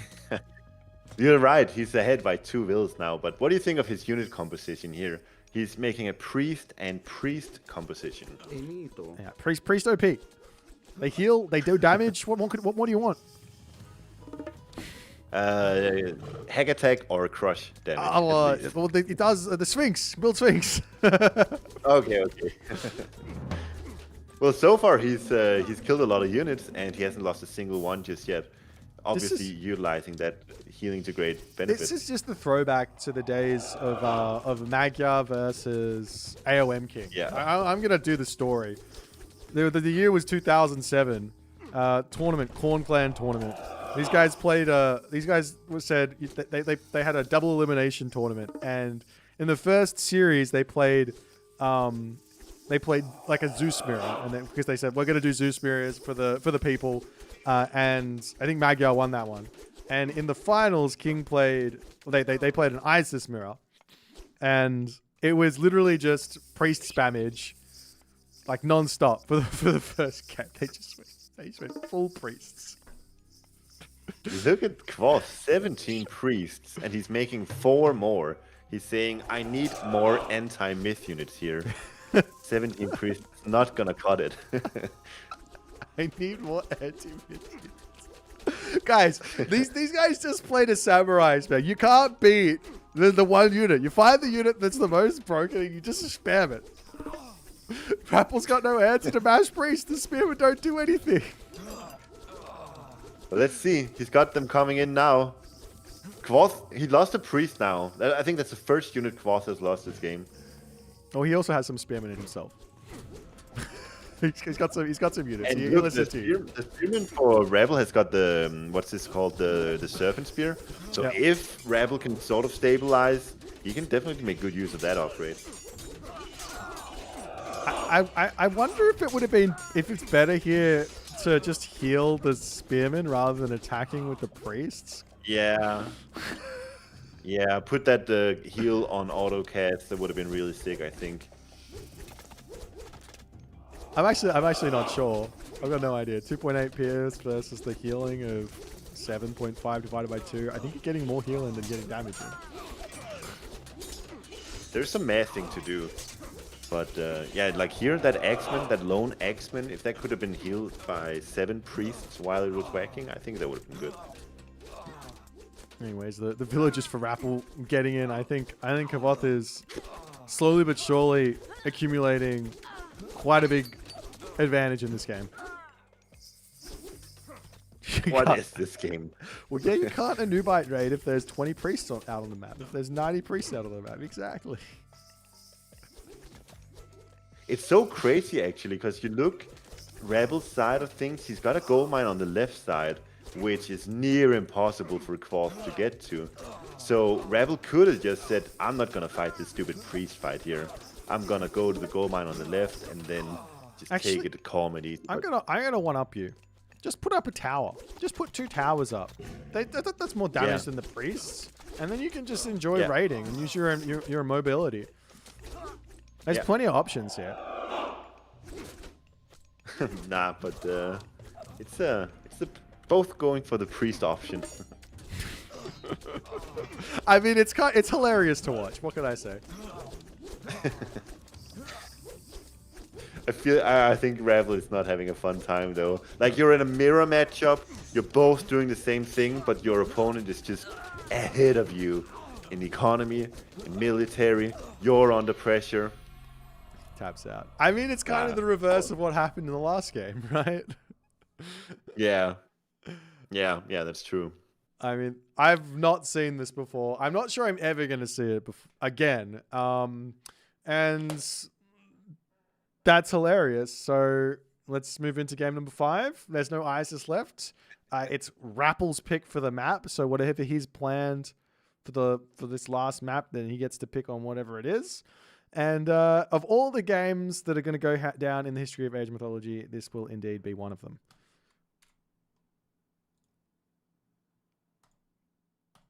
Smack, smack, smack. So Rebel now, free map pick, almost free god pick, gives him a lot of freedom to choose here. And so many wacky maps in the pool. We'll see if he's prepared something something nice here. I'm gonna say we got one last map, one last nicety. Which one is it, Soup? You got one guess. Savannah. Setunaikai. Which one is that? That's the Shallows map. Everything oh my God, is water. No way they did that. Did Rebel pick that? Yeah, Rebel picked it. I'm a fan. Okay. I think these guys are starting to understand what type of a tournament they're playing. Oh, no. What do you mean, oh, no? You mean, oh, yes? The one thing that I'm most excited about here is, it is the fact that you can go for a hammer ship composition, like hammer ship mixed with human unit composition. I think it's going to be really, really strong. Yep. Yeah, hammer boats are so good. And if you can get heroic age and get minor god techs on top of those hammer boats, they're absolutely crazy. I played this once as Thor, and I really wanted to get that frosty hammer boat thing, but I played against the Kronos who rushed me at 302. That wasn't very fun. How do you say "let's go" in Japan in Japanese? It's "let's go." Psycho. I actually think that's actually kind of close. I think they might actually say that. Any Japanese people out there at 5 a.m. ready to catch the finals? Or Like, go. Oh, there's one. Rosa Meltroso. Nah. It's just Google Translate, maybe. yeah, that's just he's asking for his points. He wants his Gamba points. You can tell someone's using Google Translate if they write watashi. That first kanji. Oh, yeah? Yeah. Why? No one uses that. Okay. That's good to know. It means I. Iyo. I think that's what he means. I don't know.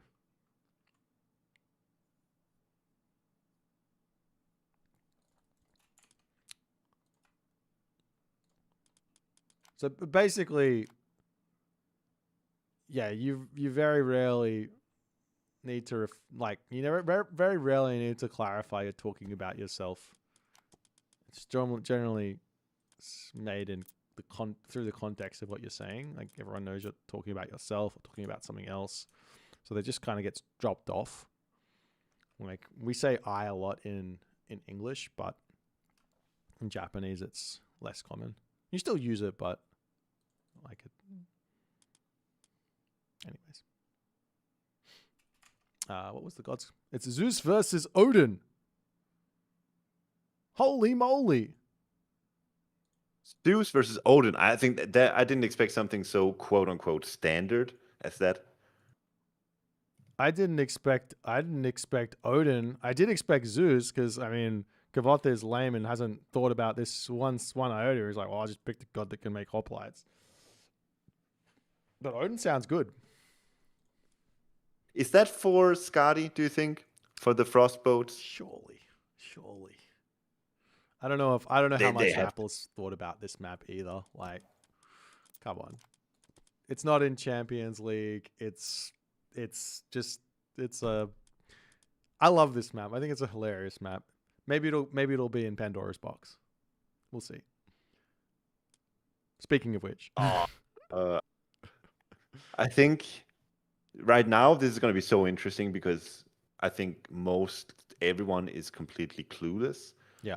But I think it's one of those maps where if people figure out that Odin fast Skadi or something is like the way to go, that's not going to be much fun. But right now, I'm very excited for this because no one knows what's going on. Sorry, I just clicked that yo button. Oh, you heard it on stream as well? No, I just clicked the button.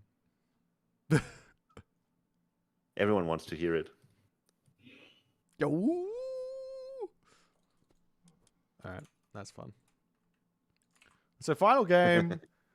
It's pretty cool to get a best of 5 for the very final. Sometimes you can get robbed of an amazing finals, but we get the best of 5 here. One last game on a crazy map set on Ikai, and these guys are having their final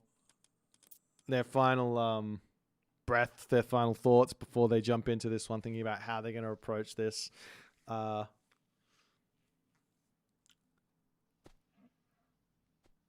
I like the idea of going berserk hammer ship. What would you do as the Zeus player? Did you make triremes against that? Triremes and hoplites. I think that should counter it. You think so? And maybe the classic. If there's a classic combo, a classic composition in native mythology, it's hoplites triremes.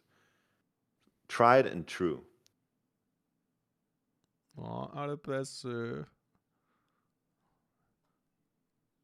He says, when I looked at the data, I almost cried seeing that Odin was picked more than Susanoo in this tournament.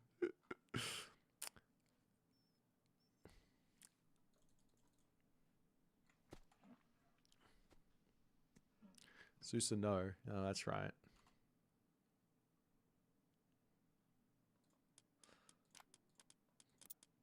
Has it gotten a win in this tournament? I want to see the win. It was a win. No win. Not a single one.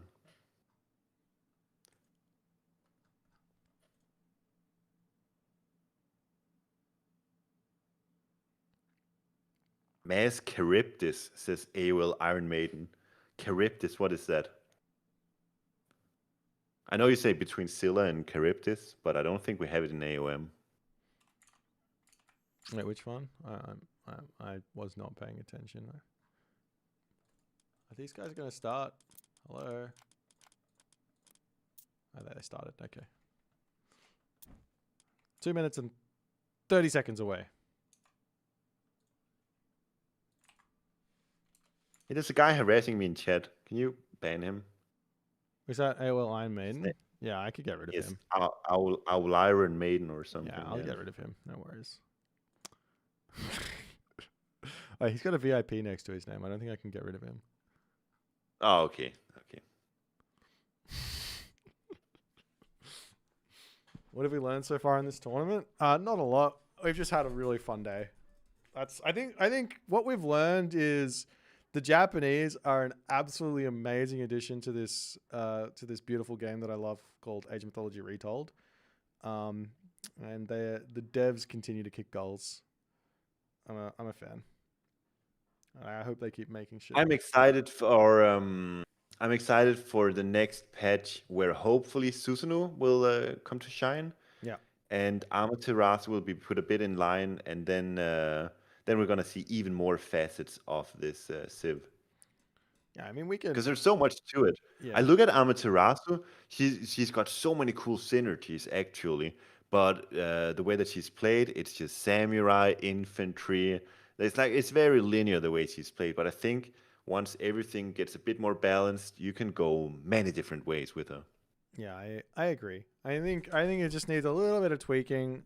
I think I like when I'm watching Japan versus other civs, like specifically like Tsukiyomi versus the other civs, I'm like starting to see this god feels really close to right, like compared to everything else. And I think Amaterasu to some degree is close, but there's like some things that are just like sending her down like a spiral of maybe that shouldn't be a thing. So if you just knock that back a bit, then all of a sudden you can go left, you can go right, you can go for a bunch of different ideas.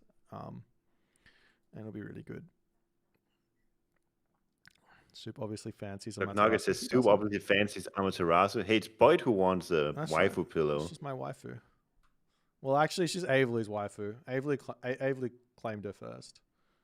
Oh, really? Yeah. Okay. And then he took his waifu. He abused Pegasus with his waifu, and then Pegasus decided he would take that abuse and use it on his next victim. If you don't understand what that means, that really doesn't mean anything. Anyways, we're getting into this game right now. I'm paused at 2 seconds. That's 5. All right, let's go in 3, 2, 1, and go. Alrighty, one last game. I am currently 8 hours and 28 minutes into this one-day tournament. Jerbot's Japanese Joust. One game, one win, one victor. All the marbles. And we are on a map that I have not yet seen once in this tournament. It's part of the map pool. It's called Setonaikai. Very exciting here. This is such a wacky map. And we have two, I would say, standard god picks here. Zeus and Odin, like tried and true gods. Always strong, very versatile. So, yeah, I just don't know what to expect from either of these two players. But good start from Kvoth, getting the Pheasants into the town center range. And for Rabble, he's done similar stuff. Wait, did he just use Great Hunt to create elks out of thin air? I think he did. I think he did. I don't... Or maybe it glitched. There was that glitch at some point. Anyways. I think this is an interesting matchup. I don't know if you remember. I played this matchup against Tiger Boss in Mythic Wars, and it was... I had a lot of highlights, a lot of really fun games in that tournament. But this Odin versus Zeus matchup was so much fun. I think this is just an incredible matchup to play on a hybrid water map. And now you take the hybrid water map and you just say, hey, let's do this, but on like let's take it up to 10. Let's take it up to 12. Not 11. No 11s. We're just gonna skip 11. We're jumping straight to 12. Okay, that's crazy. I mean, 11 I can live with, but 12, oh my god. So, one thing that's weird about this, and I kind of wish that they wouldn't have removed this. That there was a bug, quote unquote, early days where you could use granaries or ox carts to dump your fish into, rather than needing to build the docks. But that one's removed. I cry every time I think about it. Yeah. I want it back. Yeah. So the hard part about this map is where do you put your docks? Because the fish are spread out so randomly. So do you put down like 5 docks so you have a whole bunch of efficient fishing ships, or do you go 9 fish and you just put down 2 docks where you find a little bit of like efficiency, or what do you do? Kvot's spawn here is probably not as good as Rappel's. Rappel's got an amazing dock here. There's like, yeah, I like Rebel's second dock here. Yeah. That's like, you ask what's a good dock? I think that you're not gonna find much better than that. No. Pretty much with 6 surrounding it and then 3 very near next to it. yeah. Yeah, Kvothe struggles though. Maybe it hasn't done such a good job on the scouting department. But even if he doesn't have nearly as good a spot as Rappel does, though. So that's gonna... I think Kvothe is pretty much forced to build 2 additional docks just to have these fishing ships somewhat efficient. Because right now, the 3 boats on the left side, for example, they will spend like half of their time just sailing back and forth when they should be working. Yeah, like you look at the fishing ship, it's working. It's 0.55 food per second. But if it's not working, it's 0 food for that moment. Yeah. And that's like I would guess there's something like 12, 15 seconds of travel time between those fishing spots and the dock currently. So they're basically working at like, I don't know, 0.4, 0.3 food per second or something. So it's very, very low. Yeah, it's horribly inefficient. Obviously, if he gets to the heroic age and he gets Persane, Sol Amphora, it's a different story. Yeah. But for now, this is so inefficient, and it's very costly considering that Rebel's got a perfect dock on the right side. You know, I was just thinking, these hoplites, the Zeus hoplites, aren't they going to be amazing at dock raids? Yeah. Obviously, it requires that that Kvothe gets the military control of the center, but if he does, he can just go run around and kill boats, kill docks, kill everything with the hoplites. I do wonder though, don't hammer ships beat them? Like, can I not just spam hammer ships against the hoplites? Maybe. Like, you can't make. I'm sure we're gonna see. You can't make longboats because they miss arrows, right? But I mean, no. You can make triremes. yes, you can make triremes, but you can't. Like, I mean, to counter the hoplites. Oh.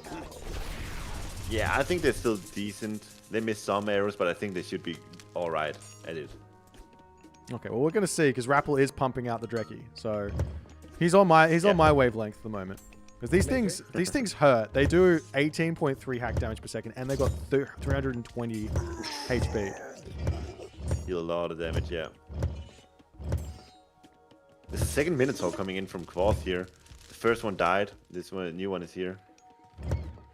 Yeah, and now some triremes are getting forced. Are we actually seeing dragon ships as well? We are seeing dragon ships.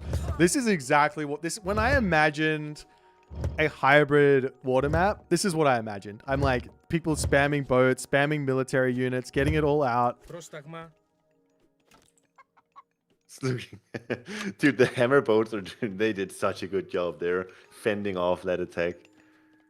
Yeah, and I mean the dragon ships aren't very good here against the human units. They're only doing 5 pierce damage per second, which is kind of meh. But he needs those to deal with a whole bunch of trireme. Otherwise, his Drekkie are going to be rubbish. Now, beyond all of this, look at the god that Rappel is pre-queued. Yeah.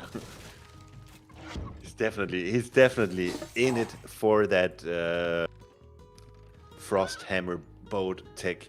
Yep. So, can you explain exactly how that one works? Arctic winds. Skadi intends to Drakkar with the icy Arctic gale, allowing their attacks to slow down and even freeze enemies. So the first time it hits an enemy, it slows by 15%, and when it adds for every hit. And when it reaches 100%, it actually stuns for 20 seconds, which is ridiculous. Yeah, it's a frost giant. Yeah. Wild. Yeah, effectively. But look at the comp here from Kvothe. Minotaur, Hoplite, Heroes, Trireme. I really like it. The issue remains for Kvothe. The travel time for his fishing boats is so long, and there's barely any traveling time for Rabble. He's got how many boats? 16 boats in total, with not much traveling time, and Kvothe has got 12, with a heck of a lot traveling time. So the economy for Rabble is so much better than for Kvothe. Yeah, but Kvothe, he's ready to take some fights here. These Trireme are in, and Rabble doesn't really have any human units out. He's only got boats. Yeah. Why would you need anything else?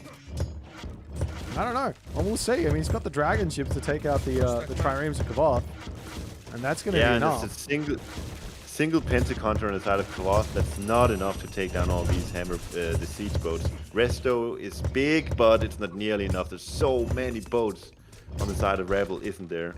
But the Minotaur, they sort of make sense to take out the Dreki, the hammer ships, and also everything else. If he can break through it, if he breaks through those Dreki, then the DPS goes really far down.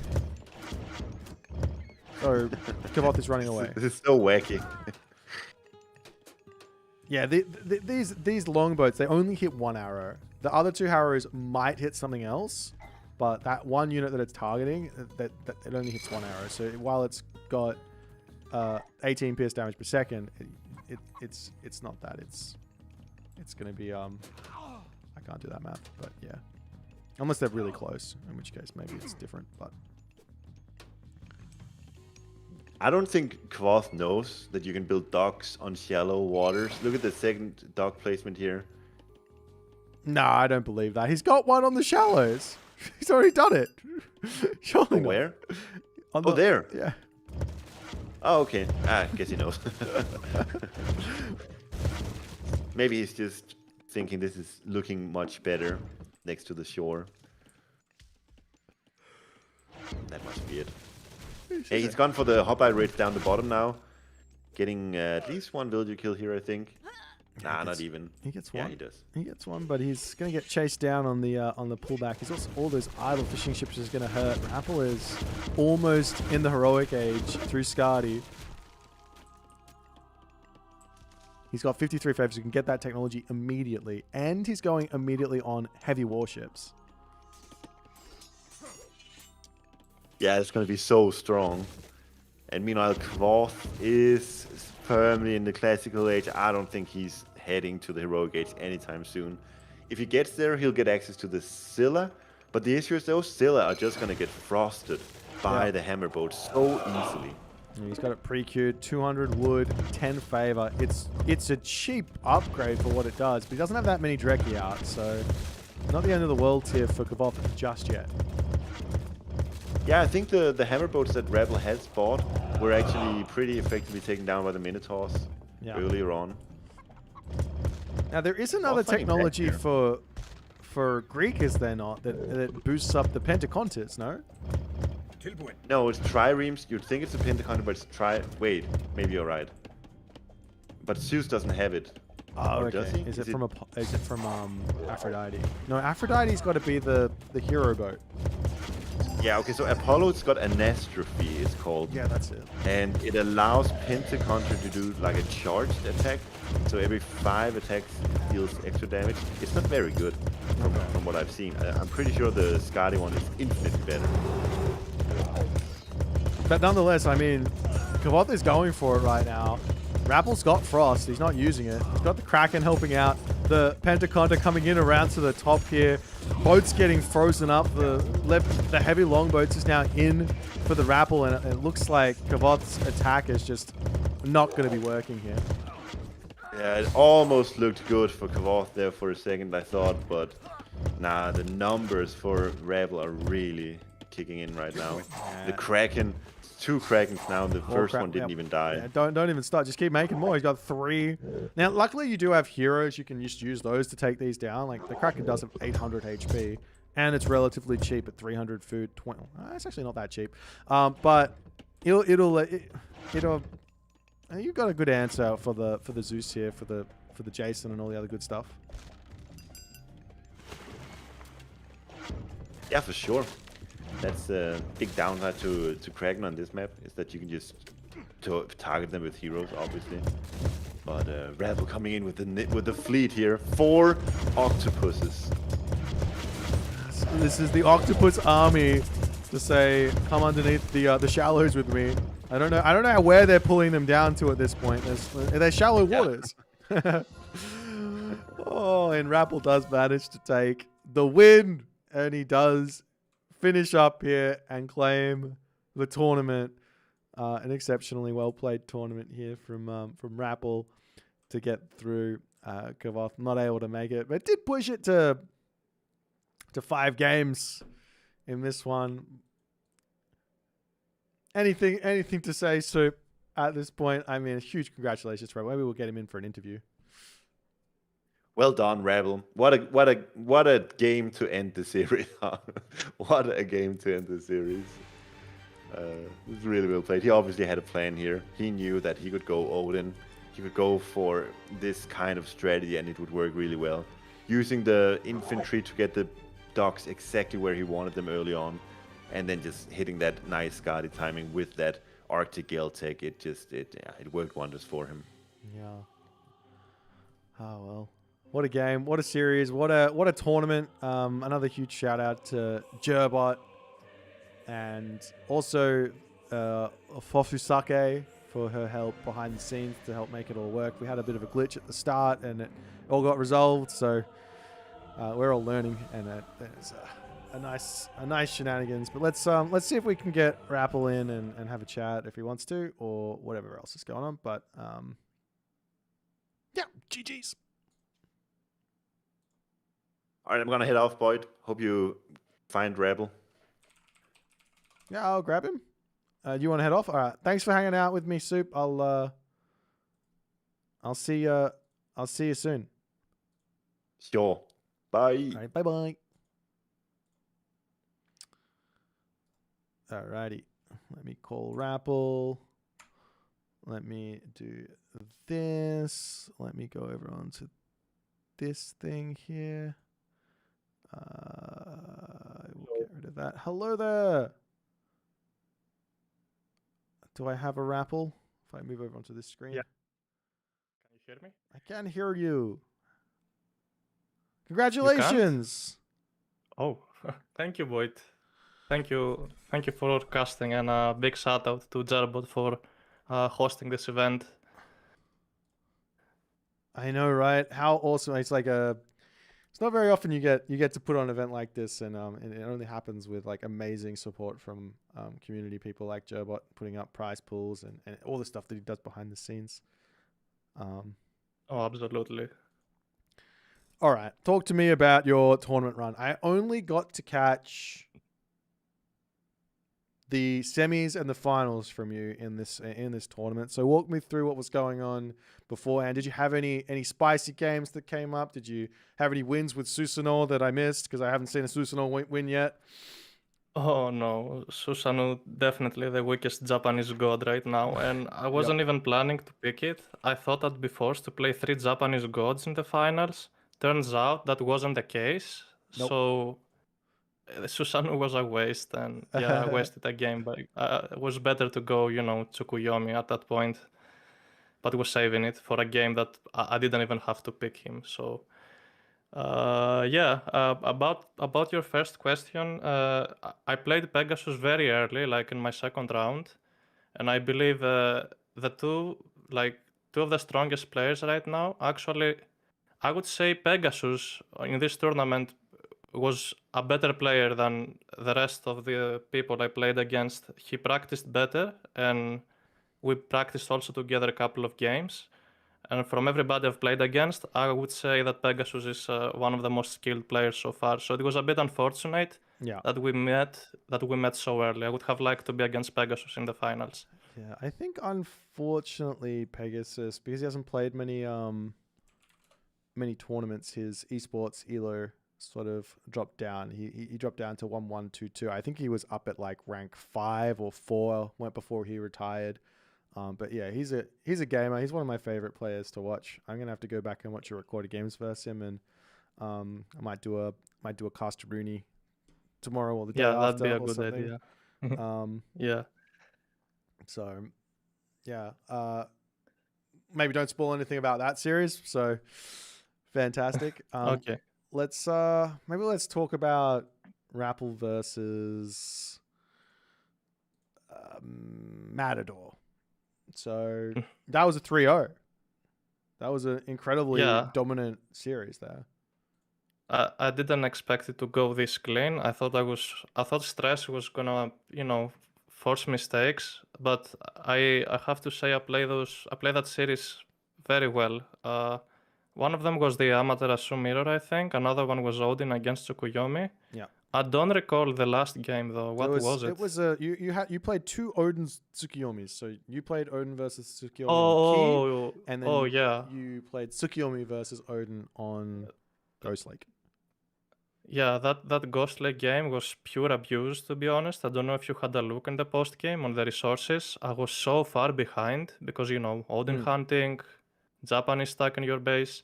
It's New Moon won me that game, to be honest. The God Power New Moon, nothing else. And I guess my micro, but yeah, I'd say. I mean, Odin's always in front on eco. So I don't know how. I didn't actually see how far in front. I know that Matador found a huge amount of damage early on there, but he did decide to go. Yeah. He went for Njord, Mountain Giants versus the Shogun. Yeah, he shouldn't have done that. That lost him the game right there. If he went Frost, he would have won the Ghost Lake game, definitely. It's all about securing a second gold mine. By the time you have a hill fort on your second gold mine, the Japanese can no longer pressure you, and you're just stuck with a weak economy you've got. Yeah, it's a challenge. And the immobile army. You did show that in the other side as well. So Matador sort of got a look into what your thoughts were. Just definitely he should. Yeah, I love playing Odin. I guess the next question would probably be you played the Amaterasu Mirror, and one thing that Soup was bringing up is that oftentimes you're delaying your heroic gauge a lot because it just means you get more samurai out, and that allows you to get your Bushido in faster than your opponent. So even if your opponent goes heroic gauge early, it doesn't really affect you because you're going to get heavy upgrades anyways, or champion even first. Is that something that you're consciously thinking about, or are you just sort of going, I just need to make units to make sure I don't die? Yeah, look, so I'm gonna put it this way. You're playing in an Amaterasu Mirror, and both of you are spamming one single type of unit. We're both just going for samurais, right? And the thing about Bushido, it is the second tier and the third tier, all tiers actually, are even available in the classical age. Yeah. So I would question sometimes when my opponents do that, why are you going heroic age? Why are you investing 800 food, 500 gold into a heroic age for an upgrade that you're gonna get anyway for free, such as heavy samurai, right? You get that in the classical age. Why do you have to go heroic to get that? You don't. So for me, it's much better if you go for some map control. If you can get 1 or 2 armory upgrades, that's even safer. So you can take advantage of that. You can tell if somebody's aging up. I was constantly scouting. So once I saw that he was just saving for heroic, I'm like, no problem, we just attack the buildings. I'm gonna delay my heroic age, no problem at all. I'm going to have heavy units before he has them. Yeah. Because of the Bushido. And I'm in the classical, so yeah. Makes perfect sense. I guess we can talk about Kavoth now as well. This last series, very, very close, 5-game series. Kavoth gambled a lot against me this series. Maybe he didn't feel confident enough, I would say. Yeah, there was a little. There was. I mean, in a way, I think a lot of this was fun. Like we saw some really fun maps. It was definitely fun and definitely fun for the viewership as well. But from the competitive side, I would like to share that Land Nomad is not really a map pro players should be playing in a tournament, because it literally it goes who's the first one to grab a settlement. As you saw in post game on that ISIS mirror, I was 1.5 villager behind Yeah. at the start of the game because he found a settlement earlier than me. So I think Gvoth went for this strategy. He surely had something in mind, but he also gambled by choosing Nomad. So that's overall my opinion. Yeah, I haven't played enough games to see how often you would get screwed in a town center. I was thinking about ways in which it could be much more competitively viable. Like you get rid of the settlements to start the map off, and then you have to build a village center wherever you like. As soon as the village center finishes, then the village center turns into a town center, and then the settlements spawn based off of wherever the village centers get placed or whatever. You know what I mean? You could sort it out like that to some degree. So there's definitely ways to go. But there is one thing, I don't know if you're aware, but you get watchtowers for free on Land Nomad and Nomad at the moment as well, I think. Did you know that? Okay. Because it could have used I didn't. Yeah. That's okay. It's a secret tech. Yeah. You can drop Okay. you could have dropped towers down to effectively make the priest spam not do anything. Still, if you're already 1.5 villager behind, if you waste how many 250 resources on a tower, you're even screwed up. So I guess your opponent has to throw if you want to win that position. Yeah, you have to fight your way back in for sure. Yeah. What else have we got? We've got I think that's about it. I think the last game was fun. Seven Naikai. You went for the. I was saying, I'm like, man, this map's sick because it's gonna be human unit plus Dreki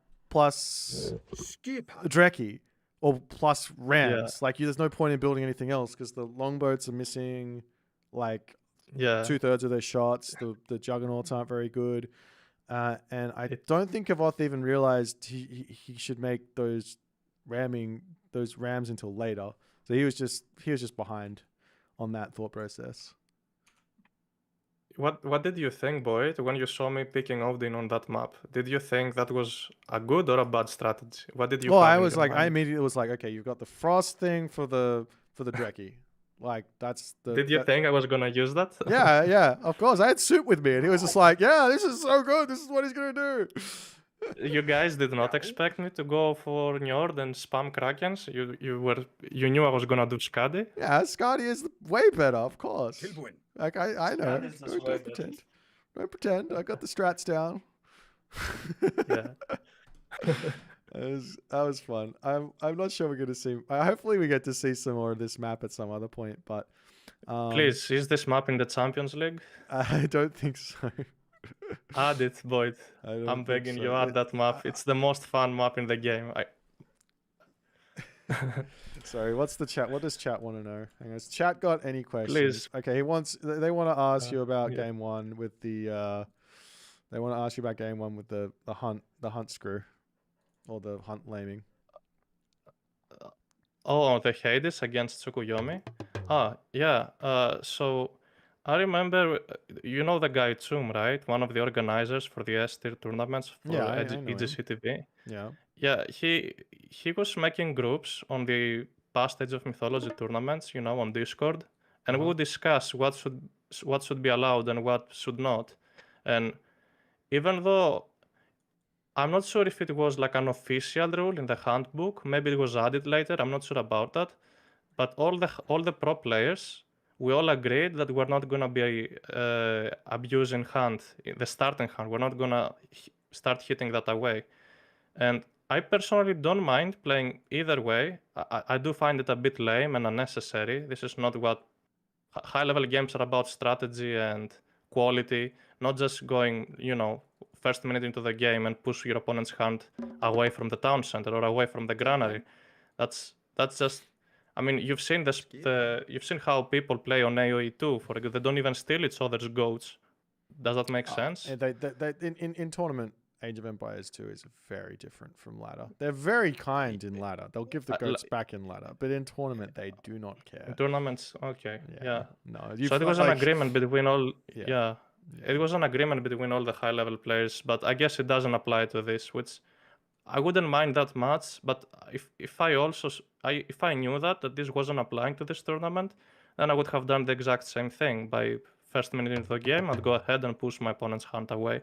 I kind of did later. I don't know if you noticed. Yeah, I did say I had a laugh. I hear what you're saying, and I understand. Yeah. I just like the one thing is that I don't have any evidence of. I know you're saying, and there's probably other guys saying that this is what happened, but I don't know where that's from. So I don't even know if the thing. So I was just like, well, I don't want to make a decision based on something I don't know. So if you can point to something, I'll say great, we'll do that. We'll reach. Okay. But, yeah.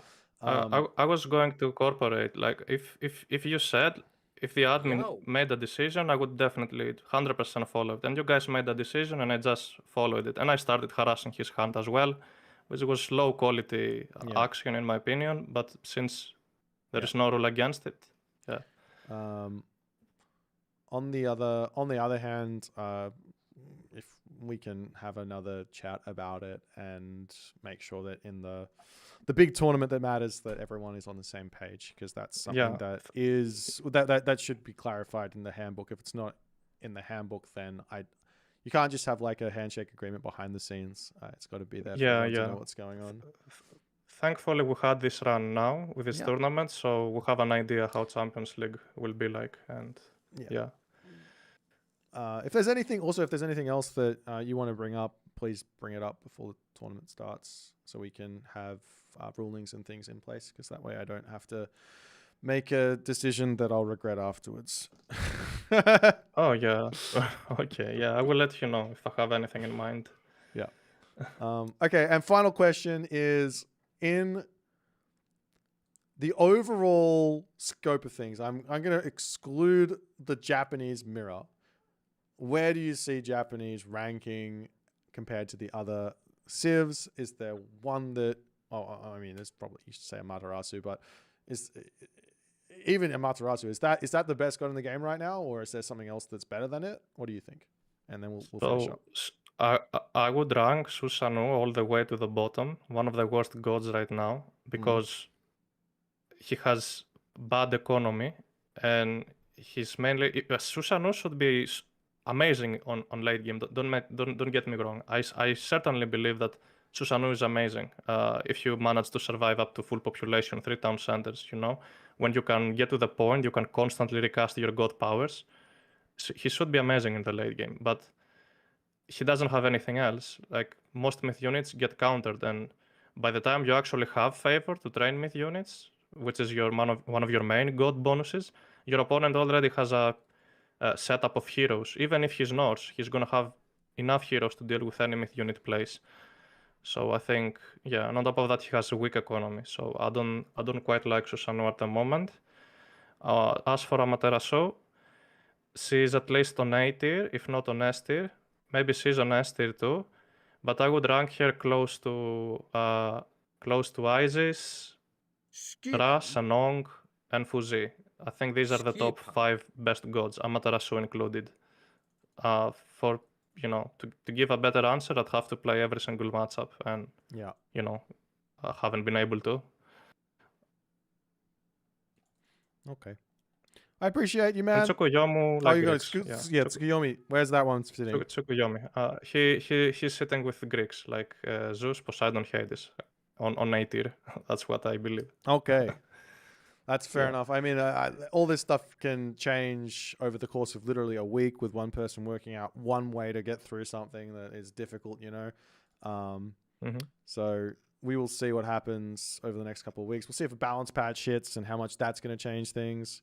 I almost guarantee we'll get hit with a balance patch mid-tournament again. So fun times for you guys. But hopefully it's not going to be ridiculously game-changing like last time. And congratulations again on the dub. And we'll see you all in the next one. Thanks for having me. Thank you, Boit. And thank you for casting. You can, Wow. if you're heading off, you can raid me. I will. I'm gonna analyze the games. All right, man. I'm gonna go to sleep. Have a fantastic one. I will send everyone over to you. All right. Bye for now. All Bye right. bye. Good night. Bye. All right, guys. Thanks for hanging out with me. Again, huge shout out to Jerbot. Anyone who's still hanging out here, don't forget. In 2 weeks, we're gonna have the qualifiers for Champions League and all the other good stuff. So if you are enjoying Age of Mythology content and want to see more competitive Age of Mythology, it's going to be there. And I will be back on probably tomorrow evening to cast some of the other recorded games. Hopefully we can get through them without them going out of sync, but we'll see. But I'm pretty ruined. It's been 9 hours for this stream. I'm ready for some sleep. And I'll see you guys later. Have a fantastic rest of the day. Go hang out with the Rapple, and I'll see you all later. Bye for now.